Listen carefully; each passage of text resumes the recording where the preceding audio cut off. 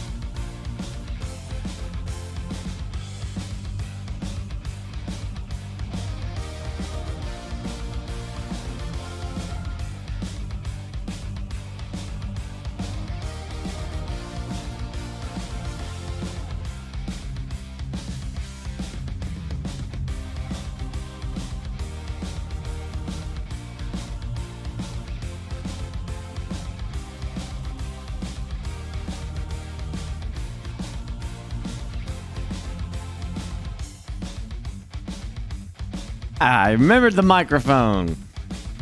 Hello.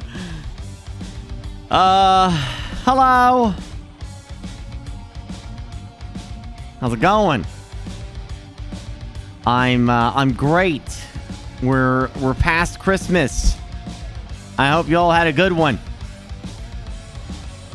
I hope you had a good time and good funs, and if you were watching the Stellaris thing, then I hope you had fun with that. It was a great experiment. 3 days.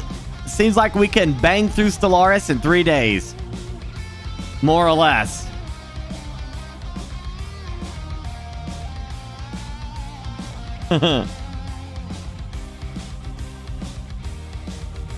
Crisis did show up. A little late, though. I mean, we squeaked it by 1 hour. So we might have to tweak it a little bit. Did you hear about Cream? What? What about Cream? It's gonna be that all night tonight. All night.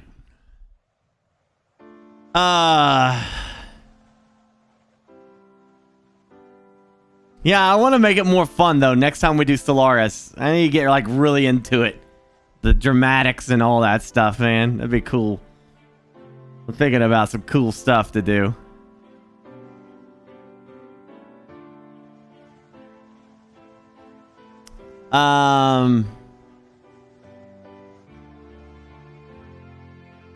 Hey, Imperial.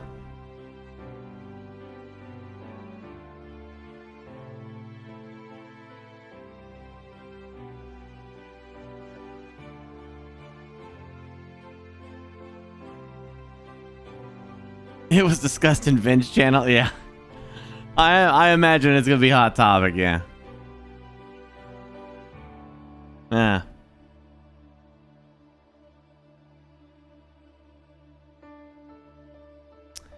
Yeah, you know, yeah, Classy told me about the 8-player co-op thing. He said it's supposed to be pretty good, so I wouldn't mind giving it a shot.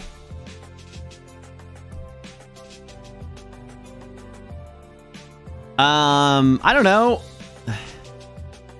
I'm kind of debating doing some projects, maybe some solo Project Zomboid, playing some more of that. Maybe doing a small group in Project Zomboid, maybe that. I don't know.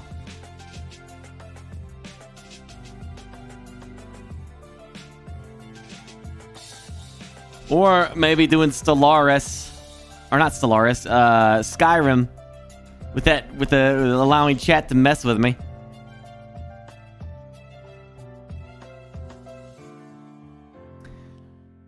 Well, I was happy. I didn't get enough of Project Zomboid. Like, I didn't get a chance to really dive deep into it, you know? Because I had this Stellaris thing planned.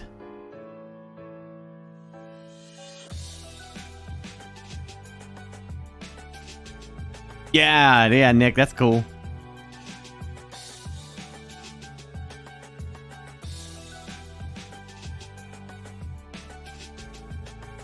Craftopia? Yeah. I remember that's supposed to be a pretty decent game. Man, I hit the daggone treasure trove of past me stuff, man. Good job, past me, for saving all this really cool stuff, because it's gonna make for a great thing to show off here in this studio now.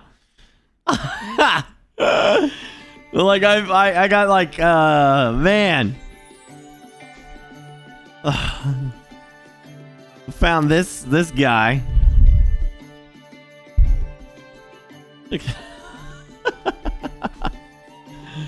Oh, I wish it wasn't so blurry. Damn it. Might have to work on this blurriness. But I can just put it on this.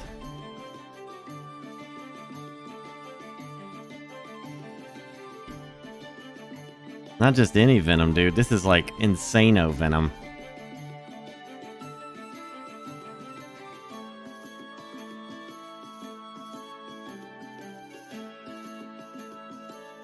That's Insano Venom. It's where like all the... he went into like some kind of, I can't remember what it was. He went into some kind of cardiac, some kind of shock or something, and he mutated into this. Yeah. Look, he even does this. Watch.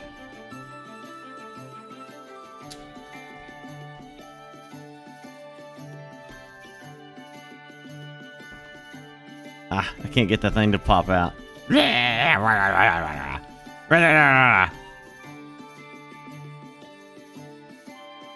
I just thought that was cool. I don't know when this was around. This was like...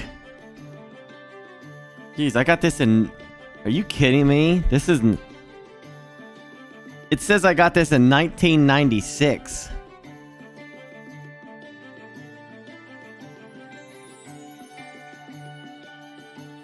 No, it's not gel. It's just like some kind of... Like, he has this toxic on him. Is that a McFarlane? Toy Biz. Toy Biz. 1996 Venom. Pretty damn cool, man. I got lots of little things in there, man. Yeah, this awesome displays. I could put them in. I got this guy too. I have to be very careful with this because this is one of those ones that I've already broken.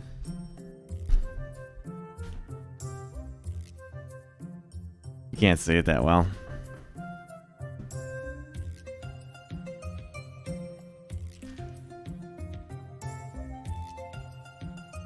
Well, you know what it is.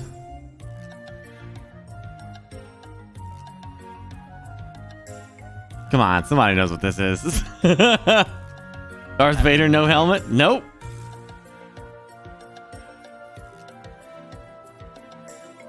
I broke it right here. I dropped him. And it broke off. His entire cloak is like made of ceramic or something. Yeah, it's Malgus. Yeah, I played Star Wars Galaxies. This is like when it first came out, and I got the collector's edition that had this statue.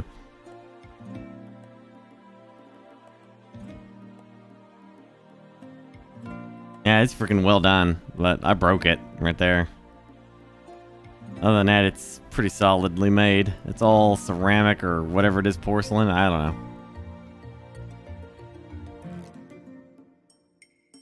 This is the guy that killed his girlfriend. Yeah. This is during the times where there were hundreds and hundreds of thousands of Sith and Jedi. And he was dating some bounty hunter girl. You know, so he had love in his heart. And his master was like, "You'll never be fully dark side until you destroy your love, and embrace hatred completely." So he killed her. It's like, okay, bud. All right. This shit's not dark. Ooh, see? Look at that. Almost broke it again.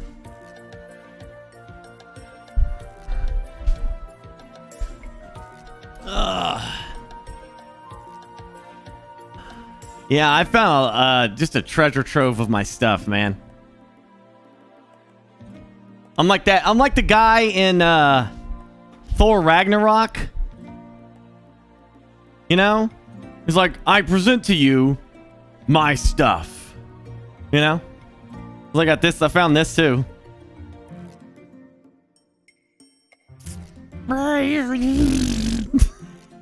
Behold my stuff. Yeah. I got that. I found this in a box. Probably been in there for, I don't even know, dude. Decades. Decades. Just sitting there waiting to be found.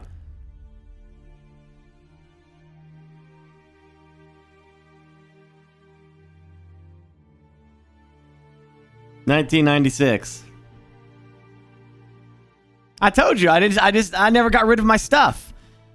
I never got rid of my childhood stuff. I put it all in boxes and saved it. I put it all in like climate controlled boxes, mostly my bedroom closet. I just piled them up. I piled them up in the bedroom closet.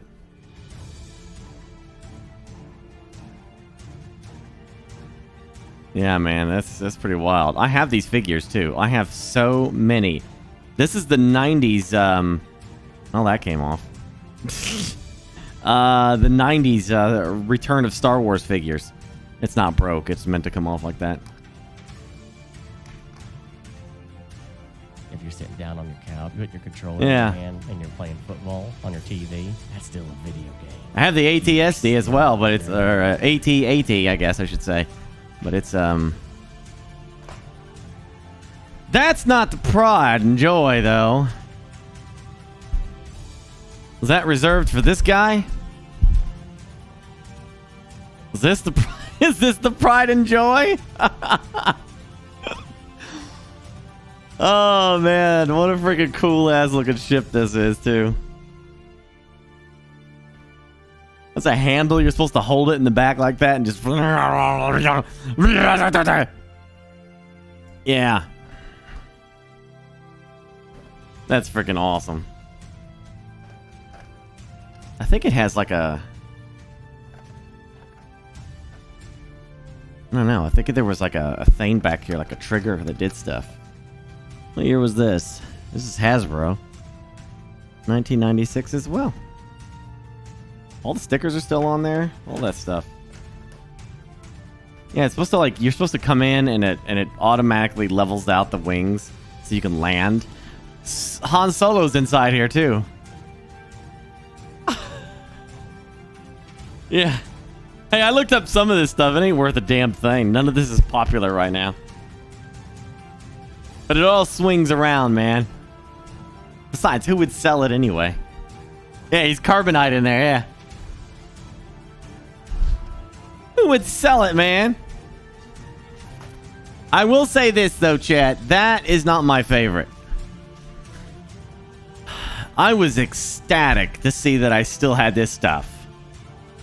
Because, man, when I was a kid, this was like the greatest thing I ever had. I must have played with these for like... Oh, man. I don't even know, dude. You were listening on Cream Stream yesterday. I mentioned it.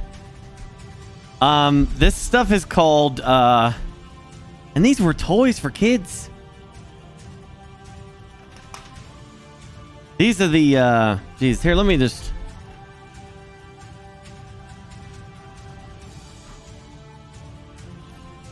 These are the damn,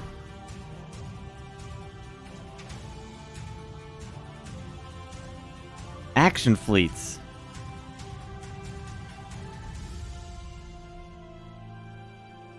Yeah, man, these were like the coolest shit ever. Because you could, like, they're legit designed to be, like, in battle formation against each other. So you could set them up so perfectly. I have a ton of these. I have a ton. I've got the Interceptor. I've got the B-Wing. Got the A-Wing. Are they die-cast? No. They're plastic.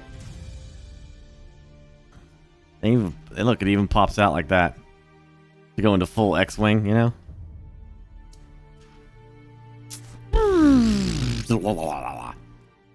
Freaking awesome. I love the look of this. I'm going to be able to put these on display. And I love that they come with their own stand. Look at that. They just look so sick. The detail on them are just great. For a toy? Made in like... I think it's 1997? Holy crap. This one's 1995. How... Listen, it is no small feat. It is no small feat, let me tell you, that these right here have survived since 1995. You understand how breakable these should be? The fact that these have survived since 1995 is no short of a miracle. With the best Oh, gosh.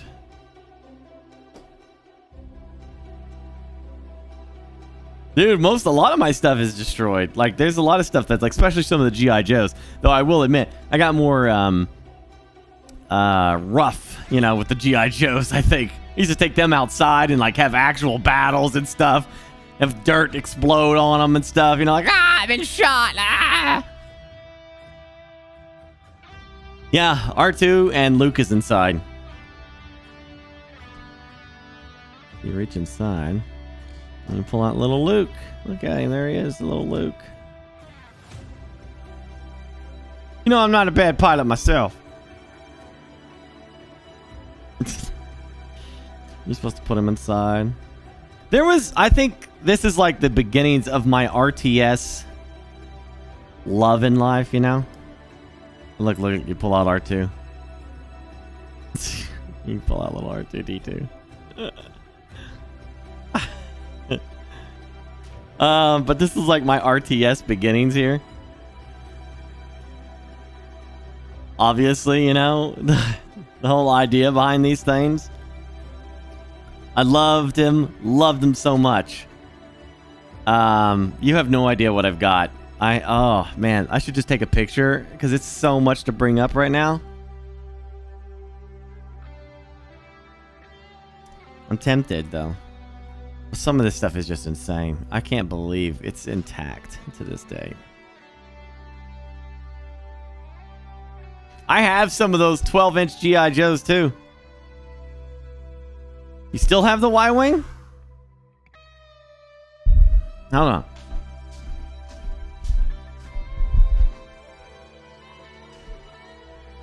Jeez. I have the Death Star playset. I have the Yavin 4 playset and the Echo Base playset.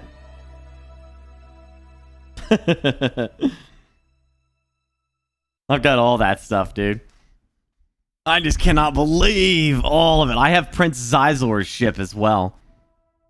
I've got that. I got the B-Wing, the A-Wing, the Y-Wing, a snow speeder and a damaged snow speeder, a Rancor, Slave One, an AT-AT, an AT-ST, Darth Vader's experimental tie, and then the damaged experimental tie, the Imperial shuttle, the bomber, the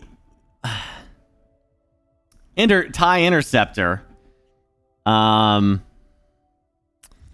have a did I say I have the lizard that they used on the as mounts on Tatooine.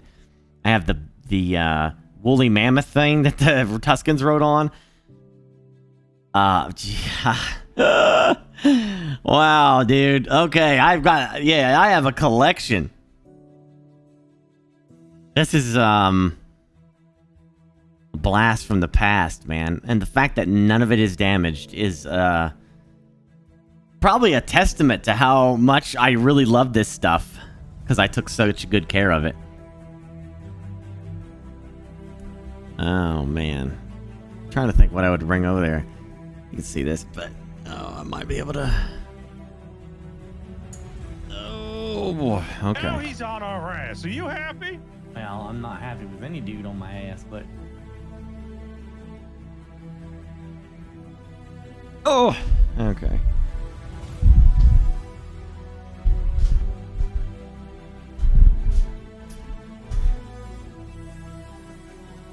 This is like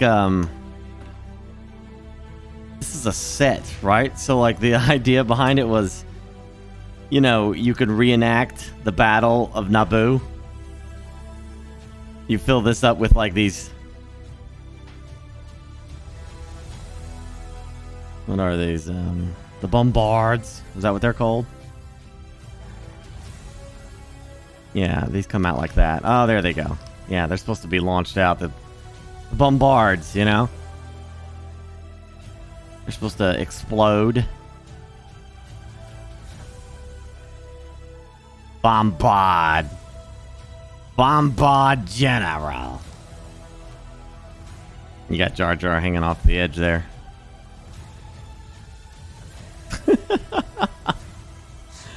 But anyway, you're supposed to use this as a terrain piece, you know, and have the battle. You know, the X-Wing is supposed to be to scale. Supposed to be with the people inside. It's supposed to be all to scale. And then they'd have like these incredible sets. And like I said, this is where my RTS origins come from. Because you would get this huge set, right? And the set has pieces here, like that, right? And then you're supposed to, let's see. Yeah, you unlock it that way, and it unfolds. And you hit here, and it unfolds. Voila! And then you bring everything out. And now, like, you have a full-fledged station here. You're supposed to put the X-Wing inside. X-Wing goes inside. Like so. It's getting service. See? It's getting worked on. So yeah, that's you know, it's got the little car. Little maintenance car here, and we got Mon Mothra right here, or Mon whatever the frick her name is. Mon Marthra. She's right there, and then you got this guy. This dude man right here, he's got like the, you know, I'm gonna stand guard. Whoops, and I'm dead. I fell to my death. That's a hazard. That's a hazard. Oh man. Oh, here he is. Yeah, it's supposed to be this. Yeah, he's in this thing. So yeah, you turn this around.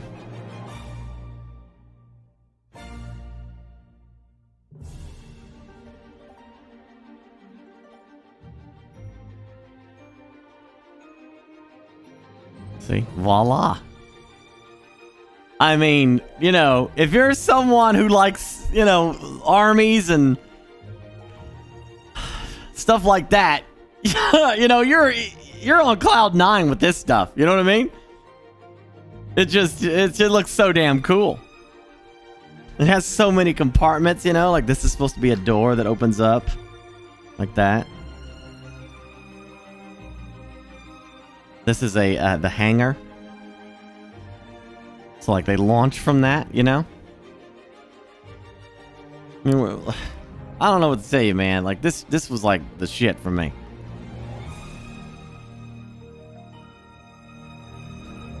This was awesome. This is top tier content. I don't even know what that's for, but whatever. I think this goes like, oh, who's that? Oh. Well, look who it is. Look who it is. Freaking Han. With his medal. Just standing around not doing nothing.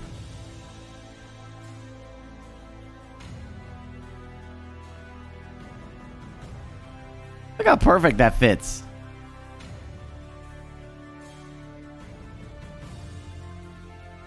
Literally everything that you could want as a freaking kid was here. You can still get these sets. Apparently, I was curious. I looked online, and they're not that expensive. I thought they'd be like, you know, way expensive. You know what I mean? Like a couple $100 or something like that. But this is 1997.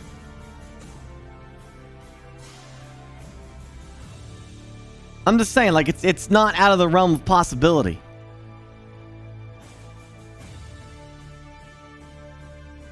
I think the TIE Fighter is like $40. I saw somebody selling it for like $40.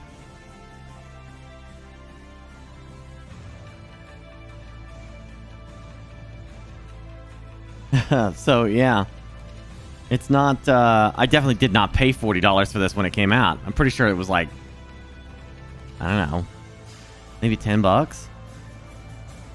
It says 1995 on the base, so they probably released them slowly over time, and I kept getting them.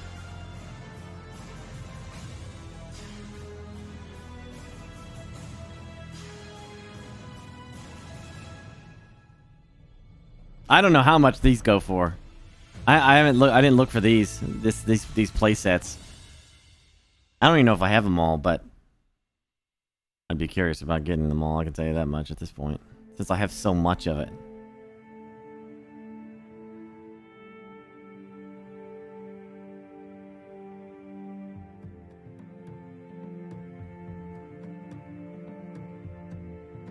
Oh, there's Luke.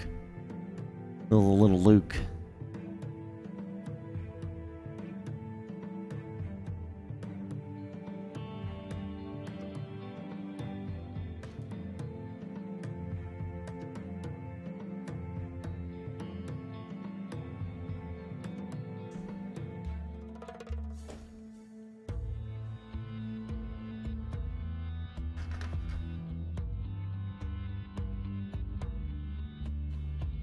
Okay, now I gotta remember how to put this back together.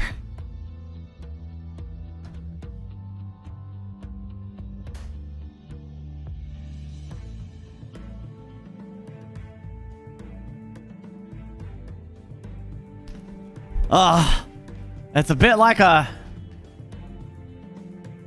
I think it goes like that.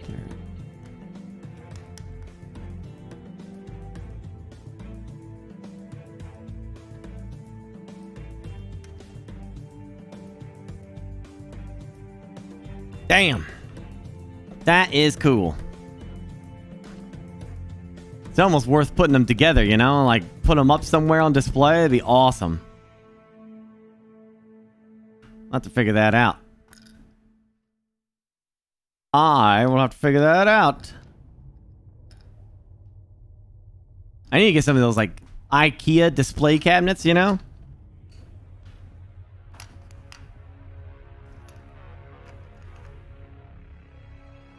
Let me put that back. The Death Star one's huge. I don't even know what to do with it. Do that stuff, man. It is so big.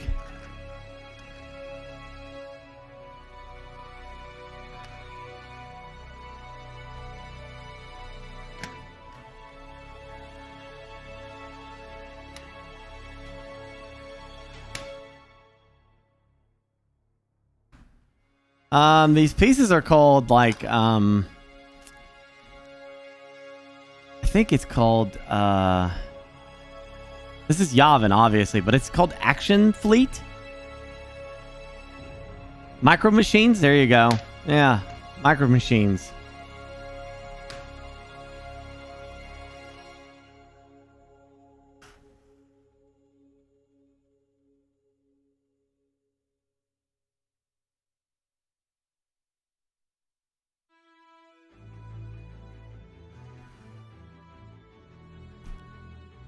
Yeah, right. I'll probably have to get some kind of display cabinets at IKEA. I've seen a few of them, but IKEA's been like riddled with the logistics problems of our society today.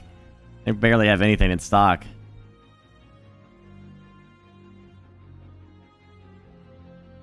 You have any of the old school BattleTech? No. I do have Exo Squad. Yes, I do. I just found all my X-Men stuff. And then there was an Exo Squad guy in there. Oh, you still got the G.I. Joe aircraft carrier? I still have the G.I. Joe space shuttle. Any Spawn figures? Are you freaking kidding me, dude? Oh my gosh. Hold on. Are you freaking kidding me with asking Spawn? I literally have my Spawn box that I haven't even opened yet. Oh my gosh. Okay. This is the part where I have to be very, very careful here. There we go. Put that set back there in the back. Oh.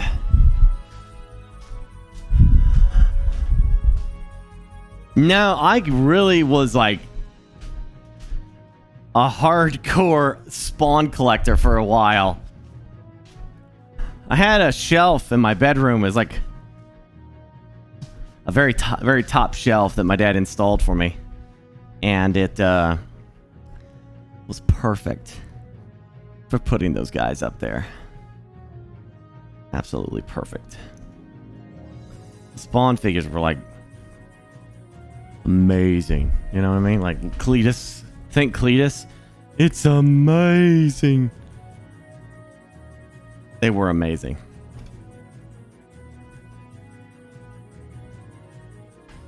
But damn. I don't even know.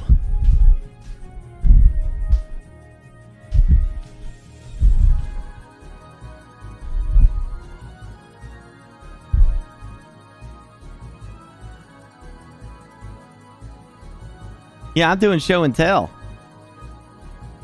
Yeah.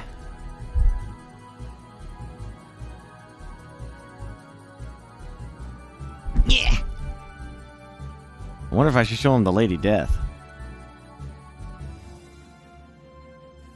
Huh? No? I think they'd like to see the Lady Death. It's clean. Yeah, it was. It was wrapped up.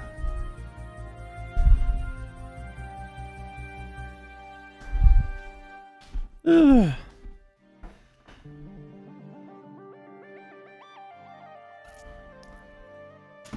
Okay.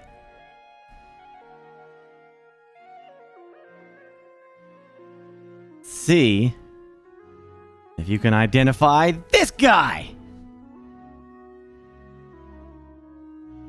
Who's that?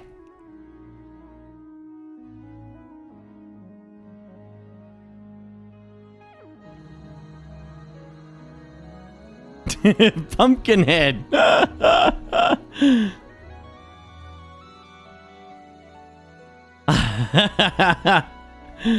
correct.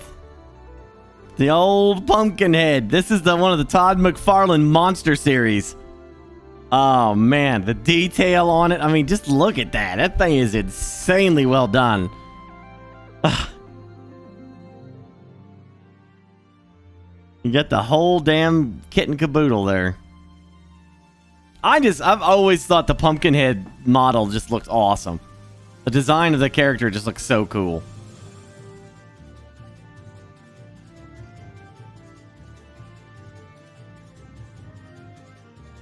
Probably. Yeah, if he's sealed. I was a kid, though. I couldn't keep that stuff sealed. Anyway, that's going into a cabinet. You can't see this one yet. There's one of my, this is my 12-inch. Yeah, there you go. The 12-inch Spawn. I was so into Spawn for a while. Man, I read all I was so engrossed in those comic books.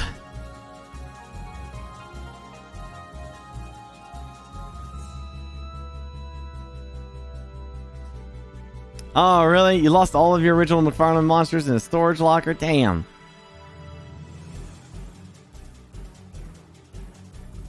I have a huge collection. Where's the gun? It's in the it's in there. I just didn't put it in yet. A gun. He had a gun or a knife or something right there. Spawn was like in between two worlds. He doesn't need a gun, but he still likes using them. Yeah, man, like he's pretty wild. He's got a lot of stuff going on there. All right, and now you get to see this one. All right, Lady Death. Jeez, how do you stand this model? Holy crap! How do you stand? She's got a huge ass sword too, somewhere around there. I can't get it to...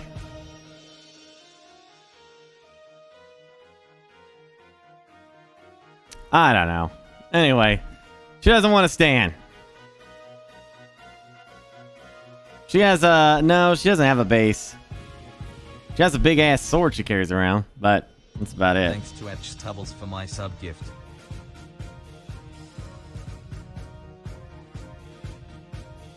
This is early 90s character. Wonder what kind of, like, if they brought Lady Death back and made a movie off of her, what would that be like?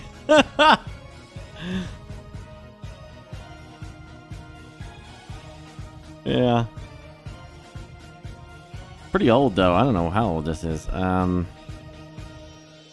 Where is the tag? There it is.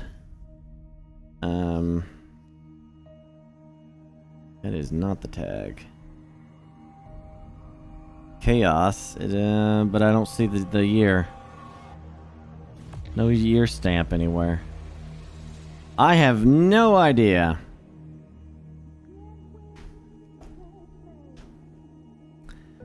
I have, yeah, there's an entire box that I was planning on going through off stream, but it's an entire box of Spawn stuff. If you guys want me to do it live, I can.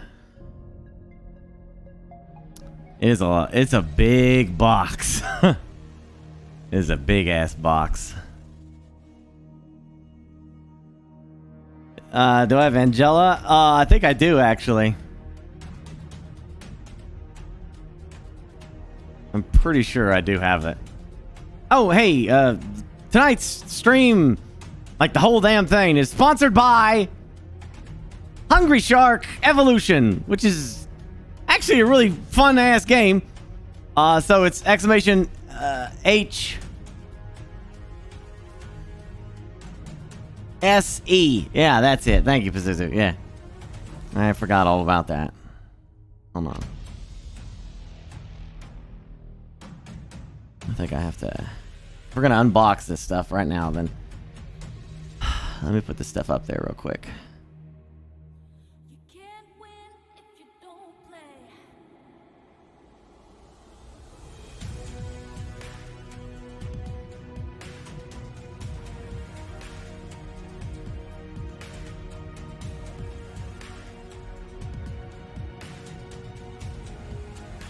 That's the scanner.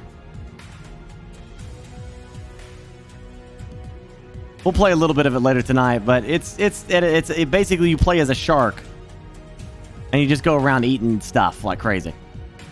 Yeah, it's like playing Jaws. Yeah, exactly.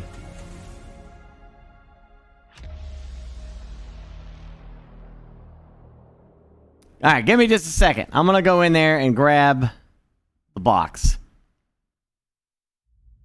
Let me. I forgot to do the starting soon thing, so I'll do the be right back one instead. There. All right, I'll be right back. Give me just a second.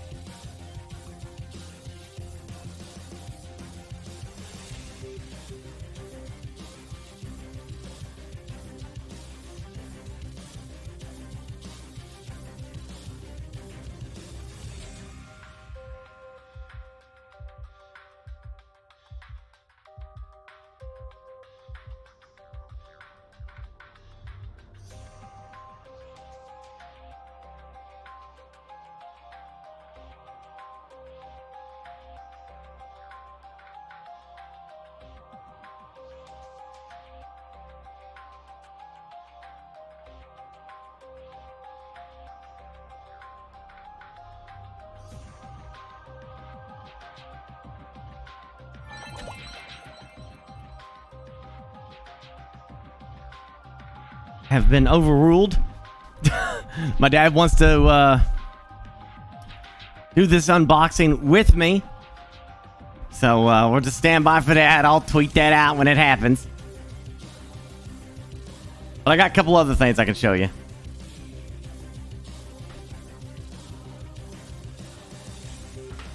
We're not done yet.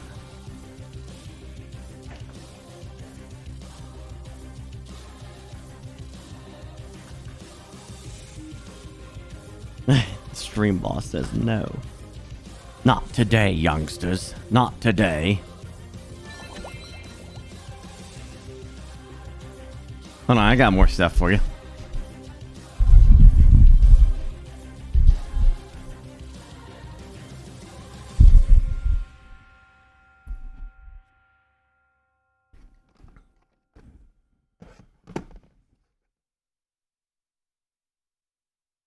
Just the stuff I've already opened.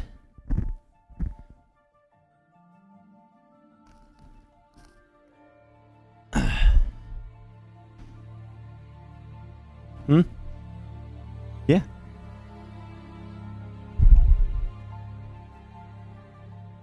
Alien, Vader, Venom and Carnage.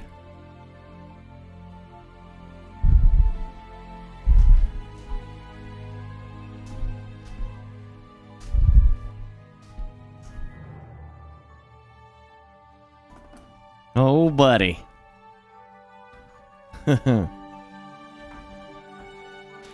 Man, if you like this old stuff, wait till you see some of my collection, man. I have so much stuff I can show you guys.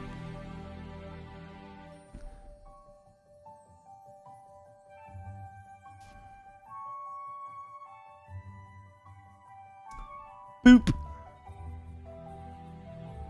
All right.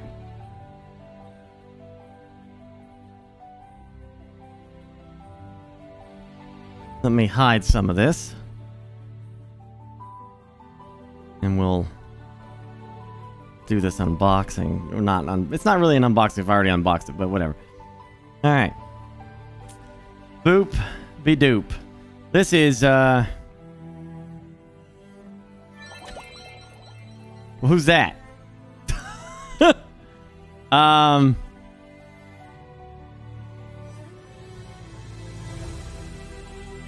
This is just, I don't know. I can't believe I picked this stuff up as a kid. This figure is permanently attached to the base. This is 1998 Hasbro. 1998 Hasbro. I mean, that is an awesome looking Vader.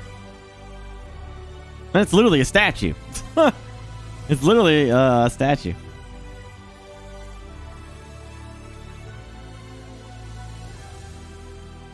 It's an action figure. Well, it's you know, it's his classic pointing face, and you don't understand. You don't know the power. You know. I think that should be. I don't think you can see it on the shelf, dude. I think it's too far away.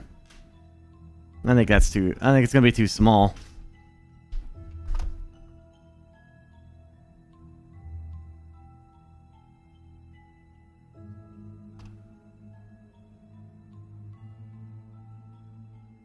Too small.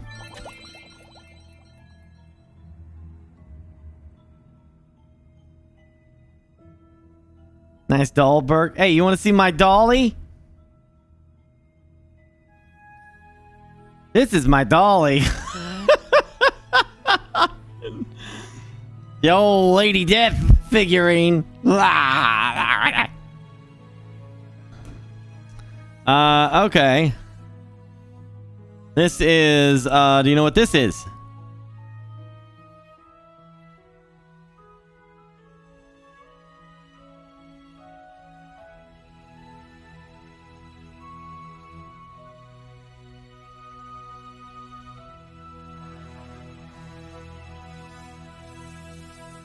You wish She-Ra looked like that.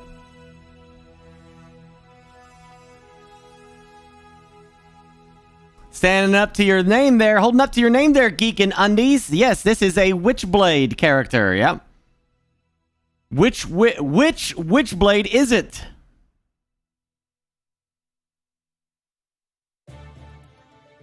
Wow, Geek and Undies, 2 for 2. This is medieval Witchblade. So just like Spawn, the Witchblade, which is that thing that she has on her wrist, only works for women. It keeps them scantily clad while they kill stuff. It produces weapons of violence and armor for the lady in question. But not just any armor, chat. Only the jiggly bits are covered, okay? Everything else is fine. You don't need armor. I mean, come on. Everybody knows women don't need armor for their belly buttons and their legs and their arms. It's just the breasticles and the hoo-ha, and that's about it. That's all you need armor for. That's the only that's the only armor they need. We all know this is true. We've learned this ages ago.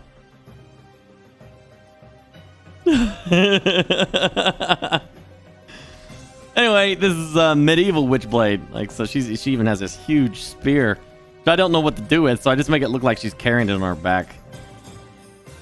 But pretty awesome. This is a McFarlane, of course. You know it is.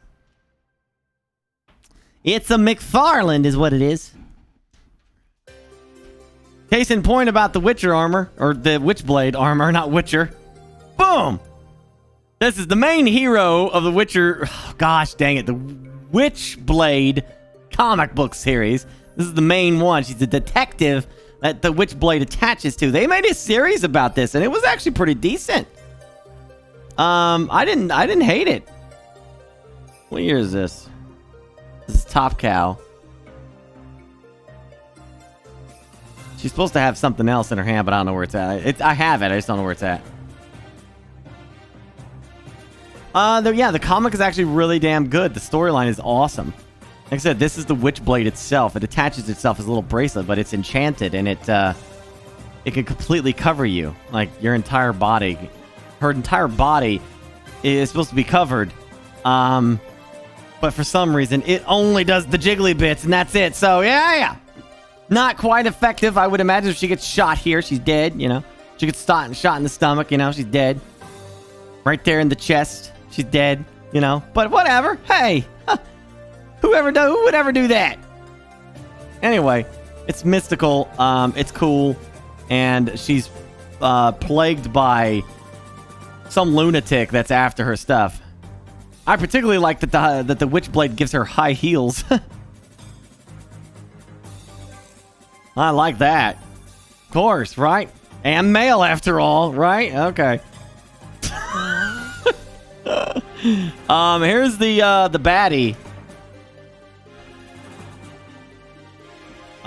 This is the bad guy. He's obsessed with getting the Witchblade for himself, but it doesn't work for men. So I don't know, he can't remember what he does. He does some like genetic stuff or something to force it to work for him. And naturally, he corrupts it, and he makes like a Witchblade of his own that's like super evil. And it covers him a lot more. Yeah, he's wearing the rest of her armor. He's like, I improved! I improved! Ah! You failure! I improved the armor! I get 75% coverage compared to your... Good lord, 25%! Quite nice, though, I have to say. Shut up! Oh, wow! Wow! Come on! Come on! What? Come on! You were a match on Tinder! Come on! Come on! Oh, yeah. Oh, here's the other character. This guy. He's also part of the Witcher... Oh my gosh, dude. Witchblade universe. You know, typical fashion. This guy is the strong, silent type. Uber duber assassin. Yay. Yeah, he's like the uber assassin guy. He's really quiet and brooding, and naturally, they fall in love. Right? Of course, right? Because they're always the super killer, and he's quiet and brooding, and of course they gotta fall in love, right? And that's really why the villain's pissed off. Why? Why'd she pick you? I was a perfect match on Tinder. This is bullshit.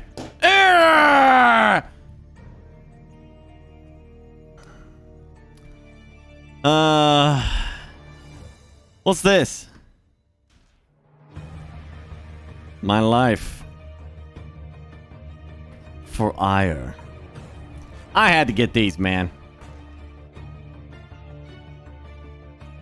This is just one. These are not McFarlane, but they are freaking sweet. 1998, Blizzard Entertainment. 1998. Look at that. Before sexual abuse. Allegedly. Could have happened during this time, too. I don't know. Oh, jeez.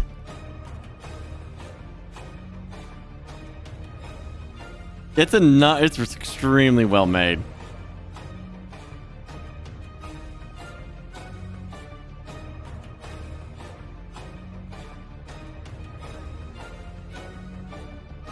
Now, he's got hair.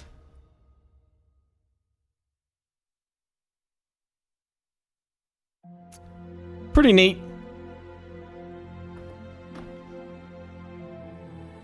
How's this guy go with it, too? Look at that. Hi, my name is Steve. I'd like to talk to you about erectile dysfunction. Have you had problems? Well, I've got just the thing just for you. It's called the Zerg pill. One pill will make you into a twisted fiend just like me. And then no one will ever make fun of your erectile dysfunction. Because then you can just take this big old claw and you just stab him. You stab him. Yeah. Yeah.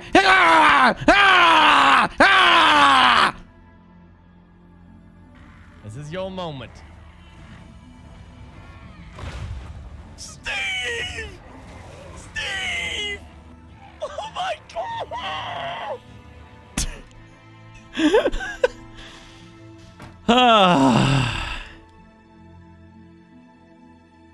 Pretty cool.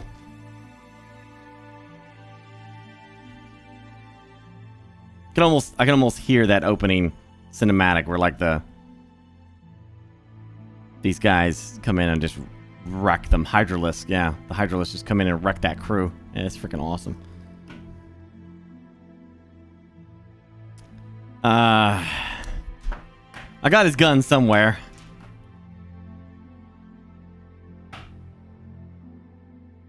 Hell, it's about time. What are you looking at? Huh? What's your problem?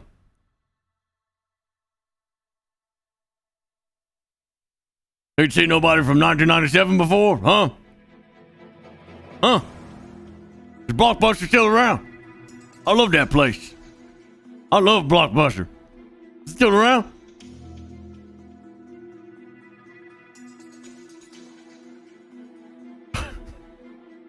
That looks weird, doesn't it? That doesn't Look at feel this. right. I think something's wrong. Is something wrong?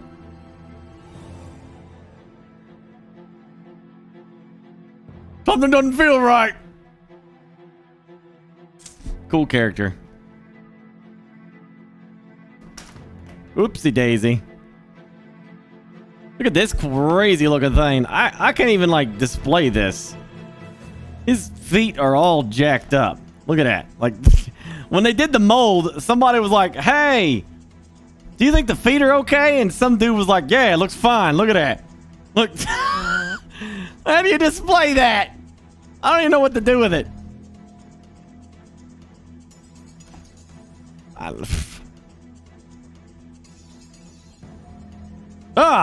I guess he's doing the what's you call it, the hula hoop thing. What's that one? Or they're going underneath the hoop? Limbo. Yeah, he's doing limbo. That's what he's doing. Oh, he's doing limbo. I don't know what this guy is from, and I don't know what set he came from. I want to say that he came from the 90s. Oh, I just realized I ain't found those. Where are my aliens at? Oh, I bet they're in the spawn box. Yeah. I have literally the entire collection of the alien run in the 90s. Remember when Aliens got popular again in the 90s? I think they released some special edition or something like that. And then they started making the toys for it.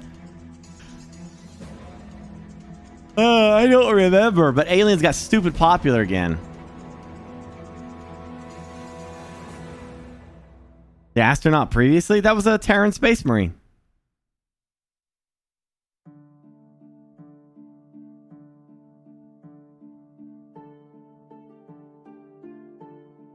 Yeah.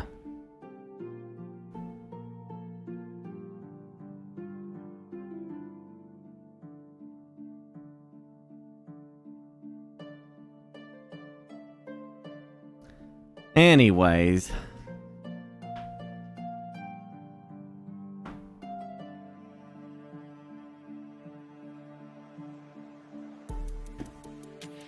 Jeez, this is gonna be a tough one to see.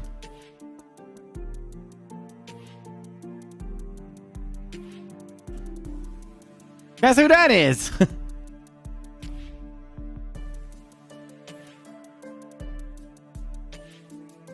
I think this came in a set, though. I think it came with this guy.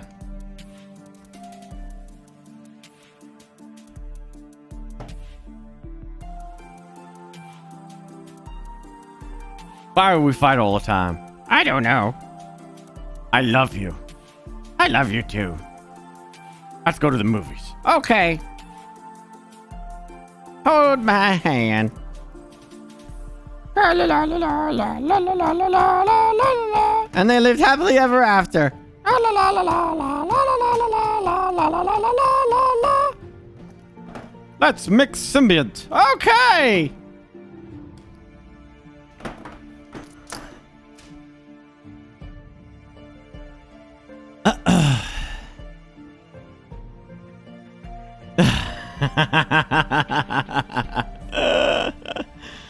Oh, yeah.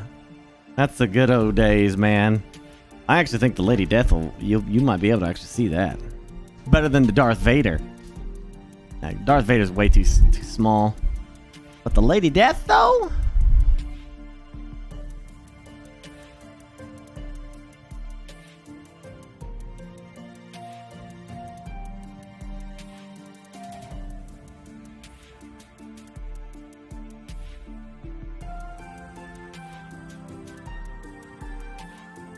Oh man, she is not going to balance correctly. What if I put her in the hat?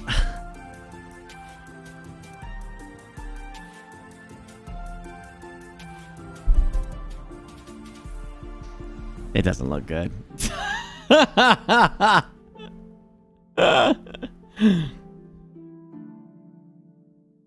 We mean ladies don't need... She's got armor.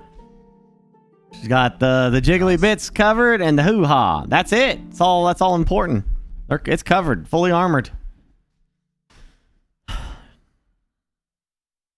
I mean, it's called a breastplate, not a chest plate, right, chat?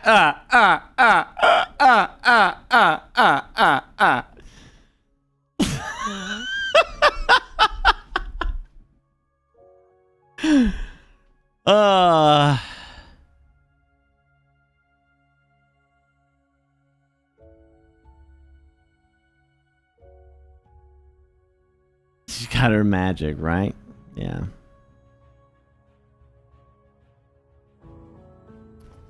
I'm pretty sure this wouldn't look good up there either. Contrary to popular belief, though, I do have a stand for this guy.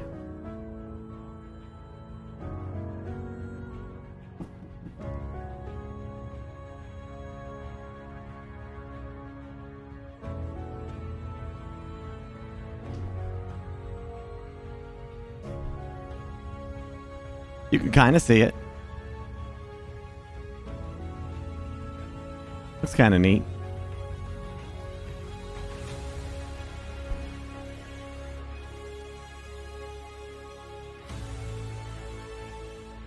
Some hot toys or what? 12 ounce back there. I need to, well, I need more big ones like that Unicron. Just big things, you know? But I also want to get some pirate stuff in here too, like cannonballs and stuff like that would be cool. Oh, I forgot to show you this. I think maybe I showed you this before. This is actually part of that Action Fleet stuff.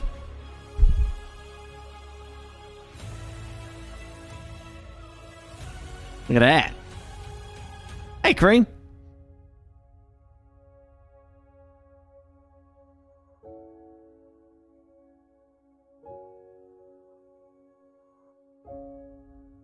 What if I could do like the reenactment of that?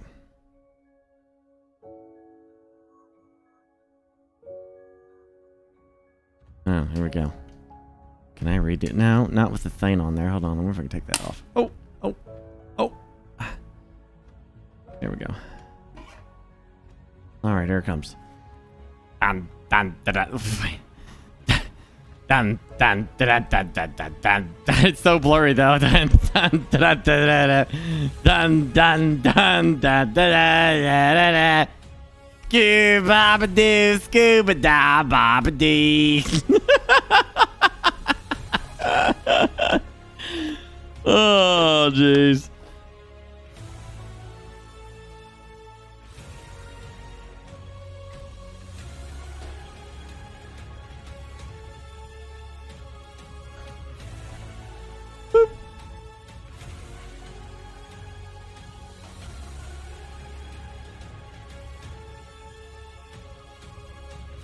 Oh, you scanned the code? Okay, cool. As long as it's working. Hell, I don't know where to put this. Put it up there, huh? I'm not going to leave this up there. I just don't think it's going to be looking as good. You want to know the damnedest thing, though? Some of these batteries are still working. From 1990. I press them and they still make sounds.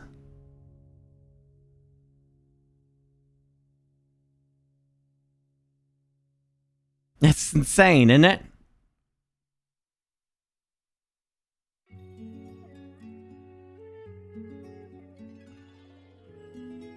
Is it a bit questionable?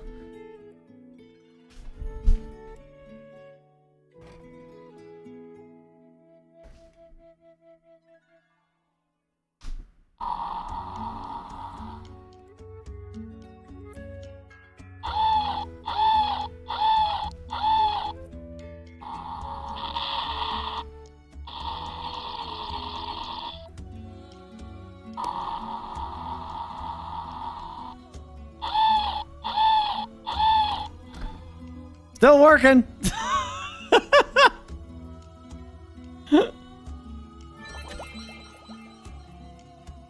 Well, don't worry, Chad. I won't eat it.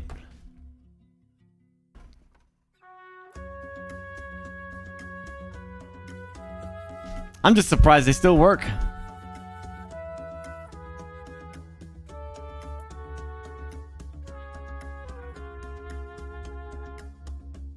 It's supposed to be the, you know, the sounds that the ship makes when it's an emergency and all that.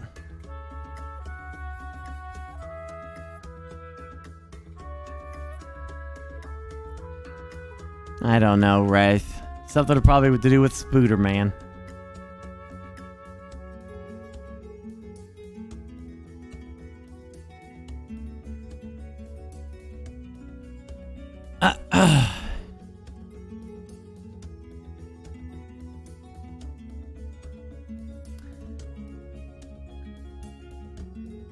Oh, yeah.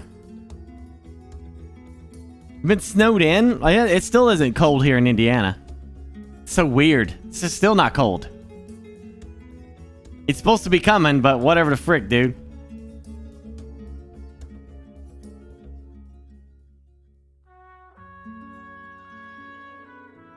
We'll have to see. A lot of this stuff is going to go into my cabinet in there, but, because, you know, there's a lot of changes I need to make in here.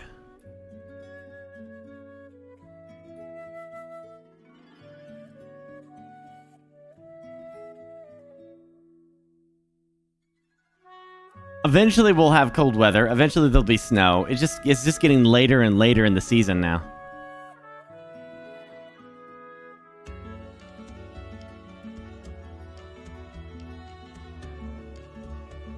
I remember when I was in high school, I remember snow up to my damn knees during December.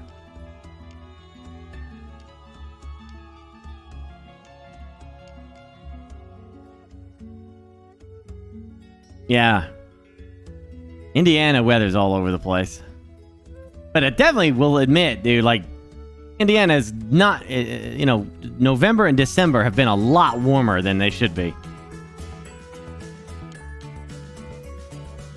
Definitely notice a change. So have the farmers. Something ain't right here in Indiana with that.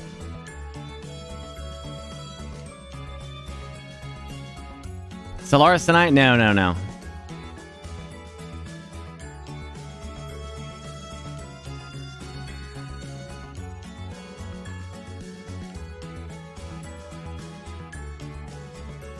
Oh, it's definitely climate something. Because it's when I was in high school, this didn't happen. You know, like December was pretty cold. Still had its weird, you know, Indiana always had its weird nights, you know, weird times and stuff. But you were getting snow on the ground at some point in December, sometimes even in November. Man, and Indiana is the type of place that was like, you got what? Your children are swimming through snow. Well, school's not canceled. You better get your ass here. You better get your little ass here. Are you done? We don't give a shit. Take a shovel with you. Shovel your ass to the bus stop. We don't give a crap. Get your ass to school. They never gave a crap, man. You're like, snow's a problem? Wow! Look at you, Mr. Whiner. Yeah.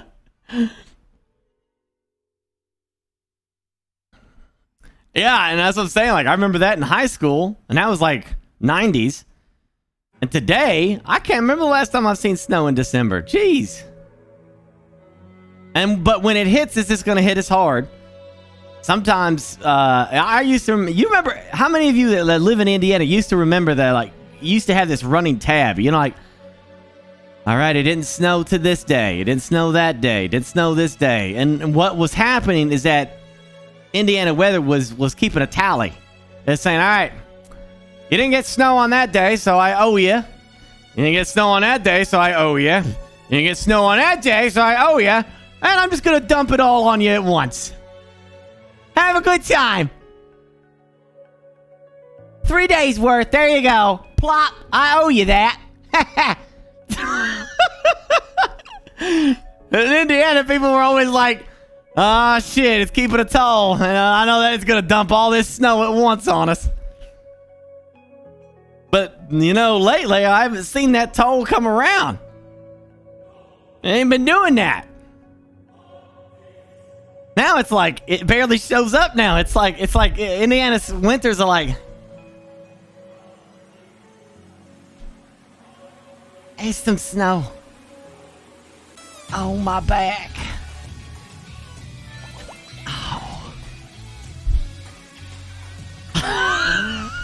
What the frick is wrong with you now? You got older or something? Your body creaks. I say this though, but then like the old weather system's gonna die and the young buck's gonna take over this year and be like, oh, we back at it, boys. I'm the tax collector. I've been keeping your ass on tab for the last 10 years. We owe you a lot of snow. Bring the truck in. Let's dump it all on them all at once. Come on in, back it up. Dump it all on them. Right, it's coming, right?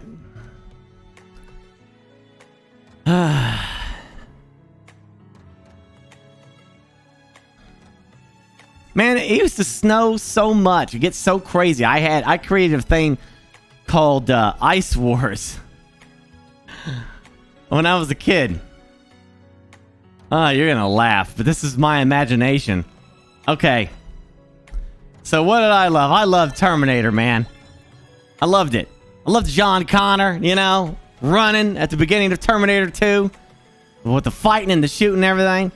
So I was like, man, what if every winter Skynet invades again? Skynet attacks. That's when the snow falls. And I'm a soldier.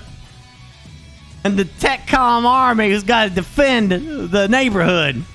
So I'd run around there in the snow, you know, building forts and stuff. And have snowballs that I would throw at Terminators that I built out of snow. Because they would come at you with snow. Yeah, they were snow Terminators.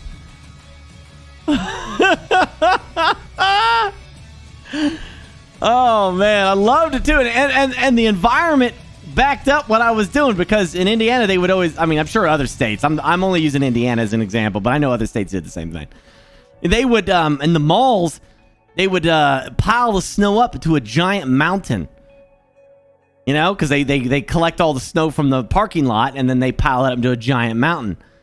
And I was like, man, you know, it's Mount Fort Defense area there. You know, build like a little tunnel for yourself and get in there and pew pew pew against the entire snow Terminators. It was just mostly me who did that.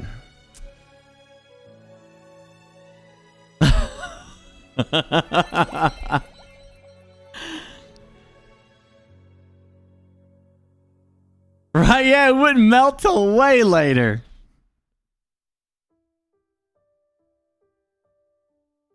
Are you guys interested enough to play DST again? What's DST?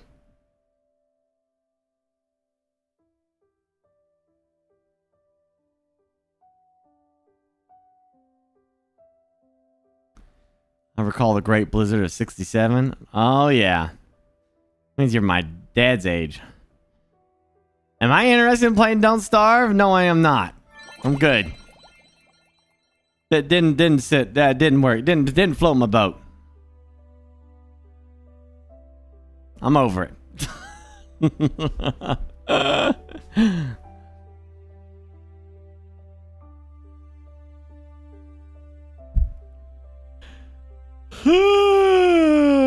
Oh, the Stellaris Eco is first week, so next week.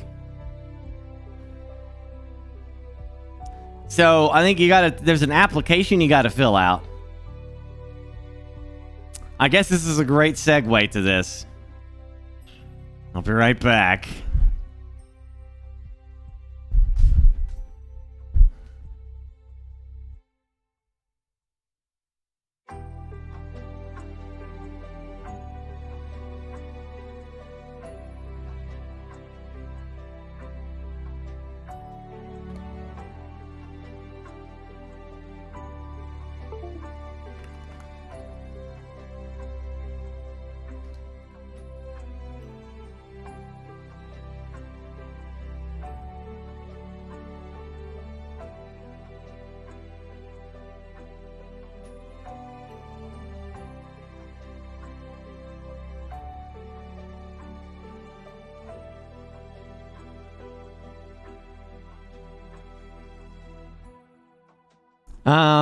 Let's see. App. Oh, yeah. Let me see. Okay, so you go to lateshift.tv. Okay. You got like a whole bunch of game servers that you can all play on. Yeah, look at all that. Then you go to applications. Don't forget to read the rules. There's eco rules here. Make sure you understand stuff. Applications. Then you go here. You got, alright. Have you read the server rules? Yeah, look at that. It's required to join Late Shift Discord. Please click that to join. You gotta join that. Yay! I like these alerts. What is metagaming? It's where you know something and act on it when your character, whatever, however you spell that shit. Character. I always struggle with the word character. I always struggle with that one. I can never spell that one right. Ah, I know. I need like a... I always mess it up.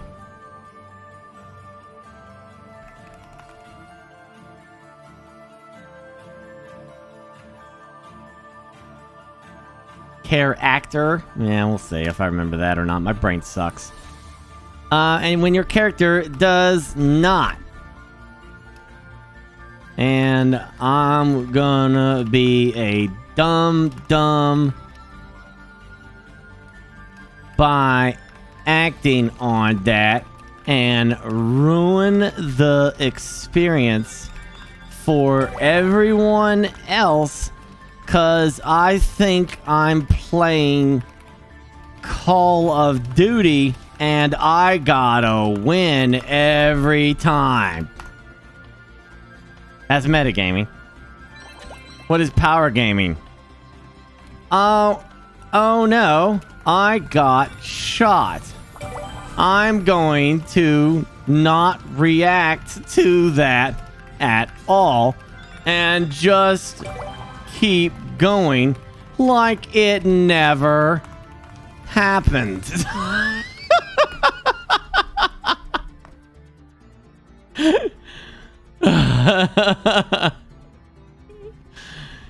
Anything that happens in the game is only a character, and I will not be mad at the individual playing. This is an important one.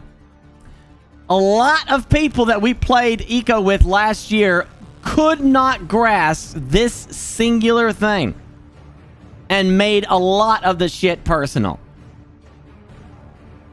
This makes me personally not want to play roleplay games with you.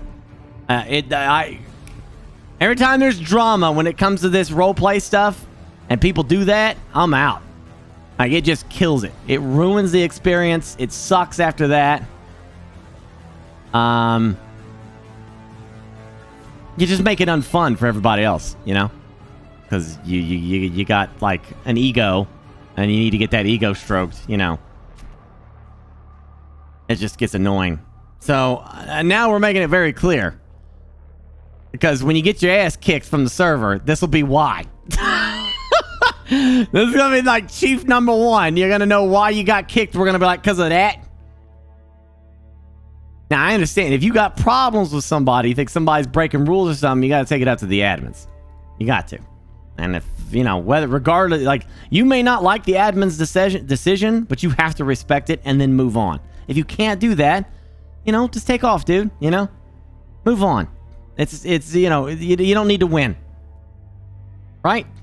If it doesn't get you the outcome that you're wanting, you still think that something, just move on. It's just a stupid roleplay game. We're just doing stupid stuff. You're not there to win. This is a roleplay, not real life. Yes. I understand that it is, I understand that if I do not stay active in the server, my land may be seized and used for other purposes. Yes, another big one. They seized my prison. Why? Because I was playing another game for a week and a half. I understand that, though. Yes, I understand. What is the answer to 2 plus 3? 6 minus 4. I don't know. 42. Eco World. Would you be interested in becoming a police officer? No.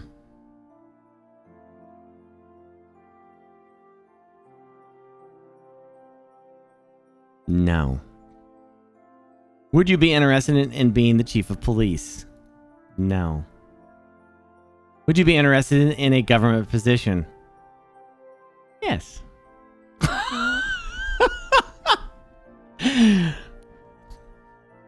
Any jobs outside of the professions that Eco give that you would be interested in creating and doing?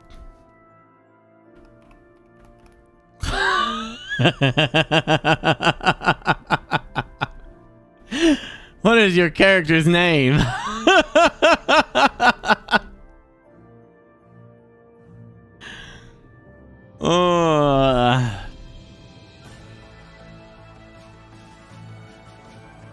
No, I don't want to do EEA. Besides, EEA is dissolved anyway. It's just police officer stuff now.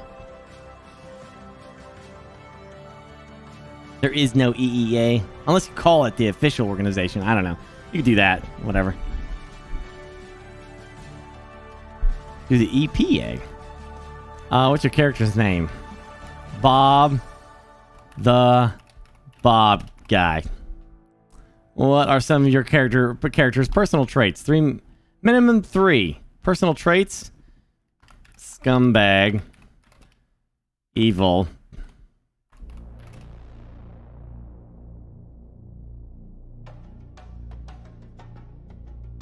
And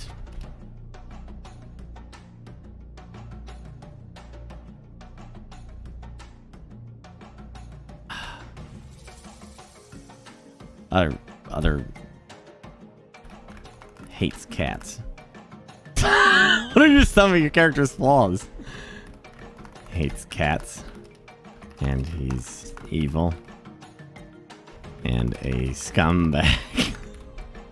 I wonder if Willie regrets this. Oh, yeah. What was your profession before coming to this new world?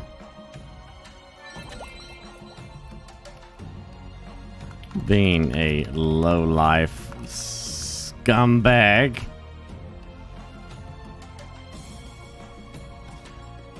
Find a short backstory of your character. 3 to 10 sentences. Well, one day I was born, and thus was called to the scumbag way of life. I learned from my scumbag father about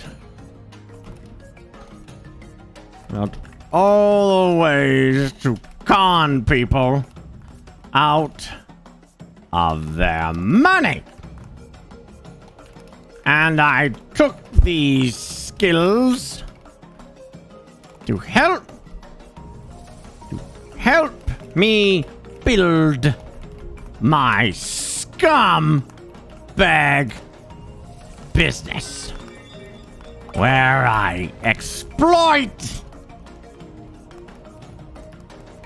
Oops. Exploit, abuse, and use people to my own ends as a billionaire. Can't spell that word, so we'll change it. By the way, if I'm writing something official, 99% of the time, like if I'm doing something like this and I can't spell the word and I go to Google and it doesn't help me try to figure out what I'm trying to type out, I just skip it and move on to and change the word. Use people to my own ends for my vile, evil empire built on scumbag ethics. Wait a minute. No, scumbag lifestyle. How's that, Willie? Is that good? Submitted. There you go.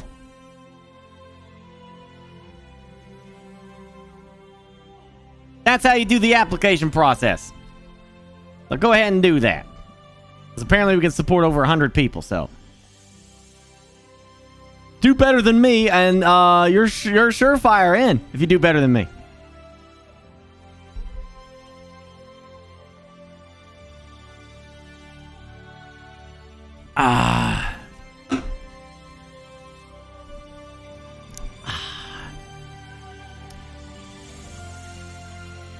Oh, Willie, how will they know if they got accepted?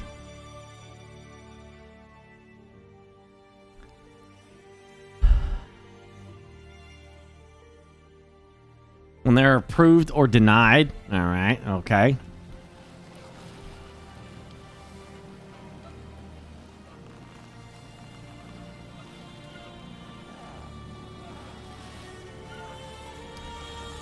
All right.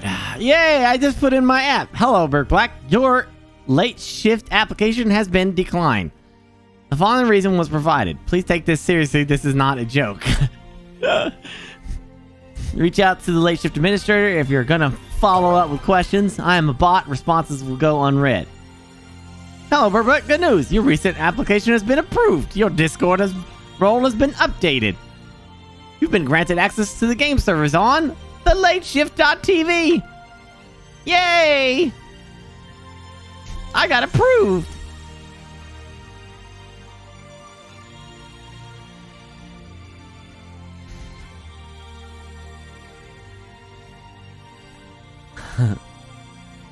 There you go.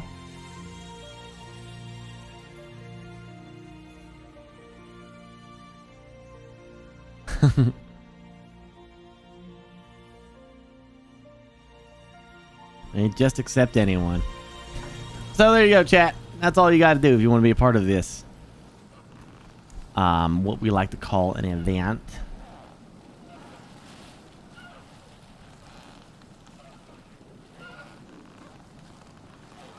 An event.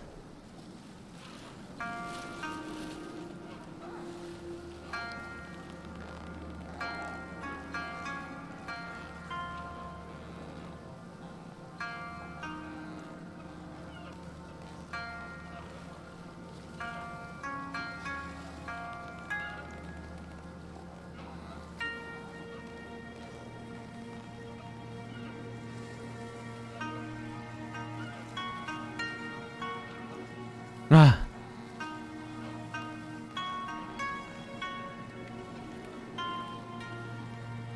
Did I miss something? Streamers are watching movies on their channels now?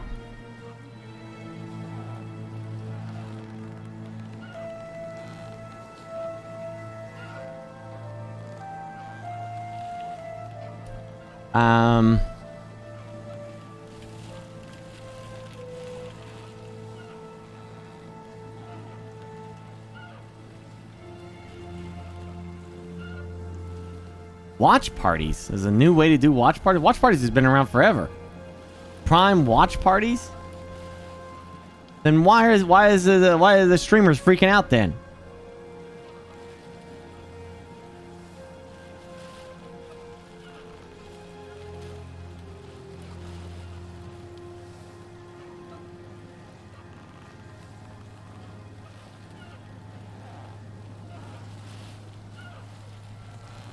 And this doesn't sound like watch parties from Amazon. This is something else.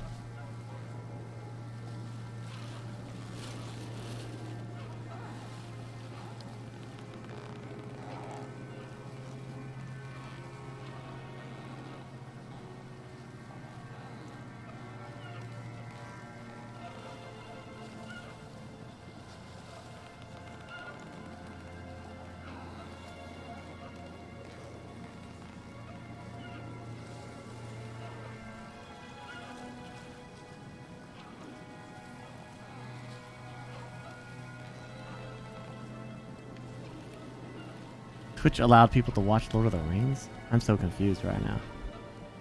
I don't feel like this is what the problem is. If it's through Amazon and it's doing Amazon Prime, then it's allowed. But from what it may make it sound like is that people are watching movies on stream, like from Netflix, just for the hell of it.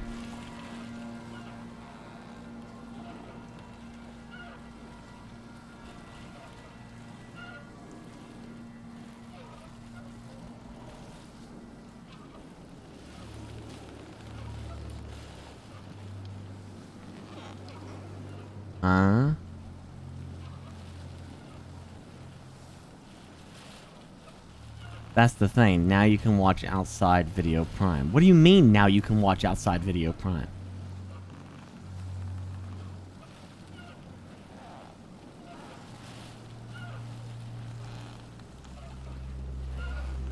It doesn't broadcast the show, but syncs up with the community.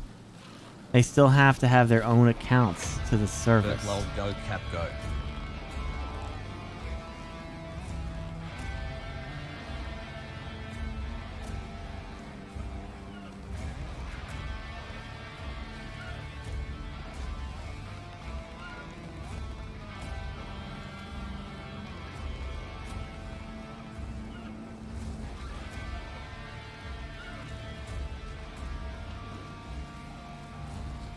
Lets you watch it on.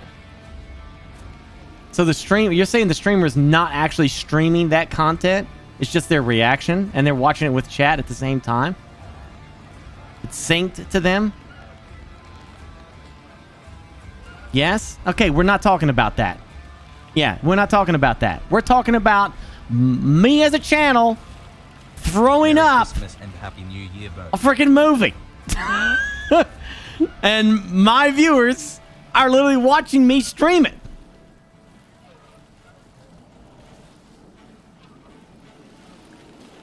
Not what you guys are talking about.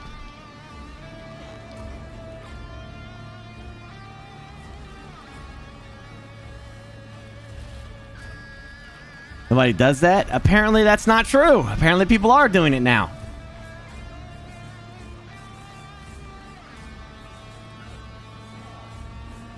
No, I'm not talking about what Lord of the Rings movies. Was that done through Amazon Prime?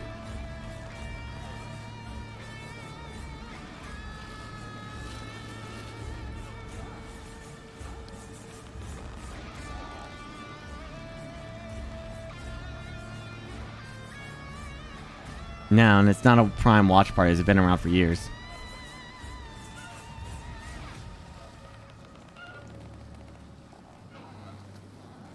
Yeah, that is a big scary bear to be messing with.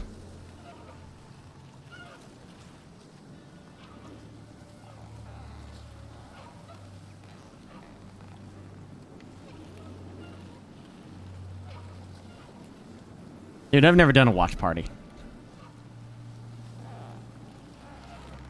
I still see the point. It's like, you know, only a fraction of you can actually watch the damn movies.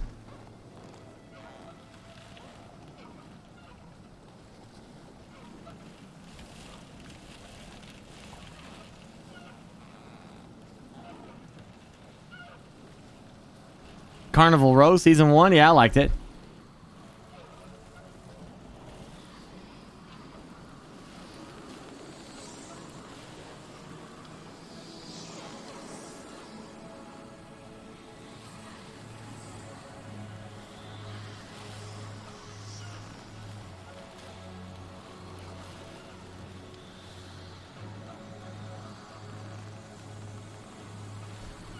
I don't know. That's a scary thing, man. Music will one thing. You start streaming movies, man, they will definitely drop the hammer on Twitch.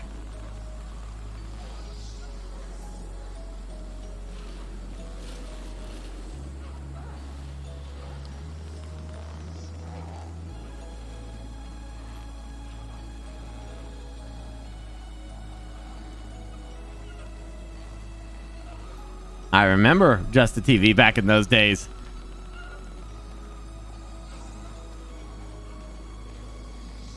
Being able to do all that.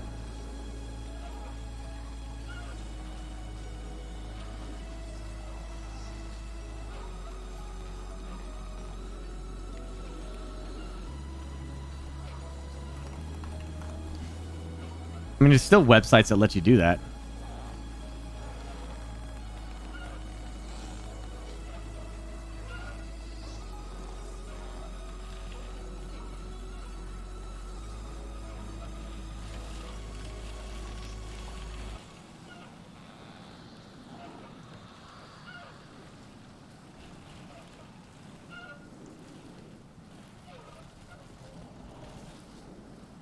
Wait, is this a game?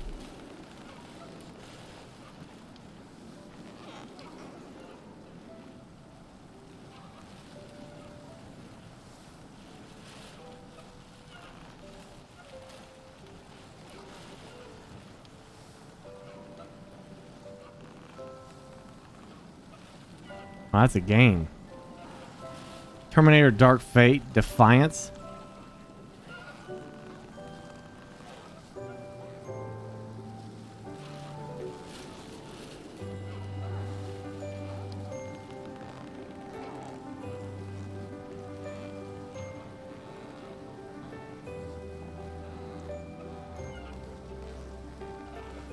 Is that based off the latest movie?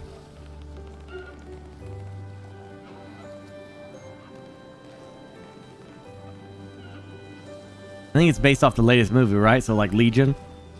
Yeah, the game. Doesn't look like it has anything to do with Skynet.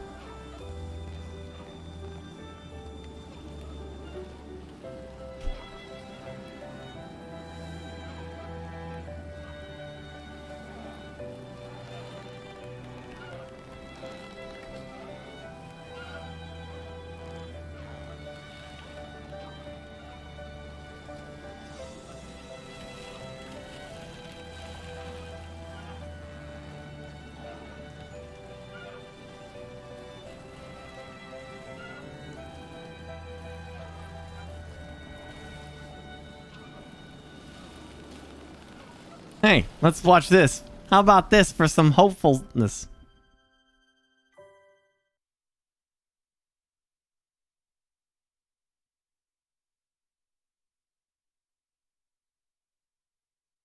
Hopefulness.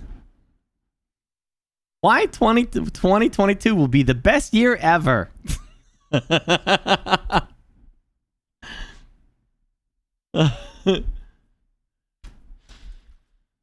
It'll be fine. 22 will be great.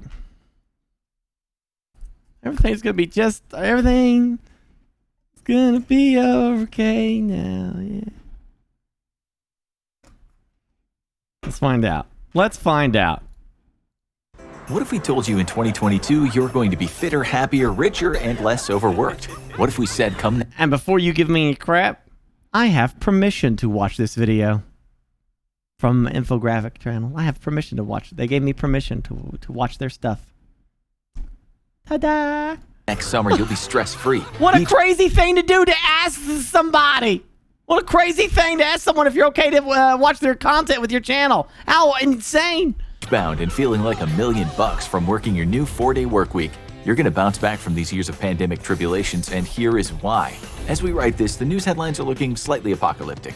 Again, with that horrible Greek name of Omicron spilling out of every news website. But as vaccination rates increase and people get natural immunity, many scientists now say that 2022 will be the year the pandemic ends. As an epidemiologist working for the World Health Organization said, we think between now and the end of 2022, this is the point where we get control over the virus. Yeah, it won't suddenly disappear, but by getting control, that scientist means that COVID won't be anywhere near as dangerous next year as it is this year.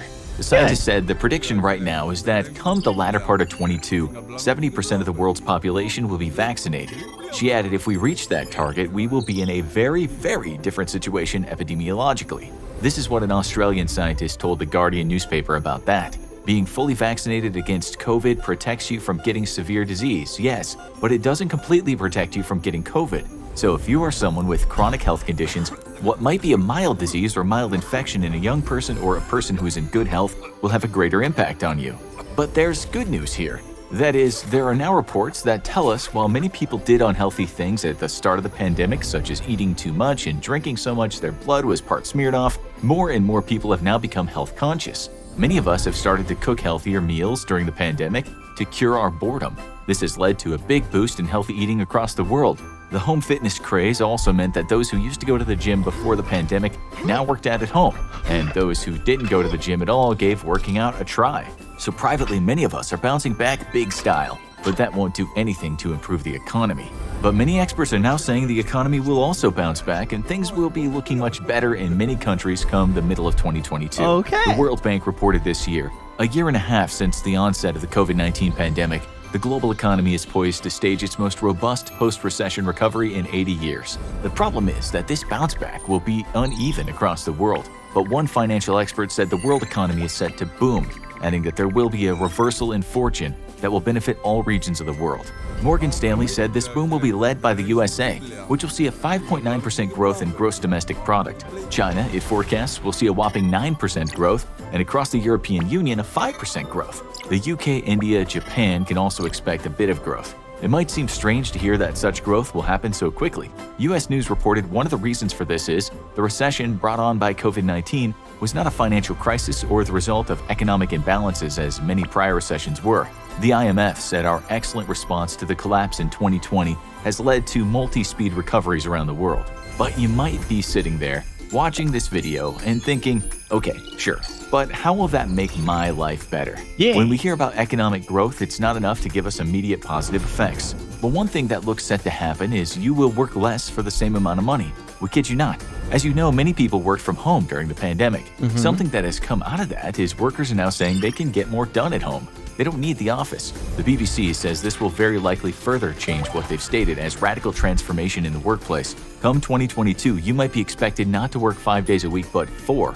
The article said a commonality across all models is that you're not cramming your previous work span into a shorter time frame, like working 40 hours in 4 days. You're removing a portion of your total work time for the week. More importantly, salaries remain the same.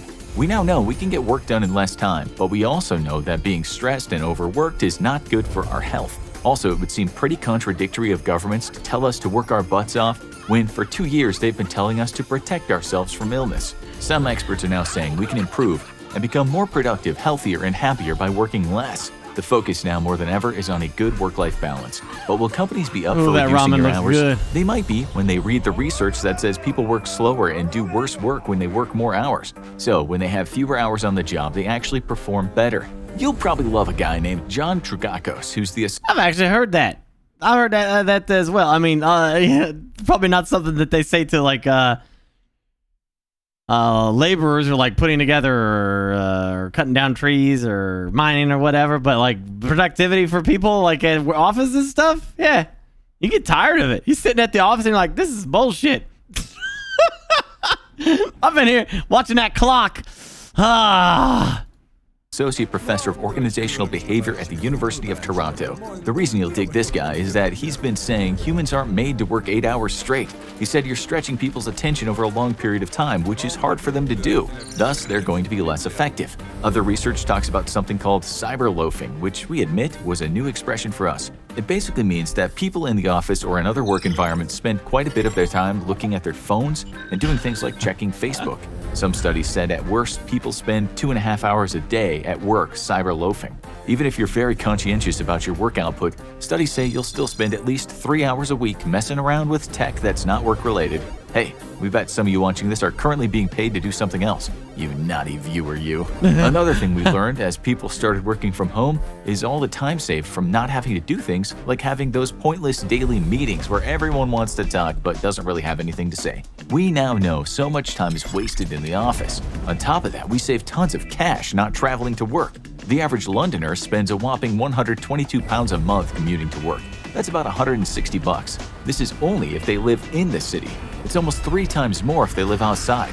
The website FlexJobs said in the US, average cost of commuting per year is $2,000 to $5,000. This cash could soon be saved. But would doing fewer hours negatively affect your business if you own one? Maybe some of you watching this actually employ people, and you're not keen on reducing your employees' hours. Well, there was a study undertaken in Iceland which tracked the productivity of office workers from 2015 to 2019. Damn. Those workers didn't get a day off, only half a day off per week. They were paid the same.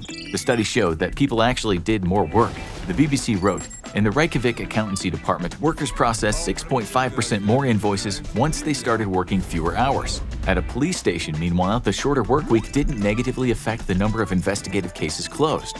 People working fewer hours for the same pay is not a pipe dream. There are numerous studies now telling us fewer hours can actually be positive for the business, and with it, people's happiness, health, and well-being improve. So if that's not good news, we don't know what is. We are now more health conscious. Our employees are seeing we work better when we're not overworked.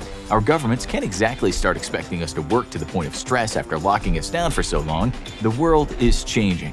With less work stress in our lives, we can actually expect to get healthier. Studies have shown that long work days can lead to overeating and obesity, and also increase our consumption of drugs, such as alcohol and cigarettes. One major study that looked at 194 countries in the world found that there were 745,000 attributable deaths to longer work hours, saying a hard day at the office gave workers more risk of having a stroke or getting some form of heart disease.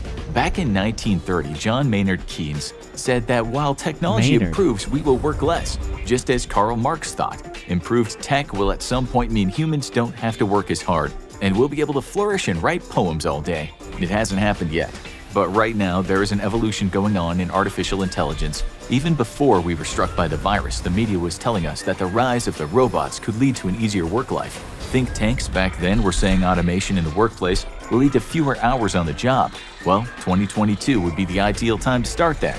Tech pundits are now saying things like, in 2022, automation will accelerate. Next year, experts say automation will be the biggest trend in technology. Many companies now even have automation mandates. While before the pandemic, cynics were saying that when tasks get more automated, people will be fired or expected to do other tasks. Post-pandemic, we know that companies will very likely be on board with giving workers a break. So what will we do with all this free time? The word on the street is that the summer of 2022 will be when we stop hearing horror stories about the pandemic. It'll be like a summer of love, and folks can finally feel assured that the bad news of the last couple of years is behind them for good. No doubt, we'll be overjoyed by the smallest things, such as partying whenever we want, or not being told we have to wear that mask in 7-Eleven to buy some milk. But one thing we're all looking forward to is traveling again. With your new stress-free job and your new healthy lifestyle, you'll be ready to spread your wings. As we write this, the media is saying the 2022 international travel outlook is rosier than ever. The travel website Expedia said that 37% of American people going on vacation in 2022 won't just be going somewhere in the country, but will go abroad. In terms of travel, it's going to be a busy year. I want to go to Rome. Countries will finally be open for tourists, with the added benefit that in 2022, there will be loads of cheap deals because those countries really need their tourism revenue. It's going to happen with one travel company called G Adventures saying it's seen a rise of 35% in people looking to book foreign holidays. Apparently, very popular choices so far have been Peru, Costa Rica, and Morocco. But if you look at flight bookings, the number of people buying flights from New York to Paris or LA to London has gone through the roof. This is why travel experts are now saying 2022 will be the year many people tick off a couple of travel items that they have on their bucket lists. Okay, so in 2021, people could travel, but my God, were there a lot of hoops to jump through. Not to mention the fact that travelers sometimes risk having to pay for a hotel quarantine. We expect by the summer of 22, traveling will be without such risks. One travel expert summed it up like this: I've been in tourism research for almost 2 decades, and the desire to travel seems incredibly strong right now. The strongest I feel like I've ever seen. You know that already because you are watching this and thinking how much you'd love to escape for a while. It can happen, and there are now more affordable possibilities than ever before. Both Expedia and the Airlines Reporting Corporation reported that right now round-trip flights are 35% cheaper than they were in 2019. So, viewers, don't feel too down about mutations. We know you're already embracing a healthier lifestyle, and we suspect your work life is about to get easier. Things are looking up. They certainly will be in the summer when you're laid on the beach in Thailand watching the sun sink beneath the horizon and the world pandemic is far from your mind. Things are on the up. Go forth and prosper, dear viewers. It's time to shine. Now you need to watch embarrassing tourist mistakes you make in different countries. Or have a look at this. What? It's fine. You can't. It's a dose of optimism, for crying out loud. Some of you are just so negative. Gosh. Oh my gosh. I just gotta be the most negative person on the planet. Why? Because I like to whine. I'm gonna be a mad little baby. Me, me, me. Try to have some optimism in your life. Jeez, you're acting like it's a personal attack on you. It's just a lighthearted video saying that I want 22 to be better. Holy nuts. You poor bastards. Gosh, go out and smell a rose or something.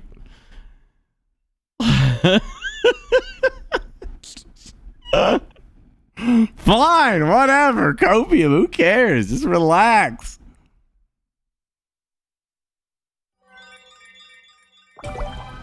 Overreacting to the maximum. I'm gonna take this to a warp 10.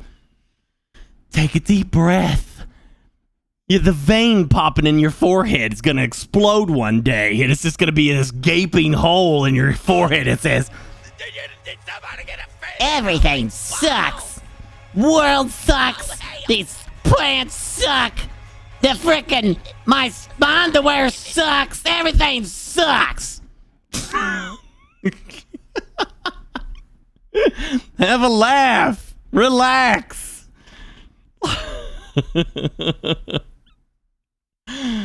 I for one hope 22 is better. Well, you know, it'd be nice to have things better. I'm gonna be optimistic.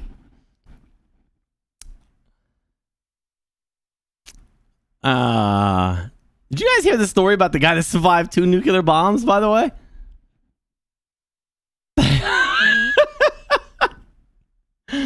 Some of these videos, this is one of my favorite channels on What if we told you in 2022 you're going to be... Oh yeah, I forgot. Like it. I like your optimism, sir. I liked it. Hey, mods, what's the Lube. I need lots. is there a command? Did we make a command for this channel, by the way? Oh, so much lube.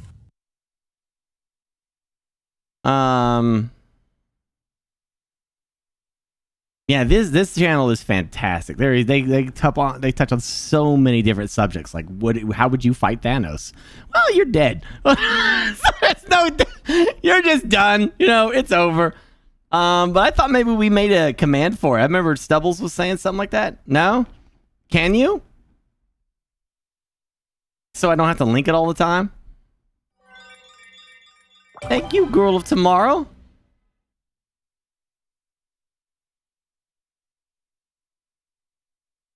I know, yeah, they got an SCP channel. That's got a lot. Like, these are... There's a lot of SCP stuff on here. It's freaking awesome.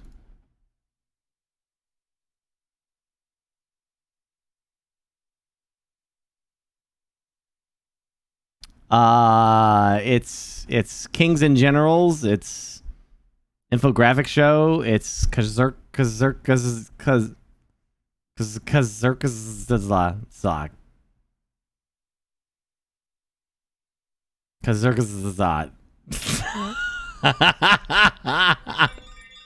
in a nutshell. Exactly. It's in a nutshell. History's most insane military tactics. The army waits for the enemy forces to come over the hill. They're ready for anything. But are they ready for cats? How did cats help defeat an army? Why did the British arm their navy with hammers to take out U-boats? These are some of the most insane military tactics that actually worked.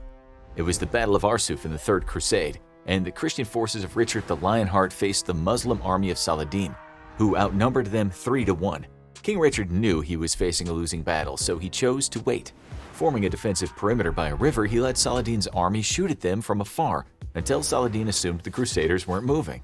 He ordered his men to move into a better position, and as soon as they moved, Richard ordered his men into action, taking the Muslim forces by surprise through the power of patience.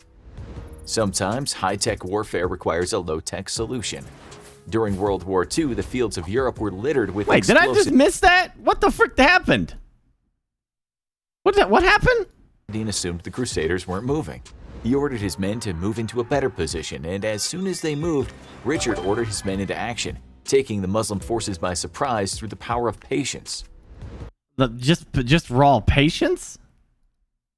Faced the Muslim army of Saladin, who outnumbered them 3-1. King Richard knew he was facing a losing battle, so he chose to wait. Forming a defensive perimeter by a river, he let Saladin's army shoot at them from afar until Saladin assumed the Crusaders weren't moving. He ordered his men to move into a better position, and as soon as they moved, Richard ordered his men into action. They won by war, okay. By patience, I mean. Fantastic. During World War II, the fields of Europe were littered with explosive mines. One wrong step could kill a soldier and wound everyone around him. But the soldiers found a unique way to survive, getting up close and personal. Instead of walking, they would crawl on the ground and use a tool to dig into the ground at a 30-degree angle. Because the landmines were triggered I've on heard top, of that. digging into them from the side would let them be removed safely. And these prodders helped soldiers escape the war with life and limb intact. And sometimes nature lends a helping hand. Could you imagine being the guy on the field of battle saying, go that way, and you have to get on your hands and knees and look for landmines? They've done that in a few movies, too. I remember, like, they take the piece of metal and they're looking for the ting, and then you got to uncover it or mark it. That would be terrifying. That's got to be up there in, like, the worst jobs of history, right? Rule number 1 of warfare, you never invade Russia in the winter. The Teutonic... Unless you're the Mongols. In which case, that was not a problem for them at all. At all. Knights, a powerful German brigade representing the Catholic forces of the Crusades, were at war with the Russian Orthodox forces on their home turf. The Crusaders brought modern armor and battle horses, but that worked against them when they reached Lake Peipus. While the Russians could easily retreat over the lake, it couldn't hold the weight of the armored Crusaders. While the stories of the ice breaking under the Crusaders were a Soviet film embellishment, the unfriendly terrain gave the Russians enough time to fend off the Crusaders with their archers and send them into retreat. When you're outgunned, you use everything you can. It was 1914, and Germany had changed the face of warfare forever. Their Unterseeboots, better known as U-boats, were turning the waters into a killing field. These submerged boats were impossible to detect, and a single U-boat sunk over a dozen British ships, including a massive cruiser. As the situation worsened, the British scrambled to find a solution, but the German ships were hard to sink. The brass noticed that they had one weakness.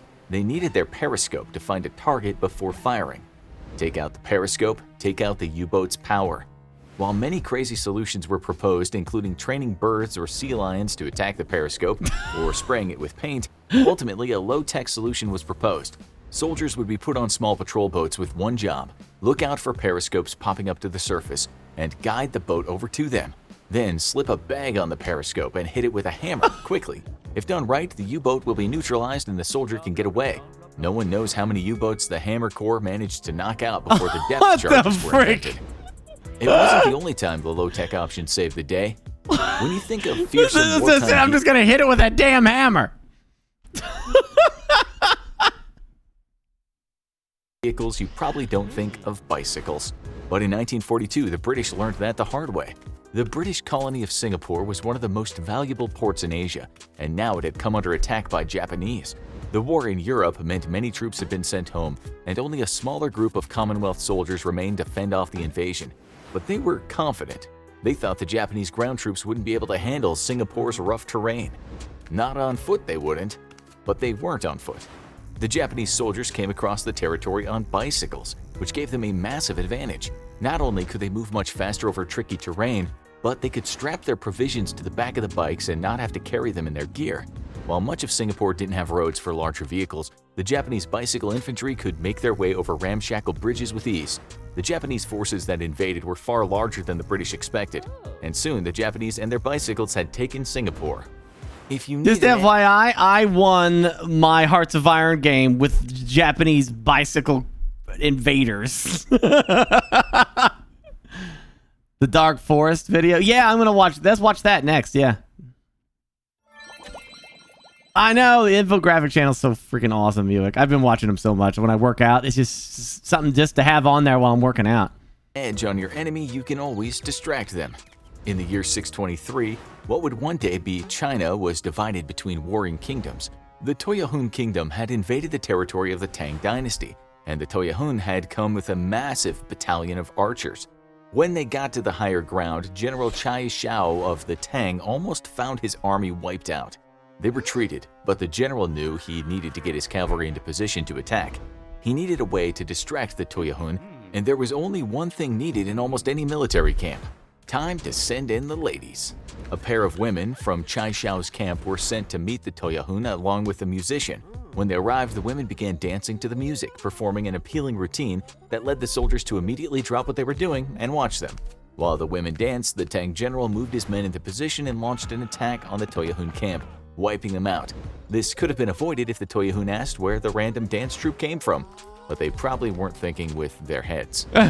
For one of the most unlikely military tactics, Hey, that's dirty. You can't do that. What the hell, man? Yeah, that's cheating. What the freak? Can't be doing that, man.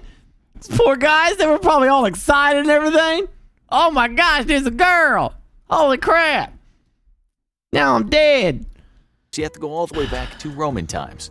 It was the Gallic Wars, as Julius Caesar sought to consolidate his empire in what would one day be France. A Gallic revolt of the town of Alesia in 52 BCE had led Rome to send 60,000 legionnaires to the battle, but they were outnumbered. The Gallic tribes were putting up a fight against the mighty Roman army, and soon word reached Caesar that a much larger relief force was coming to assist the Gauls. It seemed like he would have to retreat and take a shocking loss for the empire. But Caesar had other plans. His army built two walls, one surrounding the Gauls in Alesia and keeping them from escaping, and another one surrounding the Romans to keep the larger forces from making their way in. This meant the Romans would fight a war on two fronts, trapping themselves between two hostile armies. But the Roman army didn't become this powerful by accident. The dual siege went on for several weeks, with the Romans outnumbered, but the Roman cavalry ultimately fended off both enemy forces and put an end to the revolt in Gaul. Of course, one of the best ways to neutralize an enemy is laziness. Dennis Sefton Delmer was an unlikely hero. A Jewish journalist from Britain but born in Berlin, he was interested in the threat of Nazism from the start. He even became one of the few British journalists to interview Hitler. But when war broke out, he took Britain's side quickly and became one of their secret weapons. He helped Britain create fake radio broadcasts filled with lies that would confuse German soldiers. But one of the best ideas was a trick that could help to depopulate the German army. And all it took was a trick every schoolboy knows. Delmer created pamphlets that contained detailed instructions on how to fake an illness. Most countries had a draft during World War II. There was no shortage of young men who were desperate to avoid the battlefield. The books and pamphlets even contained recipes that would make someone temporarily sick but leave no ill effects, and were distributed around Germany much to the anger of the Nazis. who put Delmer on a hit list. But he remained safe in Britain, and the German army had more no-shows at roll call day by day. This next tactic combined unlikely weapons with unlikely warriors. The Fascinating. Eastern Front in World War II was the most brutal of the entire war, as the Russian army faced off against the invading Nazis. The Germans were bringing modern bomber planes, and the Russians chose to oppose them with biplanes. Not only were they using old-fashioned planes that only carried 2 bombs each. Oh, this is about the night witches. These were female bomber pilots, and the Soviets didn't trust them with their more advanced planes. So they gave the ladies their crappy biplanes. There's literally a Sabaton song about this. You should read about the night witches. It's freaking cool. And they, the ladies knew that they had a jank-ass plane, and so they learned how to bomb at night effectively. They became very scary. They were piloted by the Night Witches, a group of women who often had only 4 hours of training before they took to the skies. The Germans no doubt thought it would be an easy fight. It was, for the Night Witches. The Russians knew what they were doing, and they took the superior German forces by surprise. The biplanes had wooden frames, making it impossible for radar to detect them. The German planes might have been much faster, but they weren't built to decelerate, and that meant that it was tricky for them to accurately hit the humble Russian biplanes. While the Soviets took the heaviest casualties of any military during the war, the Night Witches and their biplanes became some of the only Russian air forces to survive. But the most unexpected tool to win wars is often animals. Timur came from powerful stock. He was a descendant of Genghis Khan, and he followed his ancestors' footsteps by weaving a trail of conquest across Asia. But his biggest challenge would be the capture of Delhi, where he faced a powerful sultan with an army including 120 war elephants. Jeez. These powerful beasts could easily stomp an invading army, and Timur only had an army with load-carrying camels. How could the camels beat the elephants? Timur remembered something about elephants. They scare easily. As the war elephants approached, Timur ordered his men to dismount the camels and load them up with as much hay as would fit. He then lit the hay on fire and sent the terrified, burning camels running toward the elephants. This startled the elephants, sending them running backward and trampling their own army. He had sacrificed the camels, but the elephants were unharmed and quickly tamed by Timur and his men to lead them to the Sultan's territory. But the flaming camels weren't the only animals of fire to turn the tide of battle. King Harald III of Norway began his adulthood as a simple mercenary, and that was where he earned the name Harald the Ruthless. While working for the Byzantine Empire, he was sent to aid in the prolonged siege of a Sicilian settlement. They were surrounded by impenetrable walls, and while Harald had the superior army, he couldn't afford to wait them out. He needed a secret weapon, and one came from the sky. And soon, so would fire. Harald observed that birds frequently scavenged in the fields but made their nests in the city, and sent mercenaries to trap as many as they could, and they carefully tied wood chips to their legs. Before releasing them, the wood chips were set on fire and the birds were then sent back to their nests, where they would set hundreds of fires around the city, creating chaos and allowing the Byzantine forces to sweep in and conquer it. And hey, grilled birds for dinner. But one strange tactic involving animals left them unharmed. It was the Battle of Pelusium in 525 BCE, and Cambyses II of Persia was facing off against the superior Egyptian forces, and he had a secret weapon: cats. The fuzzy felines were revered in Egyptian religion, with pharaohs often being buried with their most prized cats. That meant that the Egyptian army would treat them with kid gloves, and that's what Cambyses II was counting on when he invaded. The Egyptian army was about to get cat overload. The first step: paint cats on the shields of the invading soldiers. Even destroying an image of a cat was considered taboo in Egyptian culture, but the invading army went further and had a collection of hundreds of cats placed at the front of the lines of the Persians. Miraculously, it worked, despite how hard it is to get cats to do anything. The Egyptians refused to harm the cats and retreated, and the Persians successfully massacred the army and captured the pharaoh. Oh But my one military tactic gosh. had the losers wondering if the enemy had conquered death. Life in Viking times was harsh, and so it was no surprise when a Viking chief named Hastian died in his prime. His men took him to the city walls and asked for passage to give him a Christian burial within the city, and the city proved they learned nothing from the story of the Trojan horse. It was all a scam, and within the city walls, Hastian rose from his coffin and led his men in pillaging the city. There was just one problem. Hastian thought that he was sacking Rome, but his men had taken him to the city of Luna instead. A for military tactics, D- for cartography. Imagine that, imagine that. military- Yeah, we got Rome. Yeah, we got Rome. And then one of the peasants is like, this ain't Rome. What? This ain't Rome. You're not in Rome.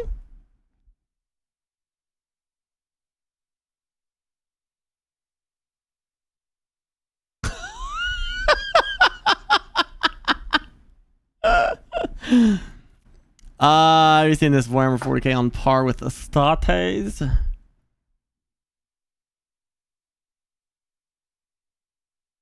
Oh wow. Whoopsie daisies. Death of Hope. Wait, isn't this isn't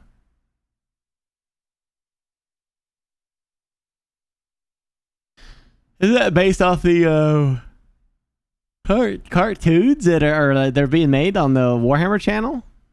I thought.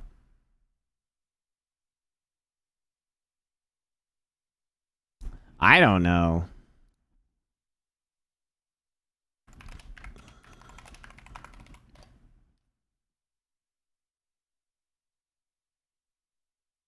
The true limits.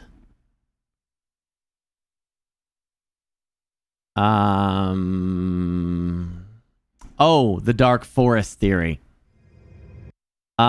Geez, chat. This is gonna open up a can of worms for you.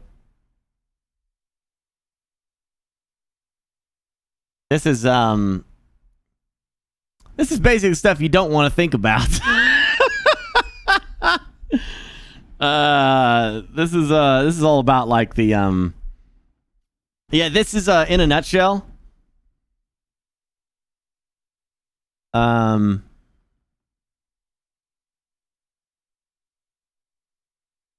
Oh gosh, dang it! I always forget to do that too. Hold on.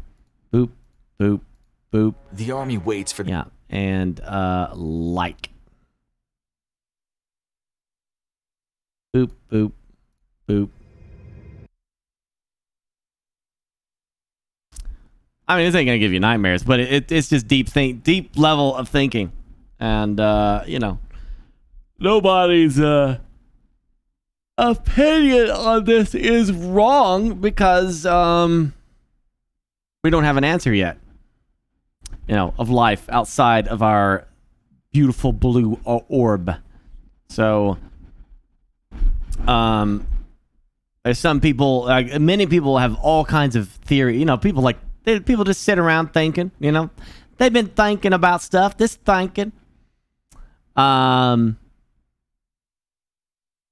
know, at this point in time, the Earth is able to see a lot of stuff around it.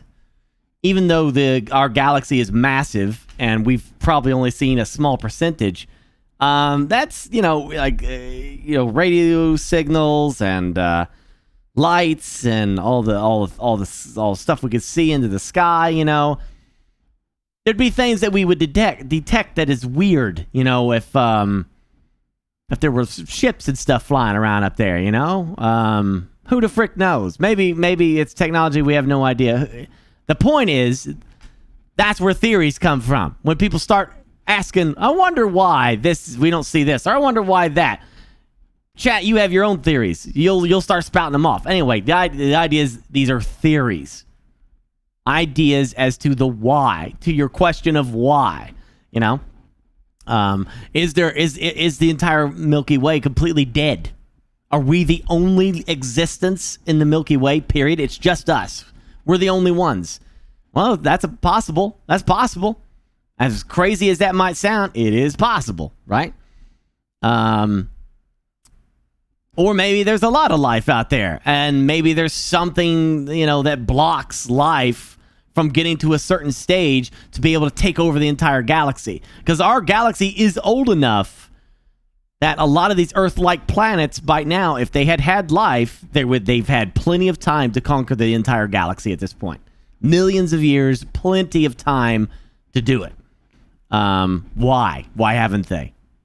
Well, who the frick knows? But they have all these crazy theories. The dark filter is probably, or the great filter is the best the idea that there is something that makes a species go extinct. It's either behind us, which is good, or it's in front of us, and that's bad. Maybe it's AI. Maybe the birth of AI ultimately wipes out the people that it makes. You know, you joke about it, but Reapers is also a legit theory. The Dark Forest is going to cover the Reaper theory. This is legit scientific theory from academics out there in the world that the Reapers could be a scientific theory. A real reason why you don't see life out there is because there's something out there that kills life when it finds it. So this is the Dark Forest. One of my favorite theories, and why we should all just shut up about blasting our information. You know, we're blasting our address out in space, and maybe we shouldn't be doing that. Here it is, the Dark Forest from Kazakh. In a nutshell. The universe is incredibly big and seems full of potential for life, with billions of habitable planets. If an advanced civilization had the technology to travel between the stars at just 0.1% of the speed of light, it could colonize our galaxy in roughly 100 million years. Which is not that long given the billions of years the Milky Way has existed. So, in principle, any spacefaring civilization should be able to spread rapidly over huge sectors of the galaxy. And yet, we see nothing, hear nothing. The universe seems empty, devoid of others. This is the Fermi paradox, which we've discussed in more detail in other videos. Lots of videos about this. Confronted with the seemingly empty universe, humanity faces a dilemma. We desperately want to know if we are alone in the Milky Way. We want to call out and reveal ourselves to anyone watching, but that could be the last thing we ever do. Because maybe the universe is not empty. Maybe it's full of civilizations, but they are hiding from each other. Maybe the civilizations that attracted attention in the past were wiped away by invisible arrows. This is the Dark Forest solution to the Fermi paradox. I love this one. So good.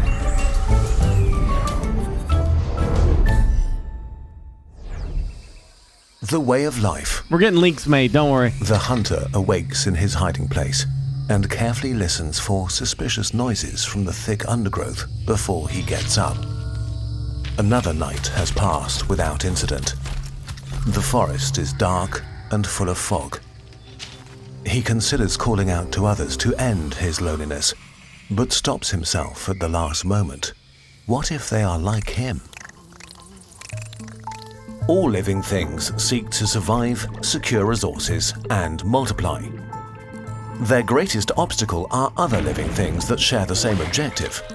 Competition between species favored the survival of beings with advantageous traits. Our ancestors were inventive, competitive, expansionist, and greedy for resources, which led them to winning the competition for our planet. Today, most other animals are so utterly at our mercy that we wipe out about a dozen species a day, just as an unintentional byproduct of how we like to run things. But humans are more than individuals. From us, cultures emerge that also compete with each other. Competitive and expansionary cultures spread faster and further and merge with, subdue, or destroy others. If we look at our history, it becomes clear we are dangerous. Not just to others, but also to ourselves. Our human nature has driven us to take over every corner of our planet, and soon we will look to the stars, both to expand our domain and ensure access to ever more resources. Yeah! And then we might stumble upon others trying to do the same thing. It's likely that the competition of life also takes place on faraway planets, so it's logical to assume that an alien civilization that came to dominate their planet would be in some regards similar to us. But if they're similar to us, they too may be dangerous. So again, this is only based off of an organic logic. right? Because we're organics, we assume that's what other organic species might be like. Makes sense, right?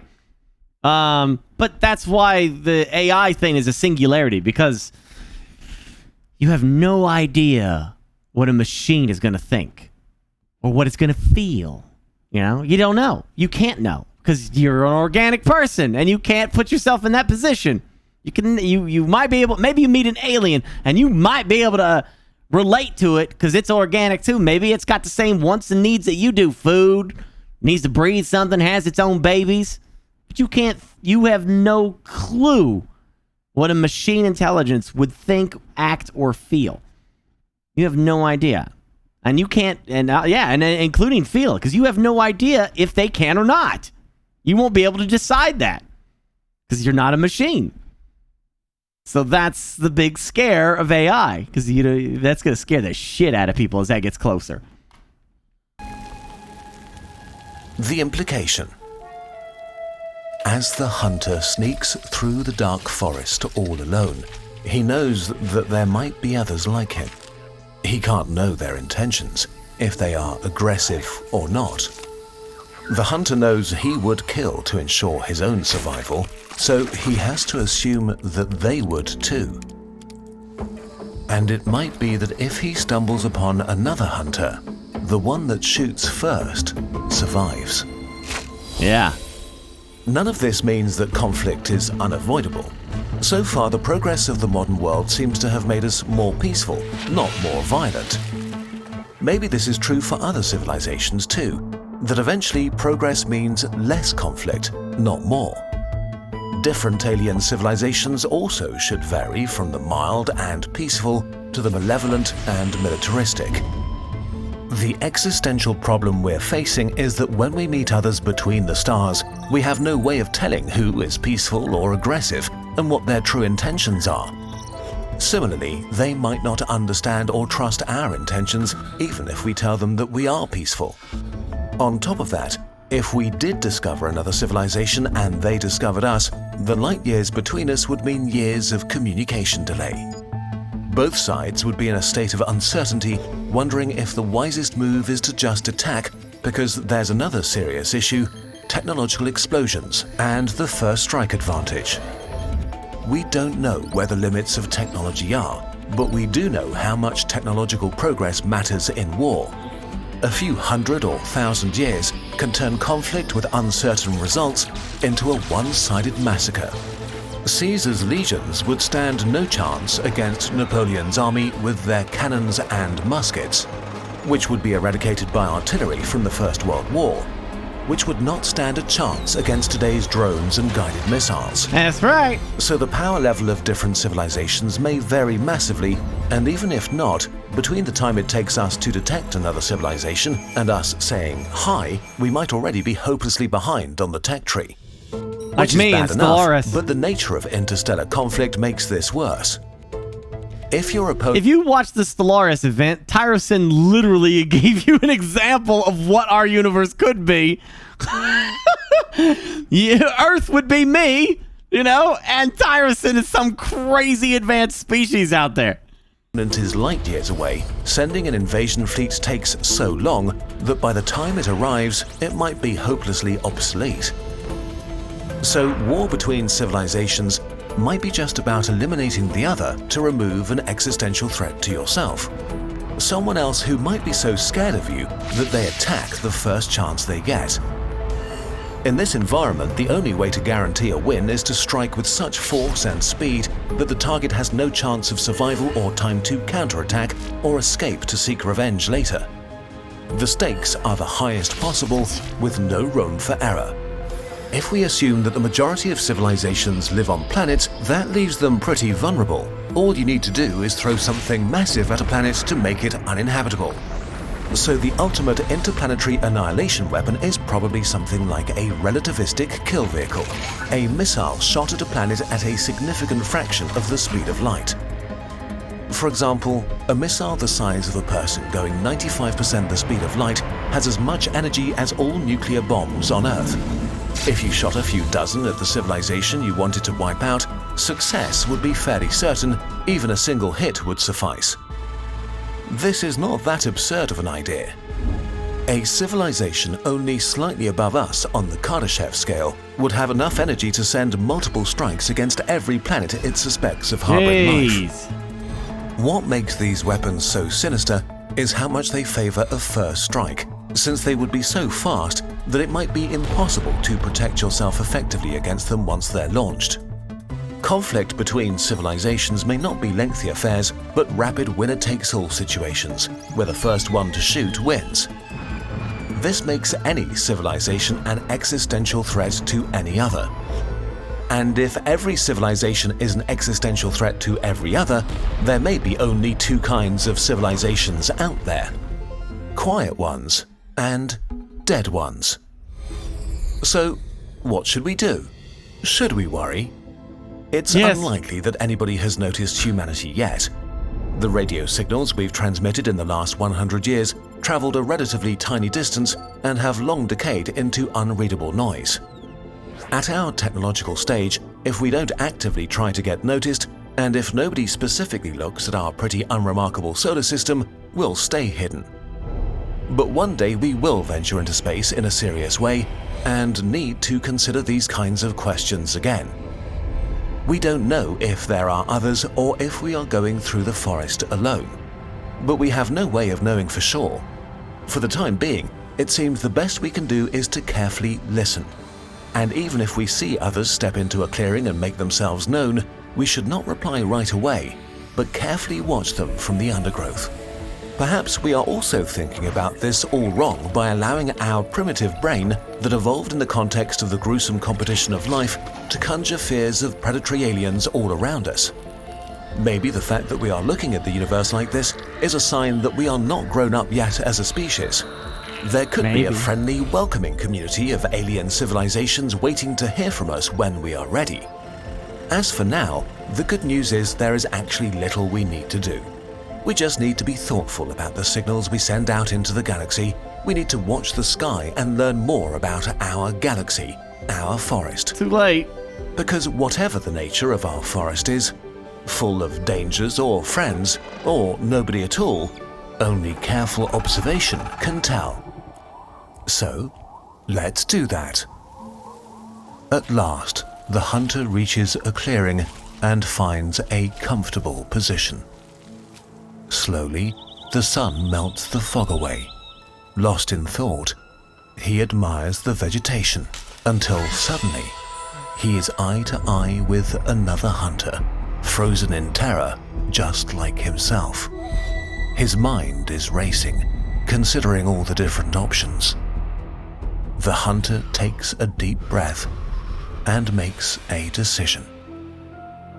Maybe the only way out of the dark forest is to step into the clearing together. And with this hopeful picture, we say goodbye to the year 12,021 of the human era. It was a wild year to say the least, still. Yeah, 12,021. You're probably wondering, why are they calling it that? There's another video that explains that too. It's actually kind of freaking awesome. Because it gets rid of the BC, and it just goes like, this is how long, since, I don't know. We'll have to watch the video. They explain it. But anyway, did you get that video? Did it confuse anybody? I had to watch it a couple times to help it make sense to me. But the gist of it is that, alien civilizations are so terrified and it's so easy to kill planets. Not blow up planets, kill all life on a planet. It's so easy to do that. If you have a power to take a ship and fly to another star, you have the power to put a rocket on an asteroid and launch it at a target. That is the easiest way to kill another planet. It's stupid, dumb, easy. And they could easily just do that to kill us. So the idea is that if you learn of another species, another planet, and they learn of you, the first reaction of an organic species like us is to, well, we better kill them because they're going to kill us. Launch the asteroids at them right now. Kill them now before they kill us. The irrational, no, we're not going to go say hi because they already launched their missiles at us. That kind of mentality. And so that's the dark forest, is that Everyone be quiet. Don't make yourself aware. Don't let other people be aware of you, because if this moment another species finds out about you, they kill you. And this is happening all over the galaxy. Any advanced species that could, get to that point where they could detect you, they kill you. They kill your planet. Yeah, so that's the Dark Forest theory, and it's a very fun one. And apparently they're taking this theory and turning it into a series on Netflix as well. So yay, us. Maybe asteroid that hit Earth was from an old attack. Hey, you never know. Exactly. Show them we'll kill our own planet. Well, that's another reason why people are literally freaking out. People that don't understand, NASA's trying to push the orbit of an asteroid already. They're going to crash a satellite into it to push the orbit. And of course, people's first reaction is fear. Oh, they're going to do an Armageddon. It's going to be pulled into us and kill us all. No, it's not. It isn't that easy. Get over yourselves a little bit. We're not that advanced to do shit like that yet, all right? We're not there yet.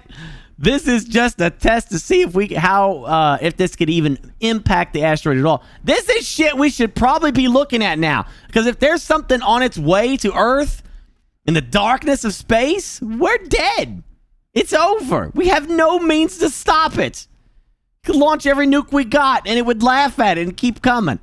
We should definitely start looking into the aspect. Now that we're actually can achieve space travel, we should start looking at the possibility of saving our asses from a possible asteroid impact. Because I gotta tell you, man, Bruce Willis ain't gonna save you. He don't care about you. He's too busy doing B movies and writing and collecting a paycheck. Okay, he don't care about you. But no, it's a good thing. They should definitely be looking into this. Honest to goodness, the best isn't the best idea for dealing with a damn asteroid in space is a freaking railgun, not a nuke.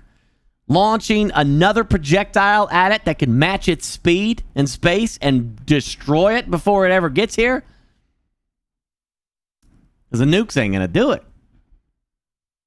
But speed of a projectile could.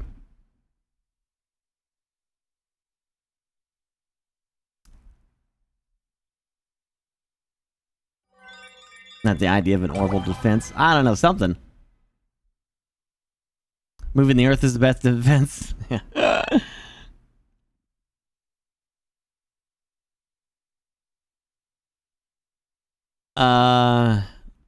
Most effective solution would be to divert its trajectory. Yeah. Can't you do that with a railgun, though? Couldn't you just hit it with the railgun with mass and speed and all that shit? It doesn't even have to be a big thing, right? It's like a shell they could just launch at it like a gun. Yeah, kinetic data. And they're literally doing that with satellites. Technically speaking, I guess it would be better if they could land like a a satellite on it and put a booster rocket on it or something and slowly move it with a booster rocket or something. Force of a railgun would affect Earth's rotation. Oh yeah, I guess it could be.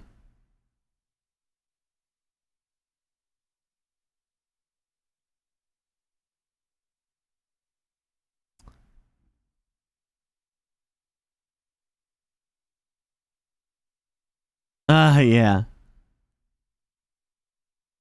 Sad thing is that the moment we probably find an asteroid getting ready to smack into our face, it's going to be too late.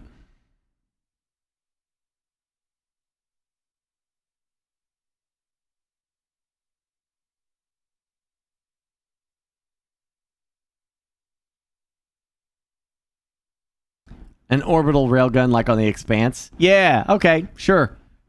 Yeah, same logic, same theory there, yeah. I get you.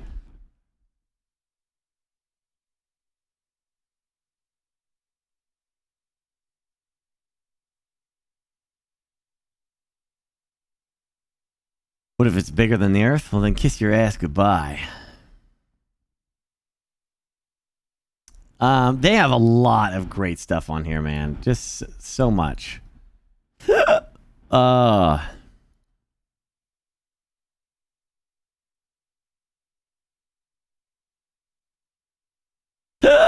Blah. I've watched a lot of stuff on here. Look at the great filter. Look at that video. 23 million views. That is... People are definitely interested in this thing called the great filter, man.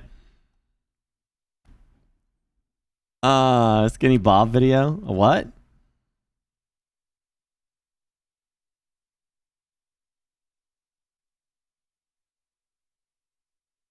There's a movie where an Earth-like sized object smashes into the Earth.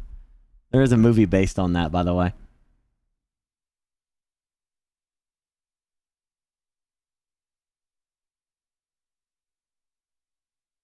Right, yeah.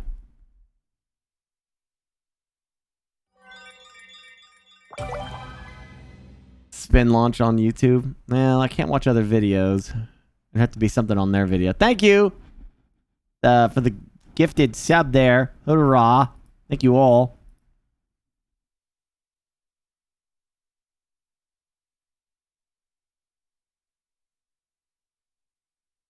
Having a lot of technological breakthroughs recently. Lots of interesting stuff, man. World's gonna look pretty I mean, I hope it does at least, 20 years from now.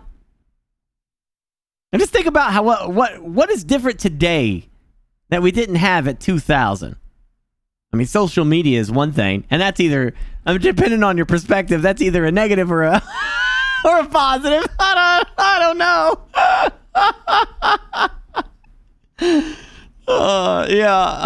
Cloud computing, yeah. Smartphones, yes. VR gaming, yep.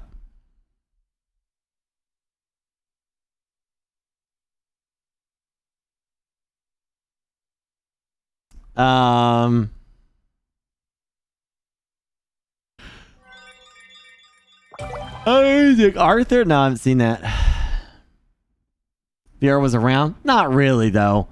Rubber. It was like that. It's way more accessible now. Like it was, but back then it was like Lawnmower Man style VR. Yeah, I mean, electric cars were definitely a booming now. Yeah, I remember doing VR in the 2000s too. It was a Disney. It was Downtown Disney. It was the Disney arcade thing. What was that called? Disney Quest. Yeah, Disney Quest. Oh, I love Disney Quest, man. Every time I went to Disney, I bought me like a full pass there. I spent an entire day at Disney Quest like I would at a park, I was like, all right, my mom and dad are going to go to Epcot. I'm going to Disney Quest, and I'll eat at Cheesecake Factory. Boy, I love that.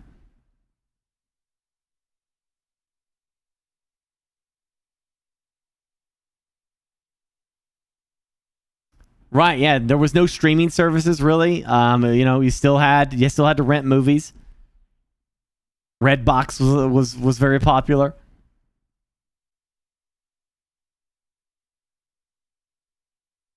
I mean, hell, I don't think I got the internet until 1998. I was 18 years old when I got the internet.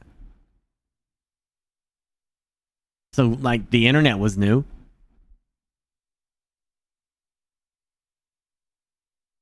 Yeah, still dial America Online 2000, yeah.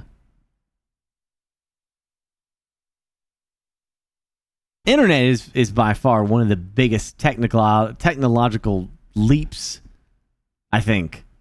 Internet is a massive, massive thing. I feel like it's hugely important.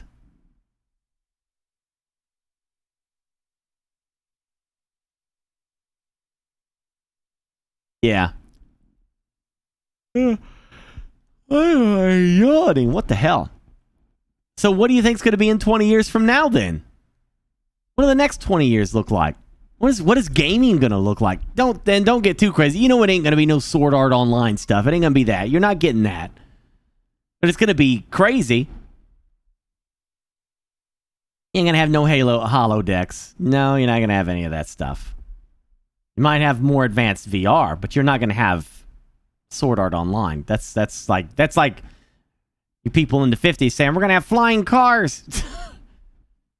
You need to be realistic about your expectations. Obviously, VR is gonna be way more advanced. You'll probably have some crazy headsets that'll be like, be like buying a PlayStation. Because remember, like 20 years ago, we had what? When did PlayStation 1 come out?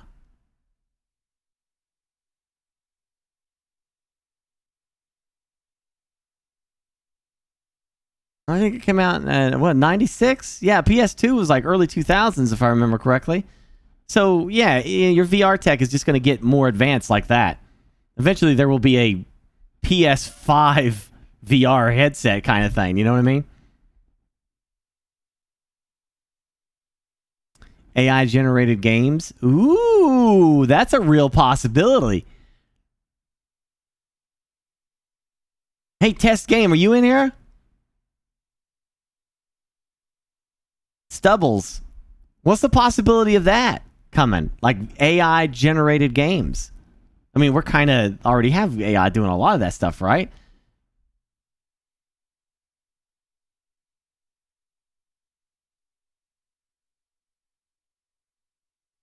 Unlikely? Really? Fascinating.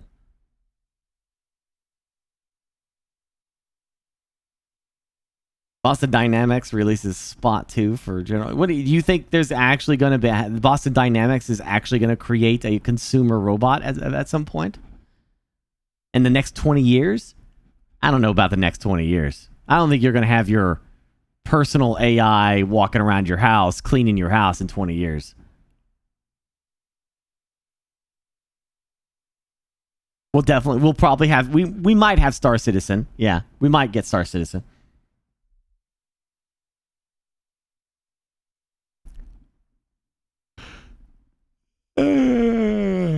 Damn. I don't know why I'm yawning so much right now.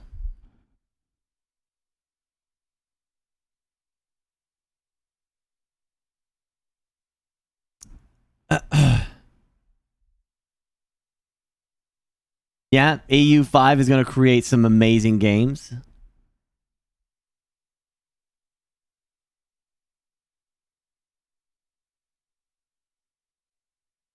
Nah, Shin, I'm just conforming to the pessimists.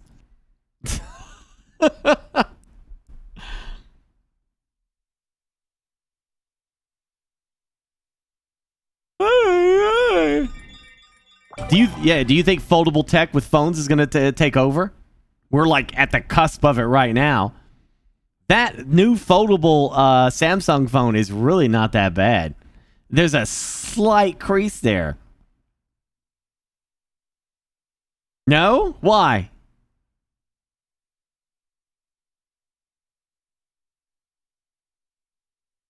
Why don't you think foldables will be a thing?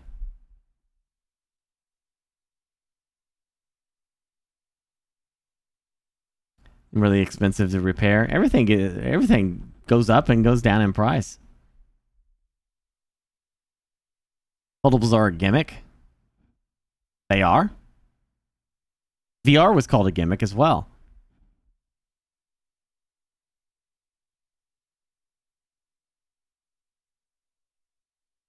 Why would I think they'd be such a major thing? Because they're so compact. They're so compact. They're so easy to use.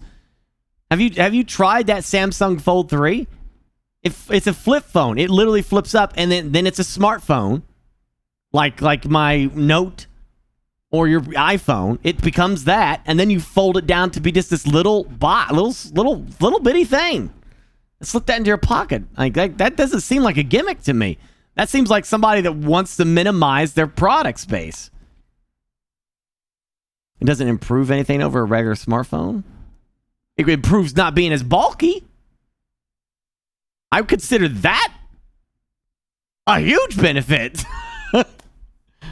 It becomes a nice compact thing. Not really? Really?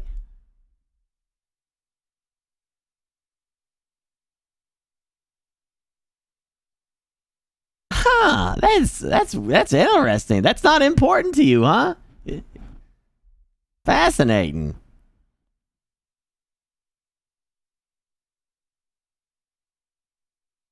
I would think that'd be way more valuable to you.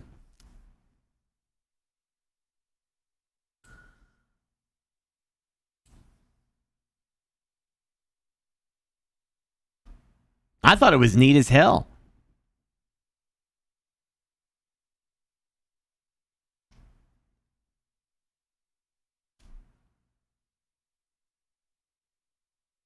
Like I said, it's a fad. At the end of the day, it'll come and go. You know, I remember people saying that about smartphones. Apples. You're old enough to remember that.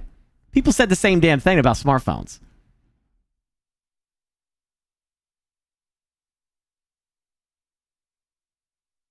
Don't forget the biggest gimmick of all time was Nintendo Wii. And that thing sold like billions.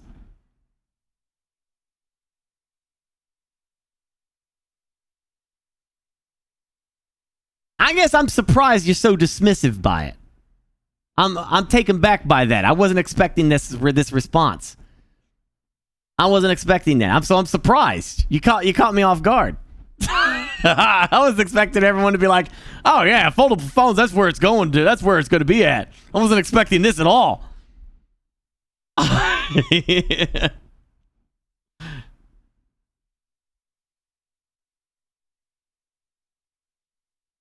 It just seems so logical. This seems like such an easy thing to do. You know, just to fold it down. Like, it's going to shrink. It's going to get smaller, too. It's going to get bigger and then smaller. Mechanical parts break down more. That's true.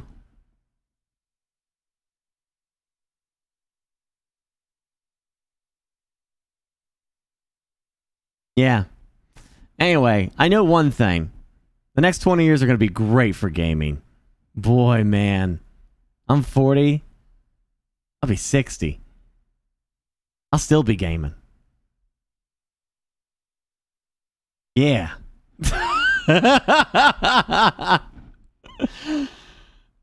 Next 20 years is going to be wild for gaming. I'll be 60 and I'll be sitting there going, damn. You youngins today. I got to get this fat off me, though. Jeez. I can't be 60 and fat. It's going to suck.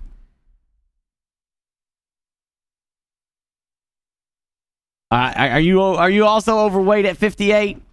Does it suck if you are? Does it suck? Because my body is already breaking down, dude, at 42. And I'm like, I can't carry this fat ass around when I'm 60. It's my body's going to collapse. Ugh. Being overweight sucks at any age. No, it doesn't. If you're young and young buck, you can carry that weight, no problem. You can run around being all fat, enjoying life, eating pizzas. And then when you hit 40, your body's like, hey, your warranty's up. Here's all the shit that I owe you.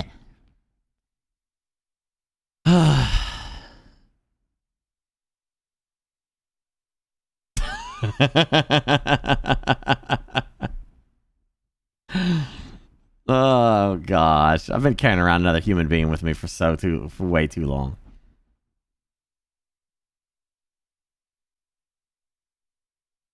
The only thing I remember in high school I think I was like 200 pounds in high school, so I was fat. Didn't really bother me too much, except when the gym teacher was like, "Let's run laps." Ah, shit. Here we go again. Come on, Burke. Let's run those laps.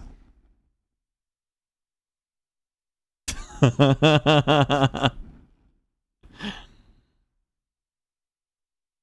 awesome, Forrest.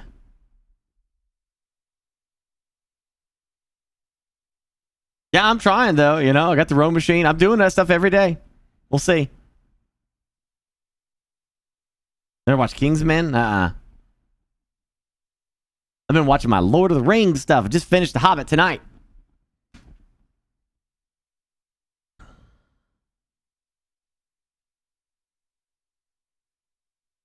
Hey, you guys want to see the great filter?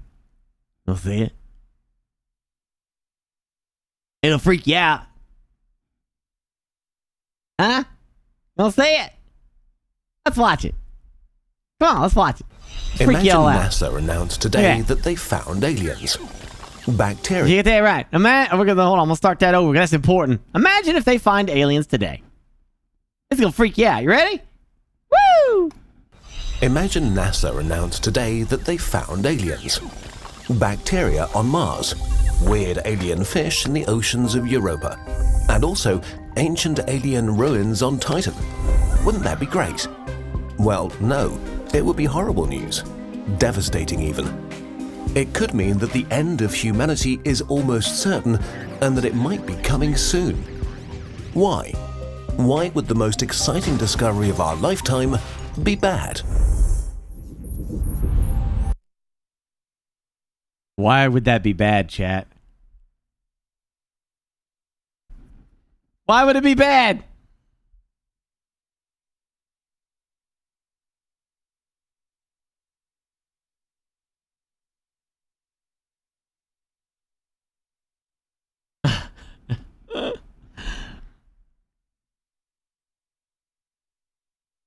No, this isn't about alien invasion. This isn't about that.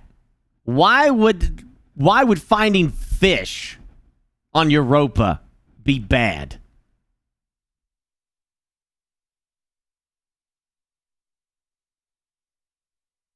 I want to hear chat's theories before we watch it. Silent. See, okay, I'll look into that. Means life didn't start here and but fled to Earth. No, I mean that's a possible theory. That's another theory in itself, but that's not what this video is about. That's right on professionals. New diseases? No. Religious turmoil? I mean that could be a byproduct, but no. Oh, that means alien life is common. Thank you. Praise the Emperor. Yes. I mean, if other people said that, then I'm sorry I missed it. Yeah, it means life in general is easy to happen in the universe. Why is that bad? Because now you got to go back to the dark forest theory. Anyway, this is going to explain that. This is the great filter. This is the scary one. This is one of my favorites. I love. This is a very common, very, very important one, by the way.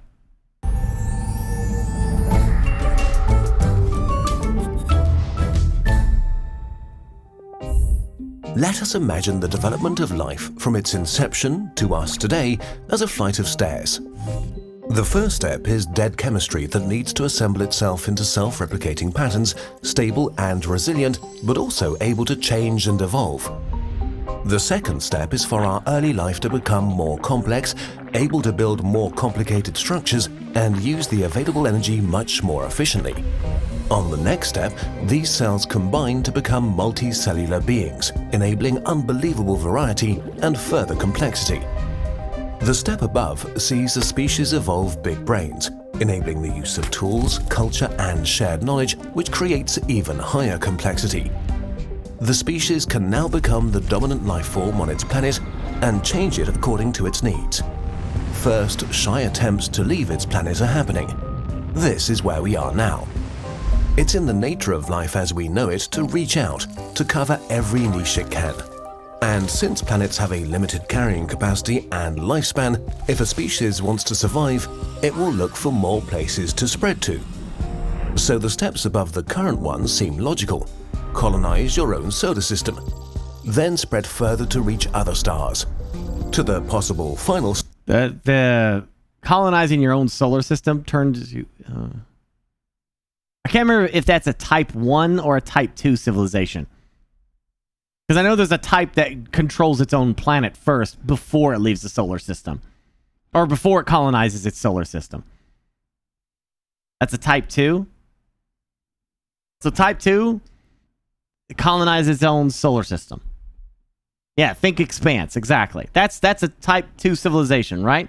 And planet-wide is a type 1, which is... What was the example for that? What movie?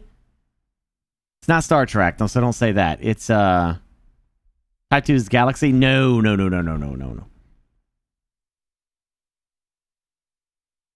Yeah, it's... The Expanse is the example of a Type 2 civilization. No, not Starship Troopers. Well, maybe. I don't know. It all depends on the scale you use. Well, let's just say a movie. I know there's a movie that does this. What movie? Like Blade Runner? No. Anyway, they have control of their entire planet. They have endless amounts of energy.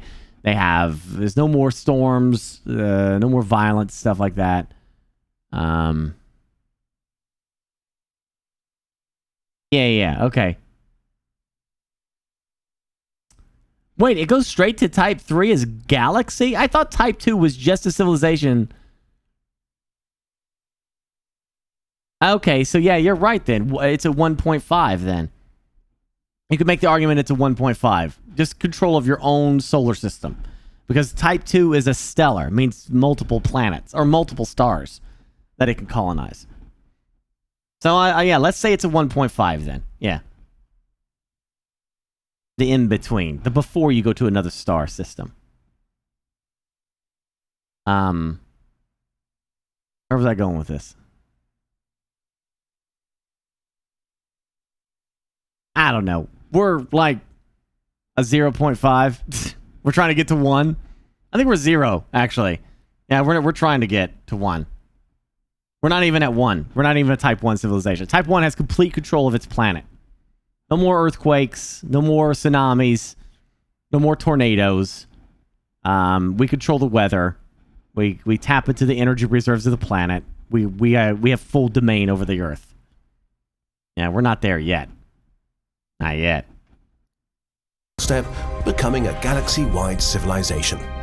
It's very likely that this is a universal principle for civilizations, no matter where they're from. Because a spoiler, a nightmare here is coming from Spider-Man. Because the bot is full of spoiler, which we probably should remove here soon.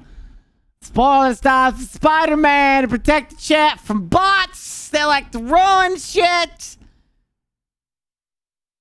So the bot set up looking for keywords. It doesn't know your context and it doesn't know what the hell you're saying. That's why. And that's why I hate using this system, but I know it's important to do because I hate it because the bot doesn't know your context and it just purges everything. And then the freaking people complain and then I gotta do stuff like this.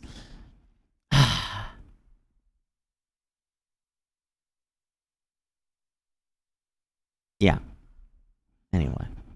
And then there's always the goobers out there who decide to test it. Well, I'll see if it's gonna turn me, yeah. I wonder if it's gonna turn me, yeah. If a species is competitive and driven enough to take control over its planet, they'll probably not stop there. We know that there are up to 500 billion planets in the Milky Way. At least 10 billion Earth-like planets. Woo! Many have been around billions of years longer than Earth. And you're probably wondering, oh, you think, Bart? How they know there's like 10 billion Earth-like planets? What they go? They walked over there and took a peek at it? Huh? How they do that? Okay. They use this thing. It's called science.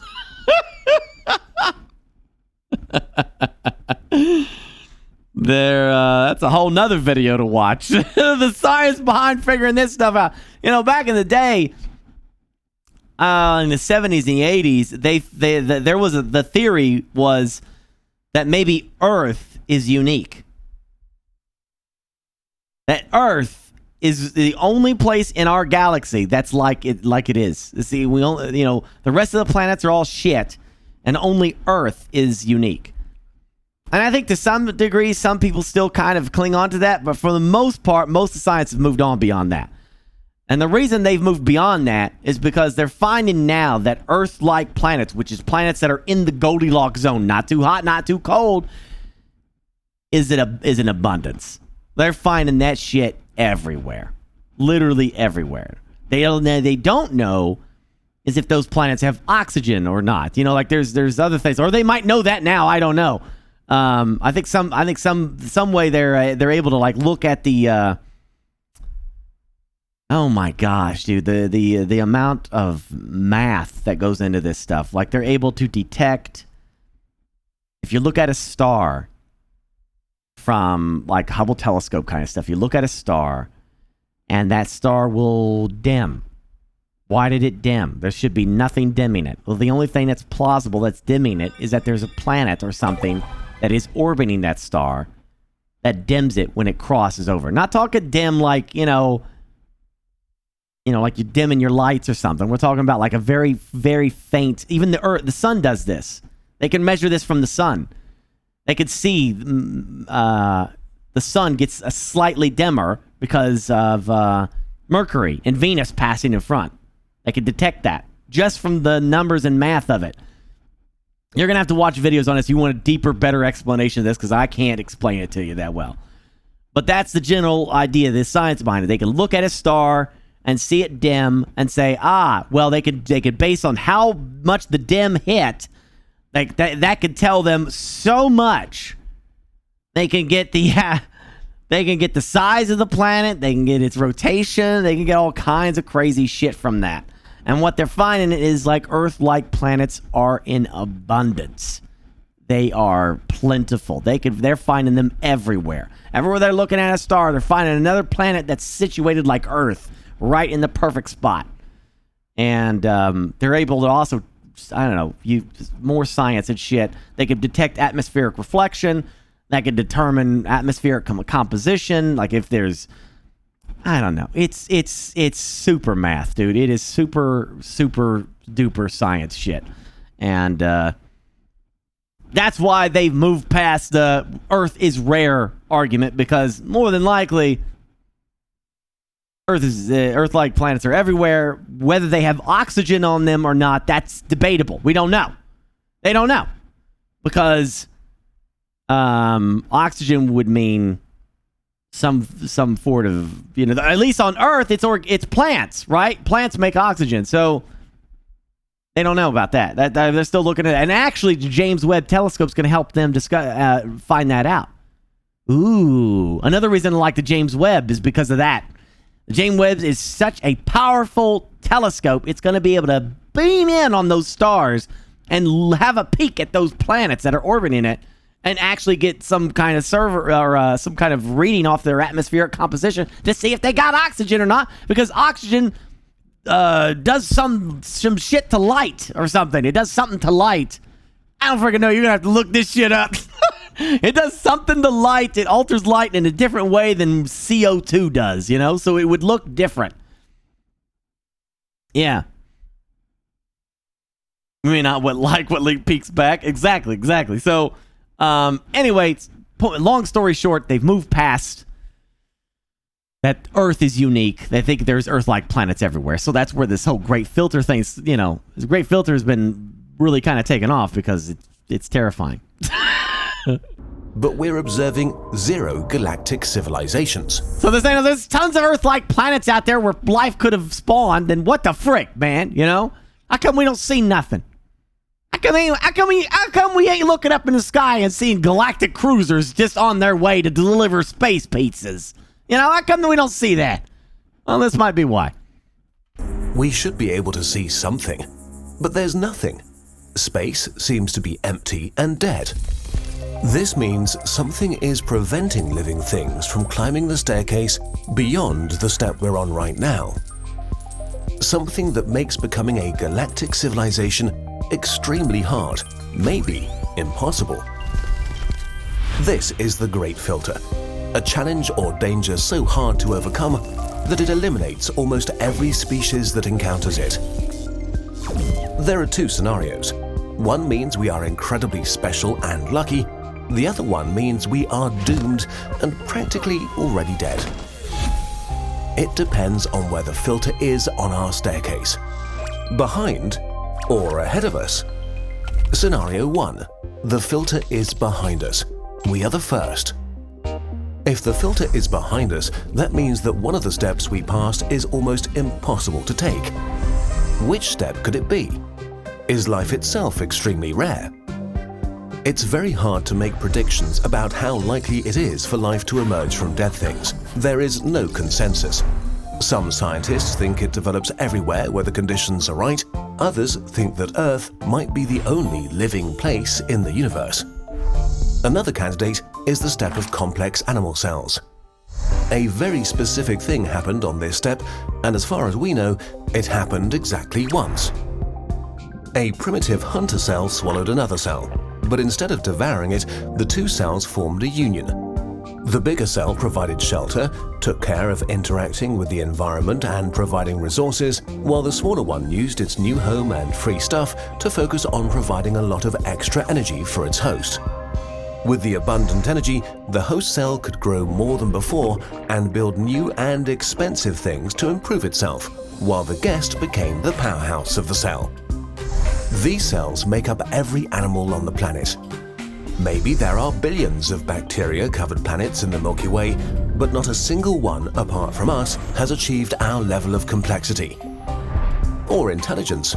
We humans feel very smart and sophisticated with our crossword puzzles and romantic novels, but a big brain is, first and foremost, a very expensive evolutionary investment. They are fragile. They don't help in a fistfight with a bear. They cost enormous amounts of energy. And despite them, it took modern humans 200,000 years to get from sharp sticks to civilization. Being smart does not mean you get to win automatically. Maybe intelligence is just not so great, and we're lucky that it worked out for us. Scenario 2. The filter is ahead of us. Plenty of others died already. A great filter before us is orders of magnitude more dangerous than anything we encountered so far. Even if a major disaster killed most of us or threw us back thousands of years, we would survive and recover. And if we can recover, even if it takes 1,000,000 years, then it's not a great filter, but just a roadblock to an eventual galactic civilization. On universal timescales, even millions of years are just the blink of an eye. If a great filter really lies before us, it has to be so dangerous, so purely devastating and powerful that it has destroyed most, if not all, advanced civilizations in our galaxy over billions of years. A really daunting and depressing hypothesis is that once a species takes control over its planet, it's already on the path to self-destruction. Technology is a good way to achieve that. It needs to be something that's so obvious that virtually everybody discovers it, and so dangerous that its discovery leads almost universally to an existential disaster. A large-scale nuclear war. Nanotechnology that gets out of control. Genetic engineering of the perfect superbug. An experiment that lights the whole atmosphere on fire. It might be a super-intelligent AI that accidentally or purposely destroys its creators. Or things that we can't even see coming right now. Or it's way simpler. Species competitive enough to take over their planet necessarily destroy it while competing with each other for resources. Maybe there are runaway chain reactions in every ecosystem that once set in motion are not fixable.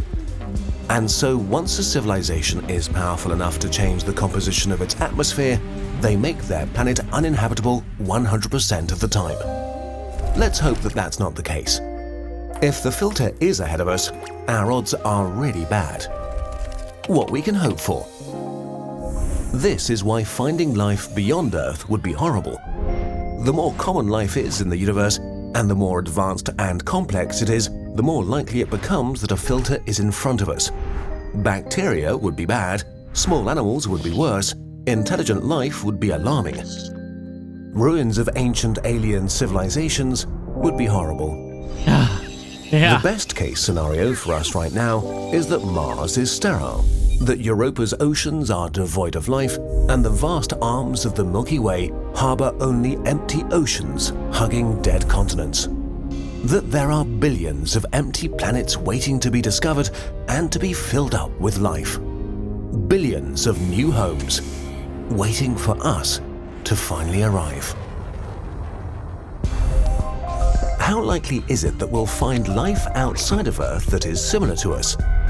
Well, that depends on how many planets there are out there in their star's Goldilocks zone, the area around a star where water can be liquid.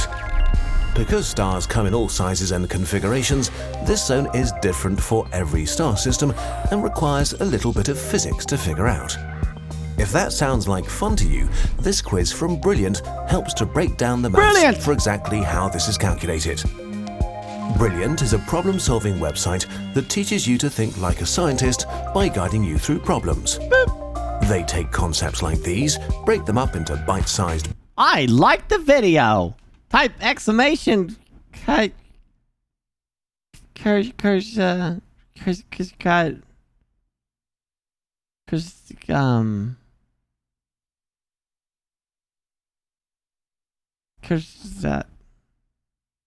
gets again.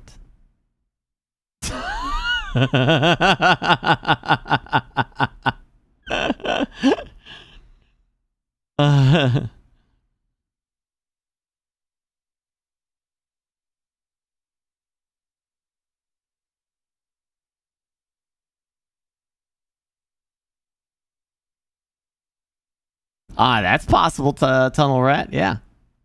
But even then, people would still, you would think people would still do,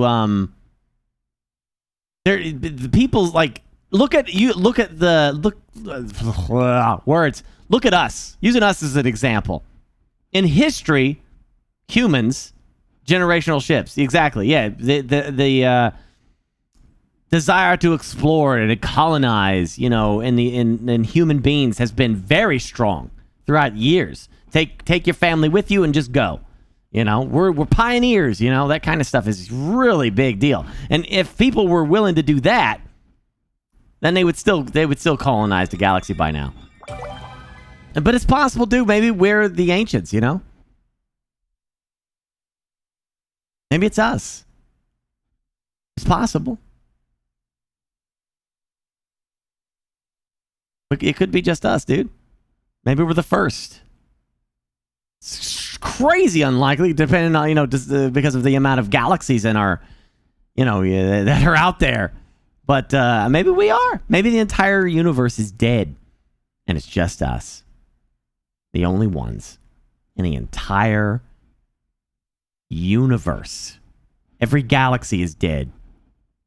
Every star and its systems are dead. The universe is cold, dead, and alone. And it's just us. It absolutely is statistically impossible, but there's still a chance. Maybe we're all in a simulation, and the only life is us in the simulation, I don't necessarily prescribe to that, but it is. You can't dismiss it because it is possible. Yeah.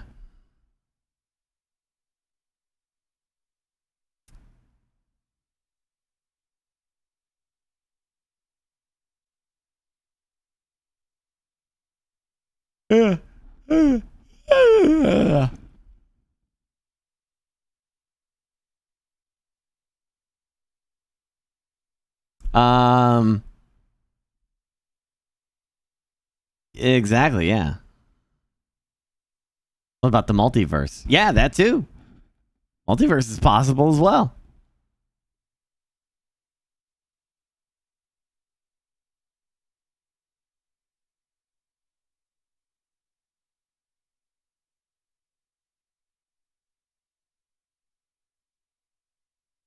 No, I didn't see that. More Laudoria. No. Maybe Wraith.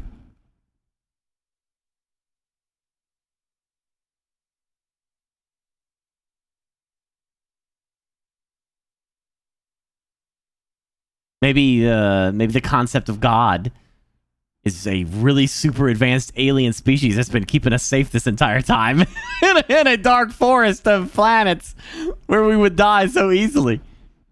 I mean, you don't know. Who the frick knows?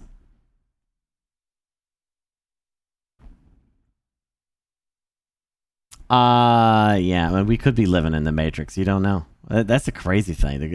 Doesn't the whole idea of the simulation theory simply comes because of black holes? I can't remember how the simulation theory started, but I thought it was because of the weirdness of black holes in general. I could be wrong though. Yeah. Maybe we're just all video game NPCs. And every time someone in history, like, you know, every time you see somebody do something crazy, or if Genghis Khan, you know, or or you know, King Lionheart or whatever, is just a really good player. It's just really good at the game, you know? They made their character and they're playing the character out, and they're like, you know, I've learned a lot about this game, you know, and I'm gonna try to lead my a horde and create an empire this time. I'm really gonna give it a go. You know, what if Tyrosin is Genghis Khan? You know, he takes over as Genghis Khan. He's just wrecking people with his crazy over the top MLG tactics. You know what I'm saying? He's just doing that. Yeah, the players just doing stupid, crazy stuff, you know. And every time you see something go crazy in the world by somebody, it's somebody is, you know, is accessing an NPC and playing.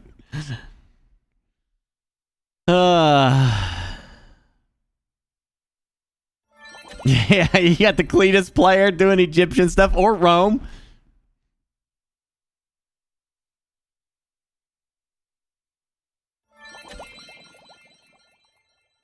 It's possible, you know, you never know. Who the hell knows, man?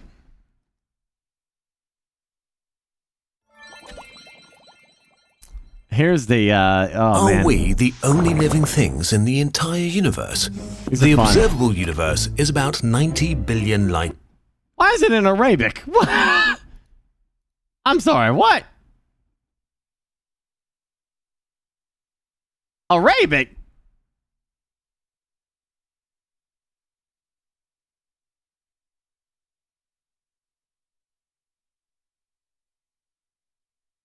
Wait, where's English?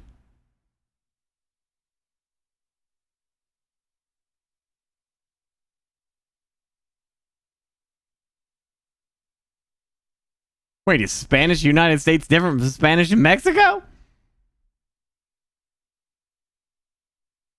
I'm so confused. Where's just regular old English subtitles? Where they at?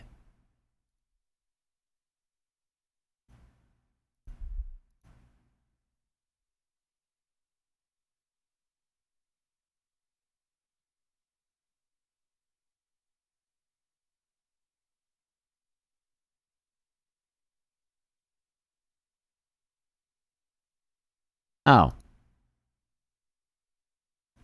Well, why wasn't that like put in the ease? I was looking at it in ease, you know, like everything else was good. All right, here we go. Years in diameter. There are at least 100 billion galaxies, each with 100 to 1,000 billion stars. Recently, we've learned that planets are very common too. And there are probably trillions and trillions of habitable planets in the universe, which means there should be lots of opportunity for life to develop and exist, right? Yeah. But where is it? Yeah, where they at? Shouldn't the universe be teeming with spaceships? Let's take a step back. Bow, bow, dee, bow, bow, bow, da, da, bow. Even if there are alien civilizations in other galaxies, there's no way we'll ever know about them. Basically, everything outside of our direct galactic neighborhood, the so-called local group, is pretty much out of our reach forever because of the expansion of the universe. Even if we had really fast spaceships, it would literally take billions of years to reach these places, traveling through the emptiest areas in the universe. So let's focus on the Milky Way. The Milky Way is our home galaxy. It consists of up to 400 billion stars. That's a lot of stars. Counting one per second, it would take you 100 lifetimes to count them all. There are about 20 billion Sun-like stars in the Milky Way, and estimates suggest that a fifth of them have an Earth-sized planet in its habitable zone, the area with conditions that enable life to exist. If only 0.1% of those planets harbored life, there would be 1 million planets with life in the Milky Way. But wait, there's more. The Milky Way is about 13 billion years old. In the beginning, You see how the math just gets absolutely crazy? You're thinking, man, 0.01% is such a tiny ass number. And then when you apply it to the amount of stars that we have in our galaxy, you go, holy crap. What? Yeah, your brain breaks down. You're literally, this is a very real phenomenon. Your brain literally breaks down trying to estimate the size of the universe. Try to do it. Your brain will flip the frick out, man. You start with Earth, and then you expand to the Milky Way, and then you expand to the local group, then you expand from that. It just keeps going, and you're like, holy shit, I can't, it's hard to fathom. It's hard to see it in your mind's eye. it would not have been a good place for life because things exploded a lot. But after 1 to 2 billion years, the first habitable planets were born. Earth is only 4 billion years old, so there have probably been trillions of chances for life to develop on other planets in the past. If only a single one of them had developed into a space-traveling super-civilization, we would have noticed by now. What would such a civilization look like? There are 3 categories. Like the Empire. A Type 1 civilization would be able to access the whole energy available on its planet. In case you're wondering, we're currently around 0.73 on the scale, and we should reach Type 1 sometime in the next couple of hundred years. Type 100 years? Gosh damn it, I'm gonna be 60 in 20! Come on! 2 would be a civilization capable of harnessing all of the energy of its home star. This would require some serious science fiction, but it is doable in principle. Concepts like the Dyson sphere, a giant complex surrounding the sun, would be conceivable. Type 3 is a civilization that basically controls its whole galaxy and its energy. An alien race this advanced would probably be godlike to us. But why should we be able to see such an alien civilization in the first place? If we were to build generation spaceships that could sustain a population for around 1,000 years, we could colonize the whole galaxy in 2 million years. Sounds like a long time, but remember, the Milky Way is huge. So if it takes a couple of million years to colonize the entire galaxy, and there are possibly millions, if not billions of planets that sustain life in the Milky Way, and these other life forms have had considerably more time than we've had, then where are all the aliens? This is the Fermi paradox, and nobody has an answer to it. But we do have some ideas. Let's talk about filters. A filter in this context represents a barrier that is really hard for life to overcome. They come in various degrees of scary. 1. There are great filters, and we have passed them. Maybe it is way harder for complex life to develop than we think. The process allowing life to begin hasn't yet been completely figured out, and the conditions required may be really complicated. Maybe in the past, the universe was way more hostile, and only recently have things cooled down to make complex life possible. This would also mean that we may be unique, or at least one of the first, if not the first, civilization in the entire universe. We are the ancients! You know, in Mass Effect, when you save that freaking guy, the Prothean, and he was like, I'm the ancient, you know, it's us. Well, it's us, we're the ancients, okay? Someday people are going to be talking about, oh, the ancients used to drink out of skull cups, look at that. Ooh, this is going to be worth lots of money from the ancients. Ooh, you know, it's us, we're the ancients. And all this time, people always talking about, like, wanting to find ancient civilizations and stuff like that. That's us!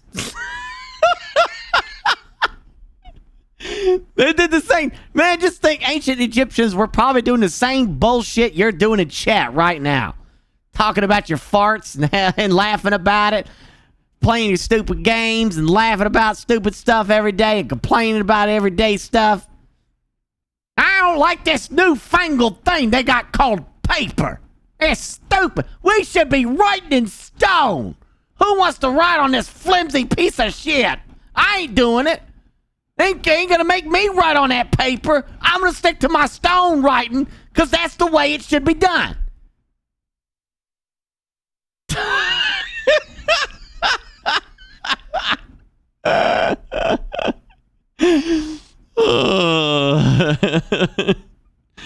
Just imagine that. Probably everybody's exactly the same, man. I'm telling you.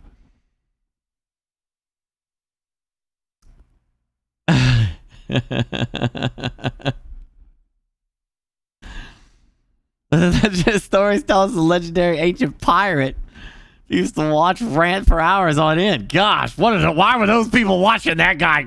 I don't understand. Why did these ancient people watch that big fat guy on a tube for so long? I don't know. Jeez. Let's go watch our alien stuff. Go on. But it's awesome. I love this. This is a fun. This is the fun one to talk about. This is the fun one like debate about. I always have fun with this one. But we could be the first. It could be us. Hey, Tiger.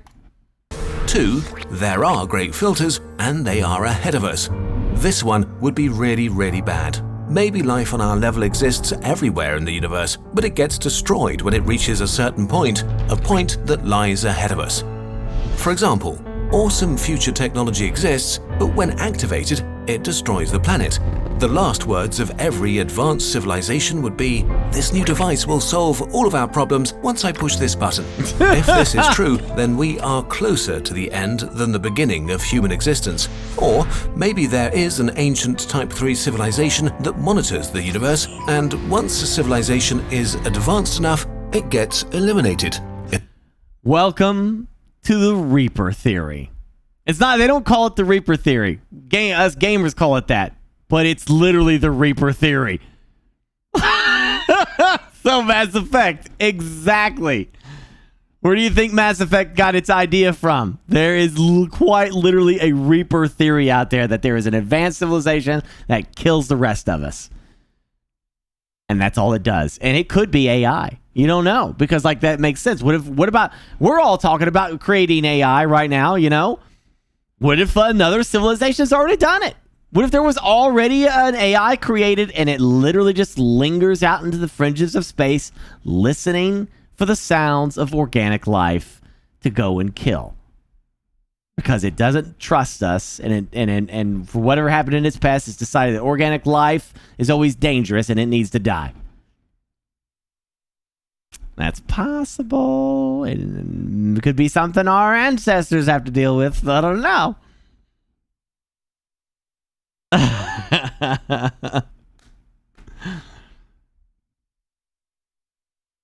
Right, yeah. I mean, again, like, you have no idea what a cold logic of a machine is going to think, but it may not think very highly of us. It may think of us as like ants. It might actually like the ants better. In an instant, maybe there is something out there that it would be better not to discover. There is no way for us to know. One final thought, maybe we're alone. Right now, we have no evidence that there's any life besides us. Nothing. The universe appears to be empty and dead. No one sending us messages, no one answering our calls. We may be completely alone, trapped on a tiny moist mud ball in an eternal universe. Does that thought scare you? If it does, you're having the correct emotional reaction. If we let... No, I'm not scared. Does that scare you? No, my mind is thinking, hey, playground's empty. It's all mine. That's what I'm thinking. Woohoo! I don't like people to begin with. Now I get to find out I got all this room? Hot damn. If I don't like my own people, I probably ain't gonna like alien people. Let's do this. We got an entire universe to populate. There ain't gonna be a lot of fornicating. Let's get to work.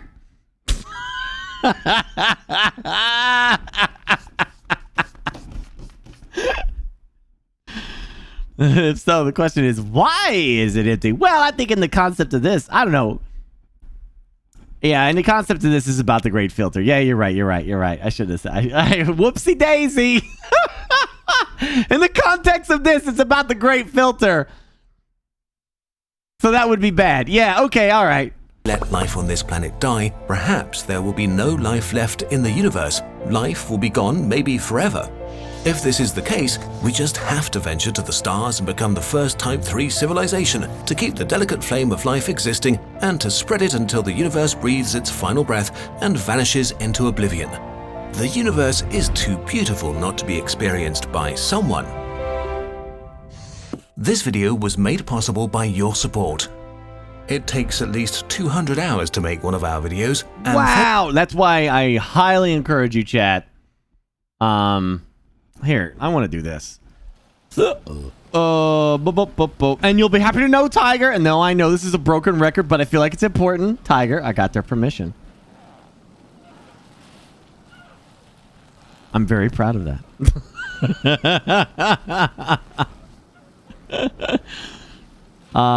Yeah, you gotta remember to do this.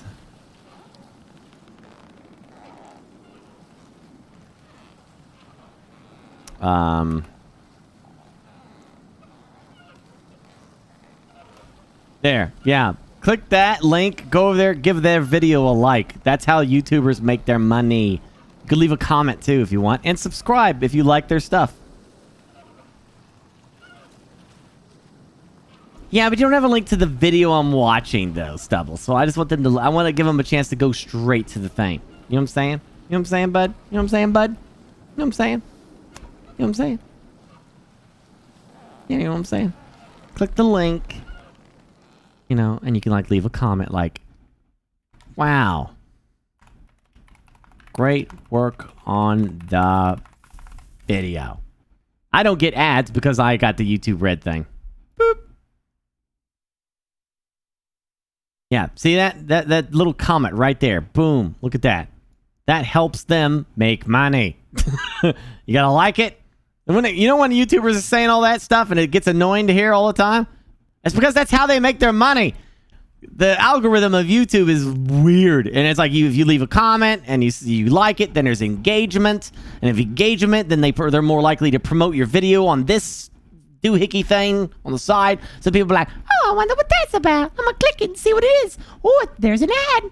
I'll watch it after the ad. Somebody just made some money. So it's important to do it. there are probably 10... You know how, like, I always say to click my link during sponsors? Which, by the way, exclamation HSE with a panel down below. Okay. 10,000 stars for every grain of sand on Earth in the observable universe. We know that there might be trillions of planets, so where are all the aliens? This is the Fermi paradox. If you want to know more about it, watch part 1. Here, we look at possible solutions to the Fermi paradox. So, will we be destroyed, or does a glorious future await us?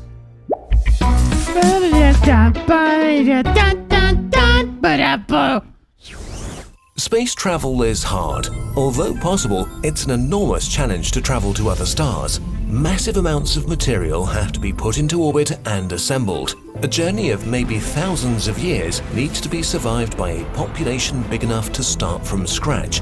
And the planet might not be as hospitable as it seemed from afar. It was already extremely hard to set up a spaceship that could survive the trip. An interstellar invasion might be impossible to put off. Also, consider time. The universe is very old. On Earth, there's been life for at least 3.6 billion years. Intelligent human life for about 250,000 years, but only for about a century have we had the technology to communicate over great distances. Man, you ought to see that video when it really puts shit in perspective for you. We're gonna watch that one next, the timeline one. We are like a speck. And then our technological advancement is also a speck. It's insane. Watch this video of, see, I don't do requests for this stuff because I don't like to watch videos unless if it's a trailer for a game or something like that, sure. Or if it's something that's public domain, okay. But if I don't have permission from the channel, I don't want to watch it. You said this is from NASA? Well, if it's from NASA, that might be okay then. Oh yeah, but anyway, we'll get to that later. We're doing this though. Oh wait, yeah, okay. Now this is fine to watch. Hold on, it's not that long. Boop. This is flying through the sun. Boop, boop, Like, not into the sun. Like, well, I mean, like, they're not that close because they would melt instantly, right? So they're approaching the sun.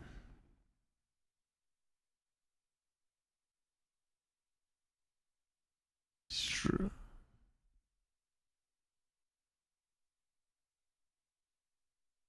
That's kind of cool.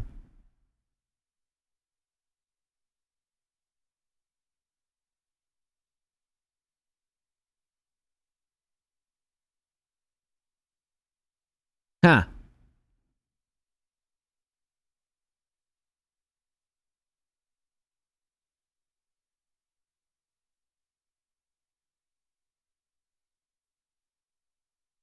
That's weird looking, isn't it?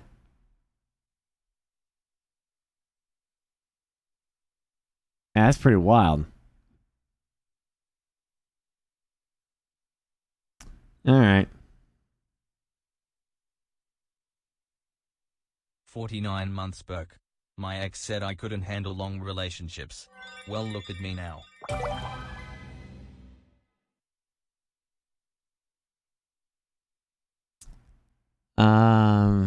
It passed through the corona.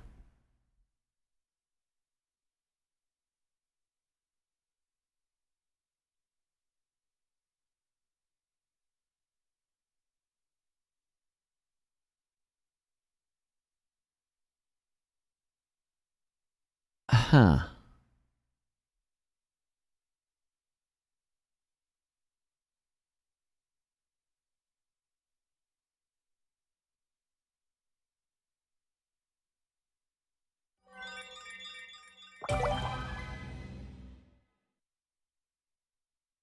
All right. Well, whatever that means. What do you mean, like it passed through the corona? I'm not sure I get that. Yeah, that's just the outside of it. Like I said, obviously you can't get that close to the sun, right? Because it would just... The heat would just be insane.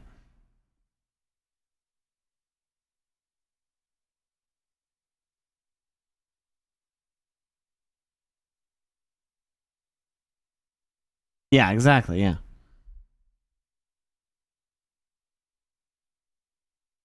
The corona is the outermost part of the sun's atmosphere. Damn, how did it survive getting that close to the sun then?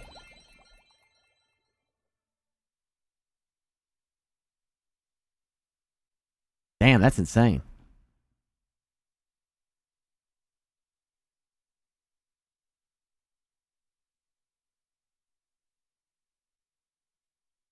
Yeah, I thought the very idea of like flying toward the sun, the heat would just get so intense that you would never even get that close.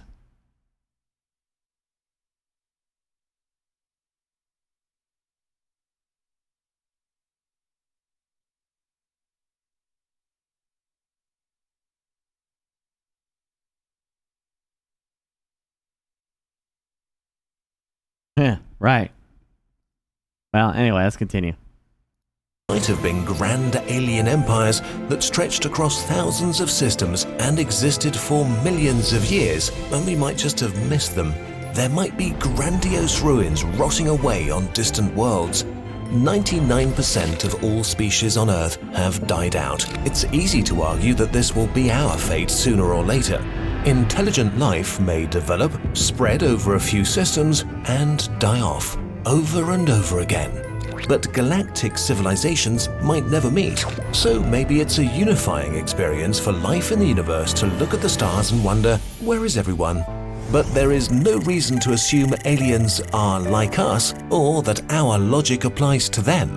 It might just be that our means of communication are extremely primitive and outdated. Imagine sitting in a house with a Morse code transmitter. You'd keep sending messages, but nobody would answer, and you'd feel pretty lonely. Maybe we're still undetectable for intelligent species, and will remain so until we learn to communicate properly.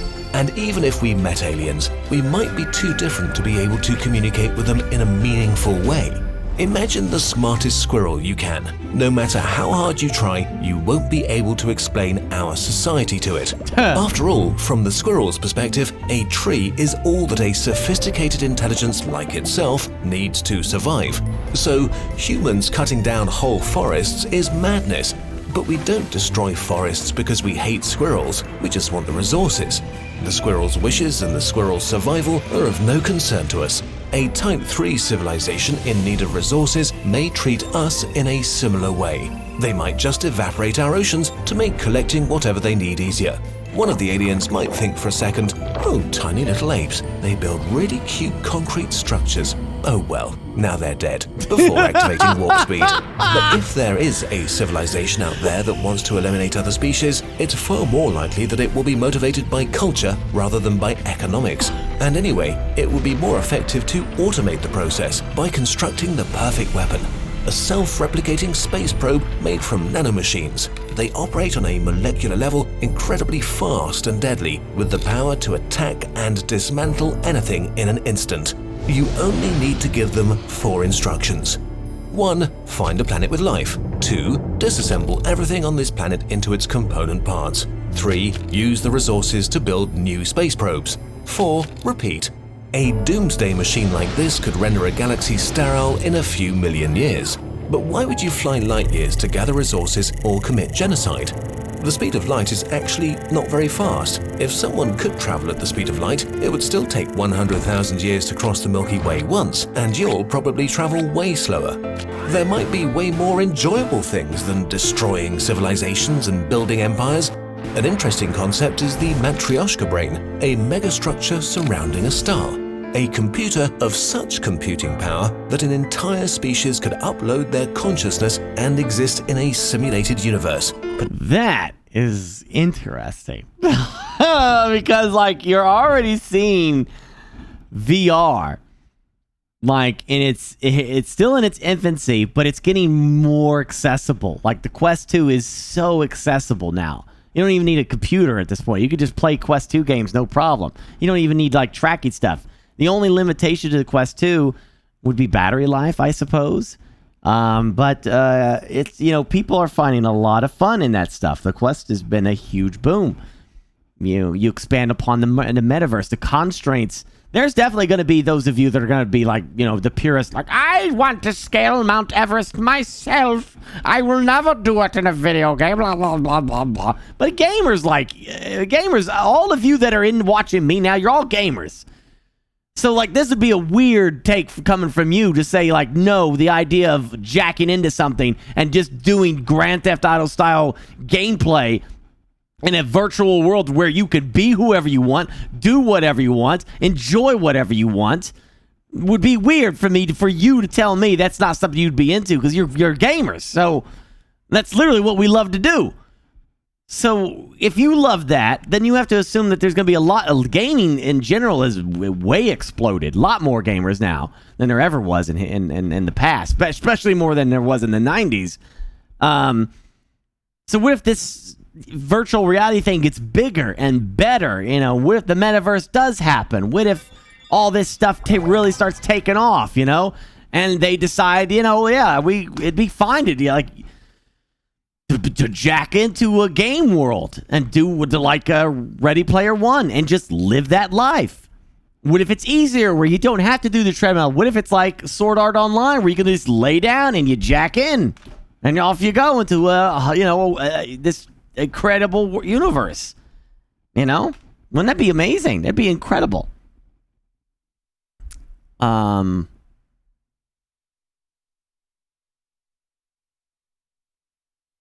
Problem is that the life in there is no accomplishment. But that's your opinion, though. There are plenty of people who feel like Xbox achievements is an accomplishment, and people tout that today. Steam has their badges and stuff that you get. So there's some people who won't agree with you about that. Some people consider beating Ragnaros in World of Warcraft as an accomplishment, and there are people that are envious of that accomplishment. And that is sad. To you, it's sad. Maybe your accomplishments is a sad thing to someone else. Why is their accomplishment a sad thing? Why is yours not? Who decides that? You? Then they can decide their own what they consider sad and what they consider an achievement. There's people who would consider me playing video games for a living sad. You're a sad person because all you do is play games for a living. That's sad, Burke. You're sad. I don't consider it sad. I'm having the best time of my life. It's all relative on what you consider that. So who's to say that a society gets to the point where they could do this kind of environment? And the sad thing is your organicness just sitting there wishing you could go off and do stuff. You know, try to scale Mount Everest. Go ahead. Yeah, you did it, but good luck doing it again. It's a pain in the ass. There's only a handful of people that have ever done it twice. But in this video game world, you could do it 20 million times. They could create... Oh, now, hey, we got new Mount Everest is launching in 20 hours. It's a brand new one. They redid the whole thing, and we get to climb the thing again. And no one's going to die. Everything's going to be fine. If it's going to be a challenge, it's going to be tough, and enjoy it. I don't know. Who the frick knows? The way you phrase things on what you consider an accomplishment is not how everyone else will view that. Yeah, Mount Everest server wipe. I would be thrilled over this.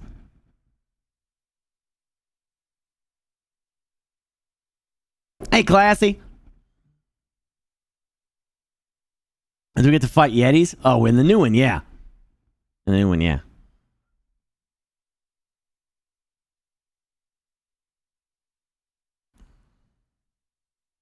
We ranting? We're watching the videos on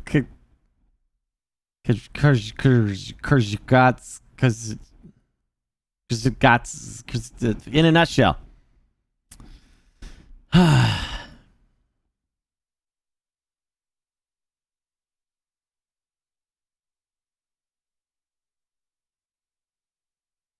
Life is cheap in a simulation.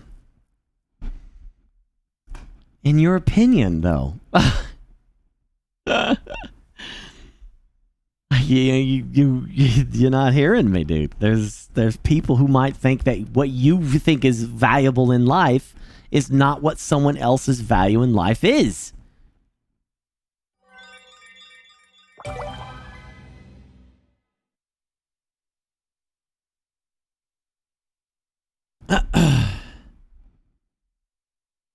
How is what cheap? We're debating this. They brought up a point that the reason you don't see advanced life in space is because people get to a point where connecting to a virtual world is more desirable than branching out into space.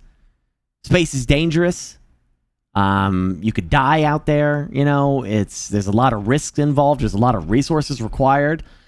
Where you could just create a fantastical Ready Player One universe like Sword Art Online, where you just connect to it and you can live whatever life you want.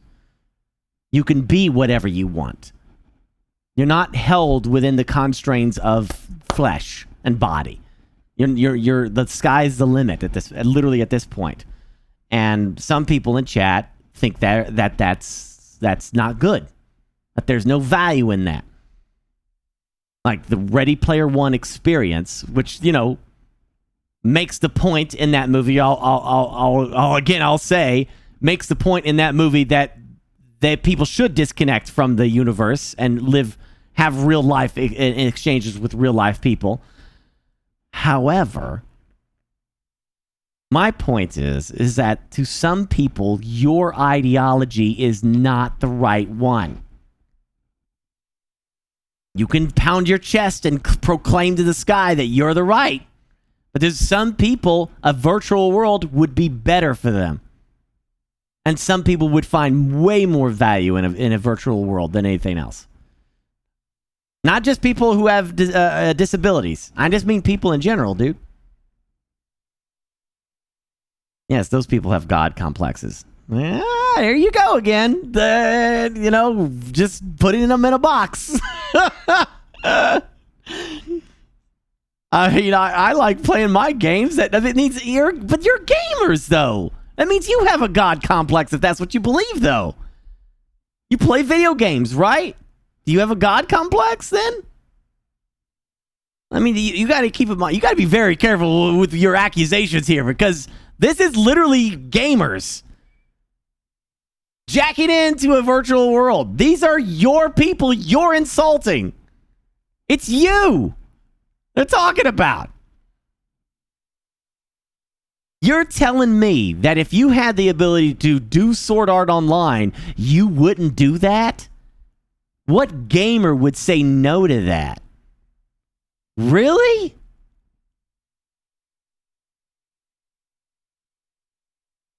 Who would say no to that? To do what? To do Sword Art Online. Minus the death aspect of the series. You wouldn't do Sword Art Online. You wouldn't, like, connect to a VR thing and run around in a virtual game world to go do a D&D and stuff. Nah, bro, that's not for me. I'm a more classical gamer, okay? I like my Pokemans. Okay, I want to play on my Nintendo. Come on. I find that incredibly hard to believe that a game that all the gamers in chat would just be nah. That's beneath me. I don't believe in that kind of gameplay. Okay, I'm above that. It's not for me. All right, I'm over. I don't feel like I'm connected to it. It seems so obvious, like an obvious yes. Would you say classy? I guess I missed it. This chat's moving kind of fast. Woo-wee! I love the opinions, though. This is great. I'm having a damn good time. This is a fun conversation. I can't find what did Classy even say? It just went away so fast. What the frick? Oh, there he is. Did this conversation not happen 20 years ago about in the internet? It did. It did indeed. Yeah. That's why I'm saying, like, you make fun of this now and you talk about all this stuff, but like, this stuff has gone around and around and around. And there's one aspect of this that some of you just cannot get your heads around. If you make things easy for people, they were more likely to do it. The internet, shopping online, live streaming content, GeForce Now. Nice plug, right? Oh, that was a good plug. Bam! Hey, I'm a professional.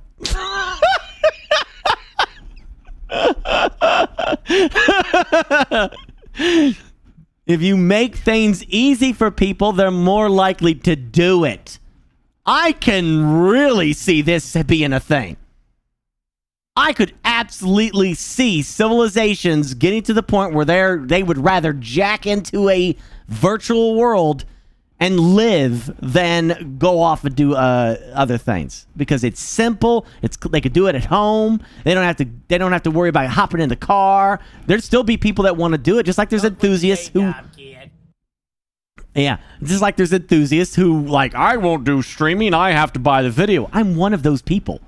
I'm one of them. I buy 4K movies, and I still have a home theater set up. But I'm the minority here.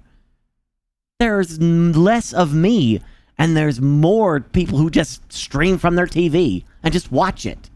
There's not nearly as many people who go into home theater stuff design. And that's the point, is that this is easy. It's easier to climb Mount Everest this way than it is to actually go down there and do it.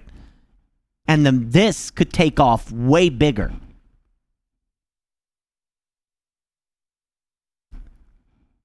Sex would become boring in VR? How do you know? It could be way more interesting. You don't freaking know. This is advanced tech, dude.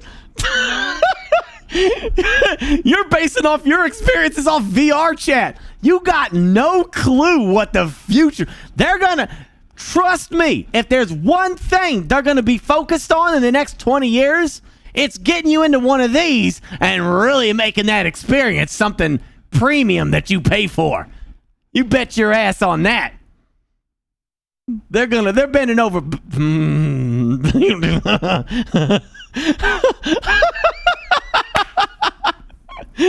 Let's just say they're bending over backwards here to make that happen, and then that kind of.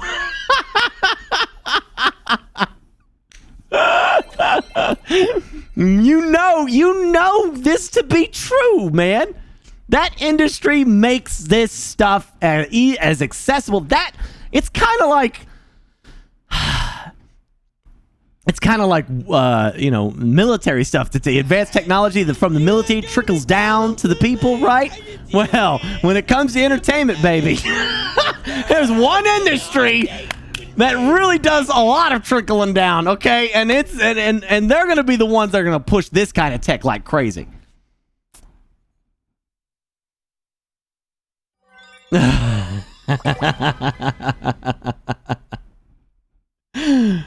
Oh, right.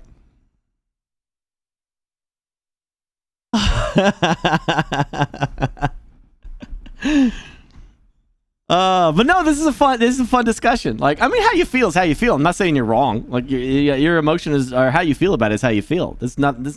I'm not saying you're wrong. I'm just trying to make you understand that your average person probably doesn't think like you do,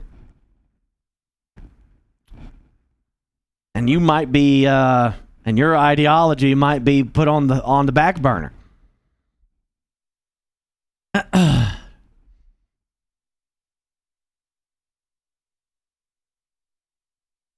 Yeah, well, Tunnel Rat, that version of Meta is going to suck. But that doesn't mean that's only going to be the only one. I mean, Ford started the car business. There are now an insane amount of different cars, each one that choose a different style and design and ways that you want to use it. So if Facebook starts Meta, creates the first metaverse, it doesn't mean they're going to have exclusive rights to it. It means that if Facebook is insanely successful with the metaverse, there's going to be other companies eyeing that, other people wanting to get in on that. There will be indie people that want to get on that. There will be ones like like OBS, which is like the user-made free thing for everyone to use. That a metaverse like that could take root. Something like Second Life. You don't know where this stuff will go.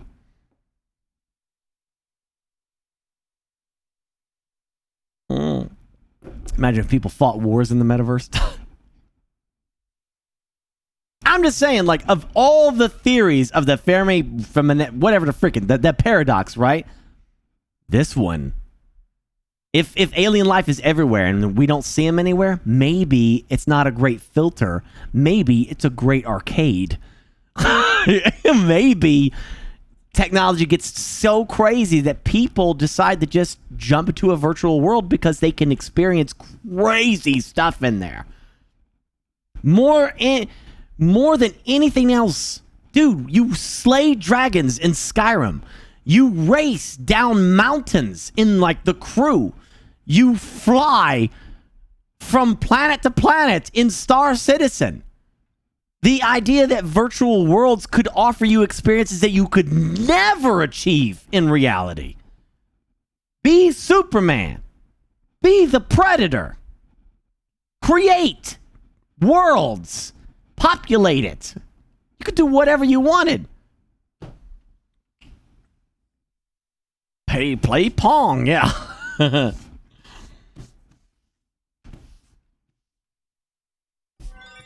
Yeah, what if in 20 years the metaverse is really popping off and we have a completely different discussion? What if in 20 years that's the thing that's the next coming, you know? Social media from 2020 to 22 to 2020 was social media, right? And what if from 2020 to 2040 is quite literally the metaverse, that people are just plugging into a virtual reality because Quest is easy now and a lot more of this stuff is getting super accessible. Yeah, I know, Tunnel Rat's crazy. I remember the time when people would do text chat rooms. Remember chat rooms, right?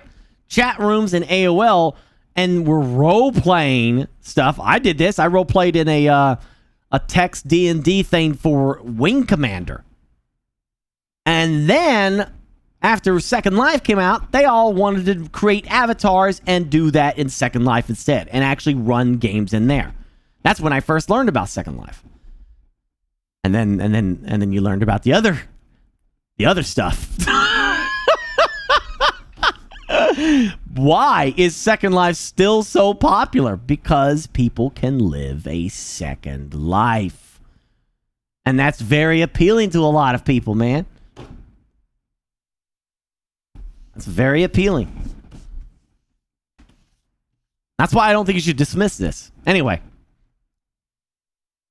potentially one could experience an eternity of pure ecstasies without ever being bored or sad. A perfect life. If built around a red dwarf, this computer could be powered for up to 10 trillion years. Who would want to conquer the galaxy or make contact with other life forms if this were an option? All these solutions to the Fermi paradox have one problem. We don't know where the borders of technology are. We could be close to the limit or nowhere near it, and super technology awaits us, granting us immortality, transporting us to other galaxies, elevating us to the level of gods. One thing we do have to acknowledge is that we really don't know anything. Humans have spent more than 90% of their existence as hunter-gatherers. 500 years ago, we thought we were the center of the universe. 200 years ago, we stopped using human labor as the main source of energy. 30 years ago, we had apocalyptic weapons pointed at each other because of political disagreements. In the galactic timescale, we are embryos. We've come far, but still have a long way to go. The mindset that we really are the center of the universe is still strong in humans, so it's easy to make arrogant assumptions about life in the universe. But in the end, there's only one way to find out, right? Yeah. Hey everybody. And now I like, and I leave comment. Thanks for the video. Yay! And then I grab the link, and then I alt tab, and then I post it to chat and say, "Go like the video, chat."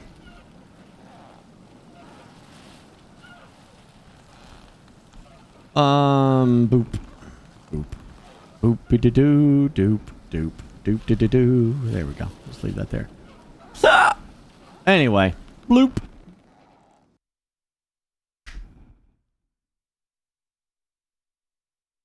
I don't know. Hey, Tig, thanks, man. That's another thing. Like, yeah, you again. We're only at the beginning of making like NPCs and stuff like that. What if they get to the point where they can make an NPC, a video game NPC, so lifelike and so real? Like, literally, you couldn't tell it. Like, if you were in a VR world, you couldn't tell the difference between an AI and a real person.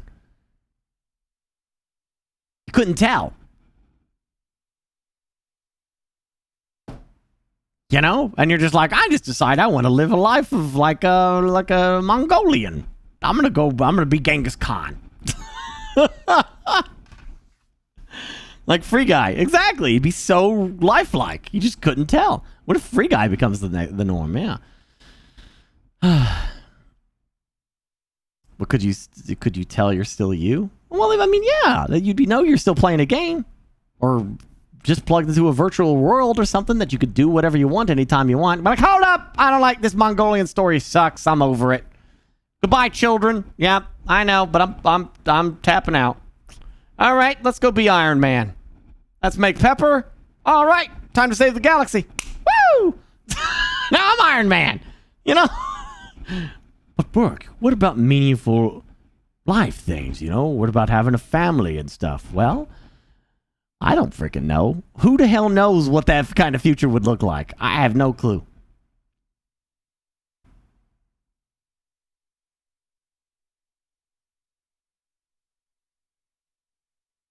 A virtual family loves me more. Yeah, well, I don't know. What if you have, what if you have a real family and they plug in too? What if everybody's plugged in?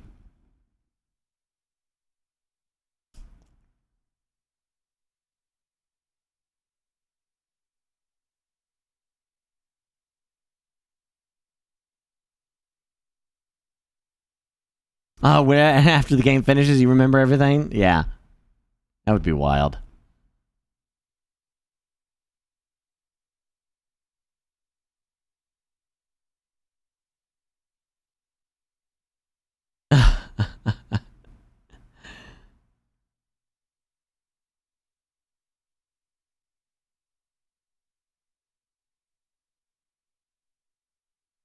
Oh, yeah. It was an insane amount of time collected into all that stuff, dude. Where's the timeline scale one? That's the video I'd like to show you. Where's the time scale?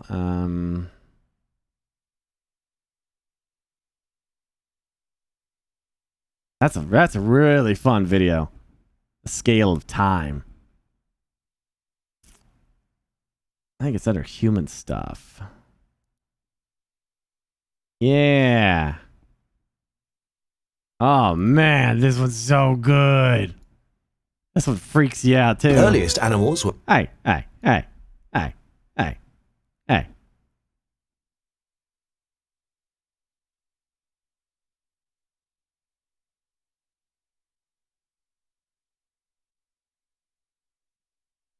The fabled 10-hour just chatting? No, because I got a sponsor at like 4 a.m. So no, it's not going to be the fabled 10-hour. Truth be told, I could still doing this while doing that though. We could play a little bit of we could play like 10 minutes of Shark and then watch a video, 10 minutes of Shark and watch a video, 10 minutes of Shark, you know.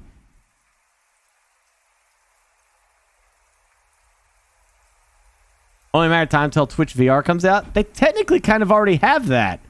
There's something that allows viewers to connect and be spectators to certain games. I forget which ones it is though.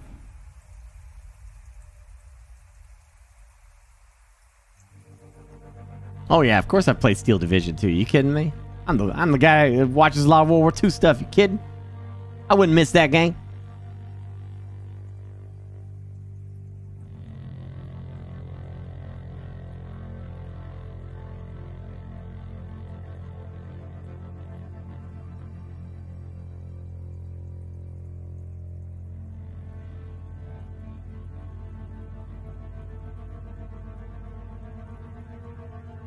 You can buy an NFT of my beard hair. Buy an NFT of it if you want that.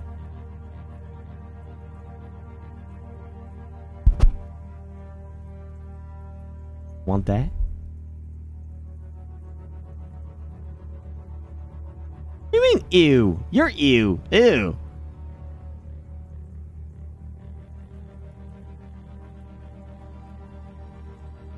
I'm gonna go restroom. I'm gonna grab a drink. And I'm gonna grab something to eat. And then we will continue.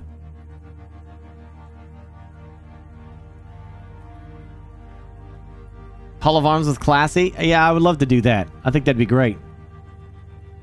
Yeah, do Hall of Arms and also Ready or Not. I really want to try Ready or Not. I haven't had a chance to play that.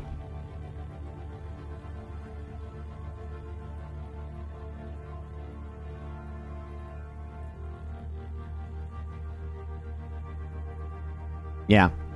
Anyway, give me just a second. I'm gonna throw up this cutesy little be right back thing for Shark goodness. The game is a lot of goofy fun, by the way. I haven't played Shark the Evolution one. I've played the original Hungry Shark, the first one. You just literally swim around, eat stuff, swim around, eat stuff. You know, you're doing shark stuff. You can unlock different sharks. There's a megalodon you can get. All kinds of crazy stuff like that.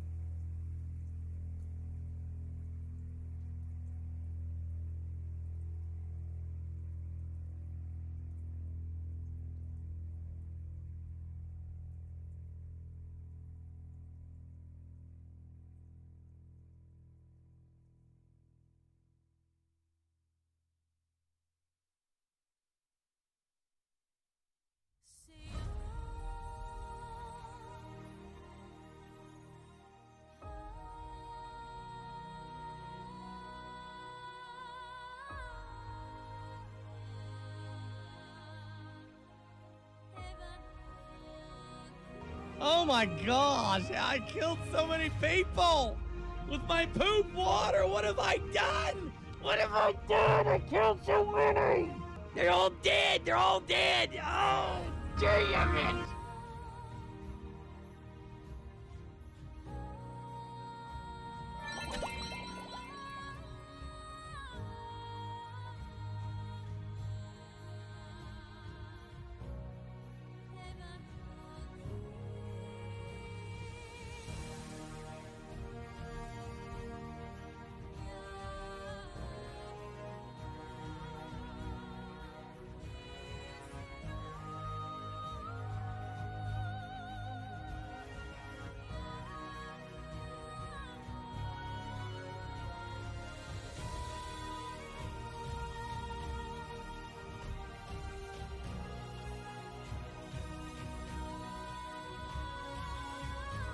I wonder if this empire will get upset with me if I go over there and touch it. I don't want to do anything crazy with it or nothing, you know? Do you think they'll be okay with that? I'm gonna go touch it. I think it'll be fine.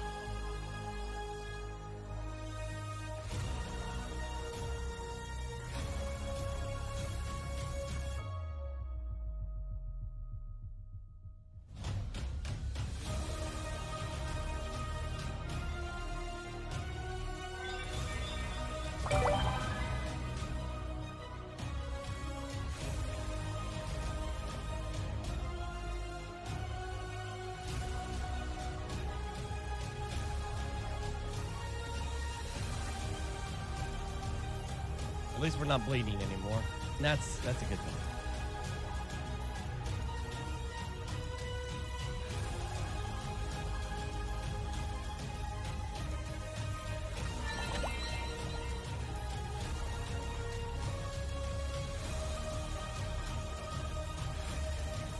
All right, I got a little pizza in there.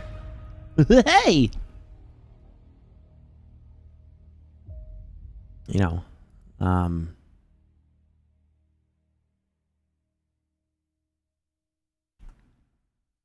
in 5 minutes, I should probably go check it. It's a Nutrisystem pizza. It's a diet pizza. It's like 220 calories. Time makes sense in small pieces. But when you look at huge stretches of time, it's almost impossible to wrap your head around things.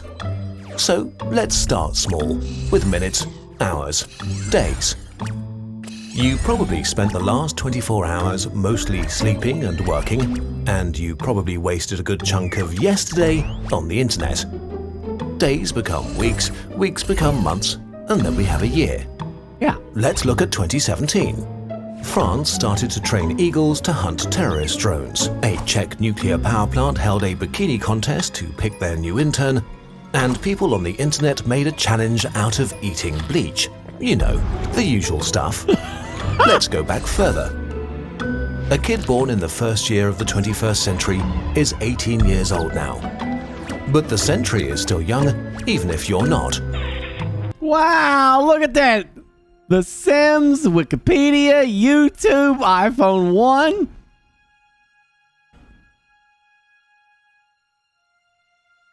That. And then they put a car in space. Wow. It was largely shaped by the attacks on 9/11, which led to the war in Afghanistan and the invasion of Iraq. In March 2011, the Syrian civil war began and is still ongoing after 7 years. Most of us were born in the 20th century, which had the two most devastating wars in human history and the Cold War. For the first time ever, we could destroy ourselves with nuclear weapons, and we almost did, but we also had a space race and left Earth for the first time. The internet was also invented, which led to memes, but also to Facebook and Twitter, so all in all, we're not sure if this was a good development. The average human lives about 79 years, which covers a good chunk of recent history. The oldest living person on Earth is currently Celino Jaramillo, who was born in 1896, which means that his birth was closer to Napoleon ruling Europe than to the current day. Only 250 years ago, the Industrial Revolution turned the world into a progress machine. Farmers became workers and knowledge became easier to distribute. Around this time, we started the progress that is causing climate change today. Not that long ago, actually.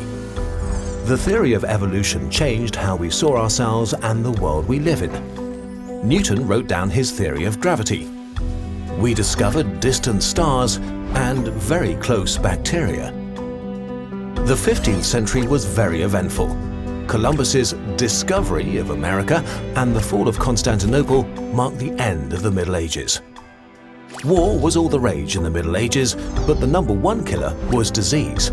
The Black Plague killed every third European in just 6 years. Damn! Around 2,000 years ago, we set the arbitrary year 1 of our calendar that most of the world follows today. But to a Roman, the world was already ancient. The Great Pyramids were constructed 4,500 years ago. So to a Roman, the pyramids were older than the Romans are to us today. So long ago that there were still living mammoths on Earth. A lot of history happened before that even. Around 7,000 years ago, humans began writing things down. About 12,000 years ago, human organization exploded. We built our first temple, and around the world mankind began farming, which enabled the rise of larger communities. Our dominance over planet Earth really begins here. Homo sapiens sapiens, the modern human, evolved at least 200,000 years ago. 50,000. Man, can you imagine being born, the first, like Earth Homo sapiens, right? And you're like, this is that question I keep asking you.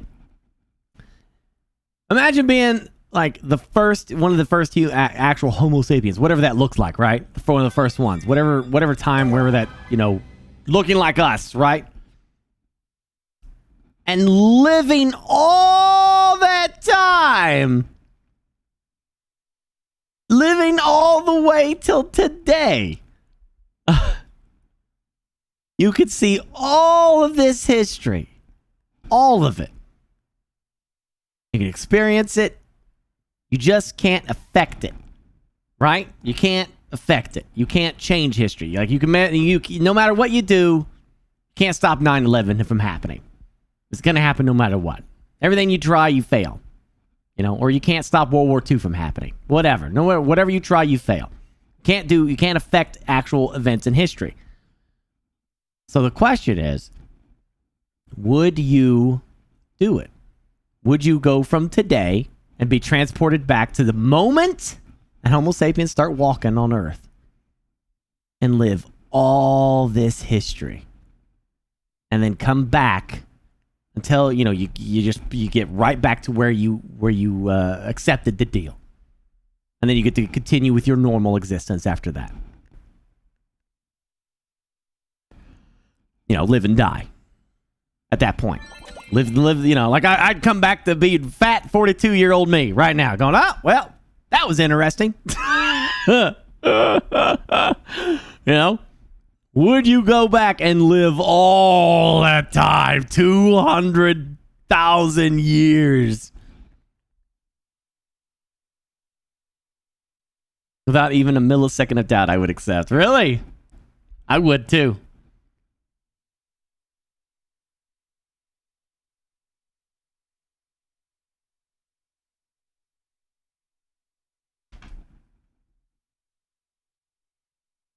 Continue to be immortal after too also? No.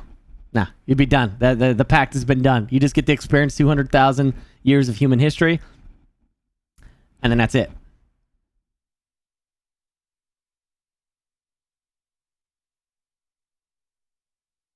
Could I interact with people? Yeah, you are living in history. You just can't affect anything. Couldn't save Cleopatra. You can't save Caesar from being assassinated. You can't do it. You just can't. You can't change history at all. You buy stocks? Sure, why not? Yeah, you could get rich. Who the hell wouldn't try to get rich, right? Invest in Apple.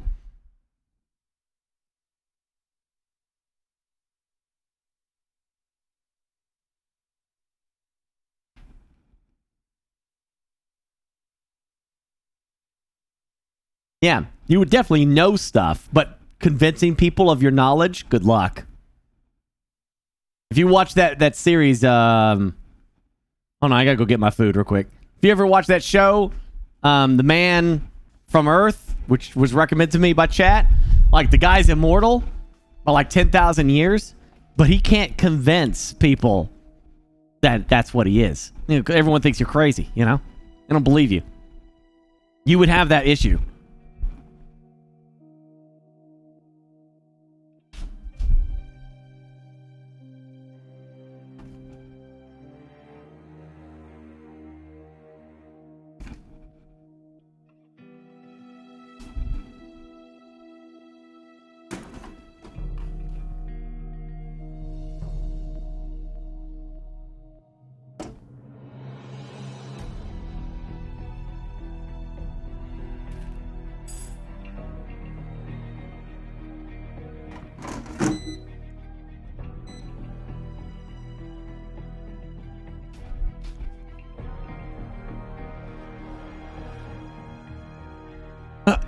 And again,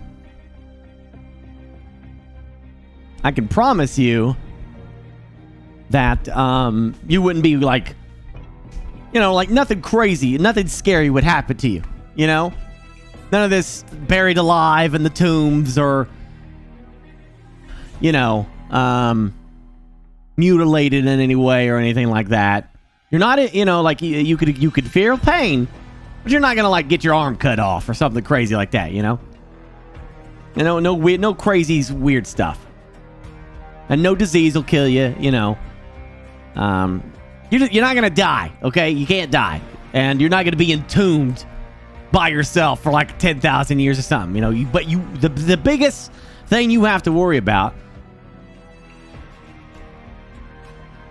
is the boredom, of which there will be a great deal of.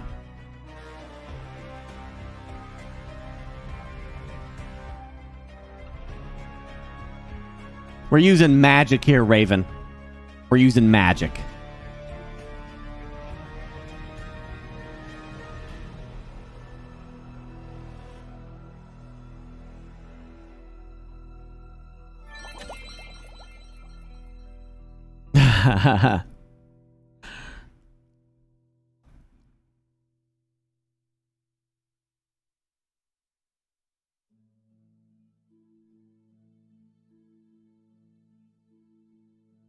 Empty Brewsker, you're overthinking the question.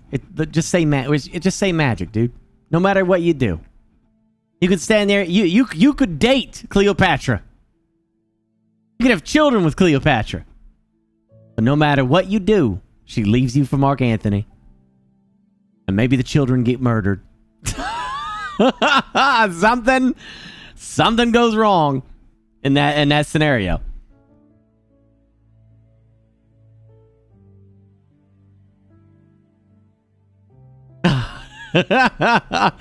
You just got to use magic in this scenario, dude. Like, I know all the butterfly effect stuff, but in this scenario, literally magic is not going to let you actually affect history. You can't change history.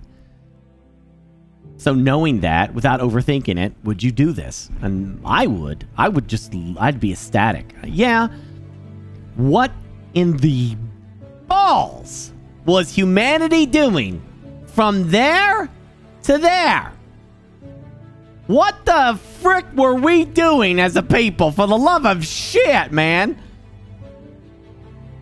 A whole lot of nothing. That is a huge swath of time right there with absolutely nothing is going on. Look at this. I mean, you're literally talking, you know, the rise of civilization. This is the beginning right here. 10,000 BC is when they first start building cities. And then all this. What the frick, man? Homo sapiens sapiens, the modern human, evolved at least 200,000 years ago. 50,000 years ago, the cognitive revolution expanded our minds and innovation. Back then, we shared Earth with at least 5 other human species that either died out or were killed by us. At least 2 million years ago, our ancestors already had control over fire and constructed tools from wood and stone. And 6 million years ago, the last common ancestors of chimpanzees and humans existed. So this graph is all of human history. Our close relative Homo erectus survived 10 times longer than we have existed. This tiny part is the human era. We have to zoom in a lot to even see your lifetime. Still, all of human history is not that long. 65 million years ago, the age of the dinosaurs ended in an enormous explosion. The dinosaurs ruled the Earth for over 165 million years. Ready for the next one? Would you go back to this time?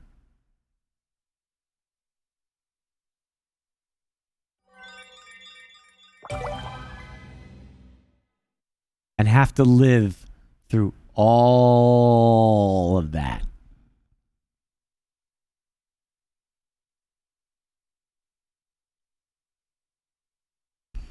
Can I be eaten? No, you won't die. You'll be fine. It's to say, for whatever reason, you always avoid getting eaten by the dinosaurs. You're always safe, okay? You never die. You will eventually get back to the point where you are sitting in this chair and watching BurkeBlack. You'll eventually get back to this exact moment. You just got to live 230 million years before it gets back to this point. You have to live it all the way.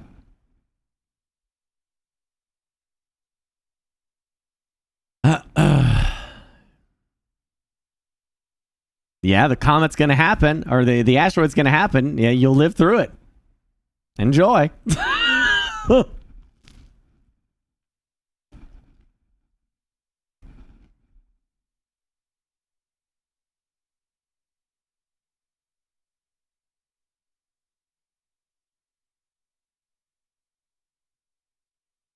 My philosophy. No way in hell I would do this. That's way too much. That's way too much. This is a whole lot of boring. Nobody to talk to, nobody to interact with. No. This is, I would be curious to know what the dinosaurs looked like. And I bet you if you went back 200,000 years ago, you would get a better idea of what they look like. But obviously you wouldn't know for sure. But it would be better than our knowledge today, I feel like. Because, I don't know. Maybe reasons. I don't know. If you had the knowledge, going into it. But anyway. I would do the 200,000 years. Because there'd be humans to interact with, Languages to develop, languages to understand. People to be with, family, have a family, be with people. But this, this is too much loneliness. This would be too stressful. Yeah. I know you wouldn't understand them, but they would be there. And you'd be able to interact with them. You would understand basic human needs, Three Kingdoms. You would understand they would have a desire for food, for water, for safety, for clothing, and these are things that that's a way to interact with them.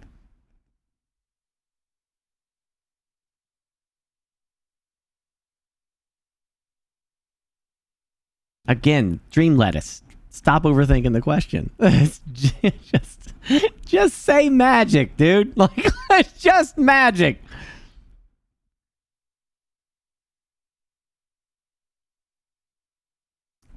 Do I think the human brain can remember 230 million years worth of stuff? Probably not. It can remember highlights of things. Like, you probably remember the first time you crossed the Golden Gate Bridge, for example. But you're probably not going to remember what essay you wrote in first grade about history or something. You know, you're not going to remember that, but you're going to remember the highlights. You probably remember the first time you saw a T-Rex and what it looked like, because it's going to be burned into your brain. But you're not going to remember all the other shit. You might remember that asteroid. Yeah.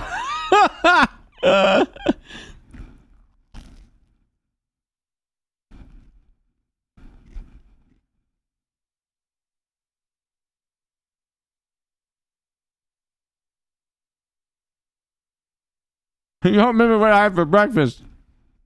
Yeah, but if Susie Q came up and punched you right in the face, I bet you would remember her. Huh? She come up and just socked you one. Bam! Gets ingrained in your mind. Because your breakfast ain't important. But Susie Q, though. You would remember your first T-Rex, man. I feel like you would. You'd be like, holy shit, that's a damn T-Rex.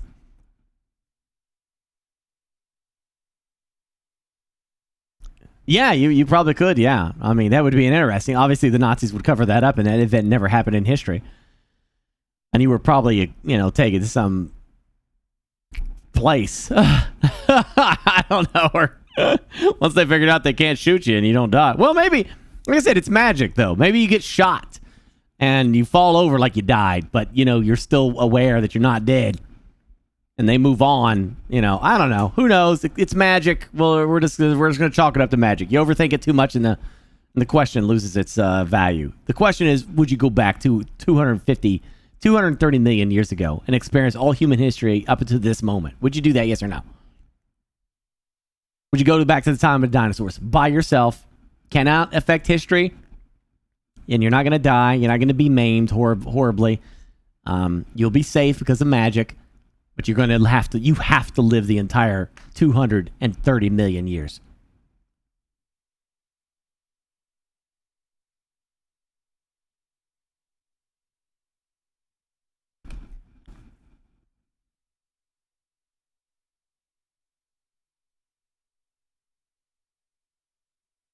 No wrong answer, chat. 27 times as long as all humans. That's so long that it means a T-Rex that lived 65 million years ago. Dinosaurs ended in an enormous explosion. The dinosaurs ruled the Earth for over 165 million years. 27 times as long as all humans. That's so long that it means a T-Rex that lived 65 million years ago is closer to us today than to a live Stegosaurus. Dinosaurs in the form of mighty chickens are still around today. Animal life on this planet started 600 million years ago. The earliest animals were fish and other small simple sea creatures, then came insects, then reptiles, and finally around 200 million years ago, mammals joined the party. Life itself began much further back. There is evidence that it appeared up to 4.1 billion years ago. For at least 3.5 billion years, life consisted only of single-celled organisms. 4.5 billion years ago, the Sun was born from a gigantic imploding gas cloud. 60 million years later, Earth formed. In those early years, frequent bombardment by comets and asteroids supplied the Earth with large oceans. But as far as the whole universe goes, our solar system is pretty new. 13.75 billion years ago, the universe was born, and about 500 million years later, our own galaxy formed from billions of stars. But what came before the Big Bang? The truth is, we don't know, and maybe we never will. That's actually not true at all, Vanetti. They can't prove a lot of this. You just haven't looked into it. And there you have it, the past.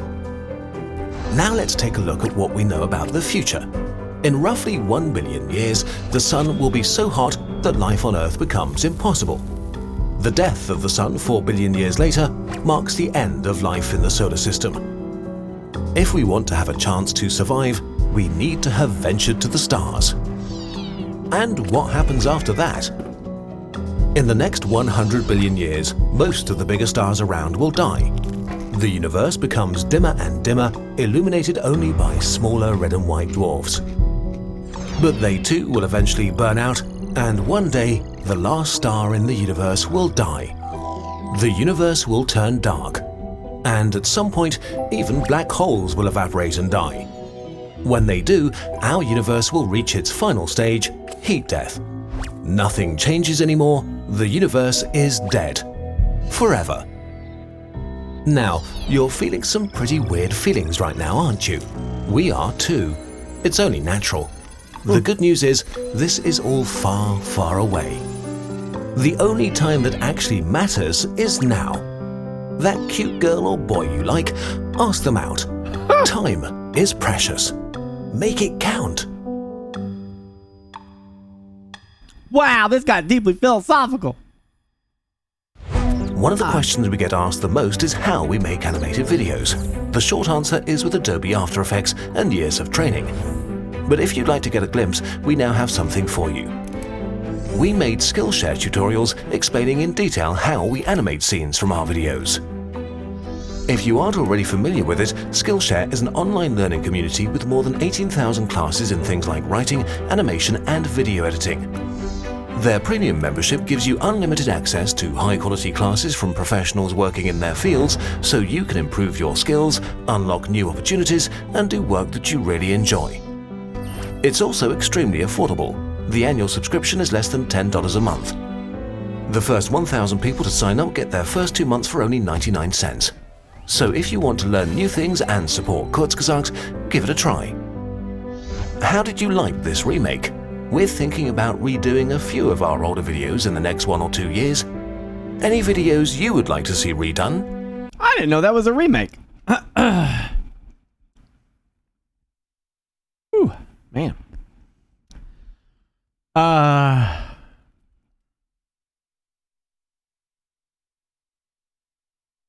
Well, science and information changes, sure, as they get new evidence for things. It's always a thing. But I love this kind of ancient history stuff, you know? Vacuum decay. Why are you obsessed with that?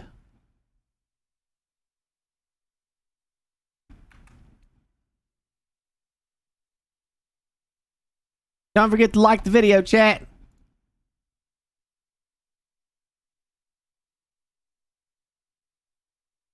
So no one knows what happened before the Big Bang? Look at you, man, asking the big questions.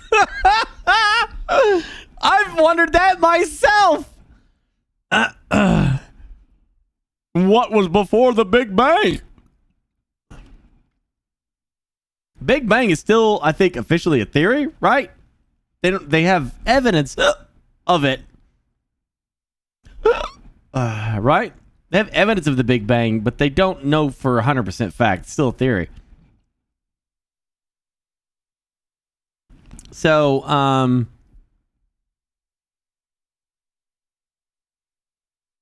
yeah, what was the universe like before, you know, that time? I know they can date the universe by a series of stuff that is way beyond me to explain. But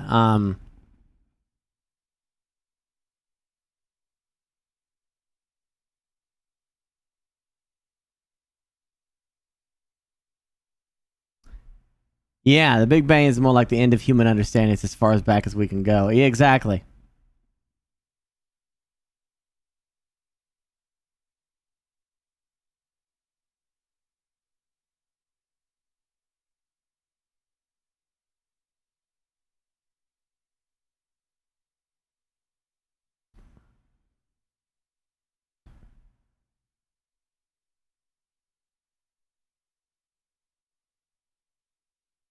Yeah, sure, hello. Puppet, yeah.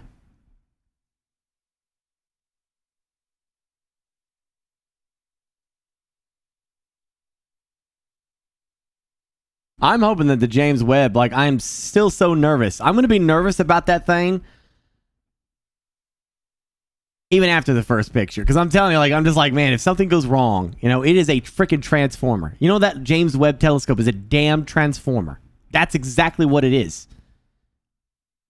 It is literally a box. It is a freaking rectangle that they sent out, and it's going to transform into this thing with a giant heat shield and then these freaking mirrors that they're going to pop out around it and this big antenna. It's got so many bits and bobs on it. No one needs to have something go wrong. And then we're out that, and then they ain't going to do that again for another 10, 20 freaking years. Yeah, you're not going to see that. I don't think you're going to see any hide nor hair of the James Webb until a year from now. You won't hear a damn thing about it. I'm being a pessimist because it's going to take 6 months for them to even get the thing rolling. And then the pictures that they first get, they probably are going to be a mess. You know, like why they're not going to be like, oh look, here's the James Webb and here's the shit picture we took. They're not going to do that. Come on, they're going to take some badass pictures and then you'll see it, and that's probably going to take another 6 months.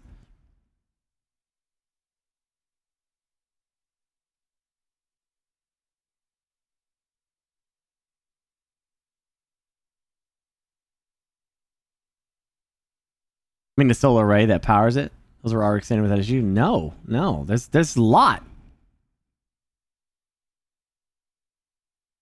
The solar array is just one aspect. There's a lot. Like, watch there's a, well, I guess I could watch it with you, couldn't I? There's a thing that shows like all the components that are being done.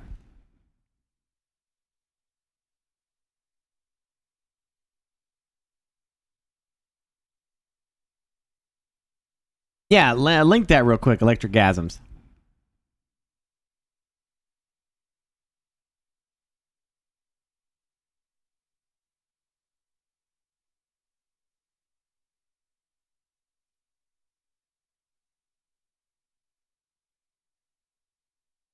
Alright.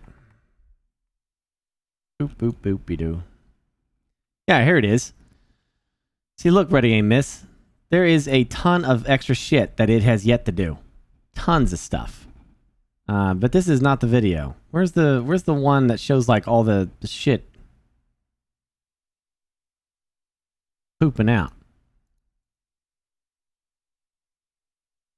The sun shield is coming up. Yeah, the sun shield. That is not what I'm talking about. This is a transformer.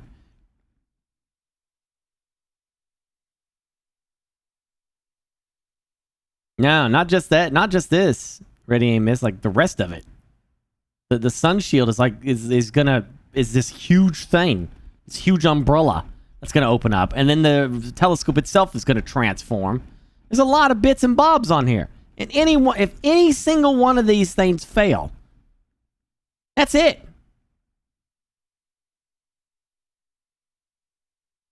Most of the time, these things get damaged in the flight. You know, something goes wrong, and it gets bent or something has an issue. Who the frick knows? And then it becomes a big, expensive piece of space trash, yeah. And then they won't launch anything like this again for another 20 years.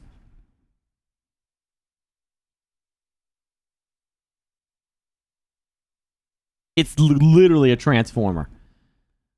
This is without this, when this was flat, it was literally just a rectangle in space, and it's going to turn into this big thing. Where is that other... There's a explore all deployments. There we go. Look at this. Where it began. Little thing right here. Okay. I launched it. Okay. They shot it out. Boop. There it is. It's just a rectangle. Then they got, boop. Look at that. We got this solar array. Boop. Look at this. We extended something else. You don't even know what it is. Boop. We extended something else. Ooh, boy. Oh, that little antenna thing. Look at that. Boop. Then we got another thing up here. We don't know what the frick we did, but we did something. We're burning. We're burning. That's what we're doing. Boop. There's our other thing. Here comes our shield. This is going to be such a scary moment. Oh, my gosh. This cannot fail. This literally cannot fail. None of it can fail, but gosh dang, if this fails, it's over. So that, boop, you know, now we got two of them. Look at me transform. Boop. Look at that. Woo, I'm extending my lasers. Boop. Now I'm doing this thing, whatever the frick my flaps are in space. Boop. Now I got this. I'm unrolling. I'm unrolling myself. Boop. Now I have half. Woohoo! Boop. Now it's all there, but we're not done yet.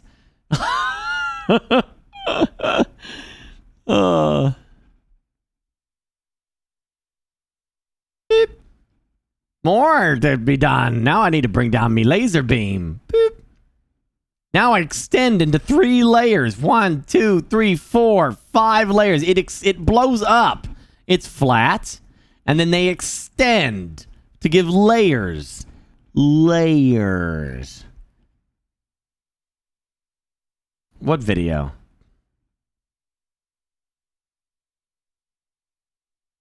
Oh.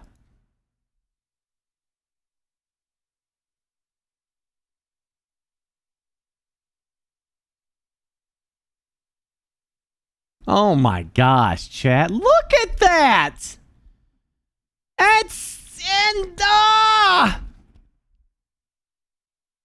It's giving me anxiety. Just seeing that.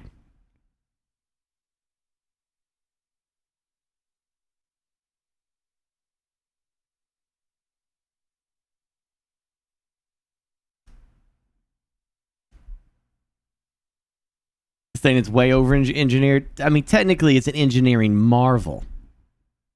It's a marvel of engineering. Because everything that you're seeing is required for this to work. They're not just adding layers of things just cuz. They're doing it because it's necessary.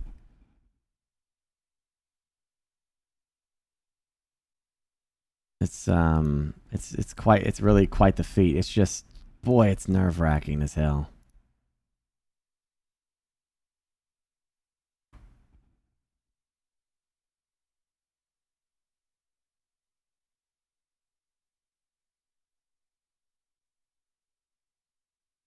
There's a full video?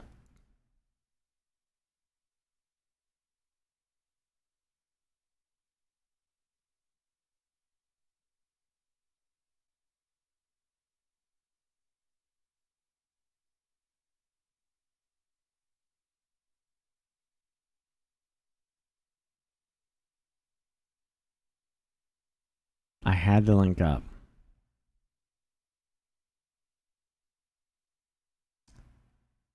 Oh.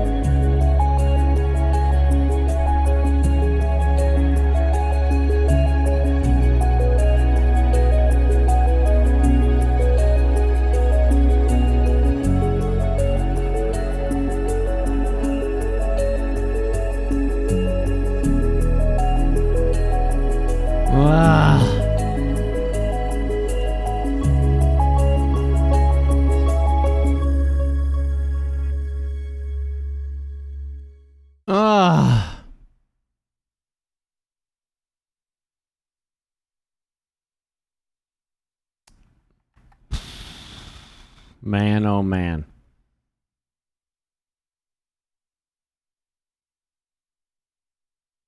That's intimidating as hell.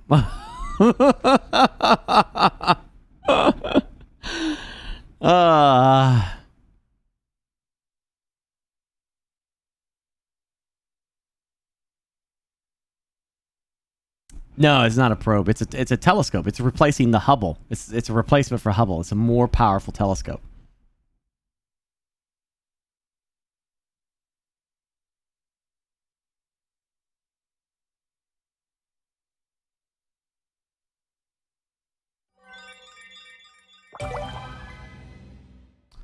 Yeah, 10 billion in 25 years.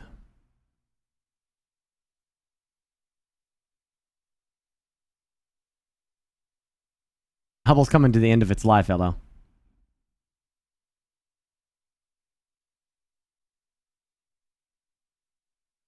Chad, it's basically replacing the Hubble. You can be as technical as you want about it. You can be nitpicking as much as you like. You can you can Burke nerd all you want. But it's basically replacing the damn Hubble telescope. The Hubble's gonna die. Not gonna last much longer.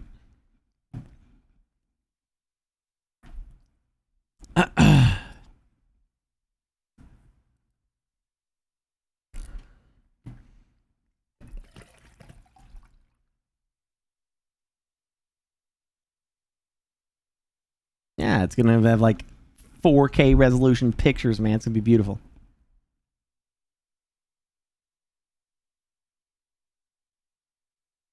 Yeah.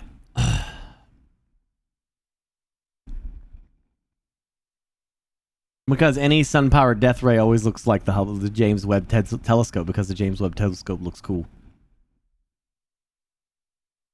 I just want to hope that we get some like really cool bits of information, man. Like I really want to see it. And I just don't think we're gonna see anything for a year, which I'm fine with. I just, I'm anxiety for this month because I want them to get completely unfoiled, to get to the L2, and then say, "Hey, everything's working. There's no problems here." That's what I'm hoping.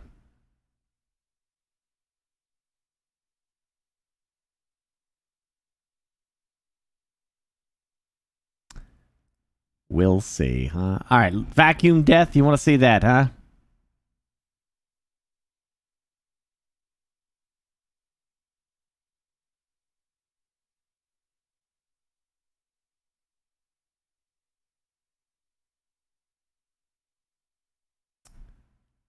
A universe and space stuff.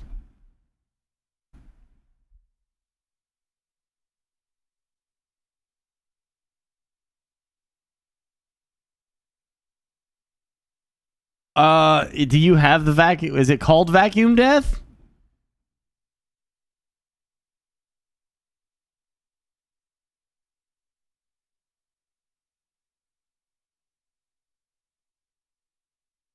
Vacuum decay.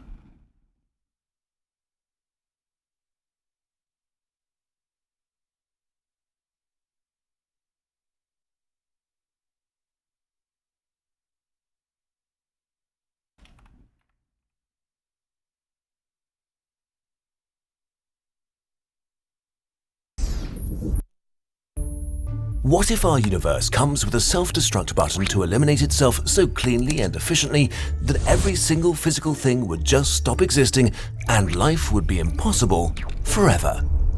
The ultimate ecological catastrophe. Vacuum decay.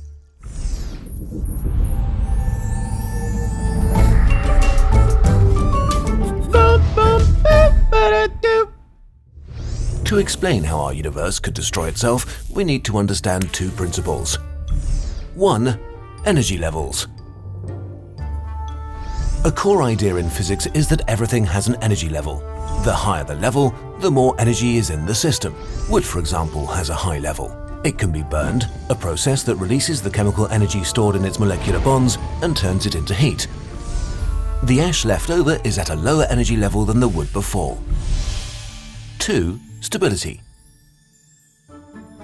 Everything in our universe tries to move towards its ground state, in which it's completely stable and has as little energy as possible. For example, a ball on a hill is unstable and has a lot of potential energy. When disturbed, it will roll down into the valley and lose its potential energy in the process. The ball is now in its ground state and stable. It will remain like that. Everything in our universe follows these two principles.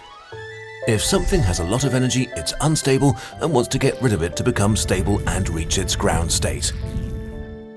This is true for every system, even in the weird world of quantum mechanics. If our current understanding of physics is correct, then the universe gets its properties from quantum fields. We explained them in detail in another video. For this video, imagine them... You'll get that a lot. There's a lot of things that, there's like one video touches on this, and then there's another video that touches on the aspects of that. And it just, it's like a freaking tree branch going all over the place. As the rules of the universe, they tell particles how to behave and interact. Like everything in the universe, they want to be in the lowest energy level possible, which is called a vacuum state. This has nothing to do with vacuum in space. It's just called this way because scientists are bad at naming things. We think all the fields reached their vacuum state, except maybe one. It's possible that the Higgs field is not stable, but metastable, which is a fancy way of saying that it pretends to be stable, but really is not. It would be a false vacuum. The Higgs field is responsible for giving particles their mass, which rules how almost everything in the universe interacts. What would happen if the Higgs field is in a false vacuum? Think of our ball in the valley. The ball is the Higgs field. The valley might not be the lowest energy state for the Higgs field. There might be an even deeper valley that it wants to get to. This would mean that the Higgs field has a lot of potential energy waiting to be released. The Higgs field could be like a piece of wood, but drenched in gasoline, waiting to set the universe on fire. A random spark, like quantum tunneling, could release the potential energy of the Higgs field. This could happen at any time and without warning. If at any point in space this so-called vacuum decay starts, there is no turning back. As the Higgs field crashes into the lower energy state, it releases a massive amount of potential energy. This energy pushes the space around it over the barrier, which releases more potential energy. A sphere of the new stable Higgs field or true vacuum grows at the speed of light in all directions. Imagine it like setting a sea of gasoline the size of the universe on fire.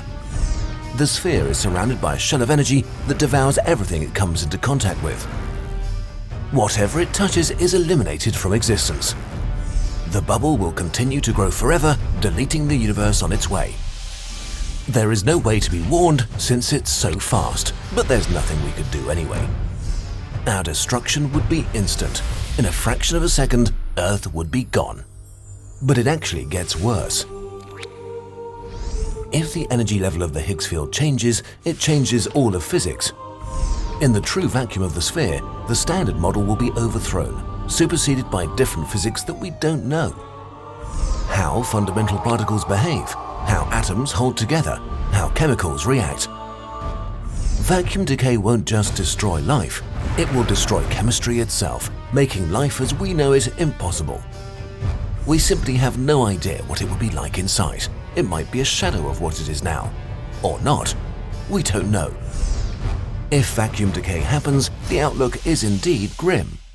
If you feel slightly worried now, don't be. At this point, false vacuum is speculation based on our current understanding of particle physics, which might be wrong. It's kind of like using a ruler to measure a continent. Sure, you can do it, but you might be off by quite a bit at the end. Right now, no one can say if vacuum decay is a thing that's real or just a scary idea. But even if one or multiple spheres of death have already started expanding, the universe is so big that they might not reach us for billions of years. If they're far enough away, they might not ever be able to reach us because of the expansion of the universe. The speed of light is not that fast on the scale of the universe. So while vacuum decay is fascinatingly scary, right now there are other things we should be more afraid of. In contrast to vacuum decay, we have the power to prepare for most of them. Videos like this one take hundreds of hours to make, so support us on Patreon if you like to... That's the first time I've heard of that. That's a new one for me. That's the first time I've seen that video. Don't forget to like the video, and you can leave them a comment. Wow. I'm going to say, wow. That's it. That's all I'm saying. Wow.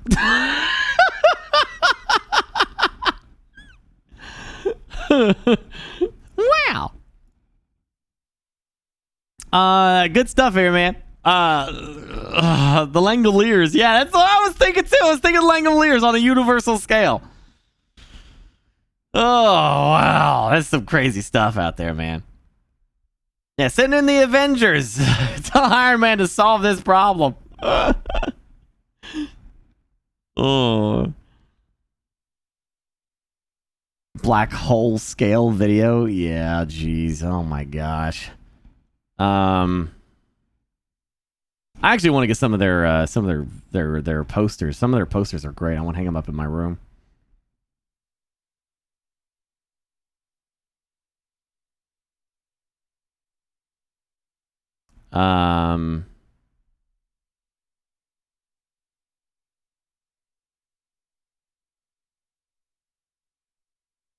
I guess I watched Alien Horror with you guys. Oh yeah, Dark Force. Yeah, we just did that.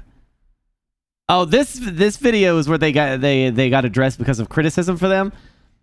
Basically, the criticism for this channel is that they oversimplify certain really complex things, and some people don't like that. They don't think they should oversimplify anything. And I tell those people to shut up, because nobody wants to hear your bullshit of going on and on about every specific thing, okay? I'm not that smart. I can't absorb all that information. I need pictures, I need pop-up books, and I need a simple explanation of something. If it interests me further, I will then go and look up more information about it.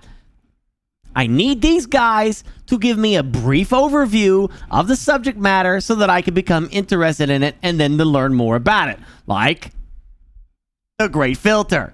I've done a lot of my own research into the Great Filter, and I think these guys do a great service in getting you the general idea of something so that you can then go on and look. This is why I'm a big positive person for, like, you know, Battlefield 1 came out and people were like, They shouldn't do that because it's a war that actually happened. There should be no video games about that. It's terrible. shut up.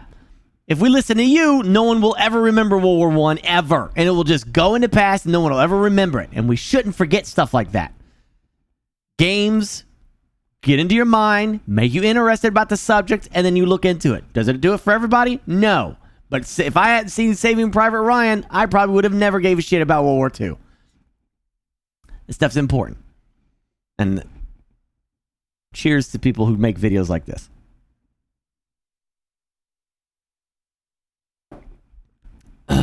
Yeah. Exactly. Lots of, I mean, that's why we like Wikipedia so much. You know, Wikipedia, which I wish they would just put some ads on the damn site. I mean, for crying out loud. Don't you guys get those messages where they're like, holy shit, it's doom. The world is coming to an end. We need $1.25, you know, blah, blah, blah. I donate to them all the time. But gosh damn, dude, just nobody's going to give a shit if you put an ad on the damn side. Who cares? Put the stupid ad on the side for Samsung or frickin' something. I don't give a crap. Put it on the side, make you some damn money, and keep doing Wikipedia like normal. Jeez, it's not that big a deal. Wikipedia's trash. They can't be trusted. That's not true. Not true at all. There's been people that manipulate Wikipedia, but then other people come in and fix it right up. It's a wealth of information. Tons of stuff. It's a general summary of information at any point in time that you want it. Yeah, it's like an internet library. You can look up anything that you want on there.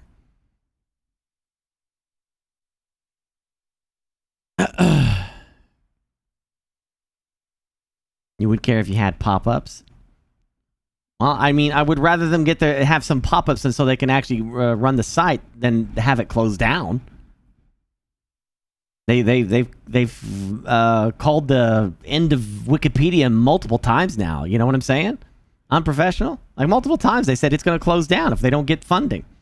I'm like, at this point, dude, like, what would it hurt? It'd just be a small little ad. They do that. People do that. I'm not telling them to be intrusive where it just like pop up in your face like that. I'm saying like something on the side of the website. You got plenty of space on that one side. You can put a couple ads there. Do it like Instagram does, you know?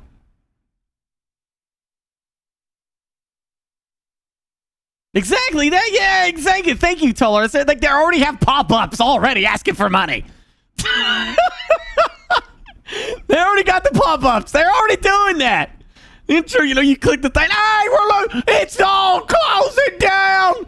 If somebody just gave us $1, like it's all. They're already doing it. You know how many people would clamor to it? I mean, I understand what you're worried about. You're thinking corporate people getting in charge of Wikipedia. Well, that's just life, dude. Like, if they decide to succumb to that and just, it's either going to, what would happen if they are literally going to shut down Wikipedia and close it forever? Or would they allow advertisers to advertise on there? Like, they could control what happens on that site. There's plenty of advertisers that I've done that don't control me. I could do and say whatever the frick I want. I don't sign those kind of deals. I've had people come up to me and say, well, make sure when you do this sponsor stream, you can't say this, you can't say that. And I'm like, okay, wait a second. Some of this stuff, this ain't working out. You can absolutely control what you want to say and do on your sponsors and stuff like that. So, if they lose one, Wikipedia would have tons of people wanting to put ads on Wikipedia. They'd have tons. They'd have the pick of the litter to do whatever and whoever they want. I'm saying it wouldn't be the end of the world. They could put a Pepsi ad on the side. And if you want to click on it, great. If you don't, who cares?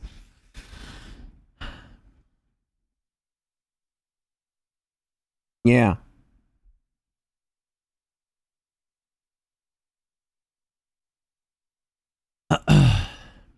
Yeah, Thod.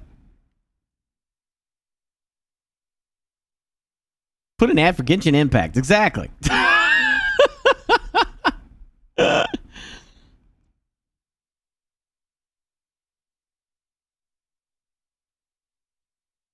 Oh, well, I mean, if you're using Wikipedia for your university exam, you deserve to fail. That's not how you do it.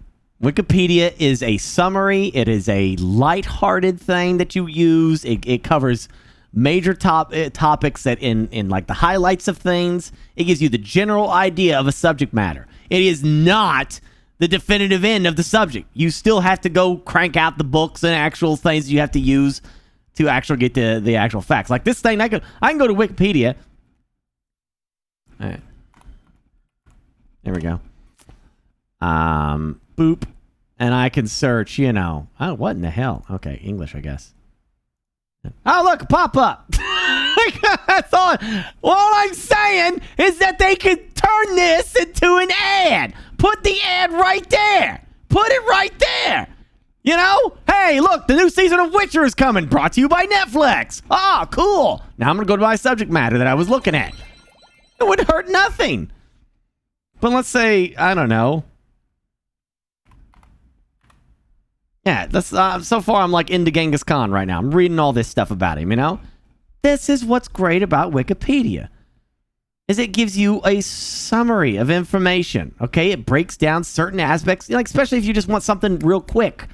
What was his real name? Well, there it is, Temujin, or what was his early rise to power? This is all stuff that they know. Users submit the information, and there's like lots of wiki police out there who are always like, did somebody change this? It's all documented too about what changes are done too. So, no, I disagree. I think Wikipedia is a beautiful source of information. Now, if you become someone who's like really interested in Genghis Khan at this point, well, then you go into other sources of information for Genghis Khan. You go find some books. You get some audio stuff like hardcore history. And then you go down from that. You just use this as just the summary tool, very much like these guys. The exact same thing. It's just to get you started, not the end-all be-all. I think some of you overreact to that stuff.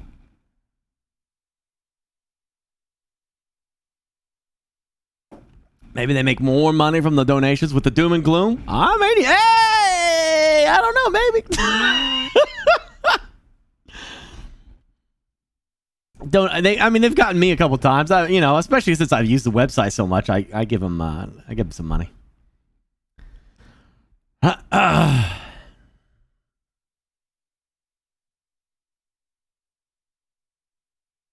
Well, that's their freaking problem, Birch. But I don't feel like Wikipedia should be punished because of stupid people's ignorance.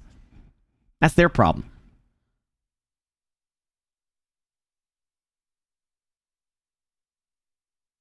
Oh, yeah. It looks so nice without ads, though. Yeah, I mean, it looks nice. I mean, what would you rather have? No Wikipedia or Wikipedia with a Coke ad? I'm gonna stand by my morals and say no! They should close the website down if they have to put a Coke ad. To hell with humanity's easy access to information. I don't like it.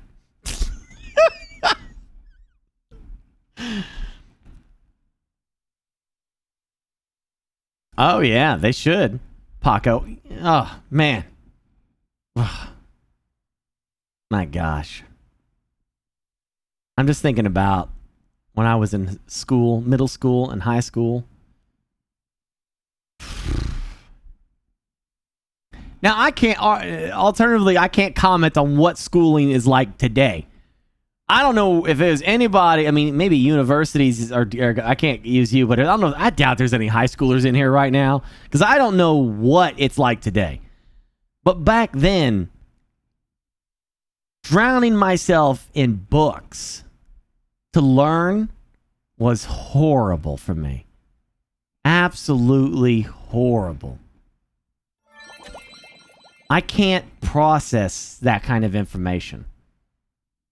Today, you have YouTube videos.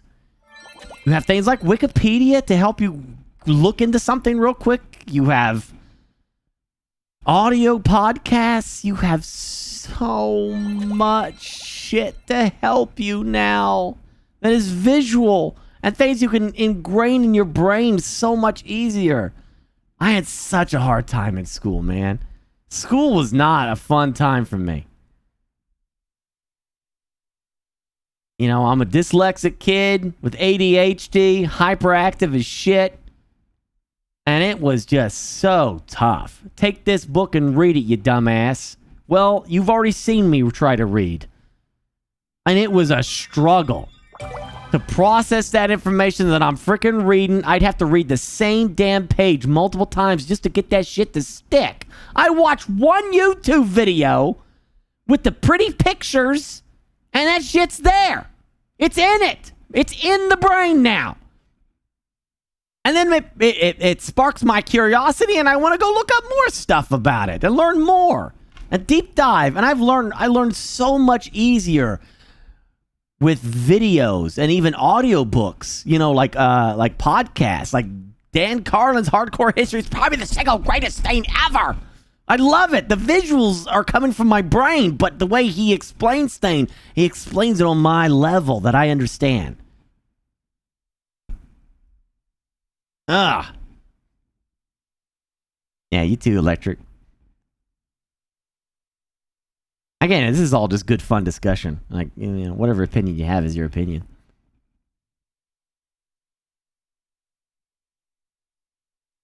Yeah, literal audiobooks. Yeah. So I don't know what struggles a high schooler has today, because I didn't it's a completely different world.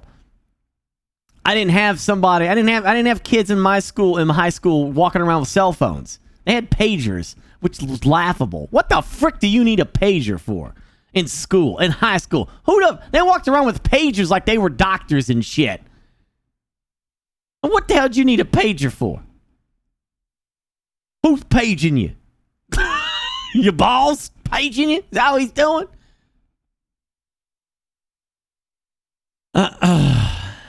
To look cool, pretty much. I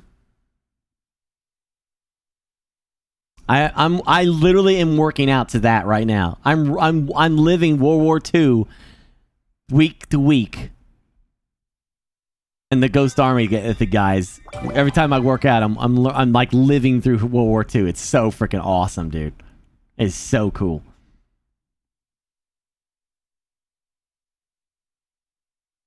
Right, so I left high school. There was no cell phones like that. You had flip phones, but they wouldn't allow flip phones. They wouldn't let you call. Now, I don't know. I don't know what high schoolers... I would be very curious to know. Like, what are the issues of high school today? You know, like what? In my mind, I got to think you got to be smarter, right? You got to be smarter than me in my time because I couldn't look up none of this stuff. You have so much information to get your shit straight. What do you got?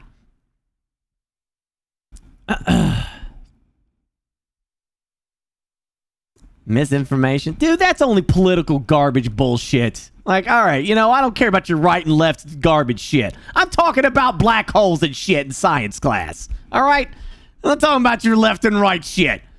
No, it's not. So it's misinformation about black holes. They got an organization. There's Illuminati out there trying to shake up the world with black hole and misinformation. They're wasting their time with that. Wait a second. Is there really white blood cells in our body? Do they actually exist? Facebook says no. Come on. You know, your misinformation crap is all political shit. Calm down. Have you ever watched me before? Hold on, let me click your name. Wait, you've been following me since 2010. What the frick? You know how I am. What are you telling me to calm down? This is me. This is what I do. You've been here long enough. You don't get no special treatment, Blaze.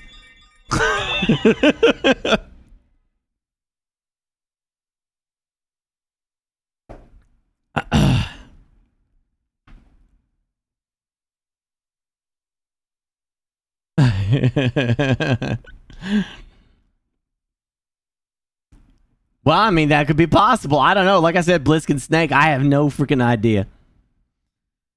It's high school today is completely different from what I know. I'm just saying, like, it's just neat that they, you know, like, if you get an assignment for, like, let me put it this way. When I got assignments in high school, it was like to do a book writing on the writings of, what's that dude's name? Oh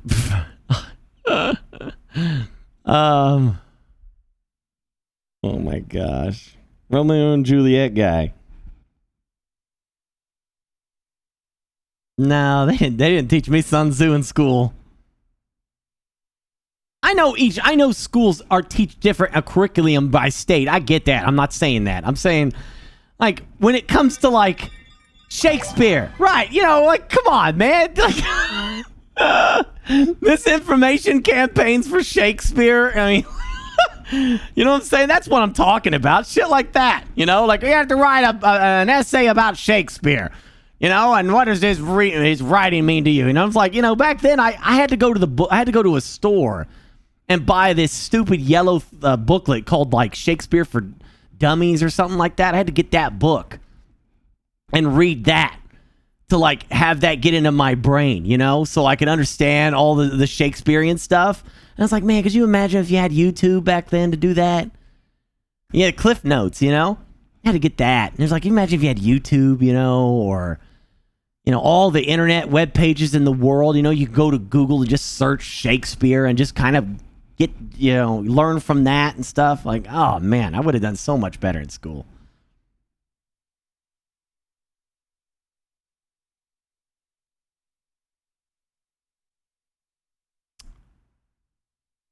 You had a teacher tell you there were no rivers in a city, and he immediately said that's not true, and she fought me on it, and I'm right, by the way. Well, don't get me started with... okay, so, number one, I understand that teachers do not have an easy job. First of all, I'll say that.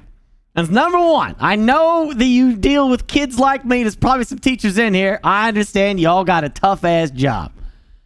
But teachers... You know there's some people that are teaching that should not be teaching.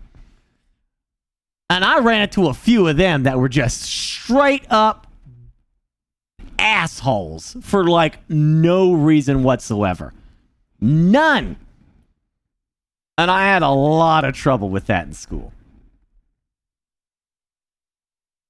Just really bad teachers that just, you know, everyone's just terrified to fire somebody, you know. Power hungry, man, yeah. I had a lot of good teachers too, you know. I literally had to bribe one teacher just to like me. I'm not lying. We bought her, she hated me. Hated me. And this was somebody that I needed to not hate me. I needed this teacher to like just let me do what I do, you know, like this, you know, I know I'm messed up with my brain not functioning right. And I bribed her because when Christmas came around, we bought her an ice cream maker. Expensive. It was like $200. And this wasn't my idea, it was my dad's. I just went along with it. I thought it was a great idea. We wrapped it. We gave it to her. I was the only student to give her a Christmas gift. She never bothered me again. And she gave me extra attention when I had trouble. That shit works! Bribes work!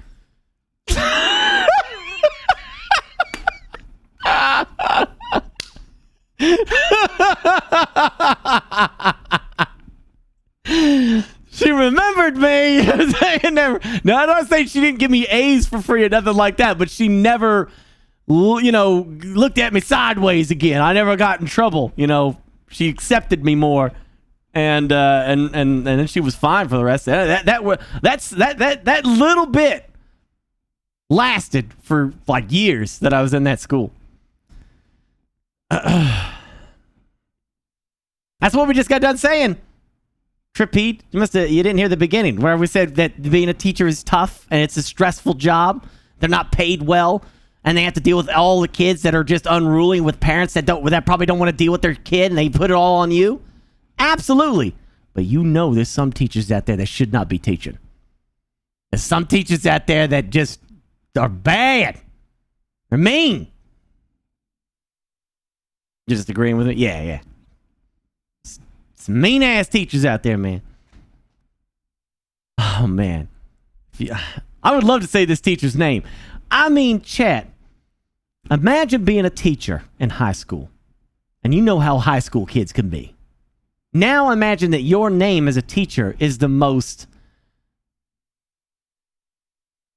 sexually explicit kind of name. Like, you know what I mean? Like something that kid, yeah. Like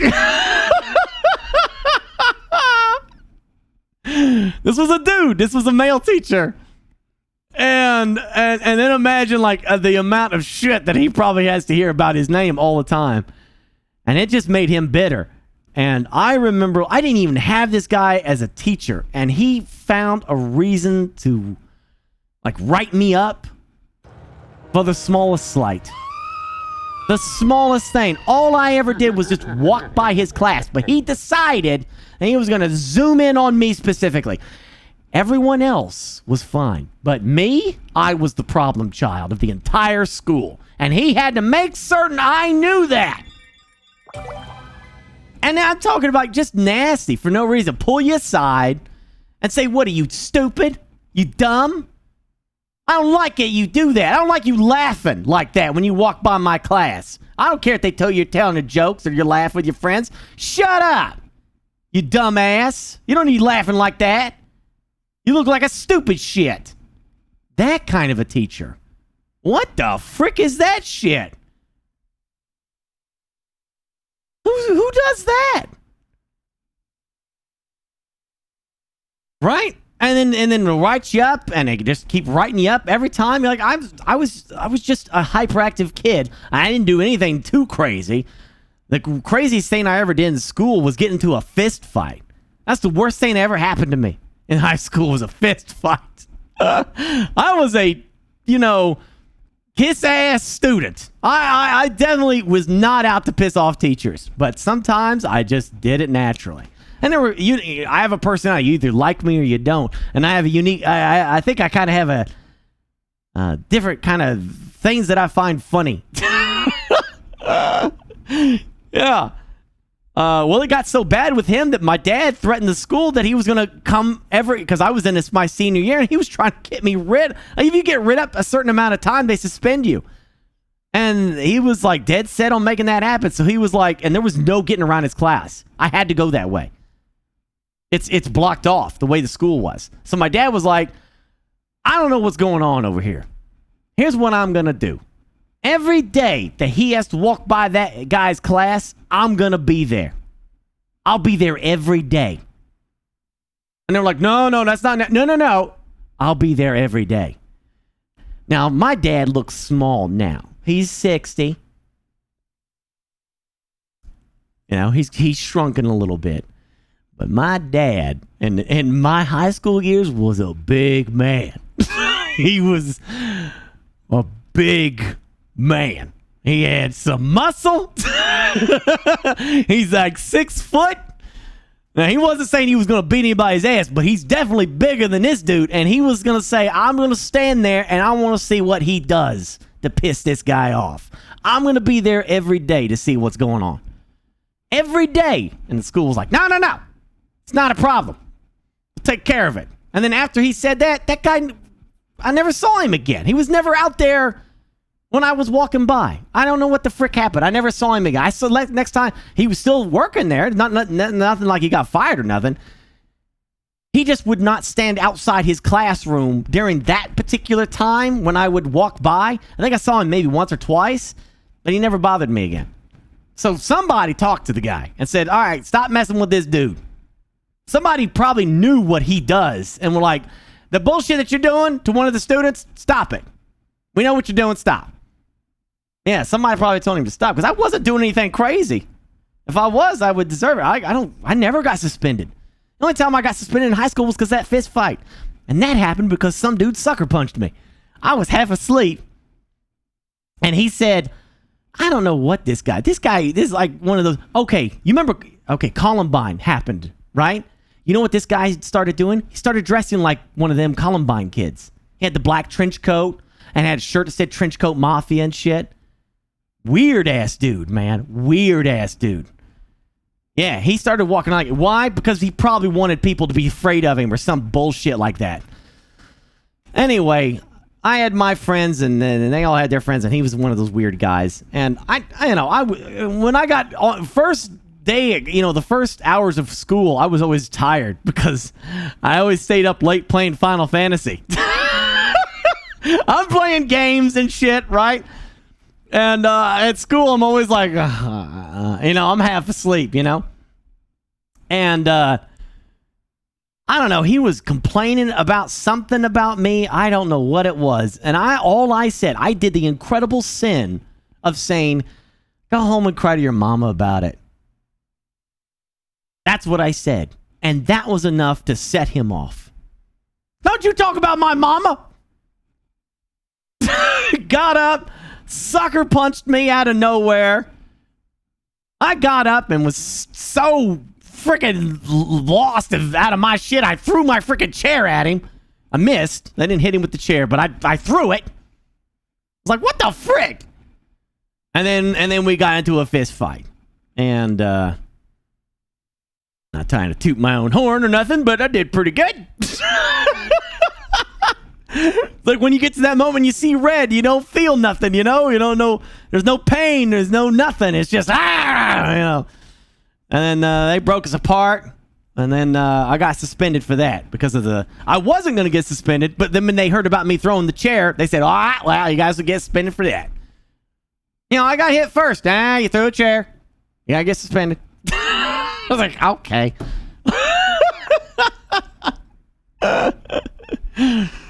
Oh, yeah. I don't know. I maybe the guy must have had like some serious personal issues at home or something to be that worked up about a comment like that. Go home and cry to your mama. It was such an innocent thing. It's not like I said, yeah, your mama's a stupid, ugly ass person.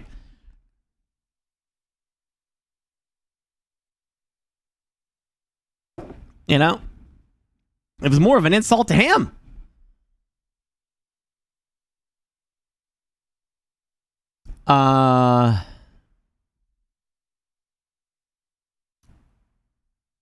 No, I wasn't even paying attention to him. I just heard him like yabber in his mouth about me, about something. I wasn't paying attention.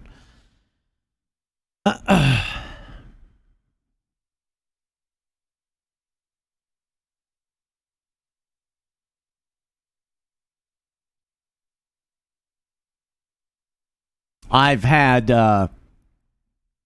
had a guy take my head and smack it into a locker. I had a gang member decide that he wanted to do something to me. And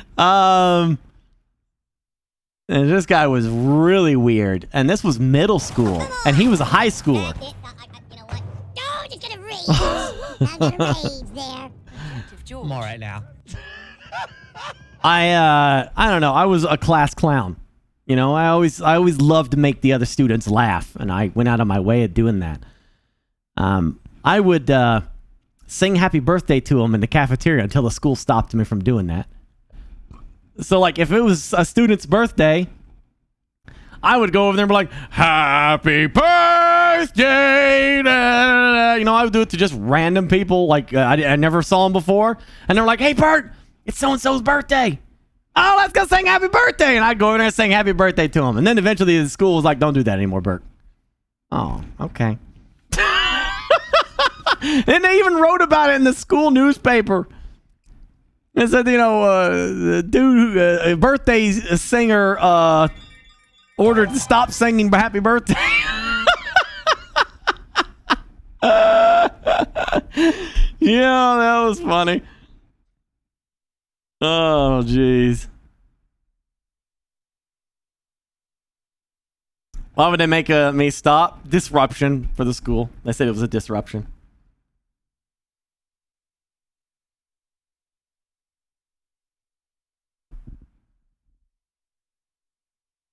Oh, yeah, just scan the code. It'll pop up there if you scan it. We're at 46 or 47. I ain't even done the sponsored bit yet.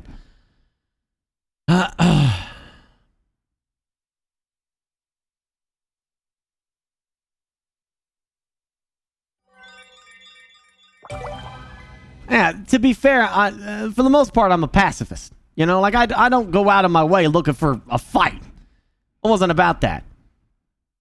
You know, I wasn't looking to, like, get into fist fights and shit like that or prove my manliness. You know, I wasn't into any of that. I just wanted to play my video games and be left alone. Some people wouldn't leave you alone.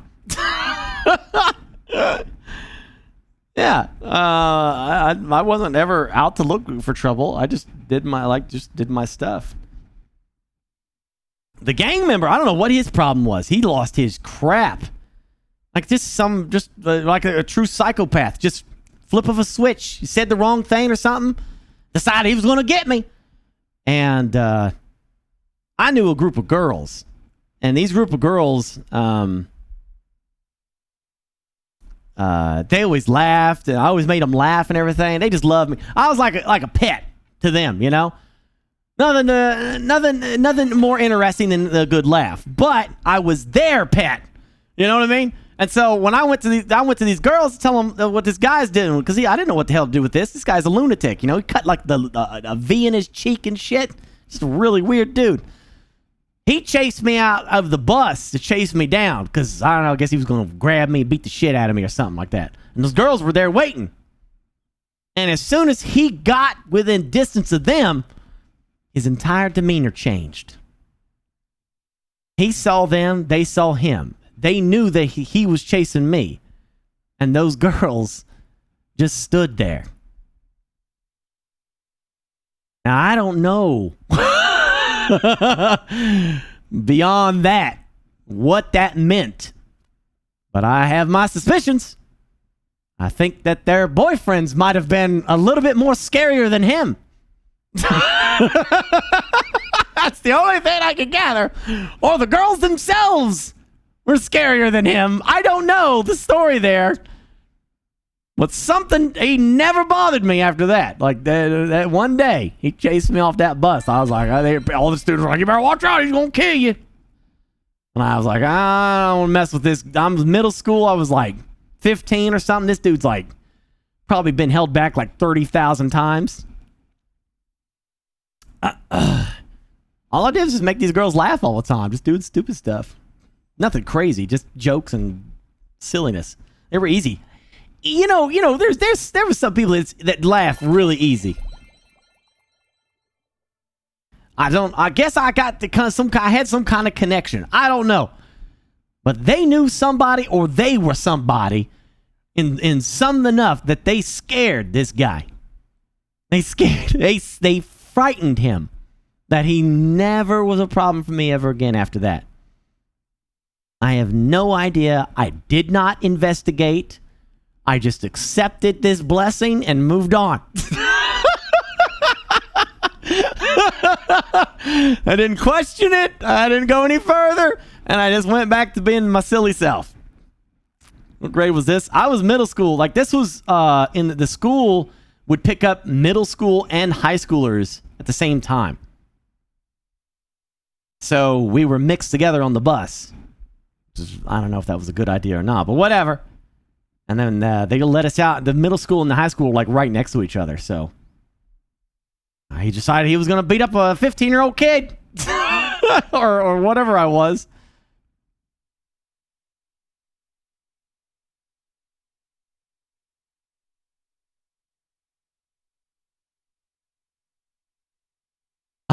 Yeah. Do you imagine if I ran into some of them today? I don't know what they'd say. Oh, I do. I know what they would say. Well, that makes a lot of sense. What did Burke become? A streamer who plays video games for a living? That makes a lot of sense. That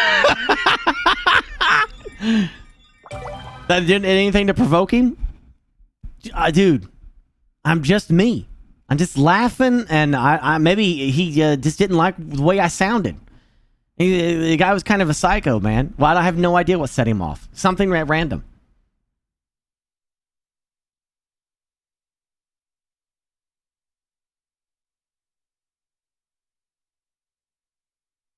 There was a kid who I knew who died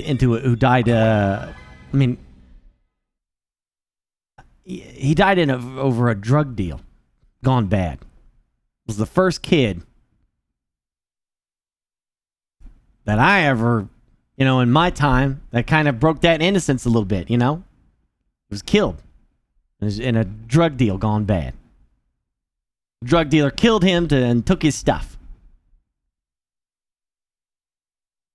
So there was that. And then another person I knew died in a car accident.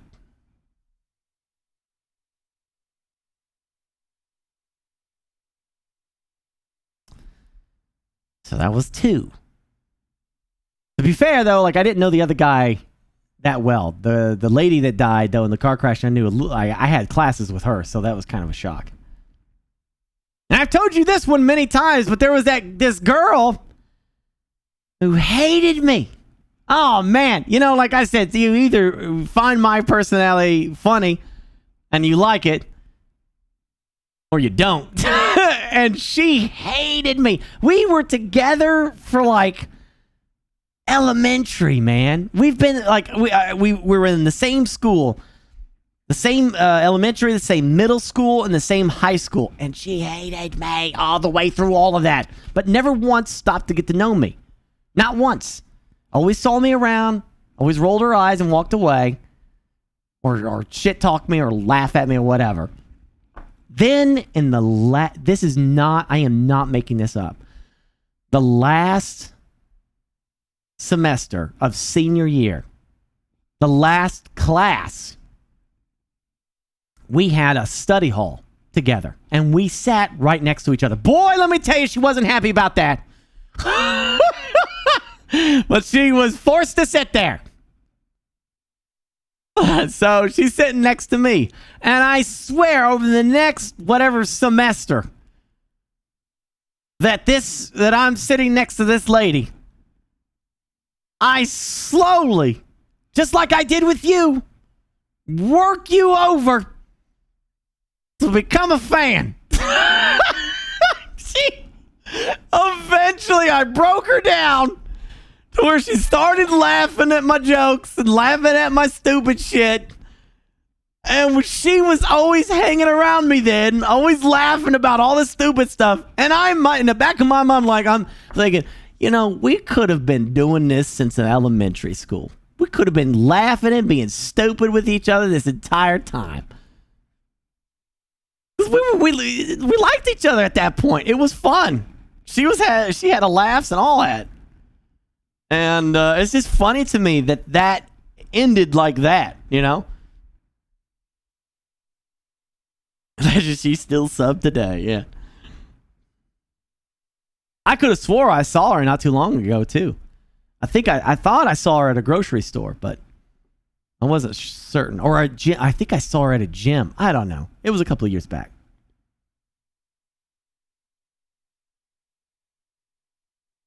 I'm going to lose all my weight, and then I'll do the high school reunion. Yeah.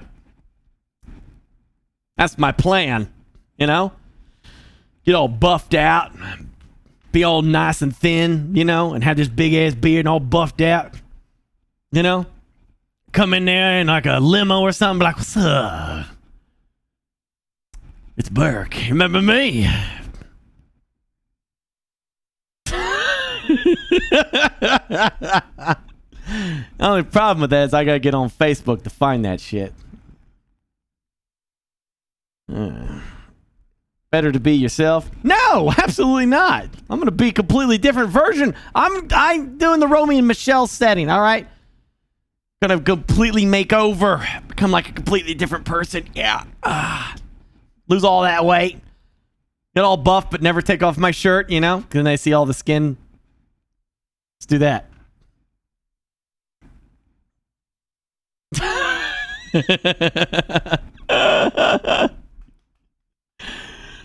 Oh, you want me to stream my high school reunion? Oh my gosh, wouldn't that would be a riot. They probably never would let me do it.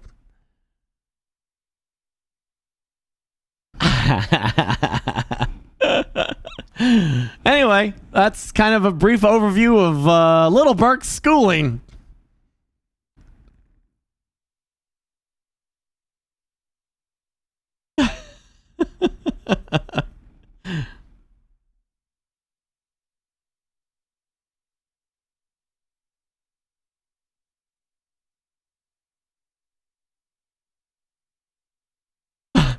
What do you do for a living? I live stream to an audience. Sometimes I do it with a couple guys.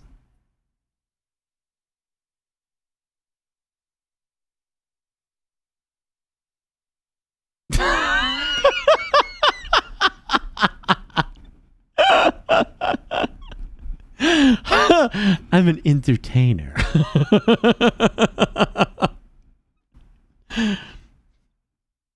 Perfect innocent mind there. Only you dirty-minded people out there would see anything greater than that. Your minds are tainted. You've been tainted. You've been tainted.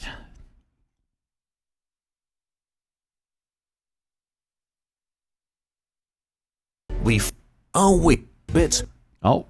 The army. Ay. My, do.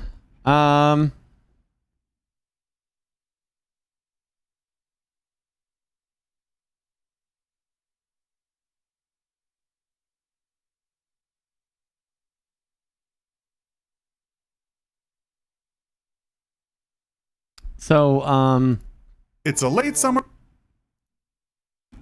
how would you guys handle this? Whoopsie daisy.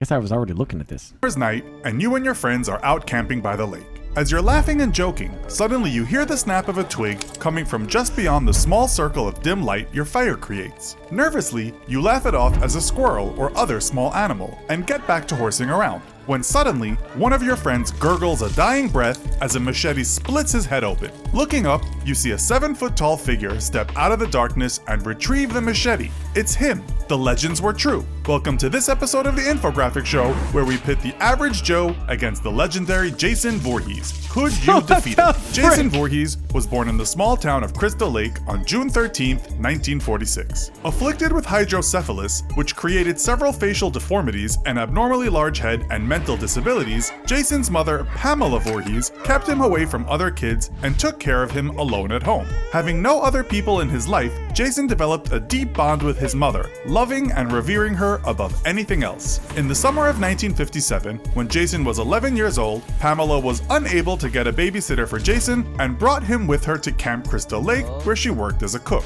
Hanging around his mother instead of the other kids, he was inevitably ostracized by the other children and eventually bullied for his disabilities. One day, as he was being bullied, Jason fled from the kids, who chased him to the end of a dock. Throwing him into the water as a joke, the kids watched helplessly as Jason began to drown, while the camp counselors who were supposed to be supervising the children were having sex in the woods. Jason's body was never found, but the camp was closed as a result. Opening the next year, Jason's mother Pamela, mad with grief, murdered the counselors she blamed for Jason's drowning. Unbeknownst to Pamela, Jason had somehow survived his drowning and built a crude shelter for himself where he stayed for years alone. Jason would ultimately rediscover his mother 20 years later, but only moments before she was decapitated by a new camper acting in self-defense. Taking his mother's sweater, pants, severed head, and the machete that killed her, Jason built a shrine to his mother and began his murderous rampage. So let's say you're foolish enough to go camping in the area around Camp Crystal Lake. What can you expect to go up against? Well, first of all, be warned, because Jason and his mother both blamed his near drowning on teenage promiscuity. Any drinking or sexual acts are surefire ways to be marked for death by a vengeful Jason. Don't so keep it in fornicate. your pants and you might survive. But let's say you manage to stumble across Jason anyways. What should you be prepared for? First of all, you should be aware of Jason's superior strength. Already a hulking and imposing figure, Jason stands at nearly 7 feet tall and easily weighs over 200 pounds. But his strength is far beyond that of a normal human being, able to bend even metal pipes. Jason is also incredibly durable. Though not impervious to damage, he has shown great resiliency, even taking a machete to the head and surviving. After his accidental resurrection via lightning bolt, though his resilience reached supernatural levels, with Jason apparently being completely impervious to any fatal damage. That's not to say that Jason can't be hurt, it's simply that killing him can be nearly impossible. The last thing to be aware of is Jason's incredible speed and stealth, seemingly able to cover vast distances in surprisingly little time. This is why he's got that teleporting ability in the Friday the 13th video game. This is that right there. You're running from him and he's like a mile behind. You trip on a branch and then he's right on top of you. What the frick, bro? Some theorize that Jason simply has the ability to teleport to shadowed, hidden areas near his prey, as when observed physically walking, he is typically no faster than the average person, and yet routinely surprises and ambushes fleeing prey.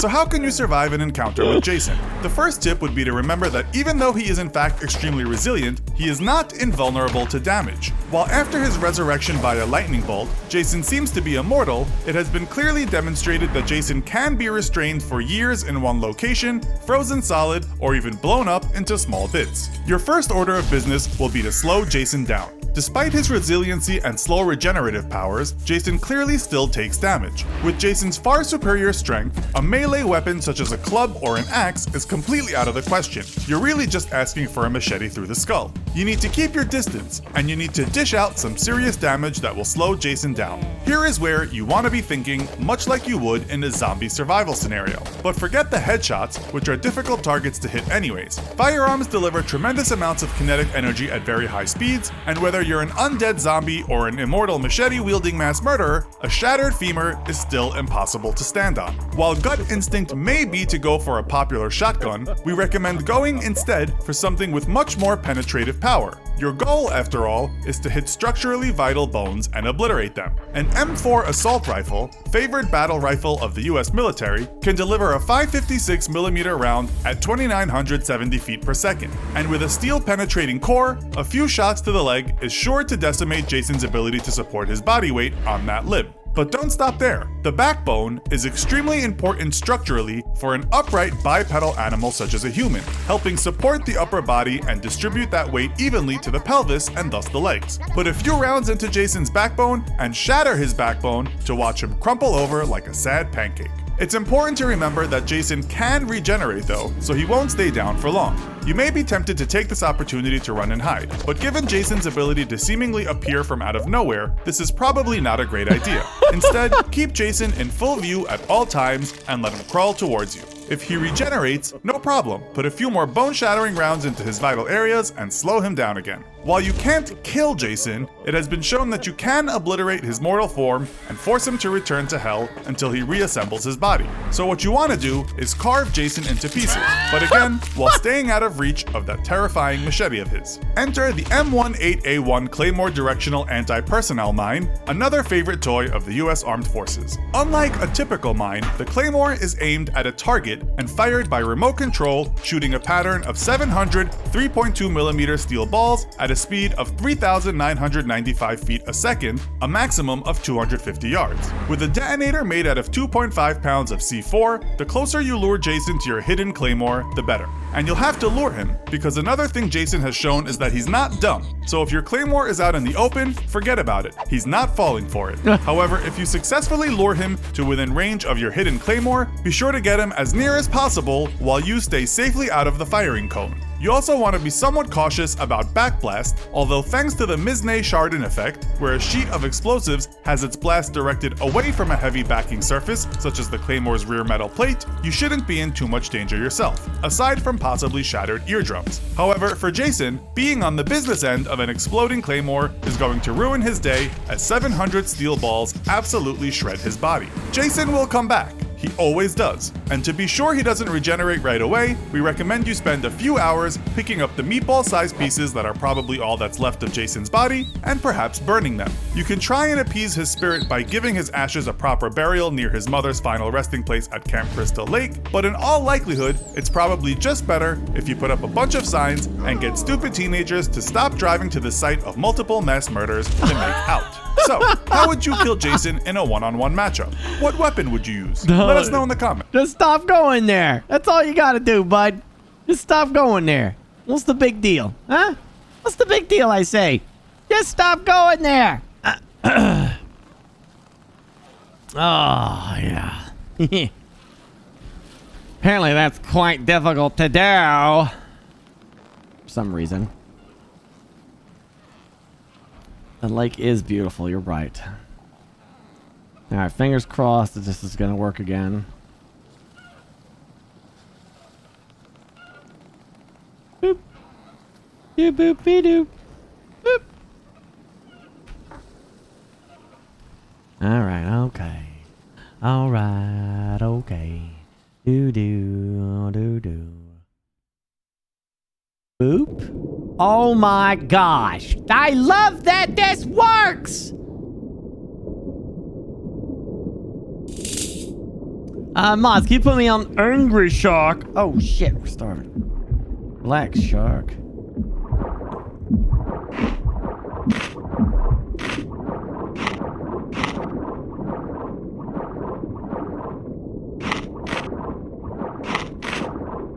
Alright, pause. Okay. Oh, I completely agree. Do do do do. Bo bo bo bo boo. Bow bow wow now. Do do do do do. I might be able to set it up. Hold on. All right. Hungry Shark Evolution.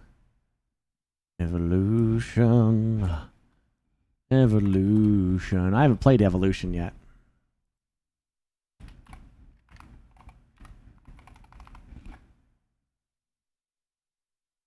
Oop. All right. Baby Shark, don't play that song. You want to get banned? That's how you get banned. All right, hold on. I'm gonna... Bam! I'm gonna go grab me another little drink. And then we'll get started with some baby shark. I mean, shark stuff going.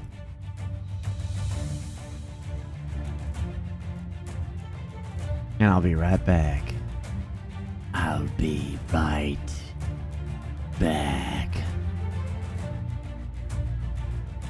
Right back.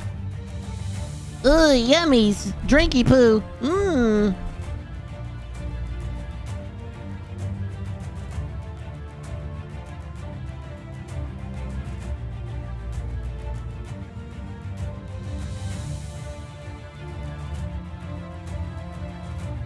All right, let's concentrate. It's pooping time. Yeah.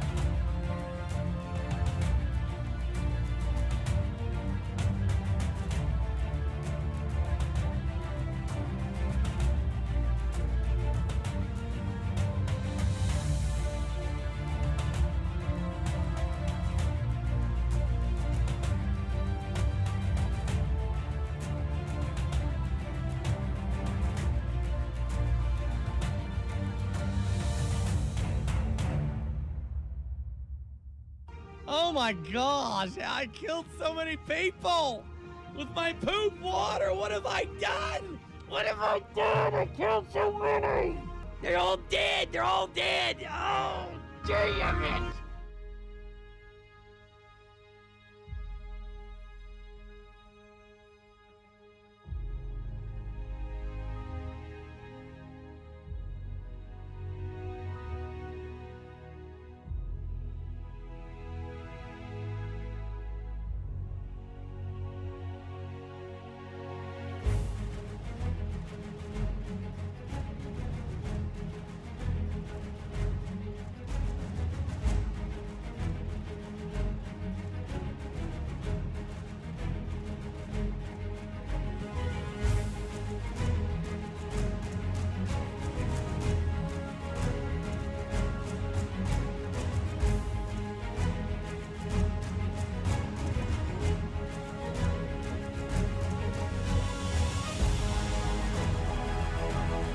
Woo! Whoops.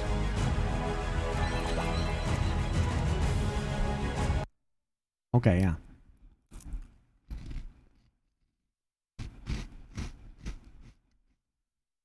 Yeah.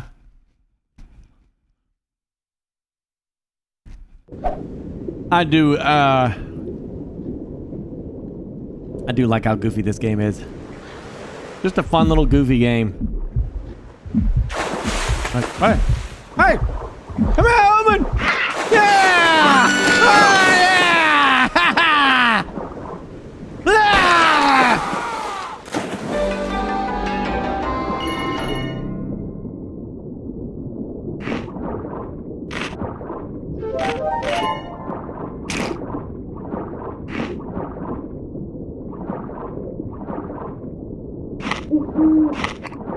Ow, puffer.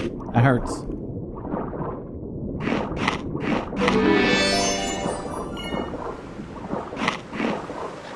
Where are you going? Oh.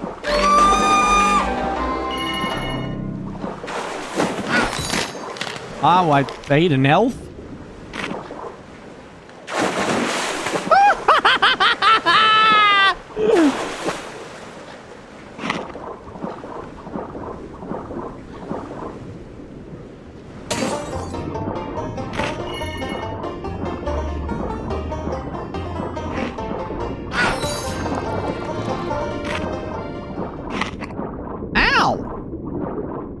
I gotta get bigger.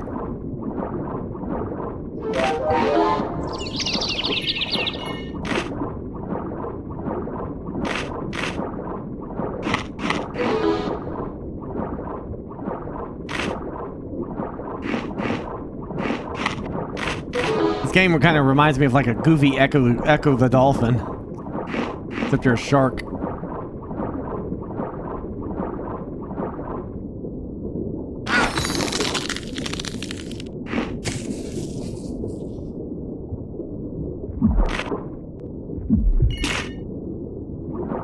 How am I starving?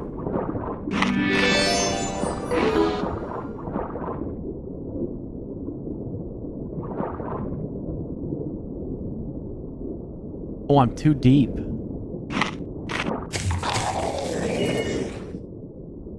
Crap.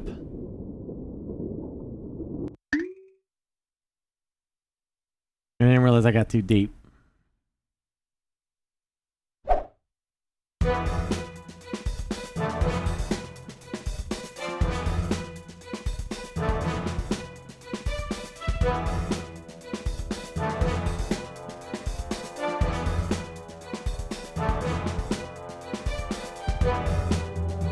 Big Daddy. Mr. Snappy.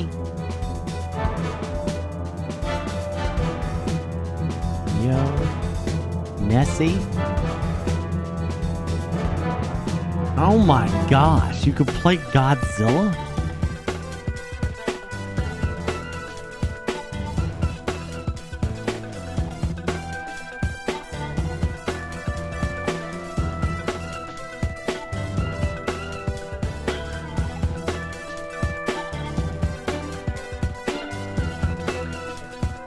Damn Kraken. Please excuse me, I'm gonna buy this.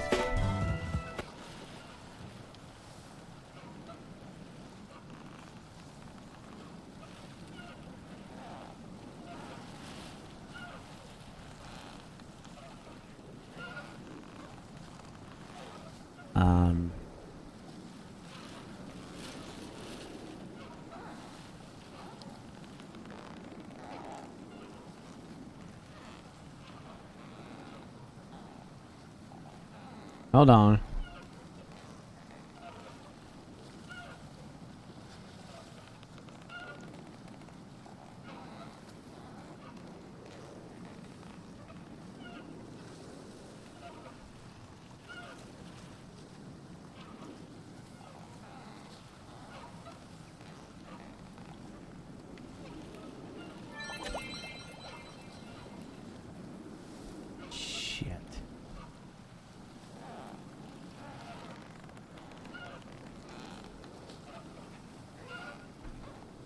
I forgot my password!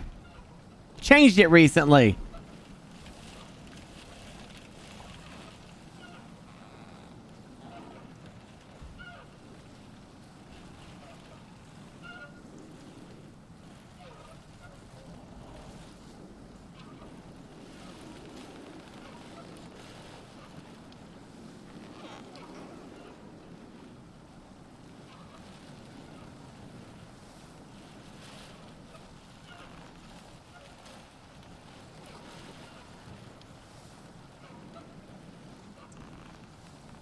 Oh, no.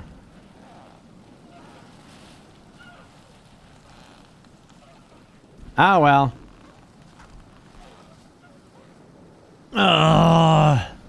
Well, I ain't doing that because I forget what it is. Oh, well.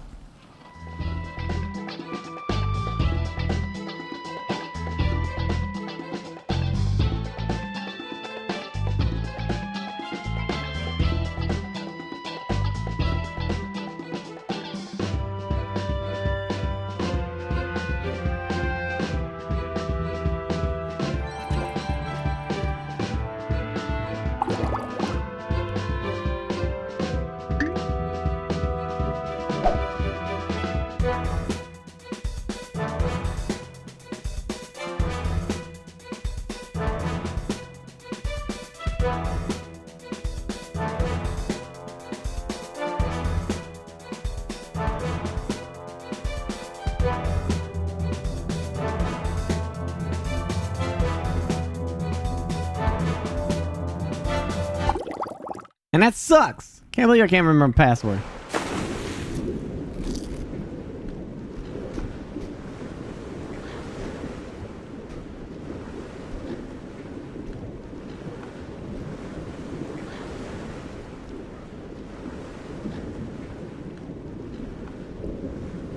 Yeah, there's all kinds of attachments you can get.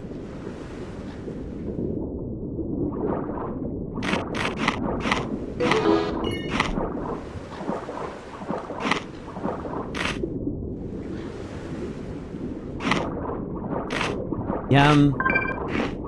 Yum. Yum.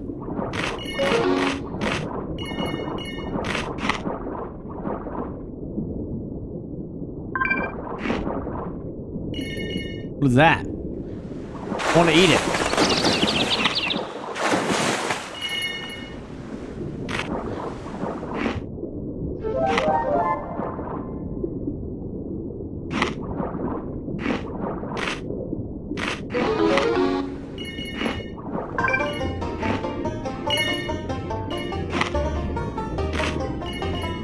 Eat them!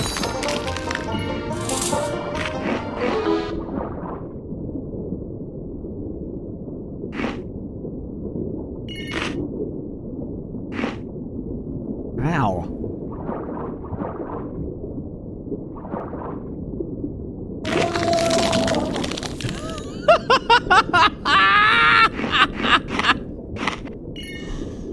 Oh, I do love that.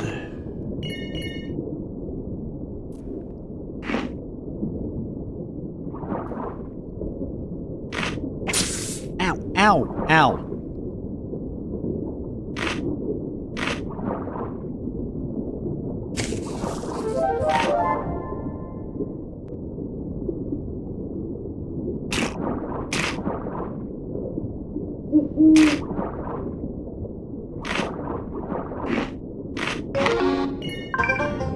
Oh my gosh. Oh my gosh. Those are bombs. Oh my gosh!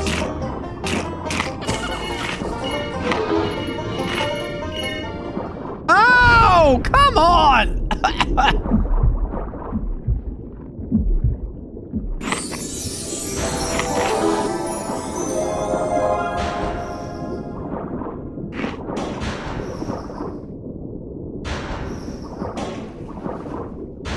Ow, ow, ow!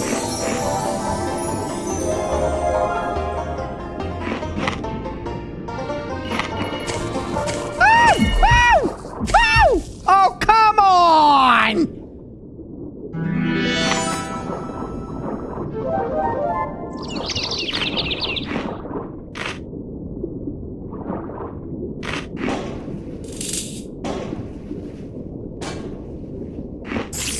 Ow.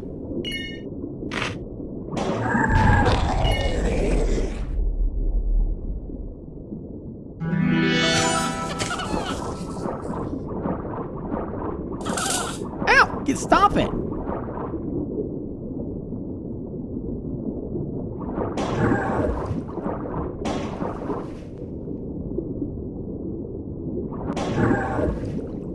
I really want to kill this guy.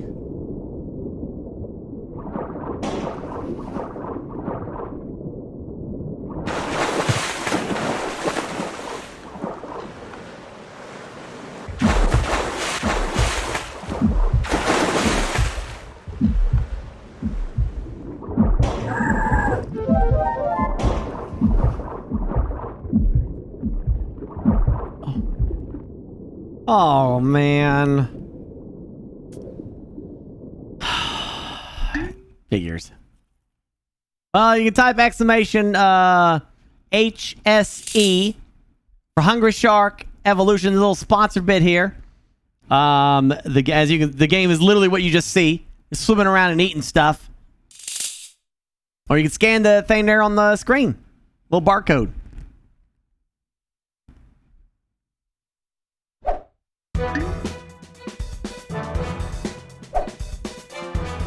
It's gonna take to unlock the next shark. 25. Well, shouldn't have used those, I guess. Ooh, I got a present.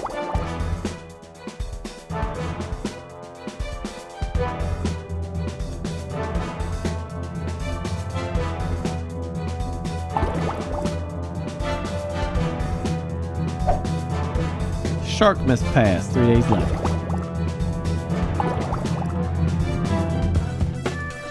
His chain. Is that his outfit?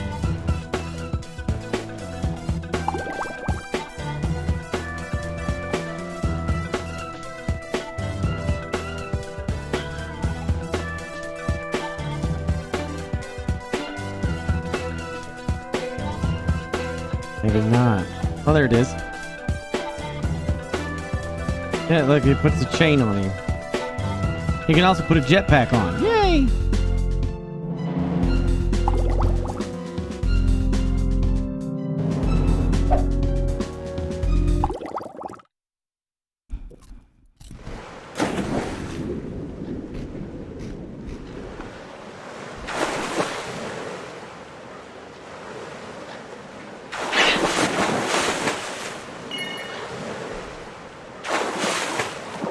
Oh, man.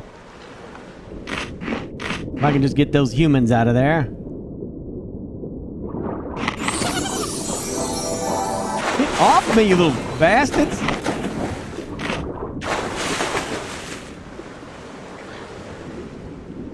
Humies.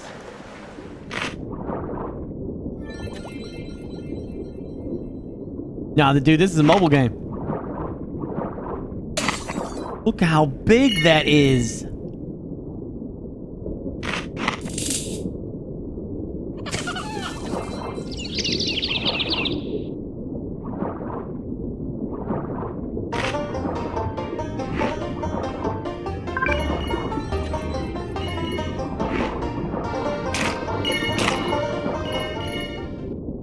Oh, man.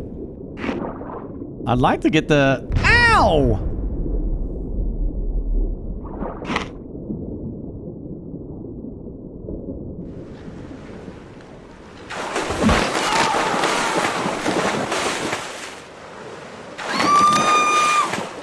That's right, Humies.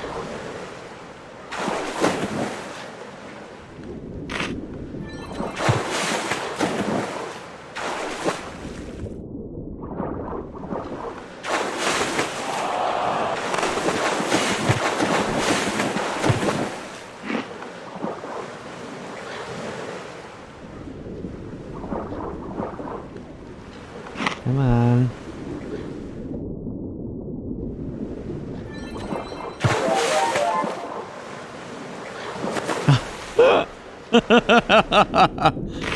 Oh my god. Ow! Ow! Get off of me, you freak! Are you freaking kidding me? No! No! Wait a second! This isn't the thing! No! No!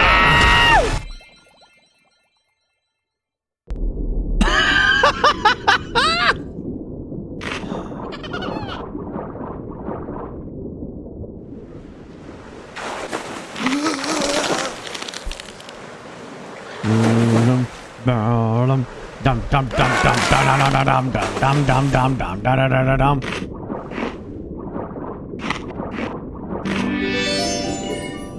Ow! Get off me! These mines are dangerous.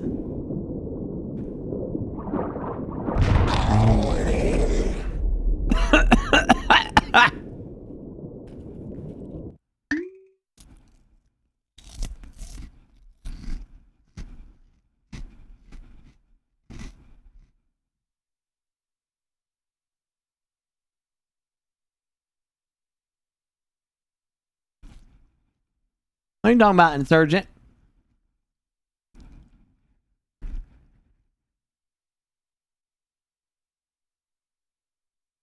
Fascinating. Oh, this is different.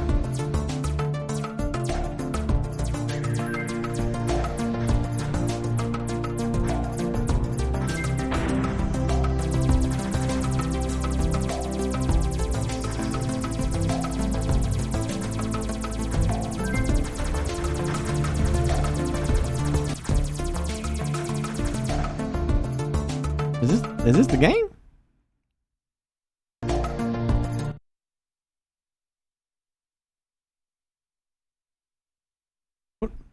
What is happening?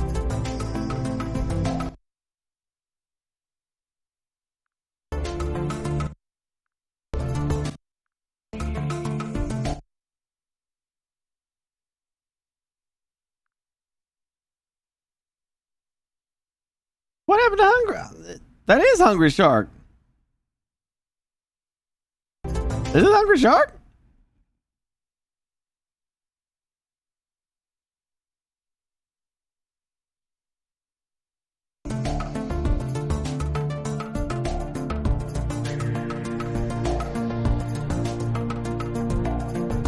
No, I don't want to get that.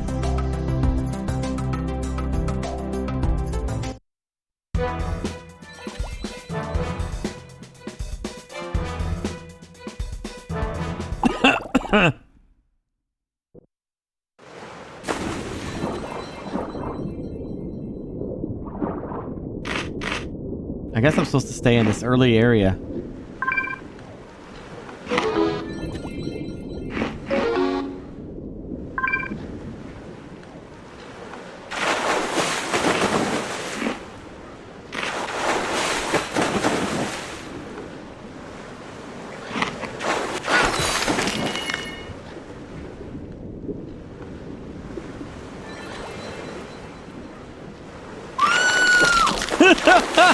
Oh my gosh!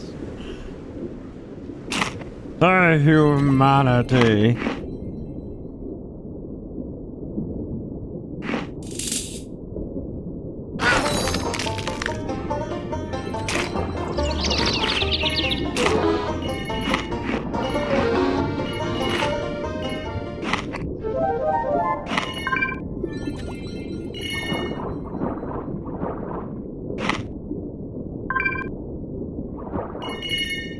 Almost there, jeez.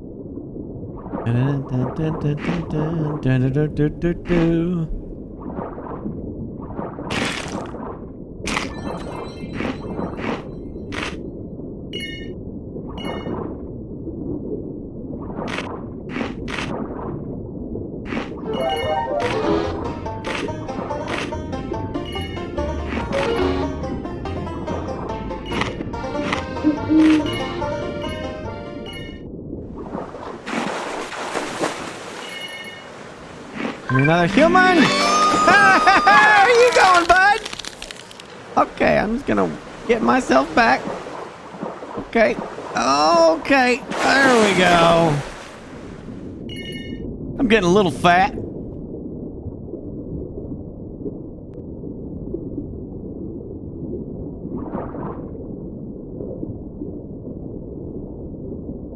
I believe this is the new one.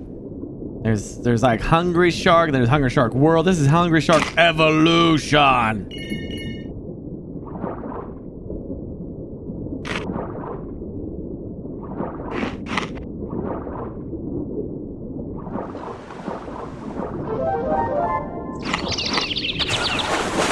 Ow, ow.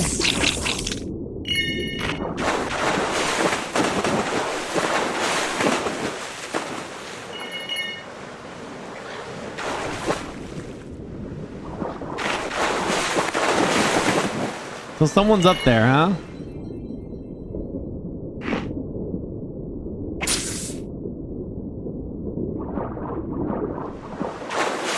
Oh, I can't get up there.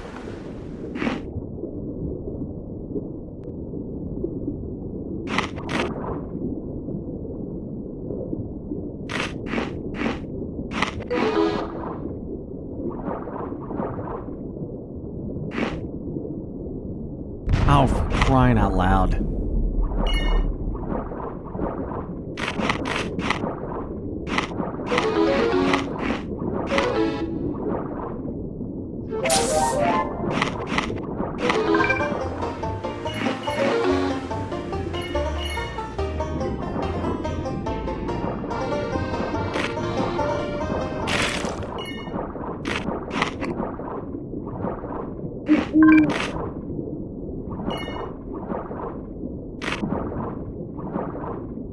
Have many more humans.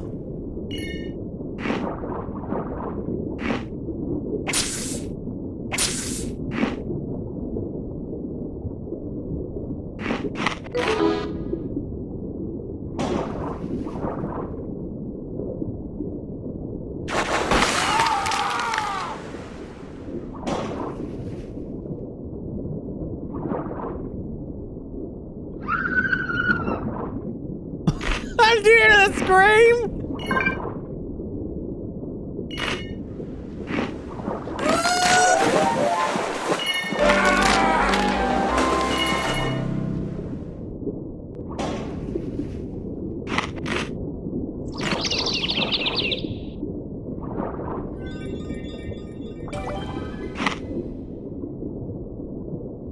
Okay.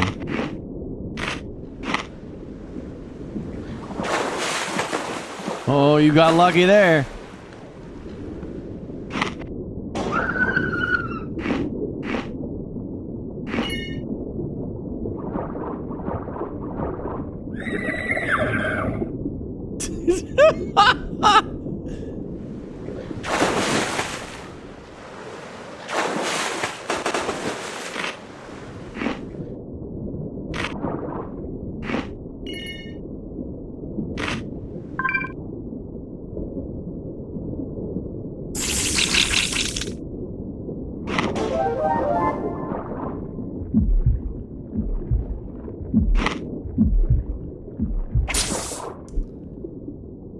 Oh my gosh, dude.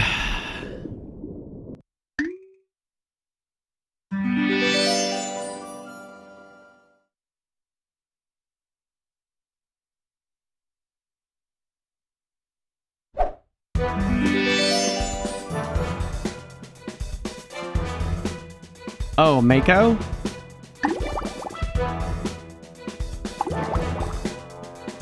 Seven equipables?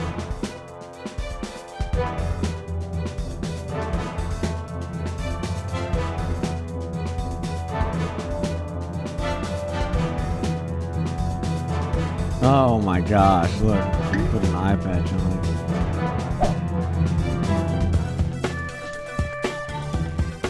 Well, that's kind of cool. I really wish I could get that. Just had to forget my password, didn't I?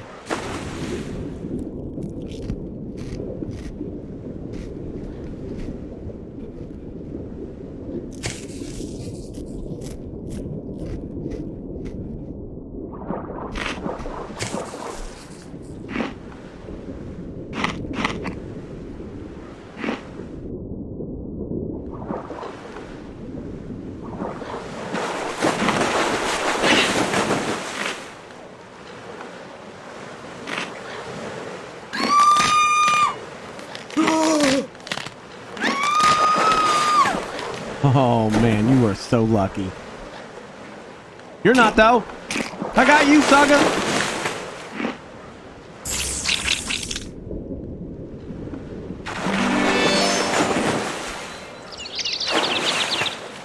Where you at?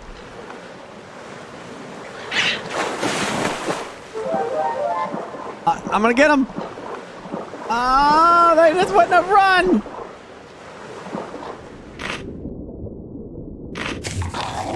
What the frick? The damn stingray kicked my butt.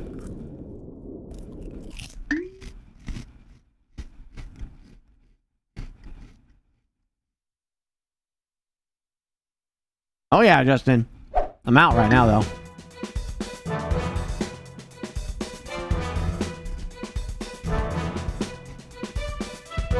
An abyss shark? What the heck?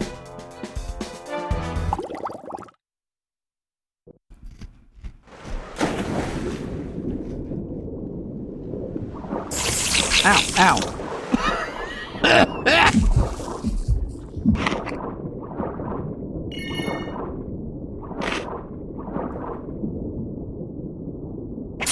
Ow.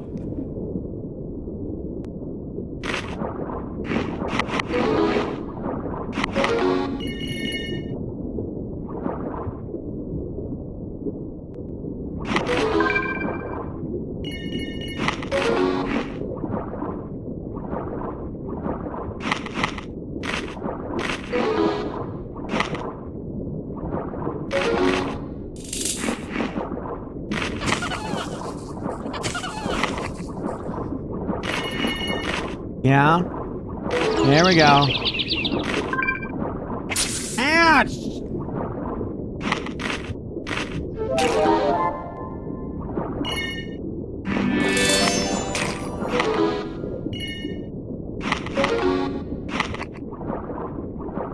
come on.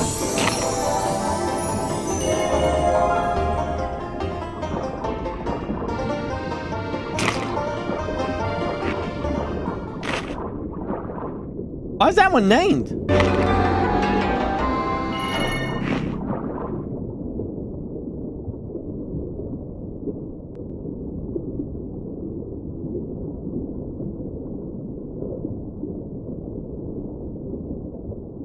That was PvP?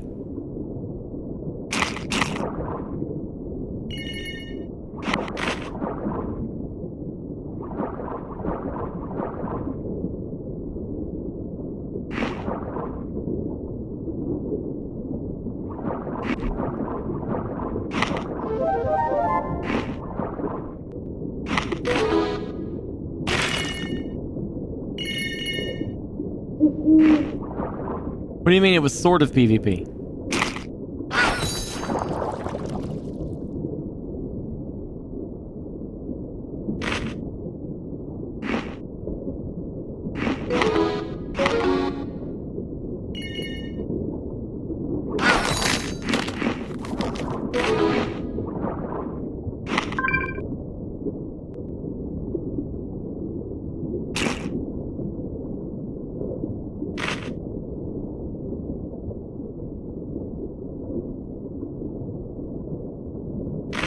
Okay.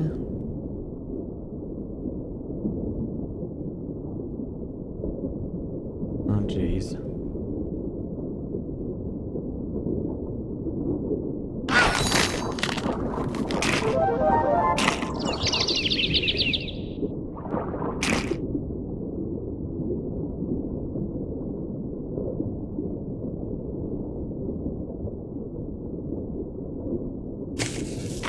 Ow, you little...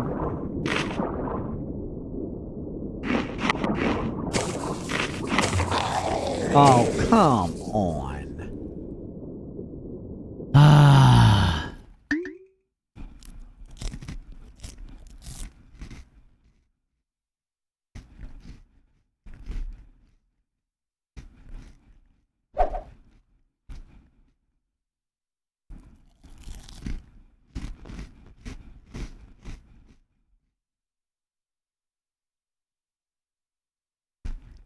Oh.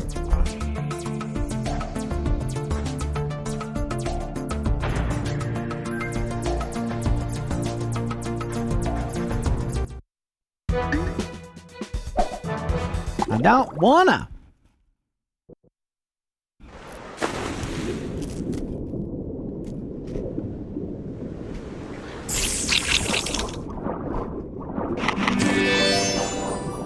Ow! Stingrays!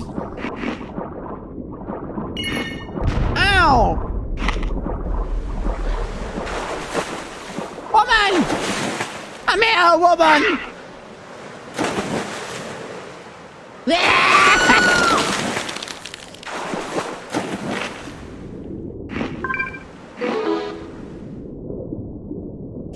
Ow.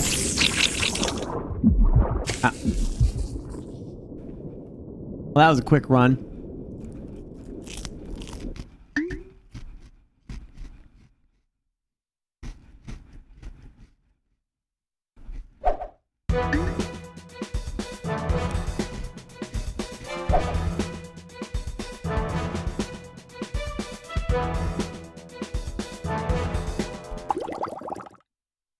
Bloody Hammerhead is 6,000.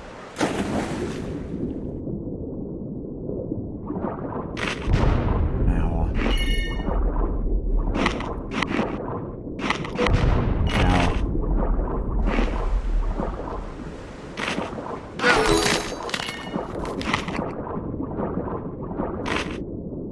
Well, I guess I could just look up my password on the Google thing.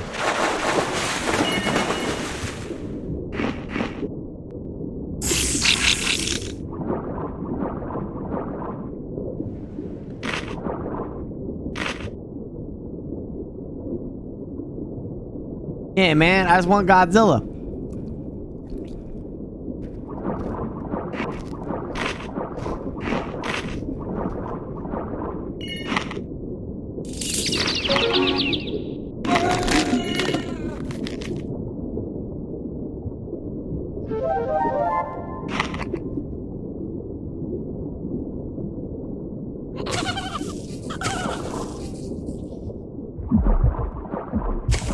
Oh my gosh.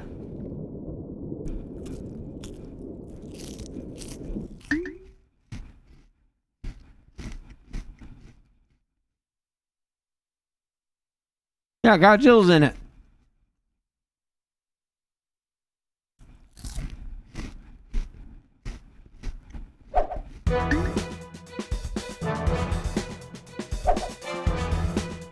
See?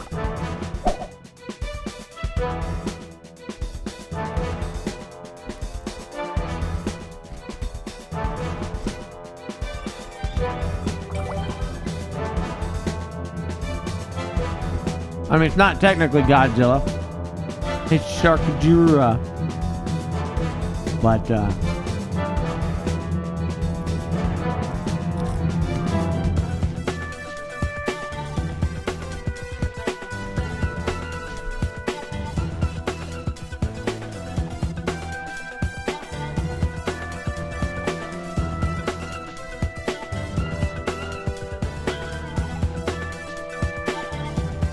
hold on.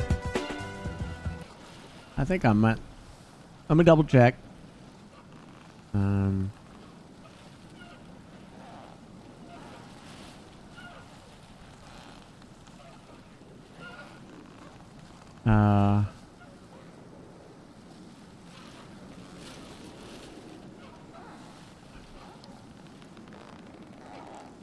Wait, how do you? Oh, come on. I forget how you log out.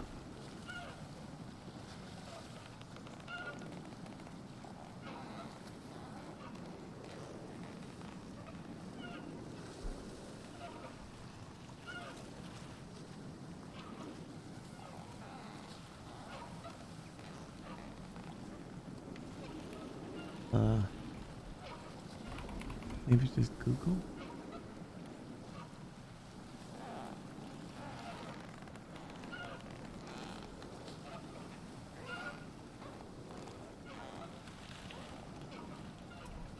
No, I don't know.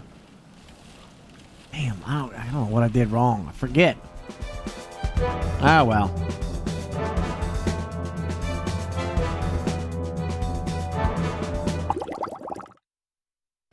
I screwed up.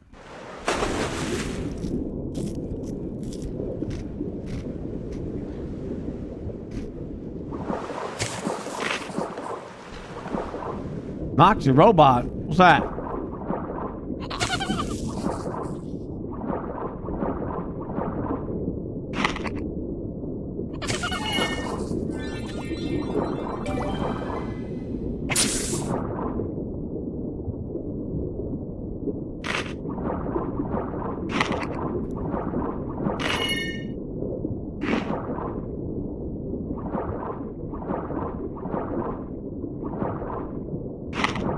Yeah, but I want to do forgotten password now. That's going to be an ordeal. I thought I wrote it down somewhere, but I guess not. The hell was that? Swordfish?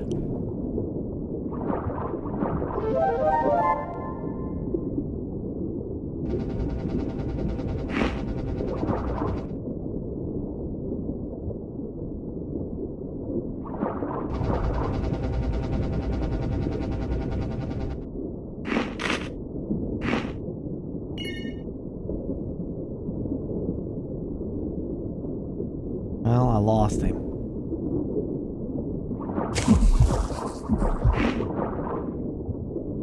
Ah!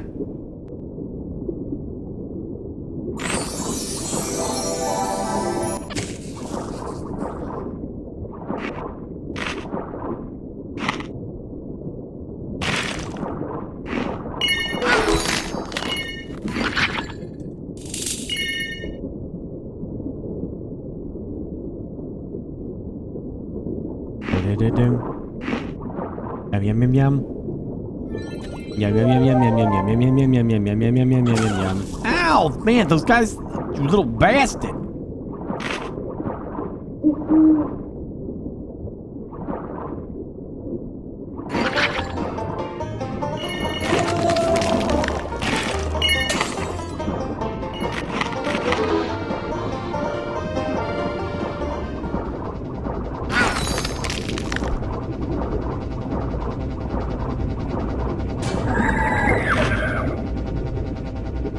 You need a bigger shark.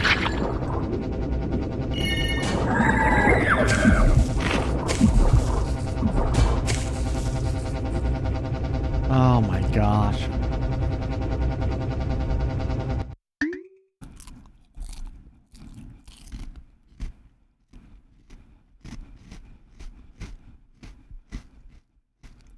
Oh, yeah. The humanoid looking robot? Yeah, I've seen that.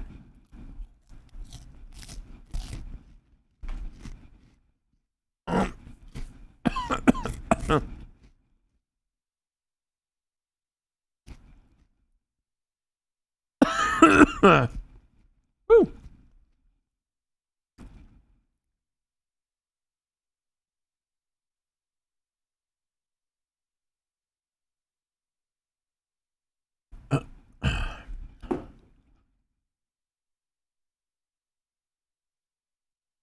Well, Godzilla, to be fair, Shin Godzilla was a really good storyline.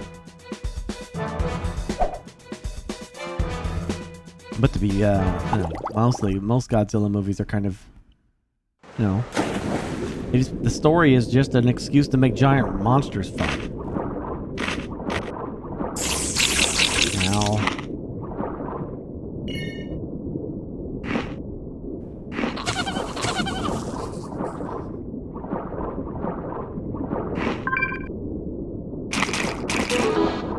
well, that sounds cool, Valhalla.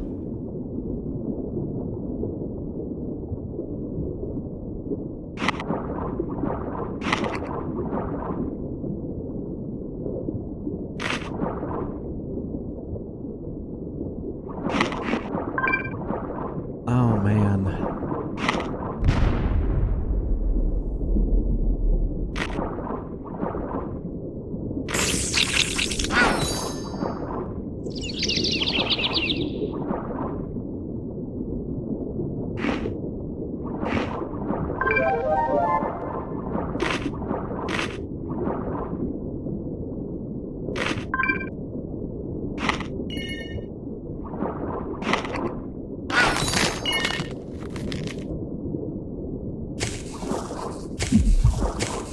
Well, those guys wrecked me.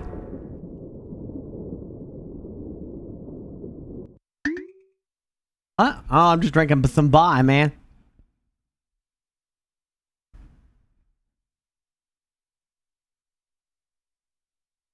You killed invaders. So what, they're invading my world?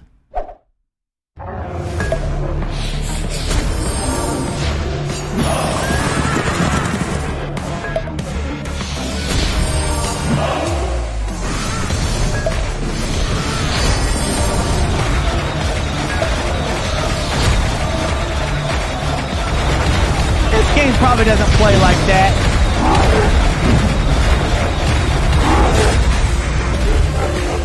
Sports Mobile, play now. I definitely know that doesn't play like that.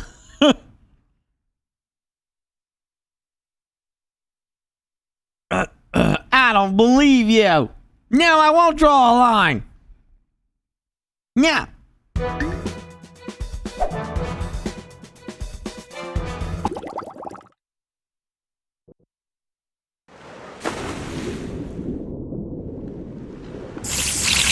Ow.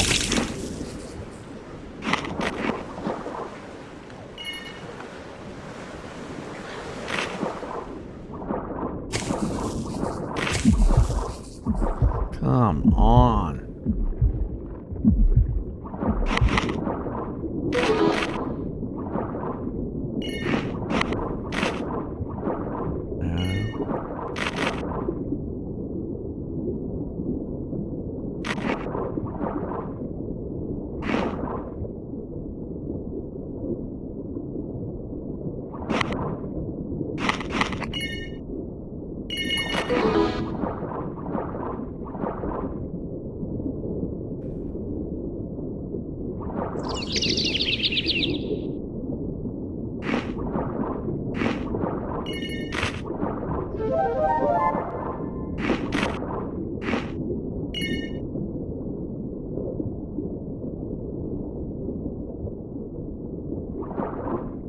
Do you guys see that they're talking about Norman Reedus being Ghost Rider?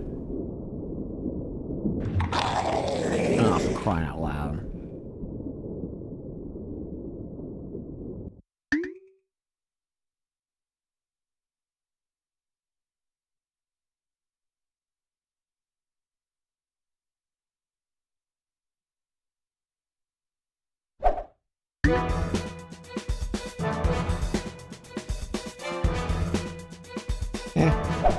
What is it now?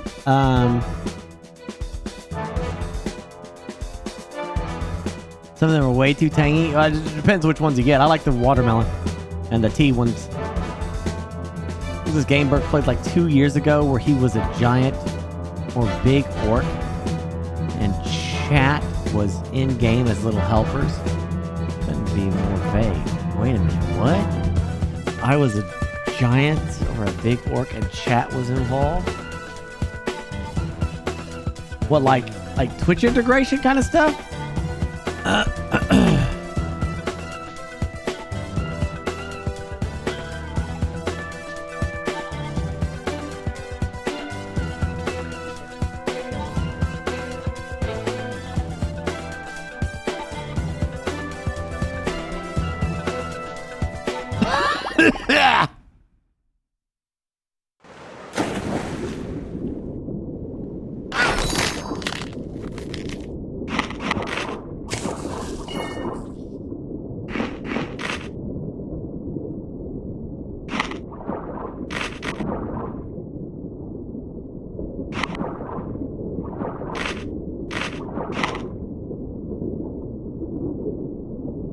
Oh my.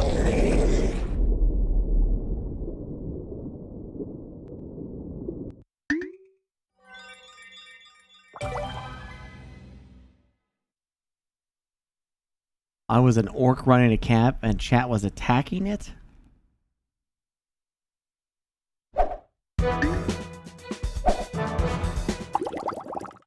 That does not ring a bell.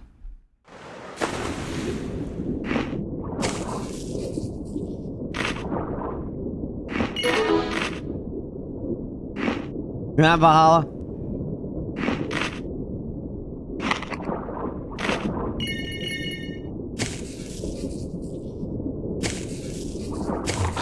Oh my gosh, dude, I swear.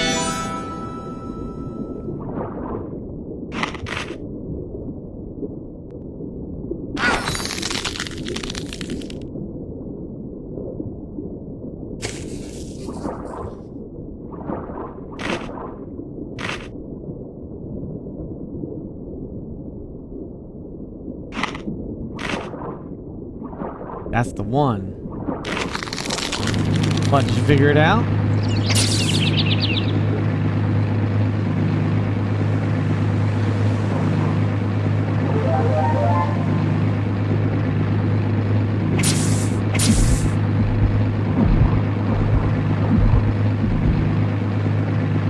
Well, he's dead.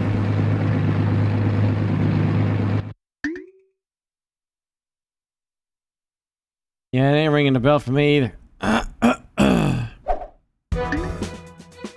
Sounds like a cool game. I play as an orc and you guys have to break down my walls or something. That'd be kind of cool. Stop stinging me! Stop bullying me so much!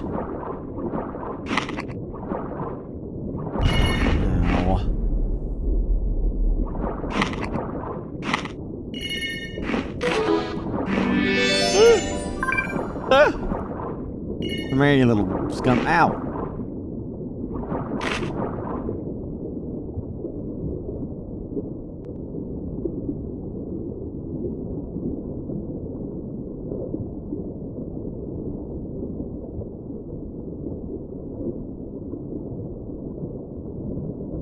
I wonder if it's gonna give me a new shark at level 10.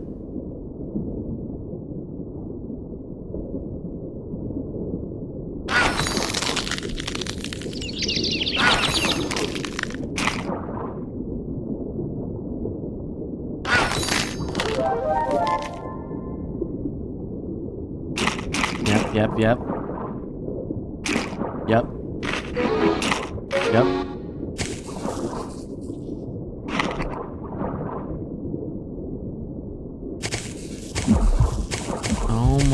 gosh, they just wreck me. They're like little piranha monsters.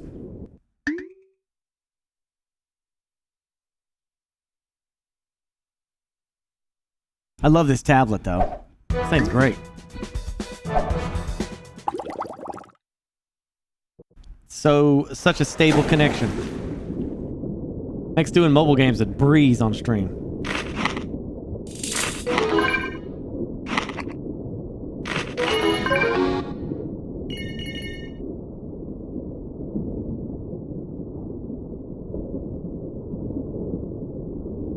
S7, I want to say.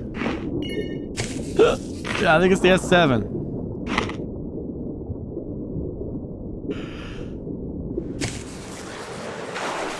Any humans up here? Yes? Oh, who put the landmine there?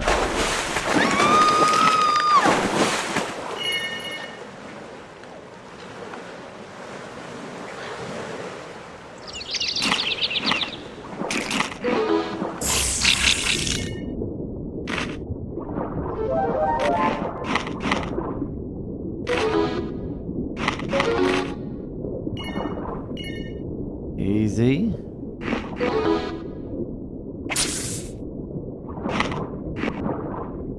Yeah, there it is. Galaxy Tab. No, it's not the Tab. The Tab is smaller. This is just a regular S7 Tab or something. Or not, no Tab. Tab's not in the title. Tab is a different product. There's the Tab, there's this one, and then there's the Pro.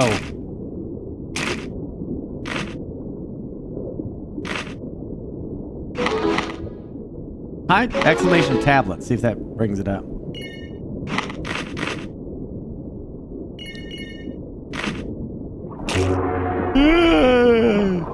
Oh, there he is.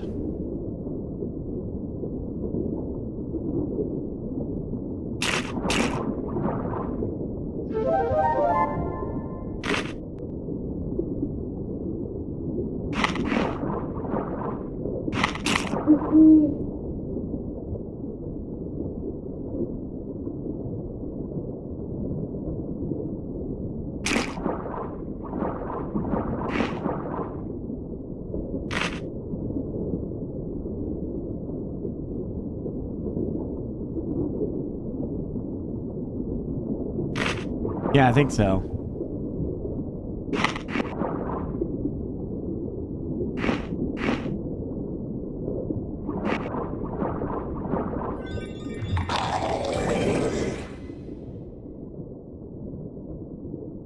Thank you, Fearless. Was it One Troll Army?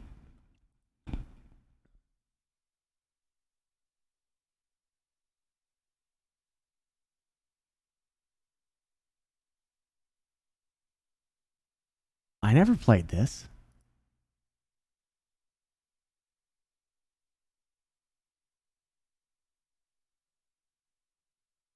You gotta be thinking of somebody else. I never played this.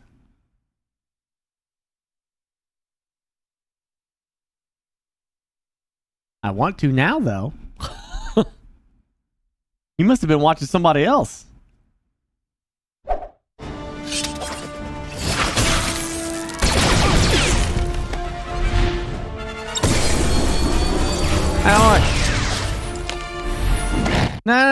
No DMCA me.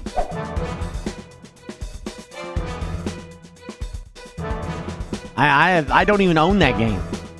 I know it's free to play, but it's not on my library, so I never installed that.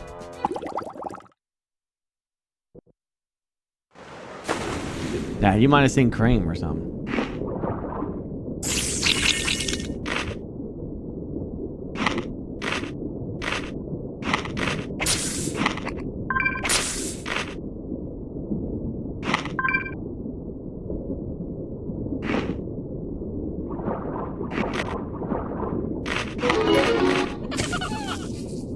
Oh boy. Get off me, you little freak!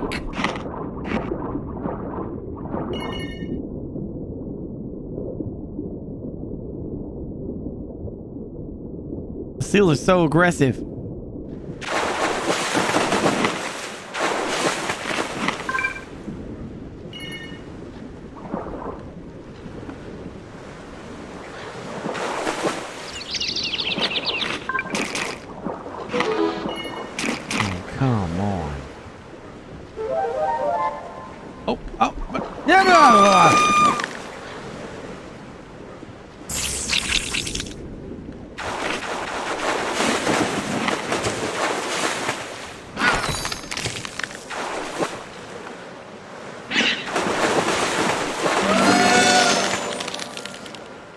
I do love the taste of human. Ow, ow, ow, ow, ow.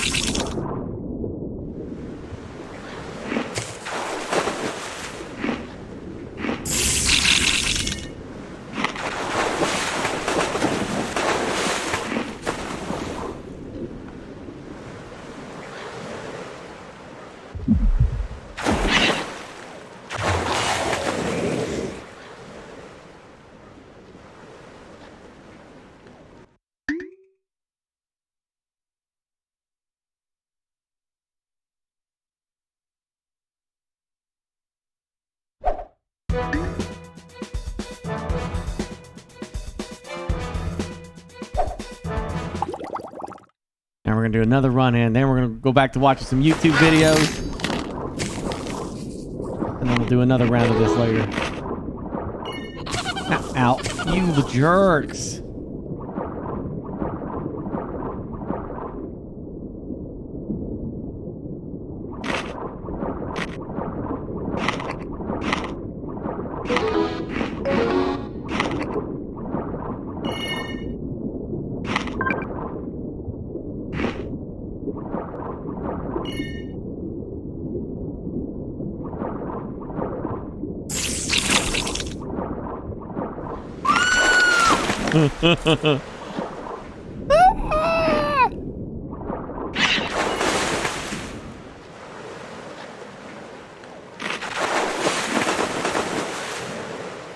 Smaug the spin this opinion.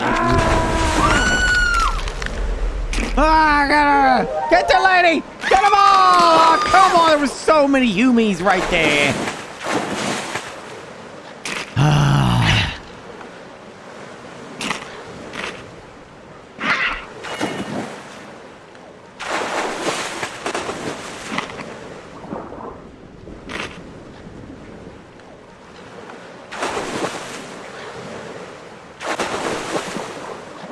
Oh, lady, you're so lucky. You're so lucky, you blow my mind. Hey, lady.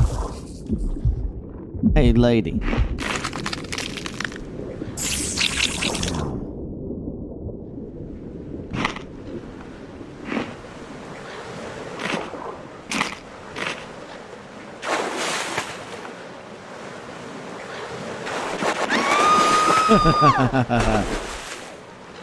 Homies.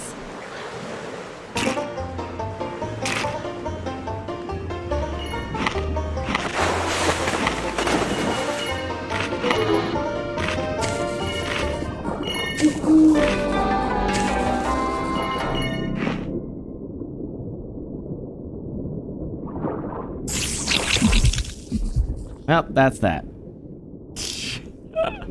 Oh, man.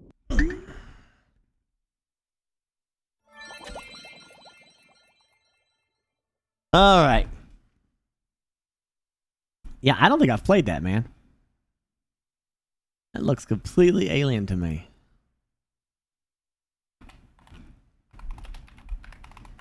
All right, let's go, do a few more of these videos here.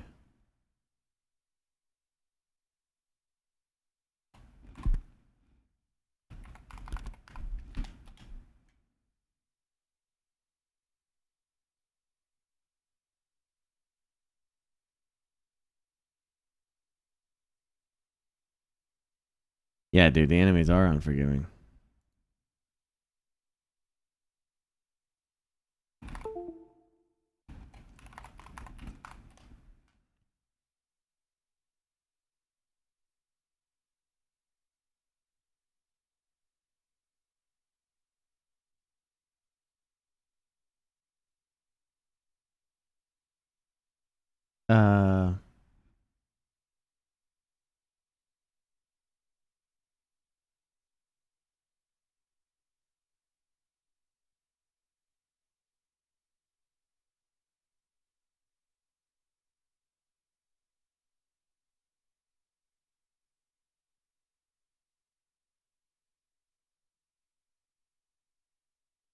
So have they said anything about the MonsterVerse? Like, are we getting another more Godzilla movies, or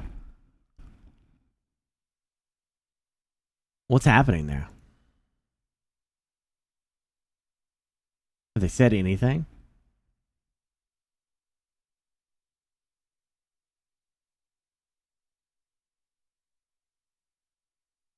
Or nothing at all?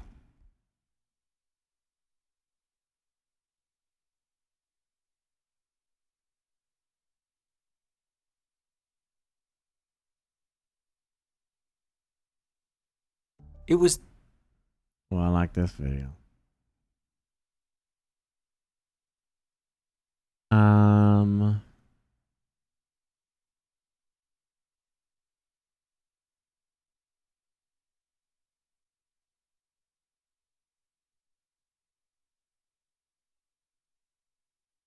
Hmm? We're getting Kong 2. Well, they pulled in a lot of money for Godzilla vs. Kong, but apparently Godzilla King of the Monsters didn't do too well.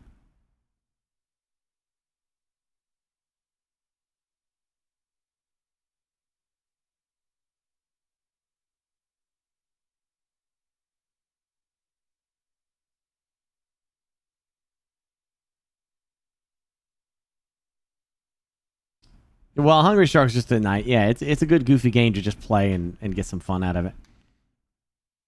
Here, let me I don't want to turn it off because I'll forget about it, but put it up there. Okay. And King of the Monsters released at the worst time. It was it wasn't during COVID time. It was before that. But I don't remember. It just didn't do well. Alright, this is the worst punishment in the history of humanity. It's the colonial era in what's now called the United States of America. A man of the lower classes had been accused by his Puritan overlords of the contemptible crime of stealing a loaf of bread from the local bakery. The judge quickly dismissed the man's hunger, saying that an empty stomach was no excuse for a person to reduce himself to the state of a vulgar criminal. Outside the courthouse, a frantic crowd waited, many of the people armed with wooden paddles, feathers, rotten fruit, and the putrid innards of farm animals. The judge, a stern and unforgiving man, looked down at the condemned from his bench. "I sentence you to public humiliation," he said in a grave voice, telling the unfortunate thief he hoped he would see the error of his ways. For 2 full days, the condemned had his feet tickled by kids. Bitter neighbors beat his toes with sticks. Even his acquaintances joined in the fun and covered his face with any kind of garbage they could find. Okay, so right now you might be thinking that out of all the punishments we've ever talked about, this one doesn't sound too bad at all. You're pretty sure you could handle a bit of old cabbage being rubbed into your face, and even though the paddle would sting a bit,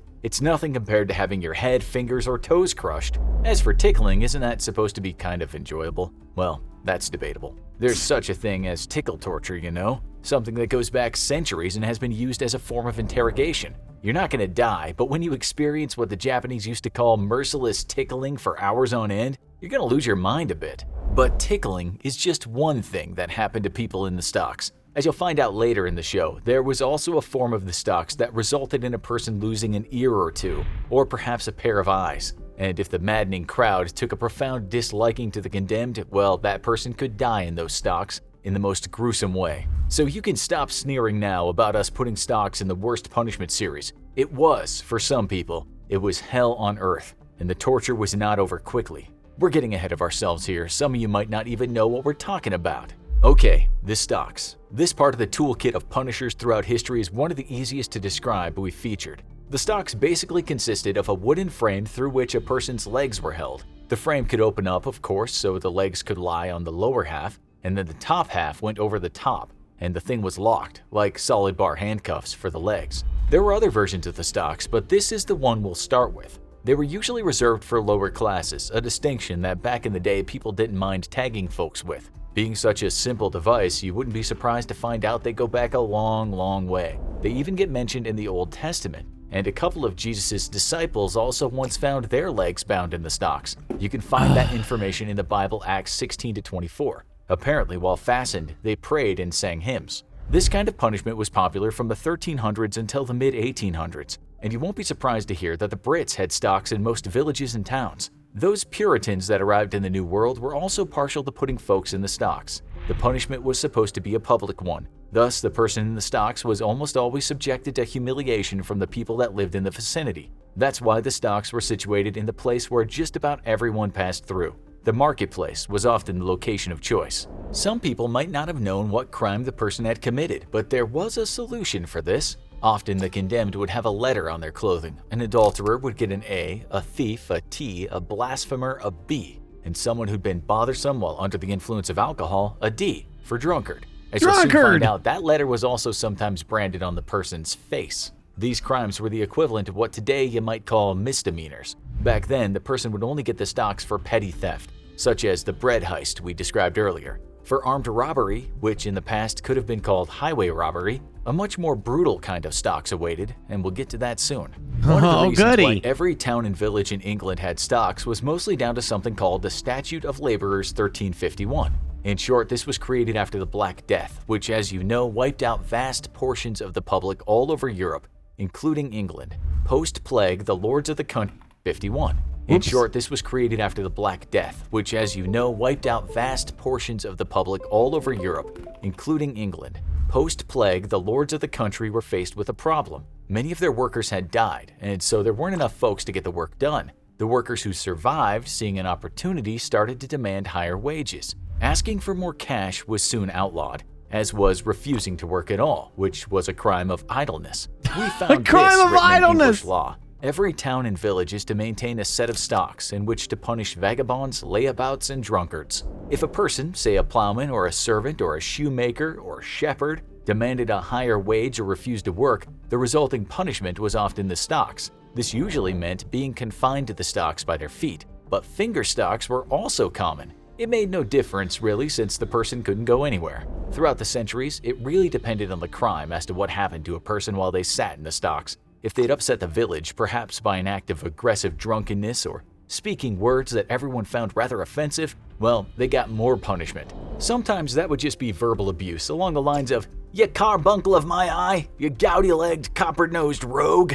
Hopefully YouTube doesn't demonetize for language that was bad 400 years ago. All those insults are related to diseases, by the way. Diseases were on people's minds a lot back then, unlike now, of course. Okay, so you got cursed at and you had your feet tickled, especially by kids, and you might just get a few kicks to the back and punches to the face. It wasn't the end of the world, but it wasn't very nice either, especially if you were covered in rotten eggs. Are they still used now? We found a news article from Colombia which said in 2012 a 34-year-old woman and her 18-year-old lover were put in the stocks for 3 days for the crime of infidelity. Another case in Colombia involved a young man that was high and attacked his parents. In 2020, several people in that country were put in the stocks for violating social distancing orders in the municipality of Tuchin. From what we can see, no eggs or feathers or paddles were used during the ordeal. The punishment almost happened in the USA in 1989 in the small town of Dermot in Arkansas. There was a curfew at the time, and the punishment was sought after for parents who'd allowed their kids out at night. The owner of the Dermot pawn shop was one of the people asking for the law to be instituted, saying the kids were out of control and had broken his windows. He thought the stocks would do the trick in changing their wayward behavior. Okay, now for something a little more serious, when the stocks got blood on them. For poor folks and their misdemeanors, there were the stocks for the feet. But when the poor or rich, for that matter, transgressed in a big way, there was something else. This was called the pillory, which was the same idea as the stocks, but instead of putting a person's legs between two boards, it was the head and arms that went inside. You've likely all seen a fun version of this at county fairs where people throw soaked sponges at the condemned. Now let's go back some time and think about how it would feel if those sponges were replaced with stones and dead animal parts. How'd that feel? What if the person in the stocks had committed a terrible crime in a local town? A crime that made people's blood run cold, a crime of violence. Can you imagine what happened to the person in the pillory? Imagine what would happen to them nowadays. So the pillory, for one thing, was a lot more uncomfortable than the stocks, the reason being a person had to bend forward in an awkward position. It was even more uncomfortable if your ears were nailed to the wood, which happened from time to time. A lot worse happened. Wait, he's saying that stocks mostly was just about your ankles? I thought stocks was this all the time. It was always this. I always thought the stocks was this in general. The wrist and head.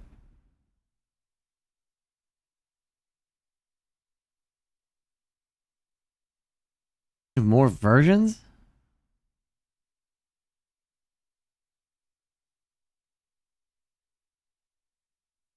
Jeez, I had no idea. I thought this was the main thing. I thought this was the stocks.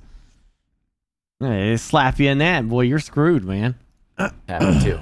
Nonetheless, you could get out of the pillory almost unscathed, just as a person could have gotten out of the stocks with nothing more than an embarrassed look on their face. Still, rotten vegetables and buckets of offal and blood were often thrown at someone. But worse, the missile of choice was sometimes human or animal excrement. Let's now have a look at some examples. Unlike the stocks where the poor were fastened, the pillory was the punishment of more well-known people. And so there are lots of examples to choose from. Take the story of James Naylor, an English Quaker who thought it'd be fun to ride a horse into the city of Bristol, pretending to be Jesus Christ riding into Jerusalem. You couldn't really get away with that back in 1656, it offended people. Right after the reenactment, he was grabbed by the authorities and charged with the crime of blasphemy. Parliament almost decided to execute him, but instead he ended up in the pillory. No feathers were used for this man. Once contained in the device, he was branded with a red-hot poker. The brand, which went on his forehead, was the letter B for blasphemer. If that wasn't bad enough, his tongue was pierced with another red-hot piece of iron. Did the crowd feel sorry for him?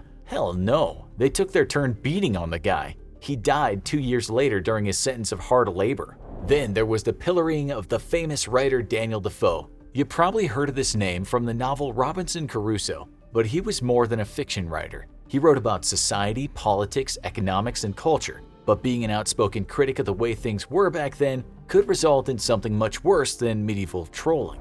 For his thoughts, he was charged with the crime of seditious libel and sent to the pillory. The thing was, a large part of the public liked Defoe's writings, and so as the story goes, no one threw anything at him that could hurt or humiliate. In fact, it's said that people threw flowers on him during the 3 days he was stuck in that very uncomfortable position. Other controversial writers weren't so lucky. Sometimes they faced the symbolic gesture of having their ears cut off in the pillory, an act known as cropping. It happened to Thomas Barry, who in 1538 was accused of spreading rumors. It happened to William Prynne and Henry Burton in 1637 because they'd been critical of the church hierarchy. In the US during the 1800s, the people pilloried the most were slaves. The punishment didn't usually happen for all the town to see. The slave would be fastened in the device where he or she was enslaved. You could find sets of pillories in barns or in the fields. During the slave's confinement, they would usually be flogged. It was reported in 1830 that a slave girl in the British colonies was pilloried by an English woman, and she had pepper rubbed in her eyes for 17 days so she couldn't sleep.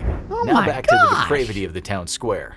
Unlike punishment these days, what happened to a person in the pillory much of the time depended wholly on how the crowd felt about someone. That's why writers have said the punishment created a carnival-like atmosphere, a kind of theater event that folks really looked forward to. If someone had a bad day at the office or farm, they could take their anger out on the poor soul who was trapped between the beams. When a girl named Sarah Thomas stood in the pillory, the crowd gave her wine and hot pot. When in 1751 two highwaymen named Egan and Salmon were brought to the crowd's whims, they were pelted with anything and everything. Egan took a stone to the head that killed him, and Salmon died from his injuries after being released from the device. We found a report from 1680 which talked about a midwife named Elizabeth Cillier. She was basically an activist back in the day that fought for women's rights and human rights in general. For her service to humanity, this is what she got, according to the report. She had been hauled out of bed, though she could not rise, set on the pillory, twice struck down with stones by the rabble but lifted up again by the sheriff's officers, and had been kept there till 2 o'clock, though her sentence was to remain only between 12 and 1. She had been grievously bruised and several officers had been wounded in her defense. You heard that right, the mob even got the officers with their missiles. Here's what a newspaper said about highwayman John Waller when he was in the pillory. On Tuesday the 13th of June 1732, this wicked man was put in the pillory, pursuant to his sentence, at the Seven Dials in London, where so great was the indignation of the populace that they pelted him to death. Often people were sentenced to 2 or 3 times in the pillory, sometimes 1 week after the other.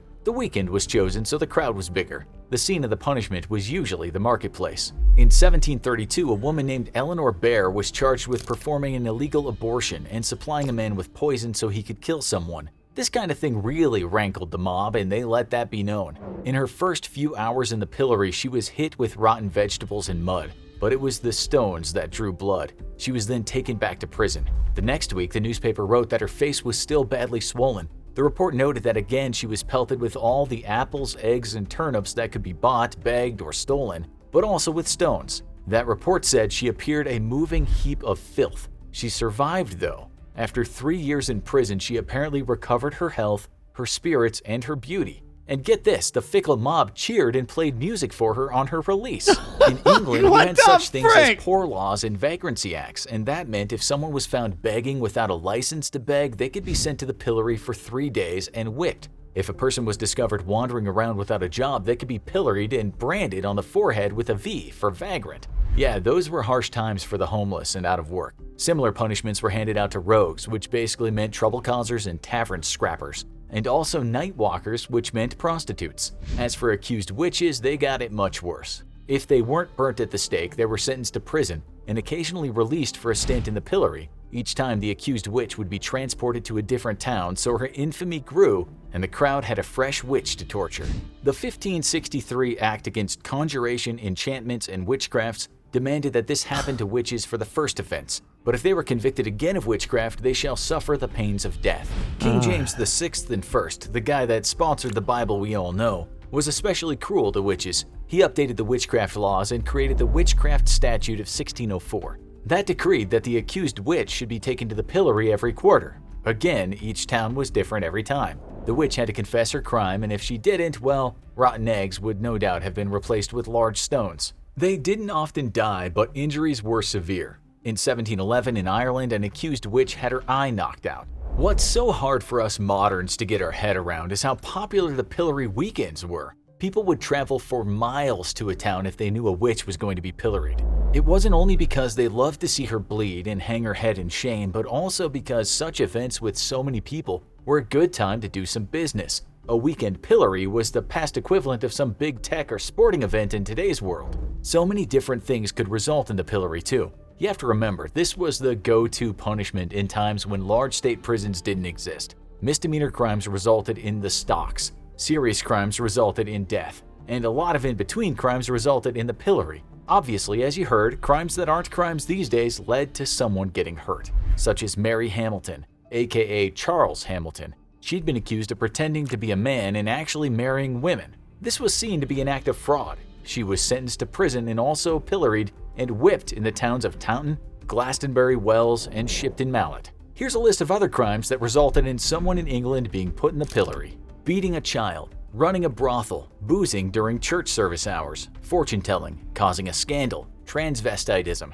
The last one was the case of Dorothy Clayton, who in 1575 was charged with wearing men's clothes around town. To get the mob worked up into a fit of anger, she was forced to don menswear during her time in the pillory. Alas, the punishment pretty much died out in Europe around the 1830s as it did in the USA, although there are reports of men being pilloried and whipped in Delaware as late as 1901. According to an old clipping from the New York Times, a few men received the punishment on one day that year. One of them was Charles Connolly. For the crime of burglary, he stood 1 hour in the pillory and got 20 lashes of the whip. Others received 10 lashes in the pillory for the crime of theft. No buckets of blood or cow poo were mentioned in the article.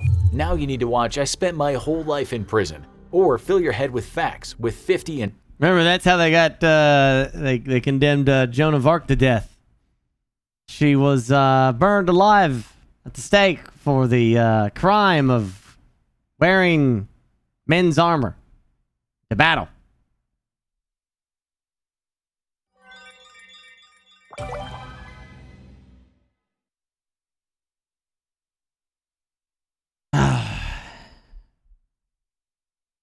Obviously, yeah. Yeah, they wanted her dead. They needed an excuse.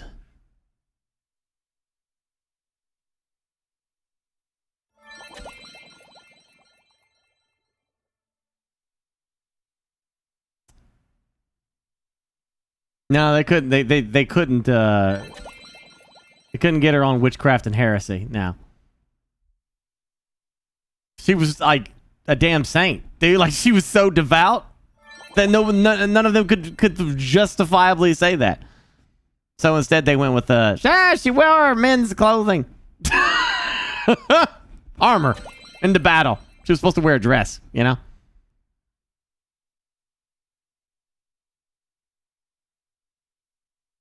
Oh yeah, so they had to make a big. They needed any excuse to do it. Any excuse. The England wanted her dead. So they pretty much told the church, you figure out a way to do it or else. You know?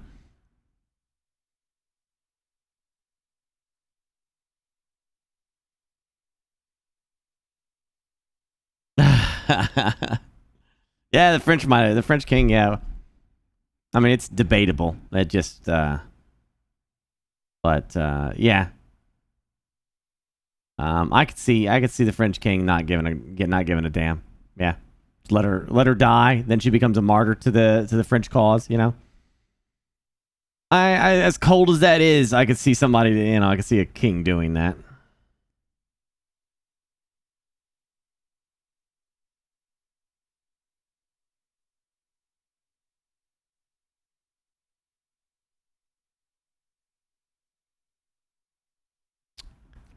Right? Yeah, I can't. But again, you know, it's like she was given that armor by her king, by her kinsman, going into battle, and they used that as their reasoning. You know, at a church court. Like I said, it was all bullshit. They just wanted her dead. They needed an excuse, and they got it.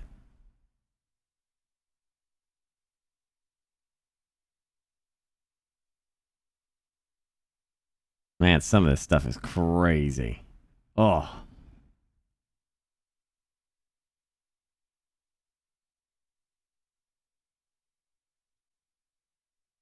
I have a lot of fun with these videos. So many good ones.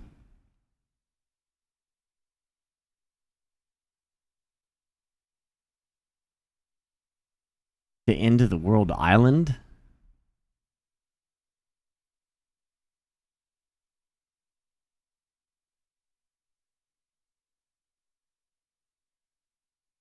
Wait, there was invasion plans?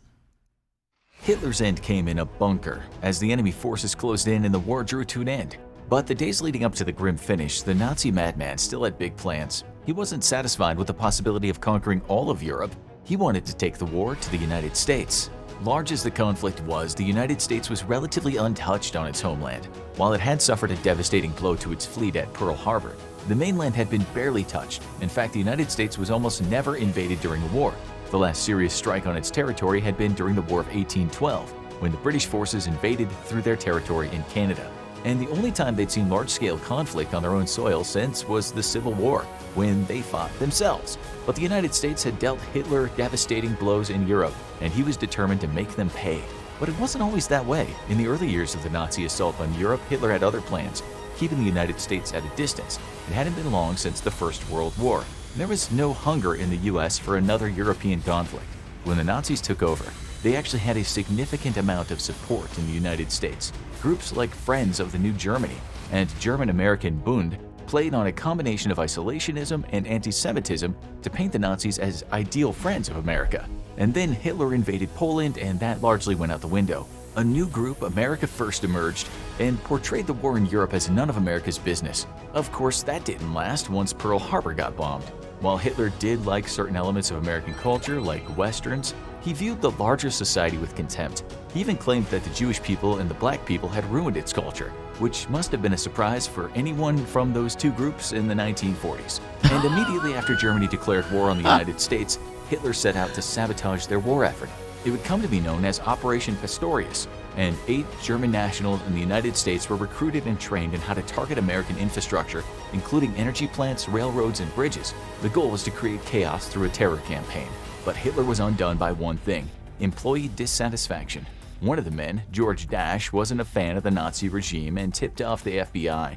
Dasch and his accomplice Ernst Berger tried to defect to the US, but were instead arrested, and J. Edgar Hoover took credit for busting the spy ring. The entire group was sentenced to death, but Dasch and one of his others had their sentences commuted. The first Nazi attack on America had failed miserably, and the German army was occupied on the home front. More than one, since Hitler had decided to attack Russia. But as the war went on, Hitler became overconfident and his eyes turned toward the US once again.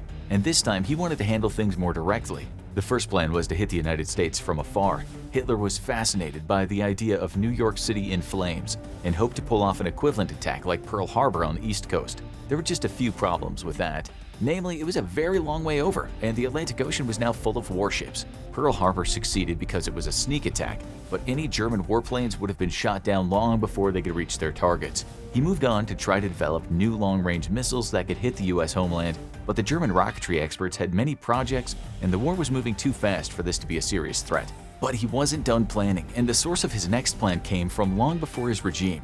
Hitler wasn't the first German leader to plot to attack the US, although the last time it happened was more of a thought exercise. The Imperial German government in the last days of the 19th century controlled large swaths of Europe, and they had their thoughts much further. From 1897 to 1903, the military developed a plan to target the United States military infrastructure and attack their bases on Hampton Roads near Washington, D.C. Damn. They sent spies to New York and Boston to spy on possible targets with the intention of forcing the U.S. to pull back to defend its homeland and give up on many of its colonial holdings. But the Imperial German Army was never big enough to challenge the U.S., and the plans were put in a drawer, at least until World War I.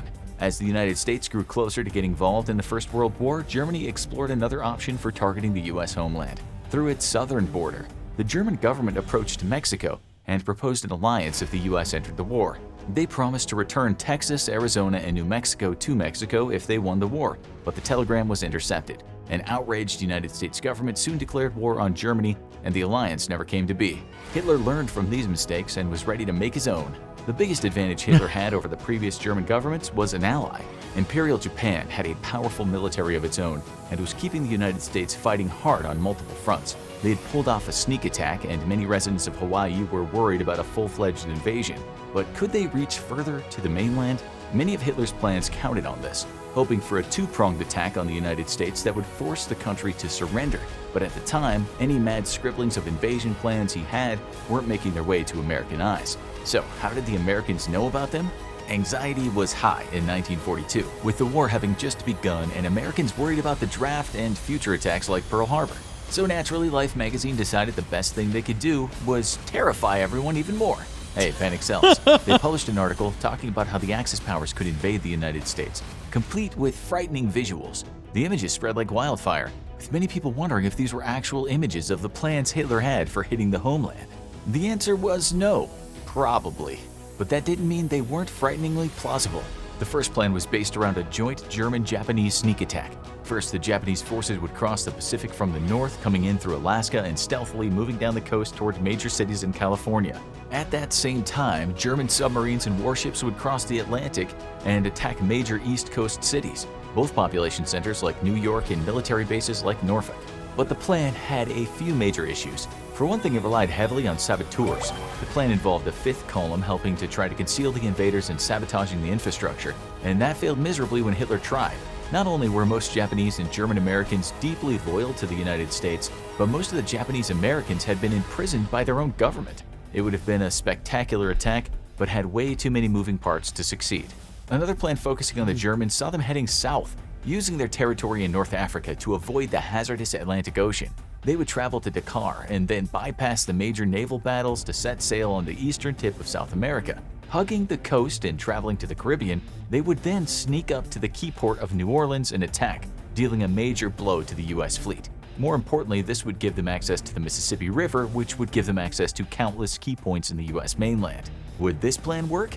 It certainly has a better chance of success than the first because much of it centers around avoiding conflict. The chance of them surprising the United States is higher, but the disadvantage is that it brings them nowhere near most of the large U.S. cities. It would cause chaos in the United States, but it would be unlikely to topple the country unless the defenses were on low alert and concentrating on the war abroad.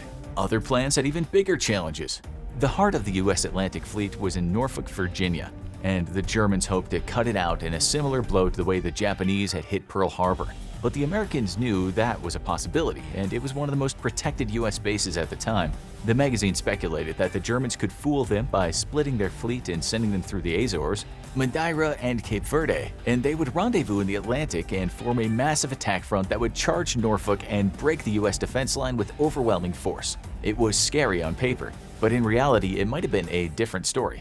It's always hard to defeat an enemy on their own turf, and this was the plan with the highest odds that the German forces would be spotted and blown out of the water. It relies on overwhelming force, but the US Navy at the time was keeping pace with the Germans. The odds are that this would have been a brutal and bloody battle with the US taking many losses, but the Germans ultimately turning tail and running. Finally, one more plan called back to the most dangerous invasion of the United States. The United States was expecting an attack, but its northern neighbor might not have been. Canada actually entered the war before the US, but its massive geography and cold northern climate meant it was unlikely to be attacked directly. This plan took advantage of that, starting the attack by taking the small nation island of Iceland. and then moving to the massive frozen territory of Greenland. That would give the Nazis the position they needed to infiltrate Canada, moving south and invading the United States through St. Lawrence and Hudson Valleys. The main problem with this plan? Dress warmly. Germany was already learning a very harsh lesson at the time. Don't invade Russia during the winter. This attack plan would have taught it to them again. While they wouldn't have met the same level of opposition, they would have been on unfriendly territory and struggled in the climate. Because they would be traveling through a US ally, there's also a greater chance that Canada would have tipped off the US in advance. But if it succeeded, it would have brought them deep inside enemy territory. So why didn't any of these plans happen? The main reason was Hitler just wasn't very good at war. His early successes came amid an alliance with Russia and years to build up his military. As the war expanded and he found himself on the defensive, he became increasingly paranoid and found himself with fewer allies. Even his generals eventually started plotting against him. To attack the United States would have taken a major effort in a large portion of the German military, something that he didn't have while fighting a war on two fronts. And there was one more major issue. Hitler was notoriously paranoid and obsessive, and he couldn't focus on the United States when another enemy was much closer. He expended much of Germany's force on breaking the United Kingdom with brutal bombing raids, but the island held out and never surrendered. If he had won that fight, it might have turned his attention to the United States more aggressively, but the war ended before he had a chance. If Hitler did attack the US, the distance and geography would have made him a heavy underdog, but instead the path he chose only led to one place, a dark, cold bunker. For more on the end of the Nazi era, check out Did Hitler Really Escape to Argentina? Or watch what actually happened to Nazi leaders after World War II for the fate of his inner circle. Oh, Hitler. That's, been watching a lot of that, World War II, day by day, you know, or I guess technically it'd be like week by week, right? And it's kind of funny, like when you see the beginning of that series, you know, you watch year one, and Hitler's involved with his generals. His generals were freaking geniuses. And at the beginning, he listened to his generals. And he approved plans because, you know, dictators got to get glory. But he listened to them. It was a bold move to charge through the Ardennes. They had arguments. They thought that was the dumbest idea ever. But he had some damn good, genius, war-like generals that knew what they were doing. And he listened to him. And then you know what happened after that. Then he listened to Goering, the Luftwaffe guy, about bombing England. Should have done that. Because he was a goofball for the most part. Didn't listen to his airmen about what was going on in England, and just kept saying, they're getting ready to fall. England's getting ready to fall any day now. Let's just keep bombing, keep going. The entire Luftwaffe was just decimated because of what happened in England. Decimated. The dumbest thing ever.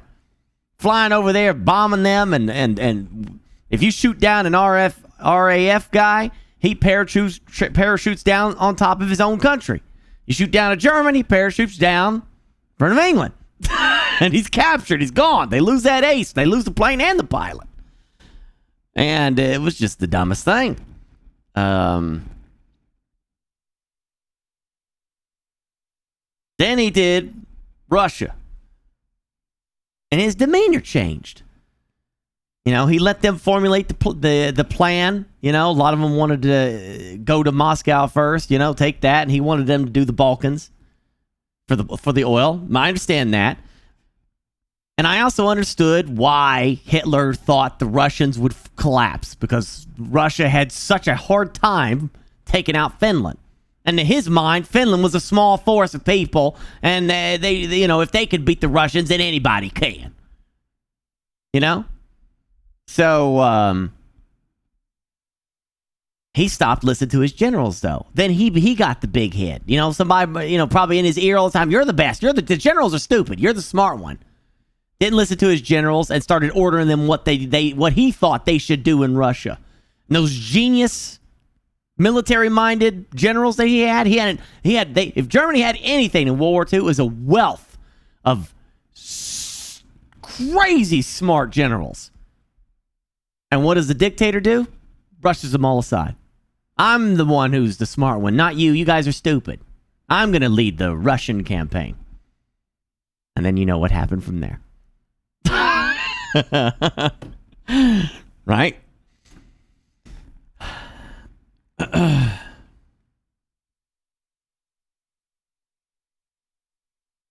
Oh, yeah, just dumb stuff like that. Dictators do that a lot. What, retreat and regroup? No. Fight to the death. Why? If we regroup, we could do a better... No? Okay, we're supposed to die. All right. This is the dumbest stuff. You know?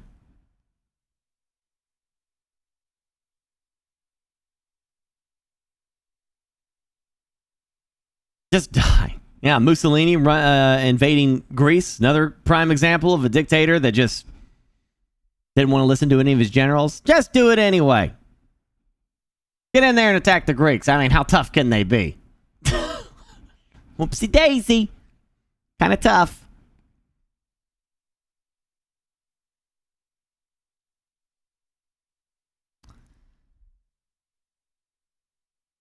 Yeah.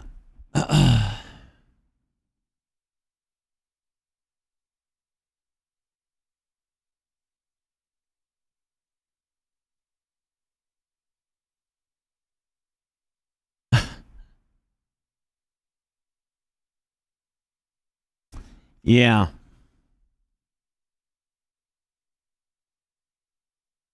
Today I found out. Yeah, I look at that.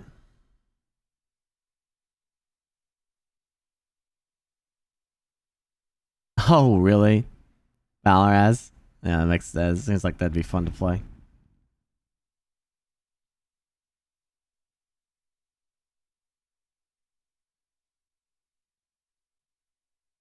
Well, there, you know, some generals were terrified to tell Hitler anything. And that's where you got a problem. If you got a point where your general staff is scared to tell you how bad something is doing and keep telling you how great it is, you got a problem. You know, like you're already you're beat at that point. Like you cannot. Communication is key in war, right? So, yeah.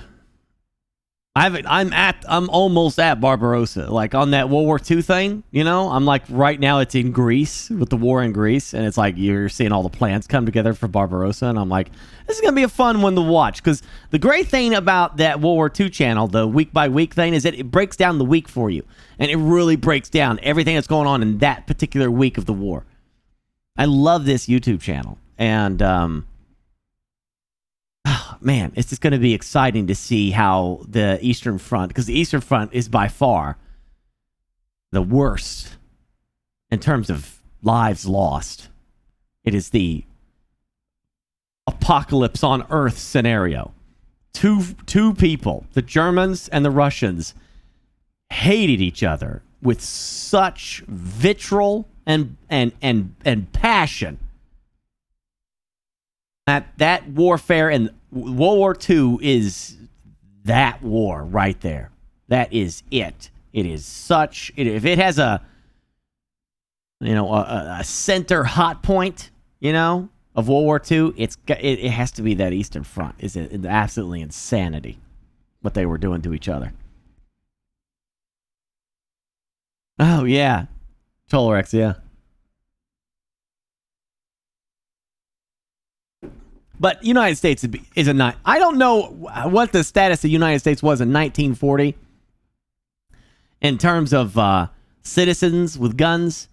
I'm sure it was. I'm sure they had it.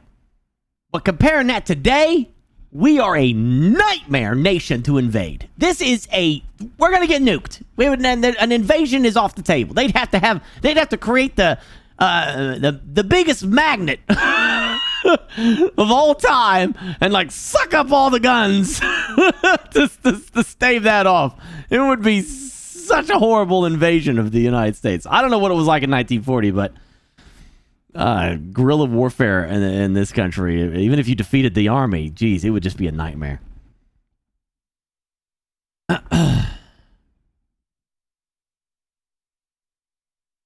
Guderian, yeah, well, Guderian's one of the good generals, yeah.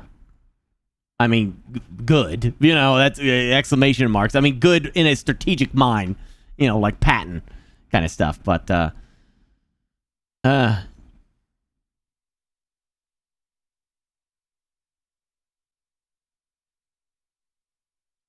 right, yeah.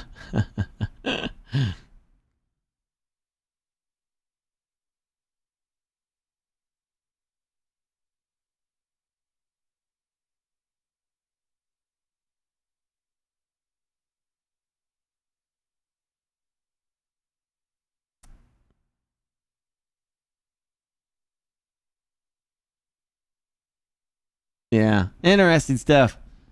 But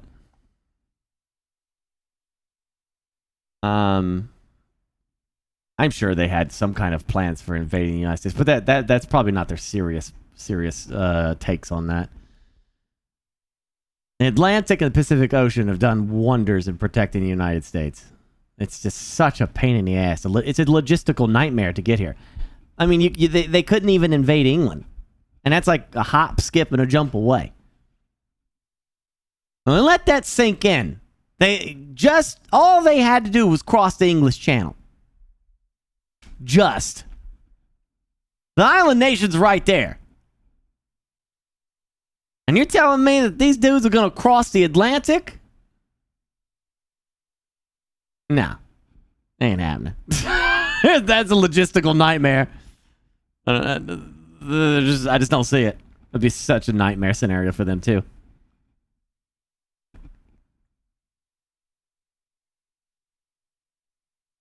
That would be a fun, like, scenario in Hearts of Iron. You know, play as Germany, do historical, and try to get England to drop before you focus on Russia, you know? How many of you have done that in Hearts of Iron? How many of you, like, defeated England before, you know, you did your war with Russia?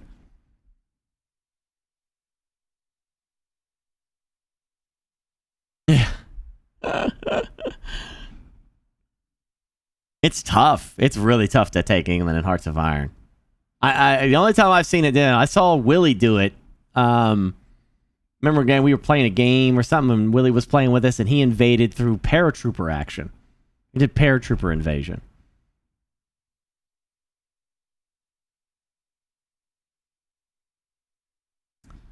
If you believe, if it depends on what you think, Dark Rob. Like,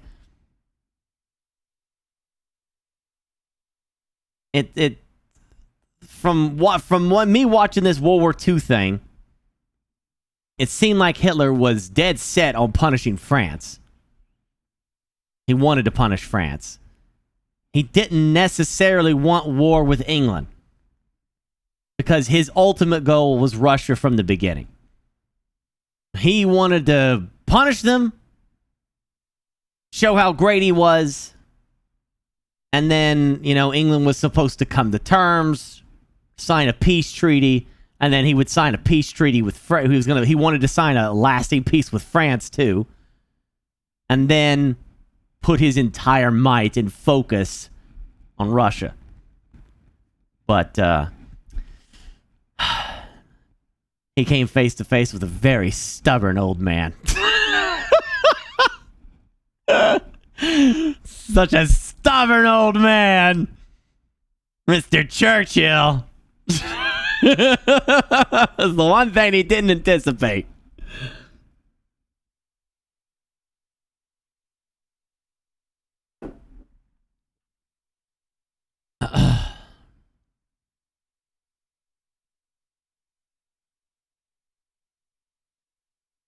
As Plymouth, UK, as Mexico? Oh gosh, that's awesome.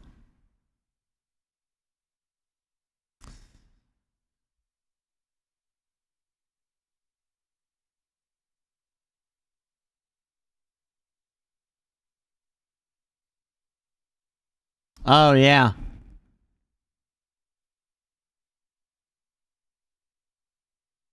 Yeah, there was a lot of like what if scenarios. What if the Germany had invaded Turkey and claimed all the oil there and had another, quick access up into the Balkans of Russia?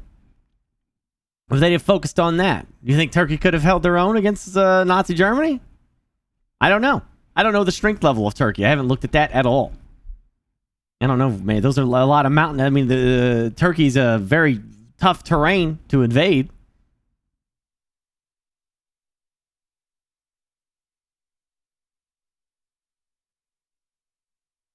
Well, I understand your thoughts on Chamberlain, but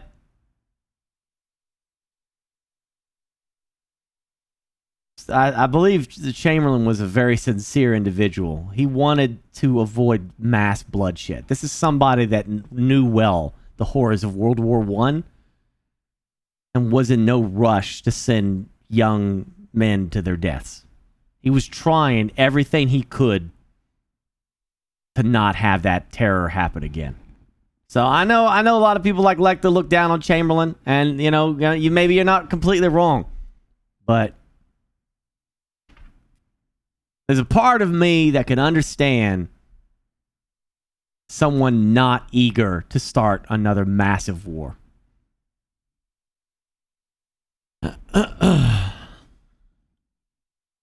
Even if it was coming regardless. This is the Spider-Man stuff, smiling. I don't know what triggered it. We're probably going to have to just take all that stuff off there. The bot's not acting weird. It's just detected spoilers for Spider-Man or something. I have no idea what it was because I haven't seen the movie.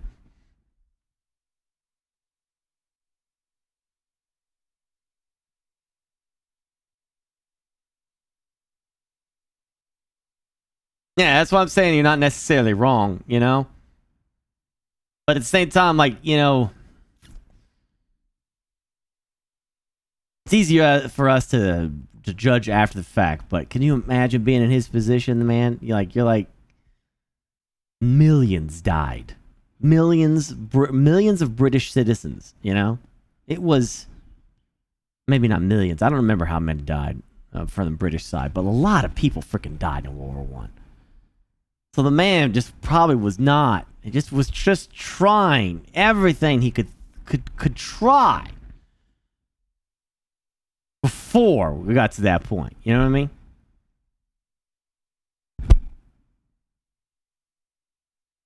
And it's kind of, you put yourself in that position. It's like, damn. No, I haven't seen that one, Syllaby.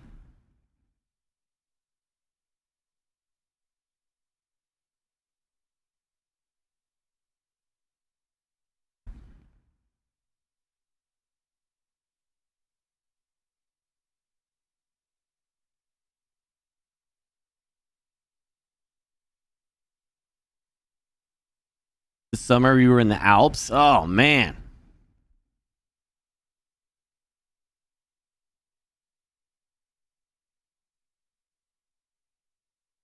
No, I haven't seen that. Nancy Jones.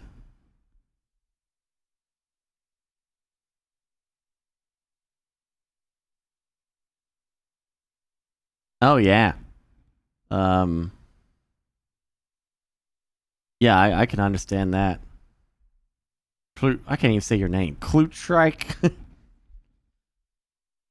Yeah,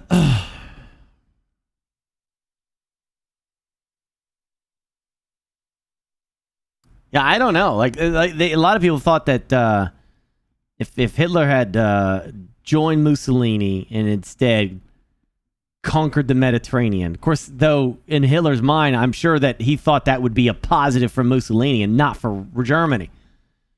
He wasn't interested in doing that. It's like, why haven't you, as Italy defeated the broken British forces? Well, the problem was that the Axis didn't realize how unbroken the British were.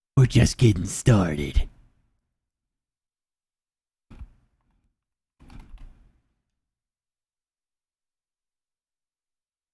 Do do do do do do do do do do do do do do do do do do do.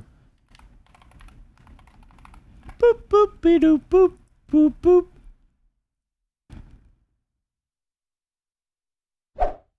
Hey, what the hell is this?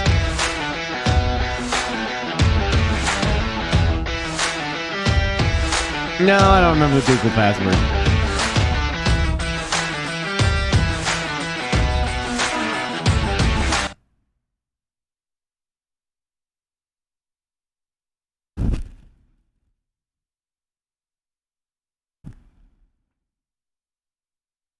I know, Kevarek. I'm. That's why I said I'm hopeful.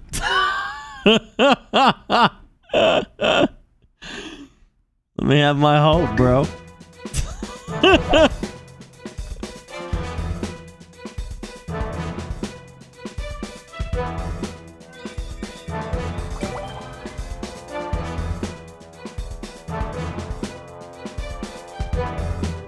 Hold on, wait a second. I got an idea. Hold on, I got an idea. Give me just a second. Okay.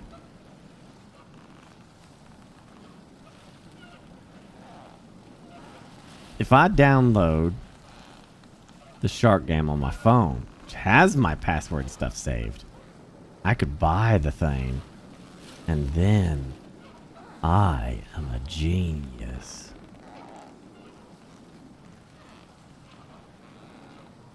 Hungry Shark World. Hungry Shark World. Play.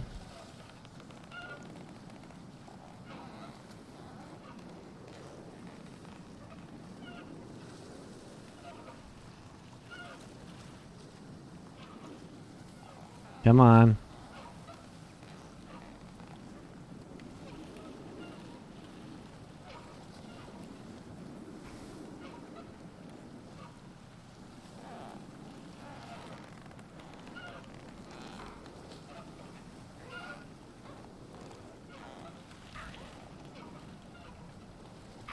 Wait, what? Is this not connected?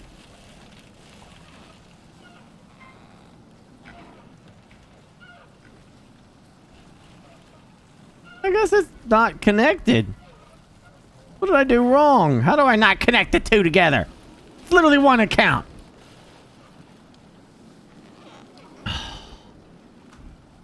Never mind.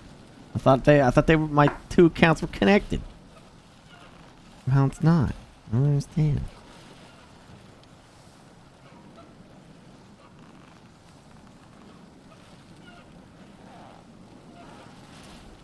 Oh, wow.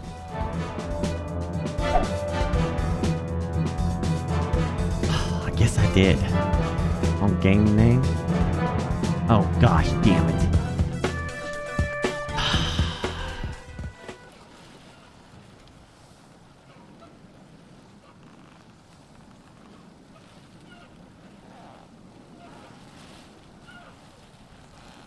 You're right. Devolution.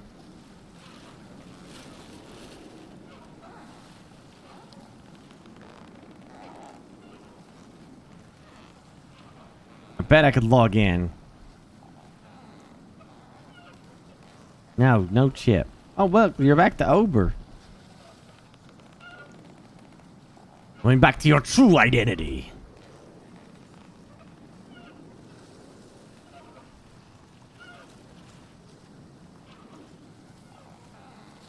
Okay, so if this is connected, it should boot me out.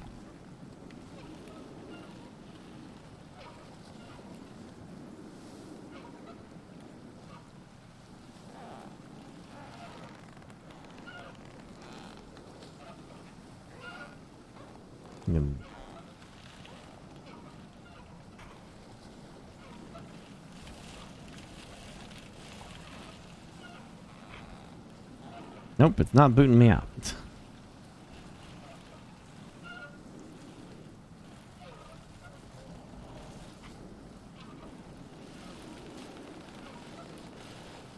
I think I might have screwed up.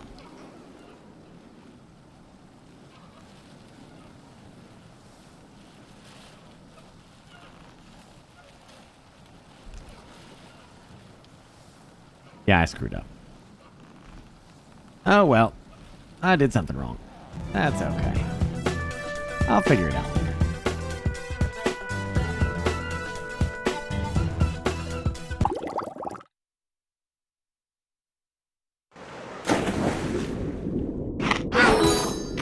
Ow.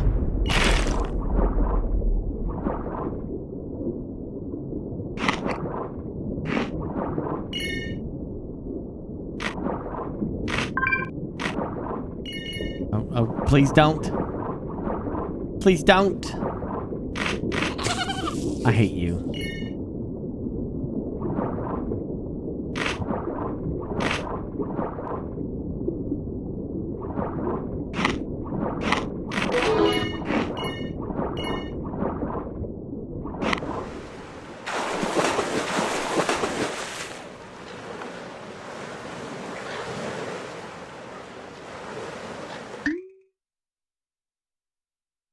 Eat 3 fishermen.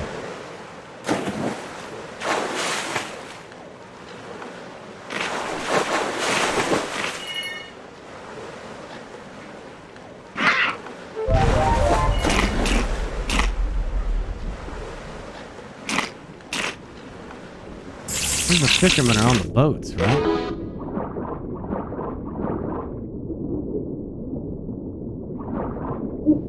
Hello.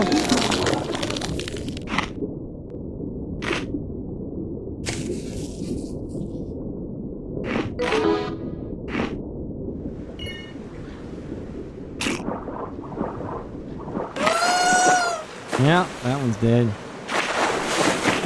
Holy crap. What is that? A portal?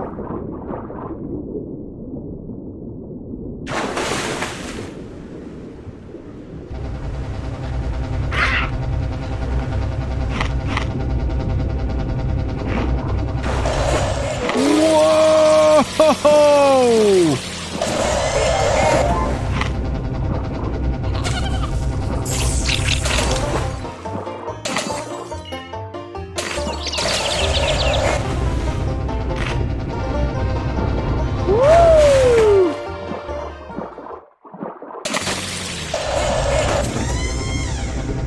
This is awesome. Get off me, you little shit!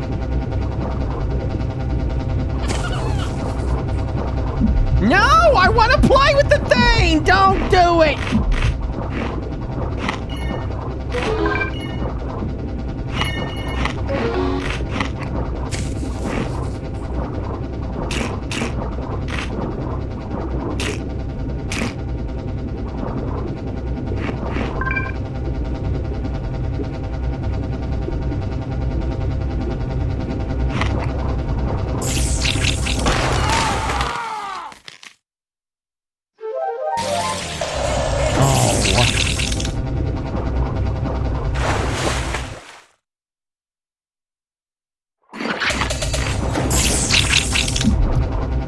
I am so sick of this. Come on. Just let me play.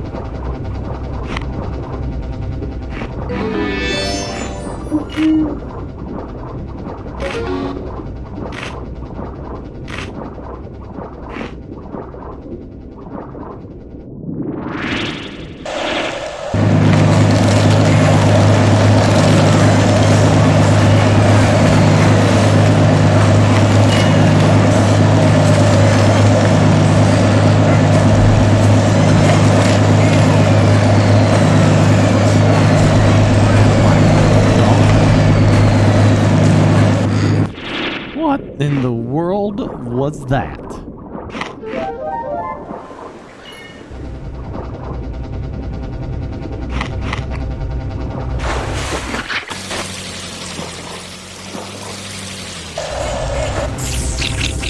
Oh my gosh, Jelly.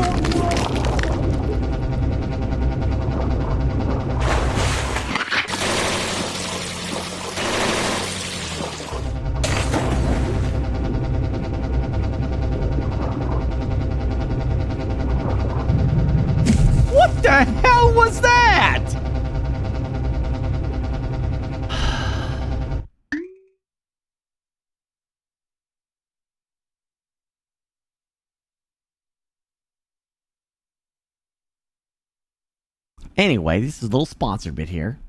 Hungry Shark Evolution. You can type exclamation HES and click that link, or you can scan that barcode icon with your phone. With your phone. Your phone to do that.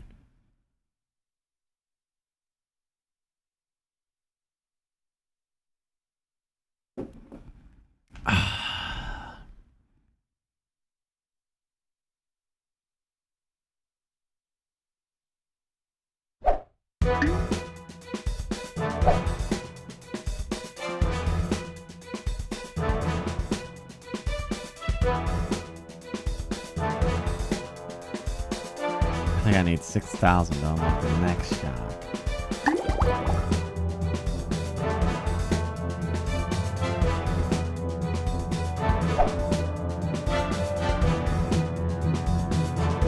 The hammerhead.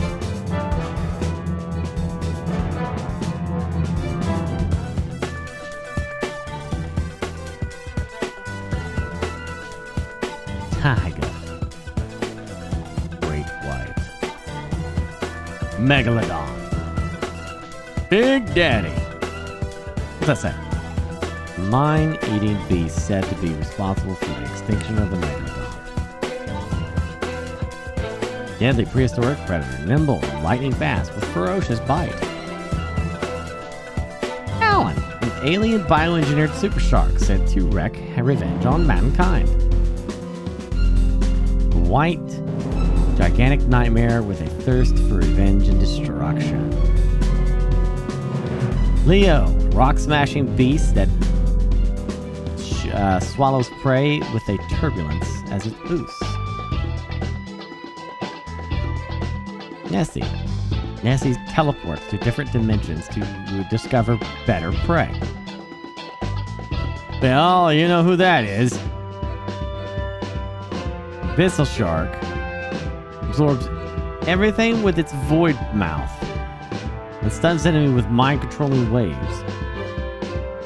The Kraken uses its tentacles as whips of chaos, boosts with tentacle drill, transforms into a tentacle saw, switches colors when detecting menaces from crashing boats. Illuminati.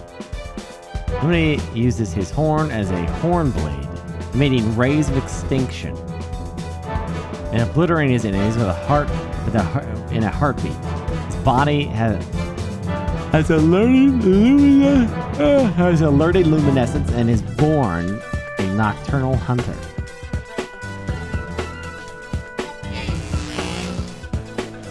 Electric Shark stuns its prey with electric shock. Ice Shark, freezing, super freeze breath. Robo Shark. Robo Shark turns mines into missiles and flies with built-in jet thrusters. Pyro Shark. Pyro will scorch its enemies. That's what killed me right there. Pyro Shark. Showers enemies with meteor storm and flight.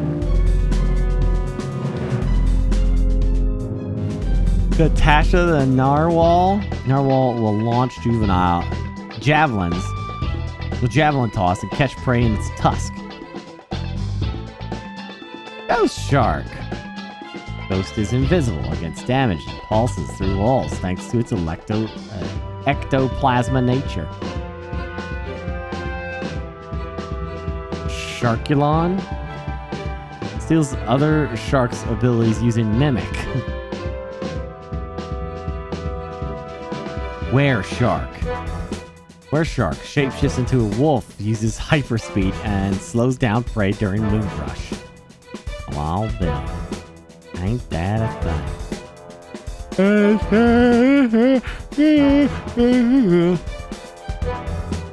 I should upgrade my current shark. I think so.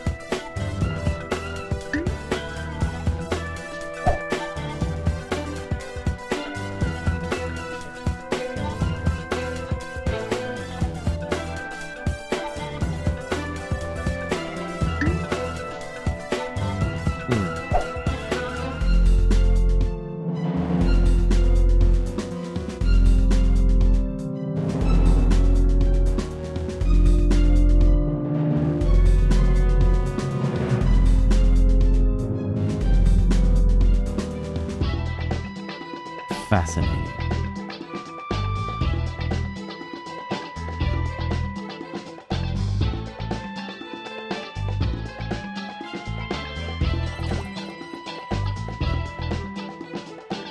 Someone did the thing.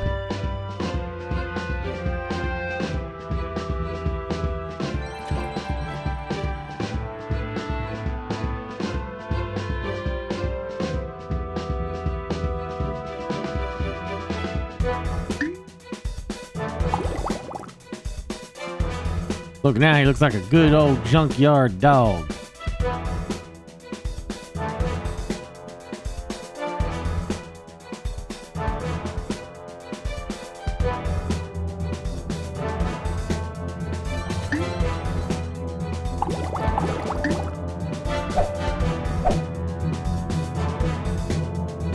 Alright, let's give it a shot now. I was hoping to upgrade to the next shark, but I guess it's gonna take a bit. Ow.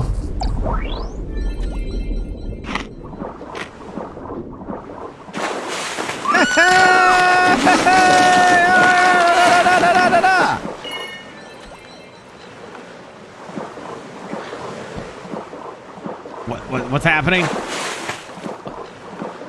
There we go. Ow.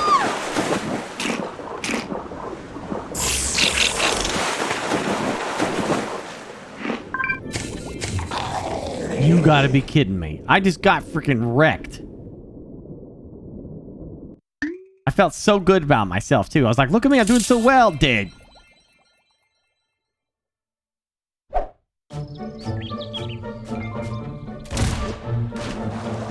No, I don't wanna.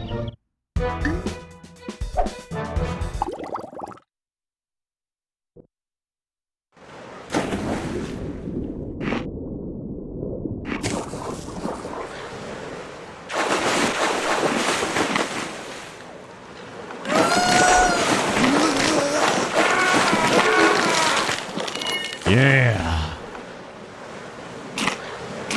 Oh my gosh. What the heck? Come here! I get the fatties! Oh yeah, I like the fatties. Yeah! Let me... Ow! Chomp, chomp, chomp, chomp. Don't touch me, you stupid seal. Ow!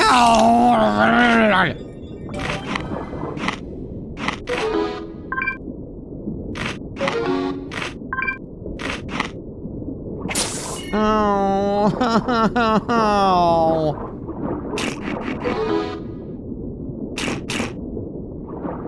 Star-Lord, Maya, get your ass back here! Ah! Ah! Ah! Shark of the Covenant. It's the Shark of the Covenant.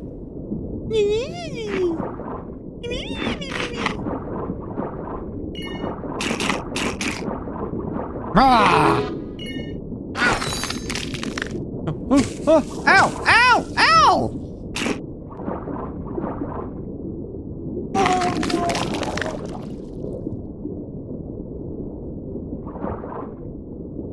I was a jerk.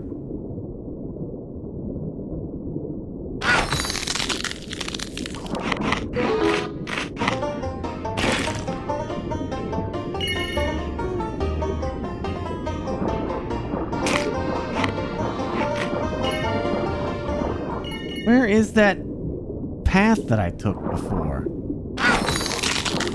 It took me to the other realm.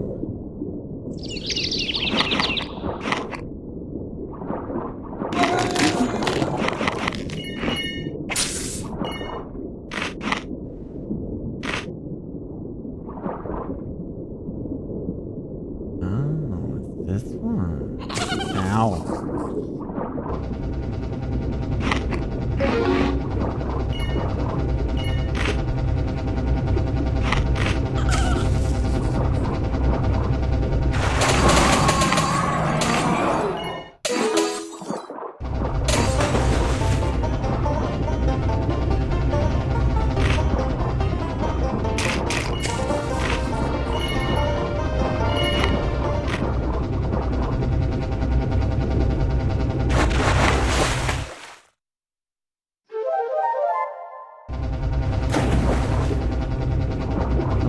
get those presents.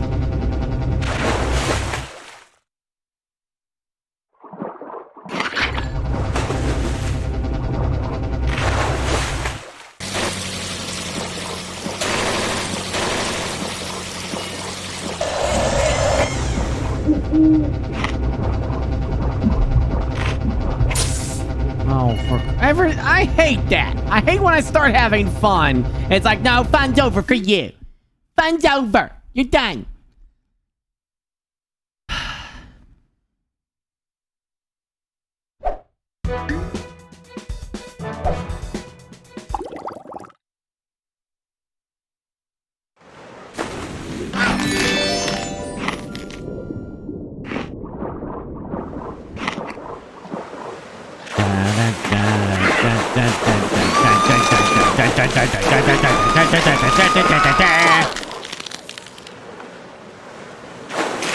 They were meaty.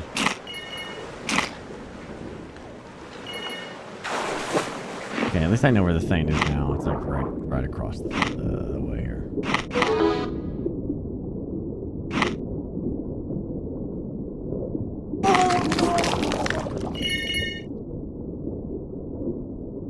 Did you like it, you stinking humie? Get off me, you stupid little shark.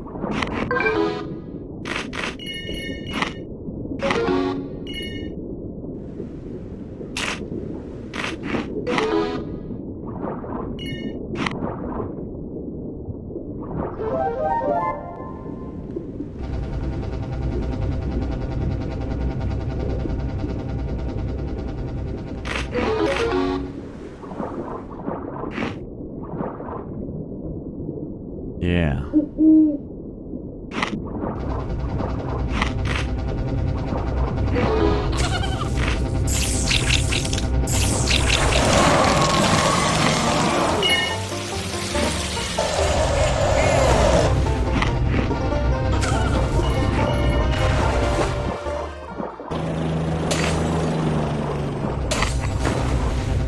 This is cool.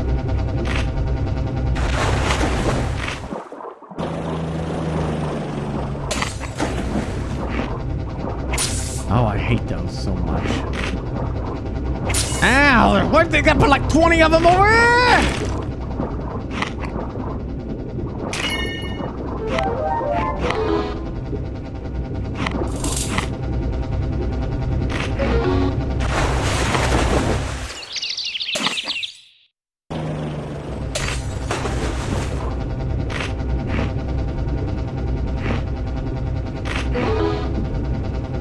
Stand by, stand by.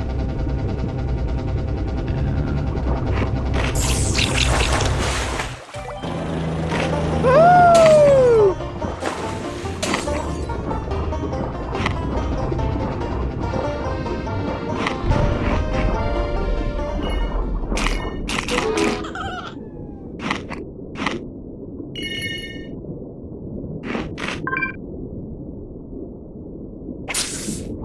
Ow. What the what is this? Oh my gosh. Oh my.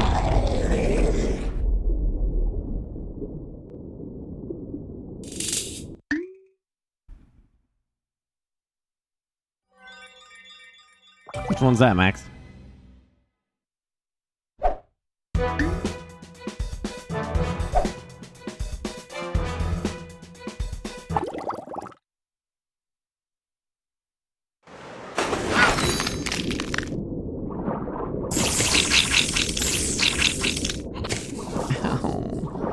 I wish I could be a big shark and be big and scary. I want to be big and scary.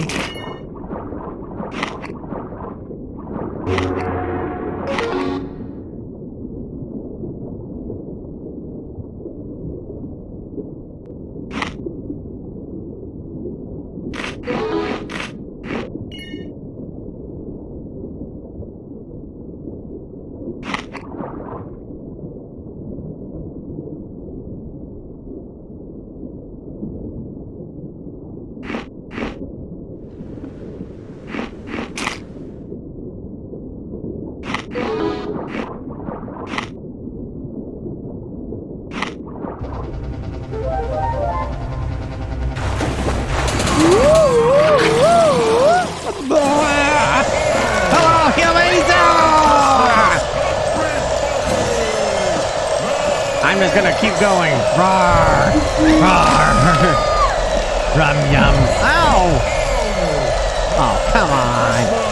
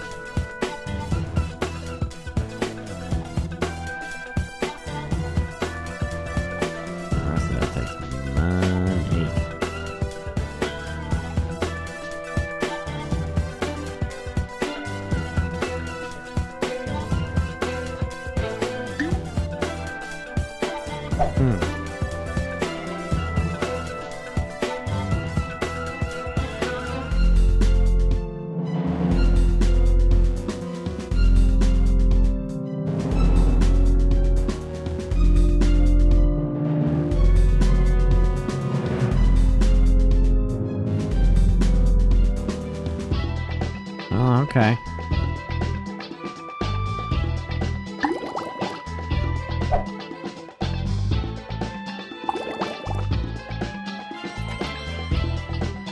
I guess I get a baby. I just need to make some money, get some baby.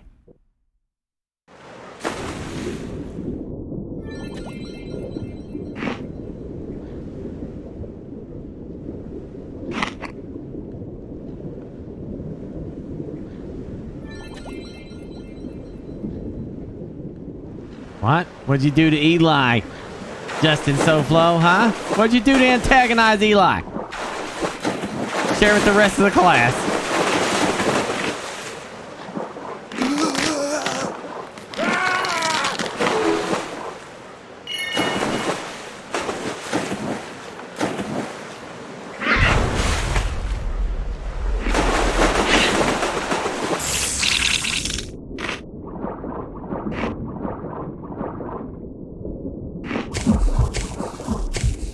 You gotta be kidding me.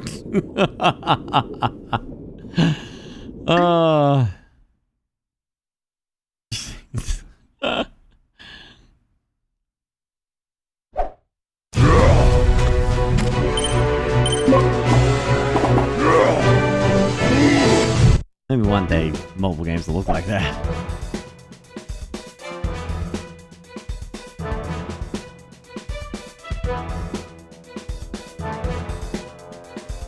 Hey, Mom, what happened? Tell me the story. Tell me the story. Come on.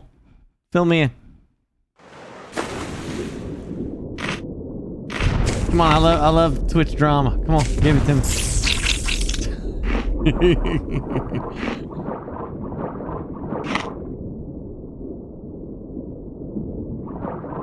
Look at me, I've got a candy cane. Candy cane. Num num num num num num num. Yum yum yum yum yum yum. Yum yum yum yum yum yum. Do do do do do do do do do do do.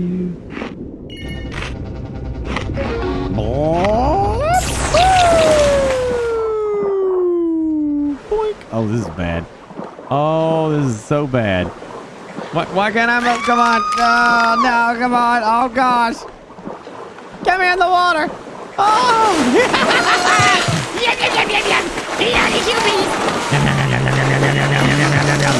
Where you going, sucker?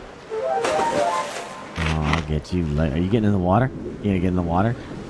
You wanna get in the water? Come on. Okay, fine. Remember that. Ow. So what's this? Leaning Tower of Pisa.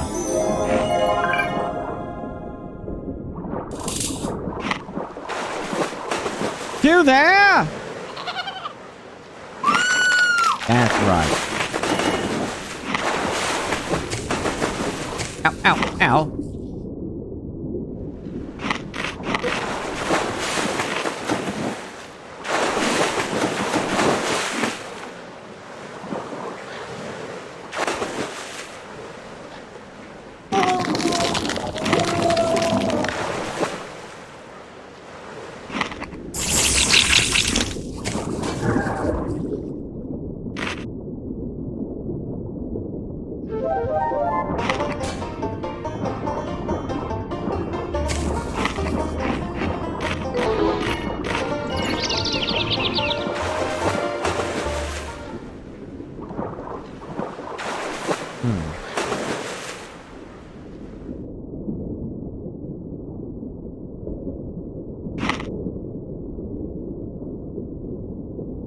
to be done, Burke Holmes.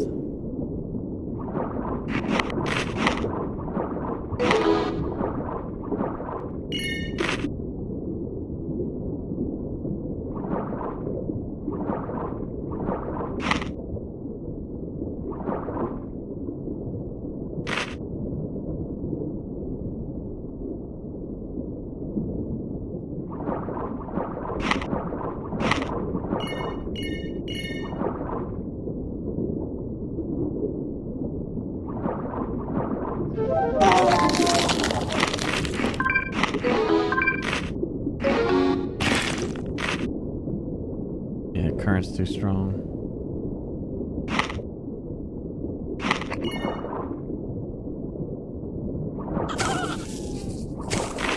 Ow, ow, I'm getting bullied! I'm getting bullied!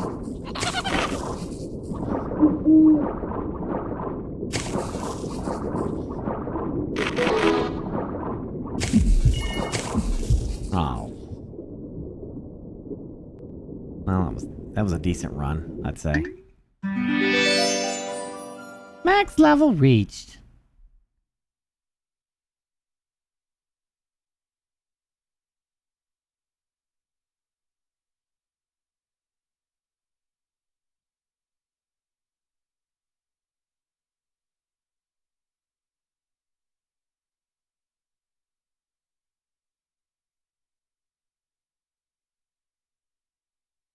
Every time Justin suggests something from the back seat to Eli use of them trying to murder him and the rest of everybody else in the game that he's playing.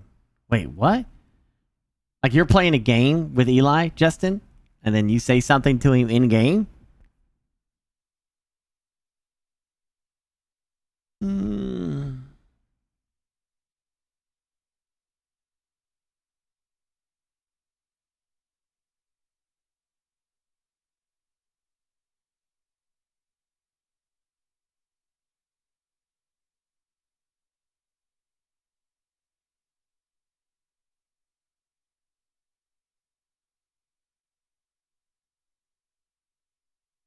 Oh, we'll suggest something to Eli from chat. From the chat, Eli won't like it, and then we'll accuse Justin saying that he is just trying to get Eli murdered while the rest of everybody in the game murdered. Oh, I see. I see. Well, were you trying to get him murdered, Justin?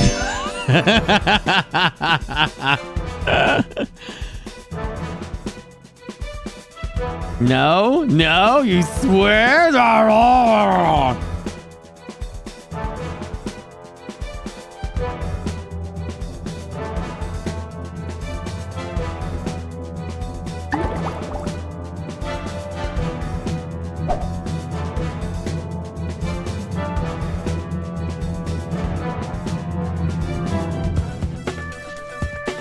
The old backseat from chat.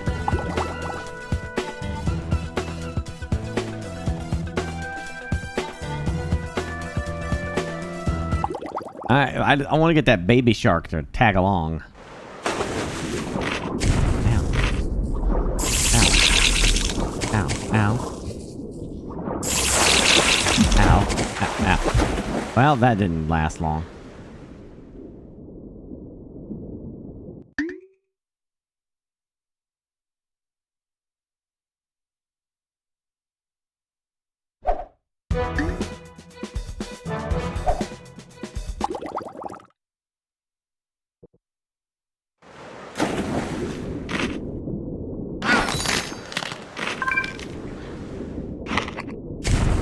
Jeez, I was gonna play Project Zomboid tonight. So much for those plans. Anyway, it was a fun night though, with videos and just chatting with chat. I kind of love that kind of moments. Everybody was pretty cool tonight, except for that first video from the positive video. I don't know why. That's the one that set some of you off. I'm so confused. The one video where the person tries to be positive, you know? Hey, 22 is gonna be a good year. That's what set people off.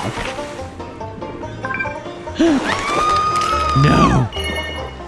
No, my year has to be bad. Don't you tell me it's gonna be a good year. How dare you? This video's an ad. It's propaganda bullshit. Positive video.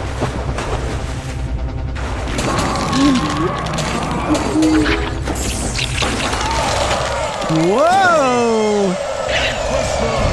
Ow! Whoa! Come here! I got him!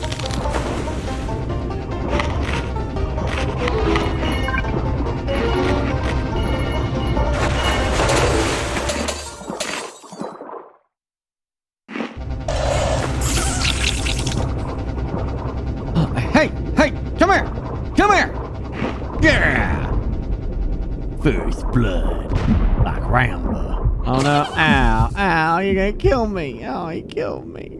I died to a seal.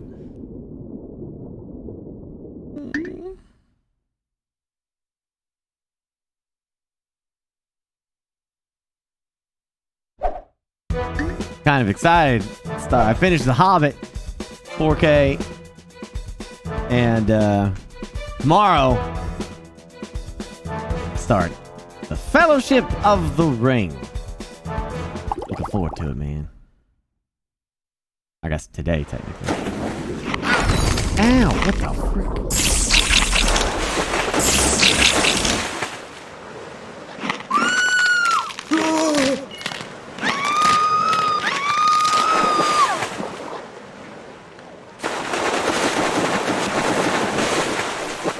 Dude, I have a 120-inch projector screen. The projector projects in 4K resolution HDR.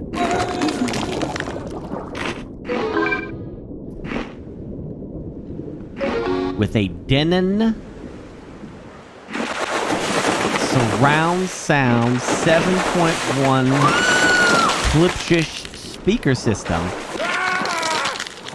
with a whopping Ultra 16 SBC. I think it's SBC?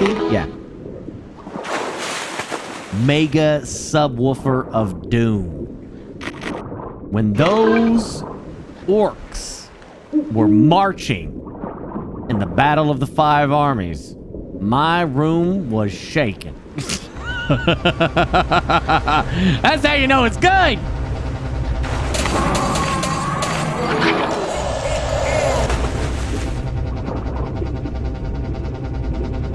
Then it's really good.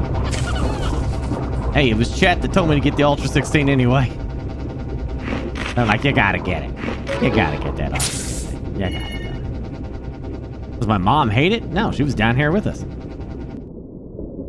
Mom was like, "Whoo, doggy."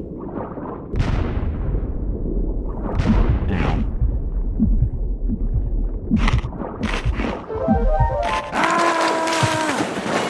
I love that guy's scream.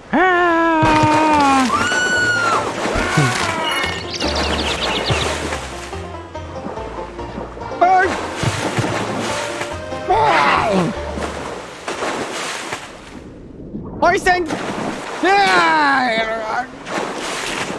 I got her! Yeah, so like it's ultra sharp on that projector. Not to mention it doesn't have the it's an ultra short throw, so the it's a laser projector. That means it's like up against the wall and it projects upward the image. I don't know how they do it. Math and science, dude. Math and science. But anyway, it is a beautiful image. Ow, I'm dead. Well, Dolby Atmos seems to be the next thing you do, right? Dolby Atmos.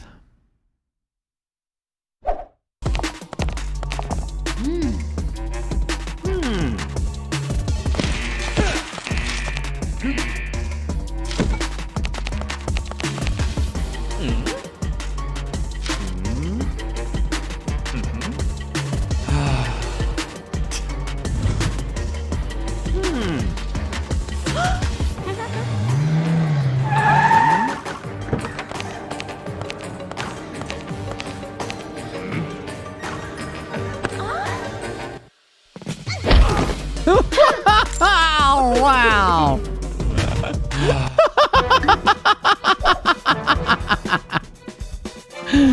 Oh my gosh. The humanity. Oh.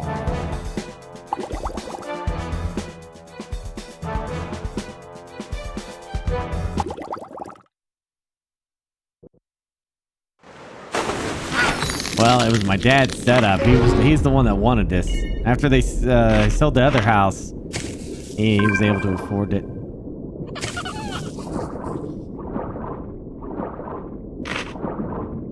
He always wanted like a big theater setup.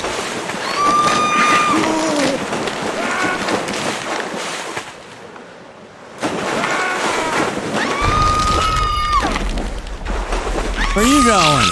Where are you going? Where are you going? What's this? What's down here? Oh, I'm gonna... Are you freaking kidding me? It's like every time I start having a good time.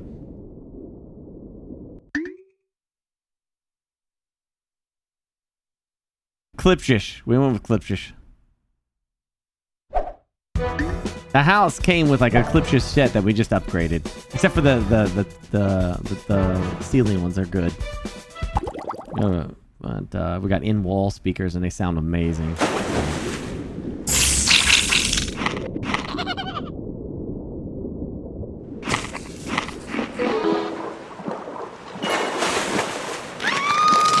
She slipped and fell.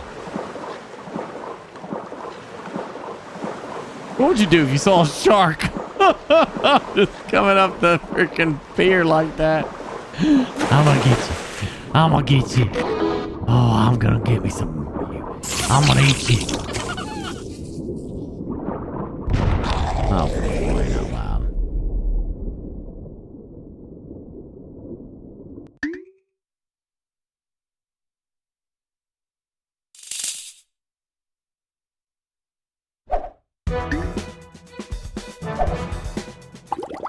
I'm gonna eat you.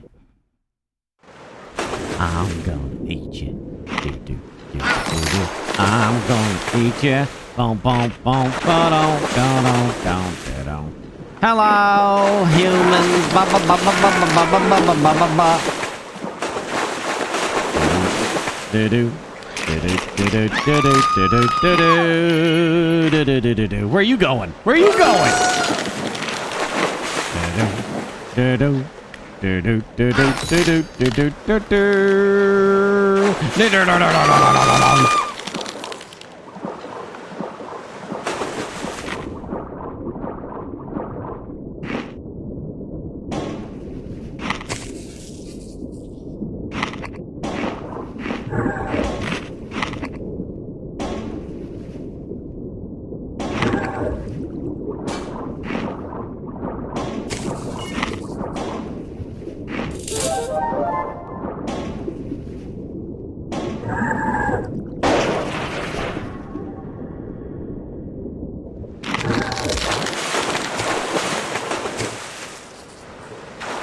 Like, fine, reward 8-3 fisherman.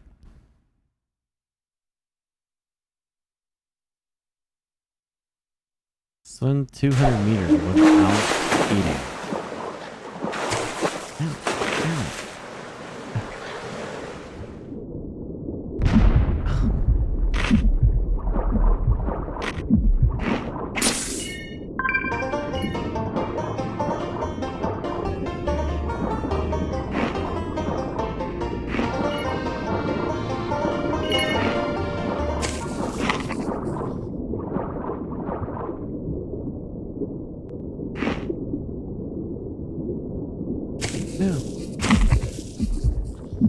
Oh, come on. Almost dead. Oh, and I'm dead.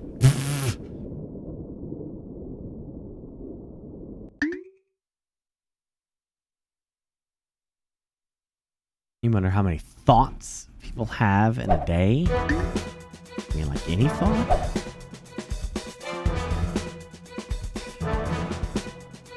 I think about spaghetti every 20 seconds.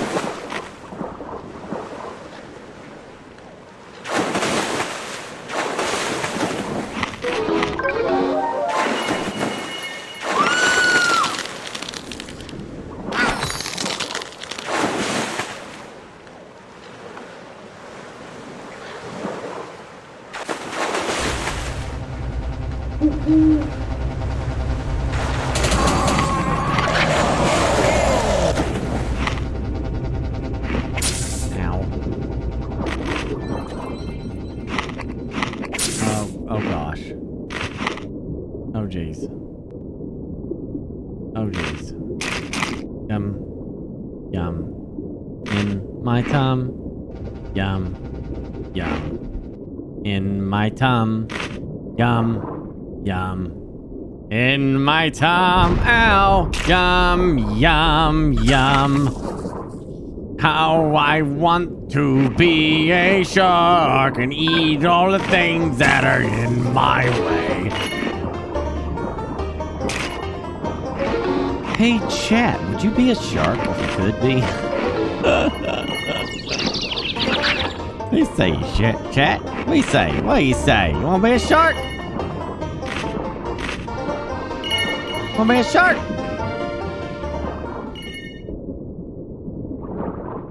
How about a baby shark? Bump, bump, ba dump, bump. Baby shark, bump, bump, ba dump, ba dump, boop, boop, boop, ba doop. Ba da doop, boop, ba da doop. Ba da bop, bop, boop, bop, boop, ba boop. Do, boop, boop, be doo. Ow!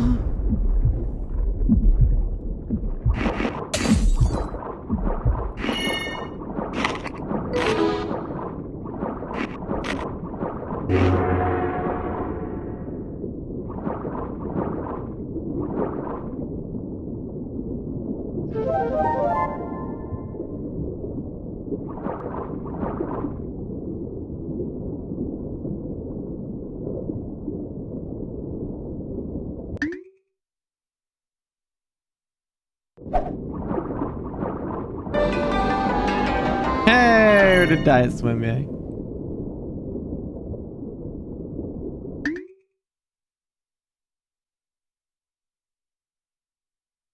Eat 5 flying pelicans? That's easy. Snailfish? Clear 5 mines.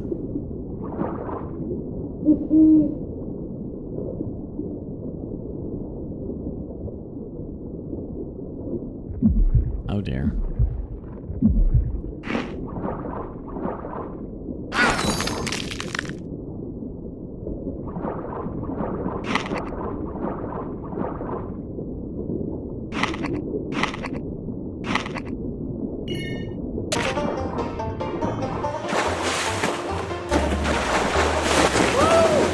What in the world did I just eat?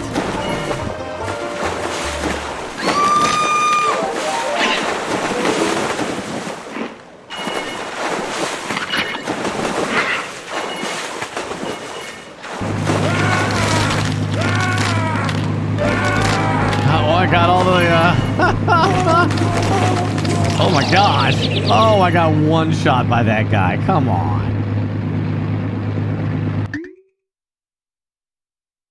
That was a good score. Damn.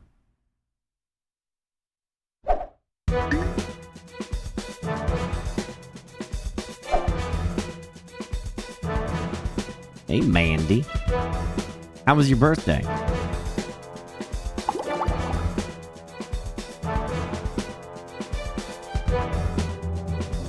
I think I'll upgrade.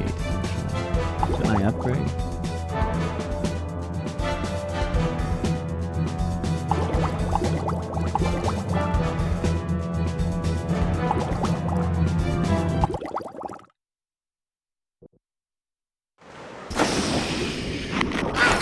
Ow.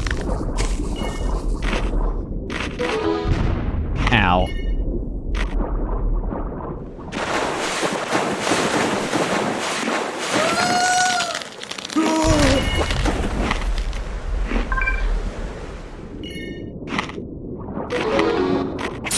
Ow.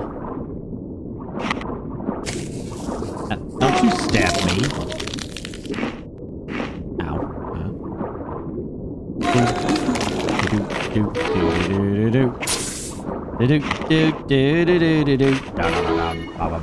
Yum, yum, yum, yum, yum.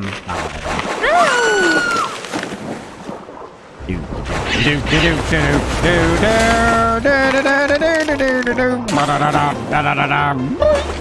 I missed it. Nice.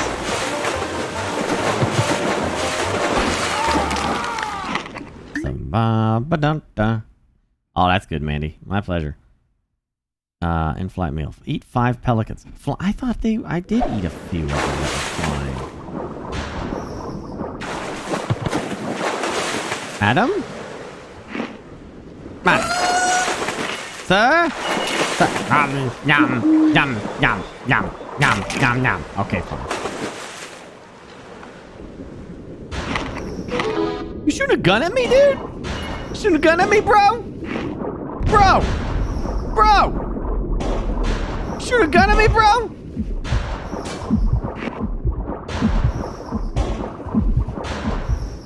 Okay, he killed me.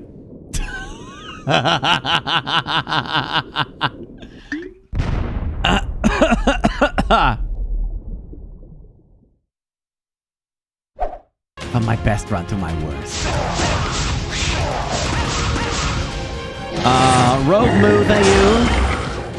Thank you, Mandy, for that. Host. Mods, any mods still awake? Whoa, can you throw up a follow command?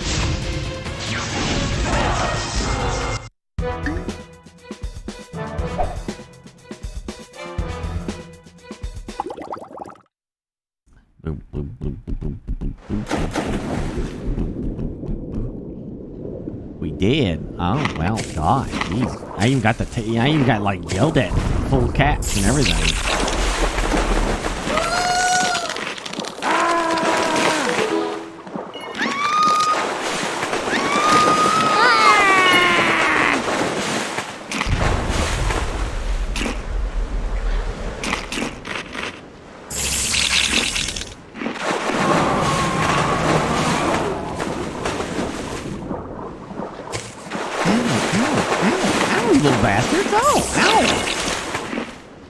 I'm just looking for a pelican! Tell me that counted.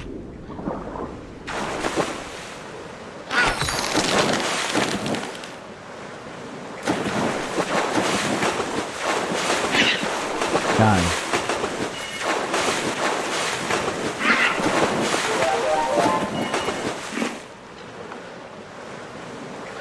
Where you at, sir? Gimme, gimme, gimme, gimme. Come, come, come, come, give me the boom, boom, boom, boom, boom, down, down, do do do do do do do do do do do do do do. Ow! Come on, take to the skies. Take to the skies. Take to the skies. Reading rainbow. Bow, bow, wow. Come on, where are the pelicans at? What's a man gotta do to find a pelican around here? Oh! Oh!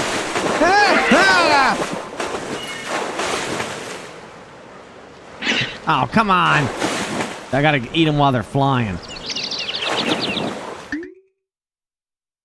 It's so close. Yeah, it's probably the next one. All I wanna do is eat a pelican. Da, da, da, da. Ah, no, come back! No! You went the way. What happened to you? Ah, Steve! Come here, Steve! Oh, crap.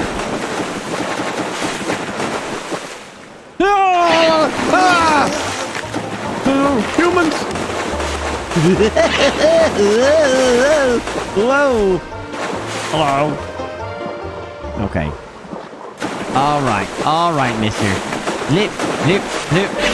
In-flight meal. Ha-ha! I'm amazing. Look at me, I'm amazing. I'm the wonderful flying shark. Do. I'm your worst freaking nightmare, humans, because I'm coming to you at McDonald's. Oh, hello! Yo! Surprise!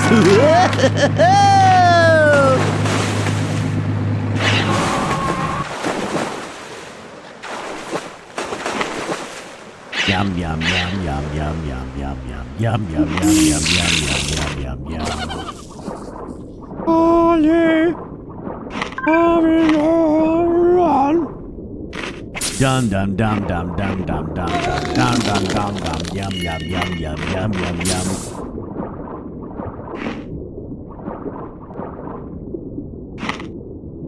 I am Sauron Shark. I made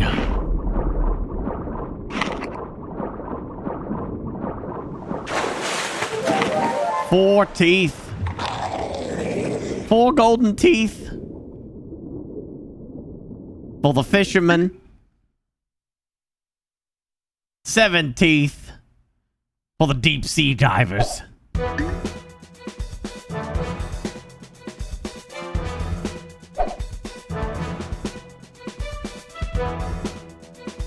And 9 rings of Sea Chef. But in secret they were all deceived. For I had, in secret, the golden tooth of the Megalodon.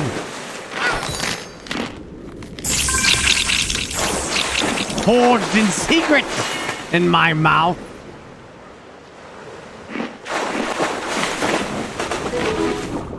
One tooth to bite them.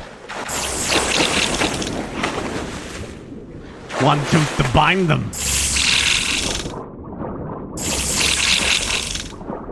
And in the darkness, eat them.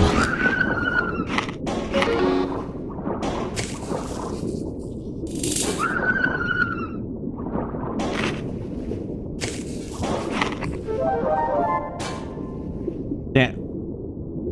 Bleh. Bleh. Bleh. Bleh. Bleh. Bleh. Bleh. Bleh. Get it rid of. Eat the human!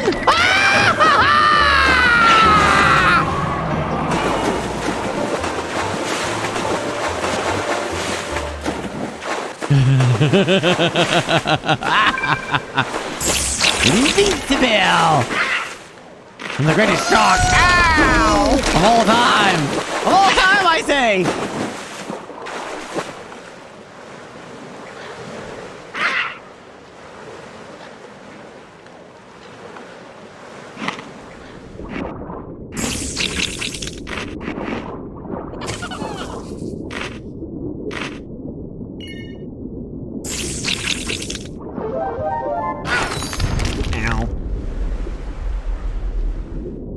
That also a quest.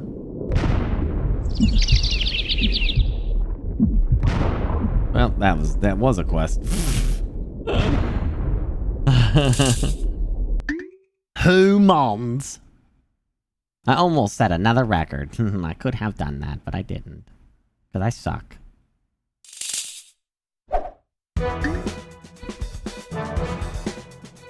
Well, that's Hungry Shark Evolution.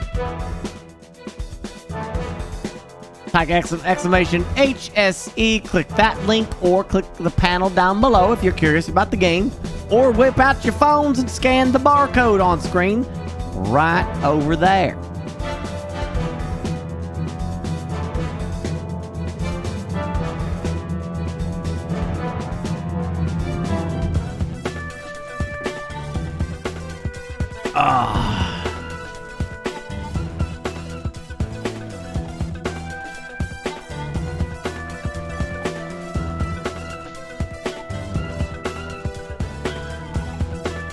Oh yeah, when you get real big in this, yeah. It is a lot of fun. We just start smashing through everything. It's mindless, good fun.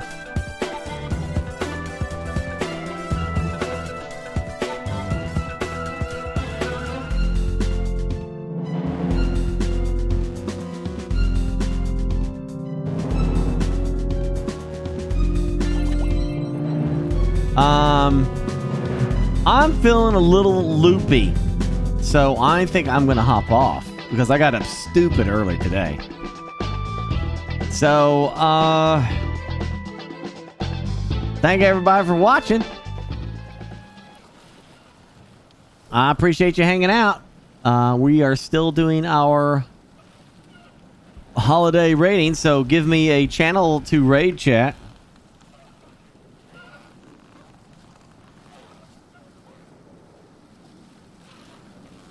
A small channel to raid.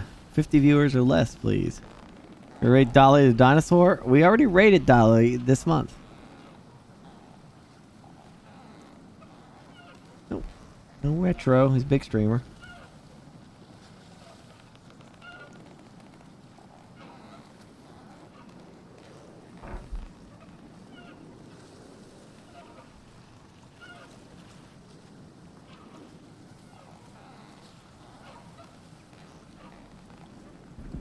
Yeah, I was on tablet for that game.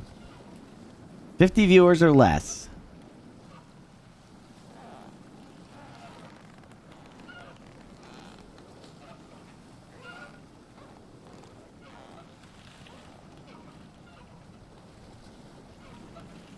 Old man Broski. We did not raid this person before, right?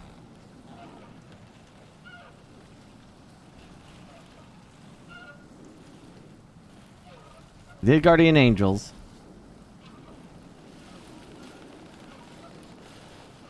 The Guardian Angels. Shut up, Bert.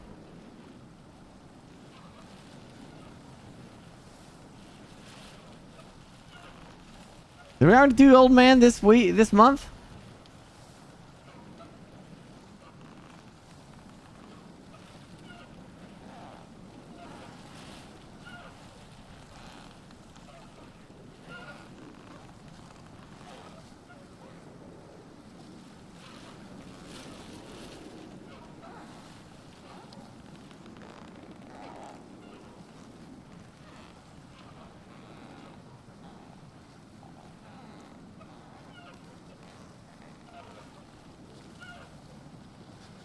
They said Old Man Broski before you put yours up, Sugarist.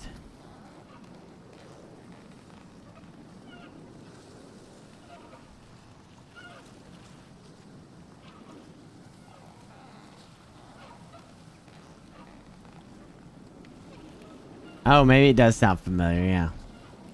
Alright. Just recommend them next time, Sugarist. Just make sure you hit me sooner. Okay, he's not a small stream. Well, I mean, I guess everything's relative. But I'm talking about like really small streamers.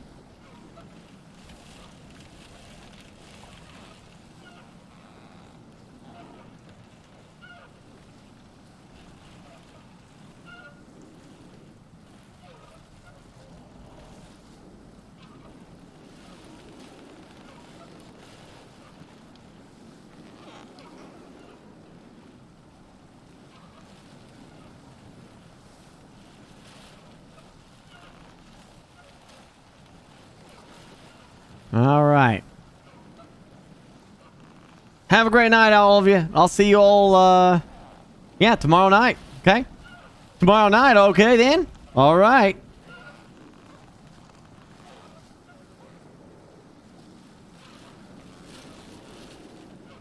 Oh, sounds good, Kimba. Keep that signal strong, bud. Have a good night. Bye-bye.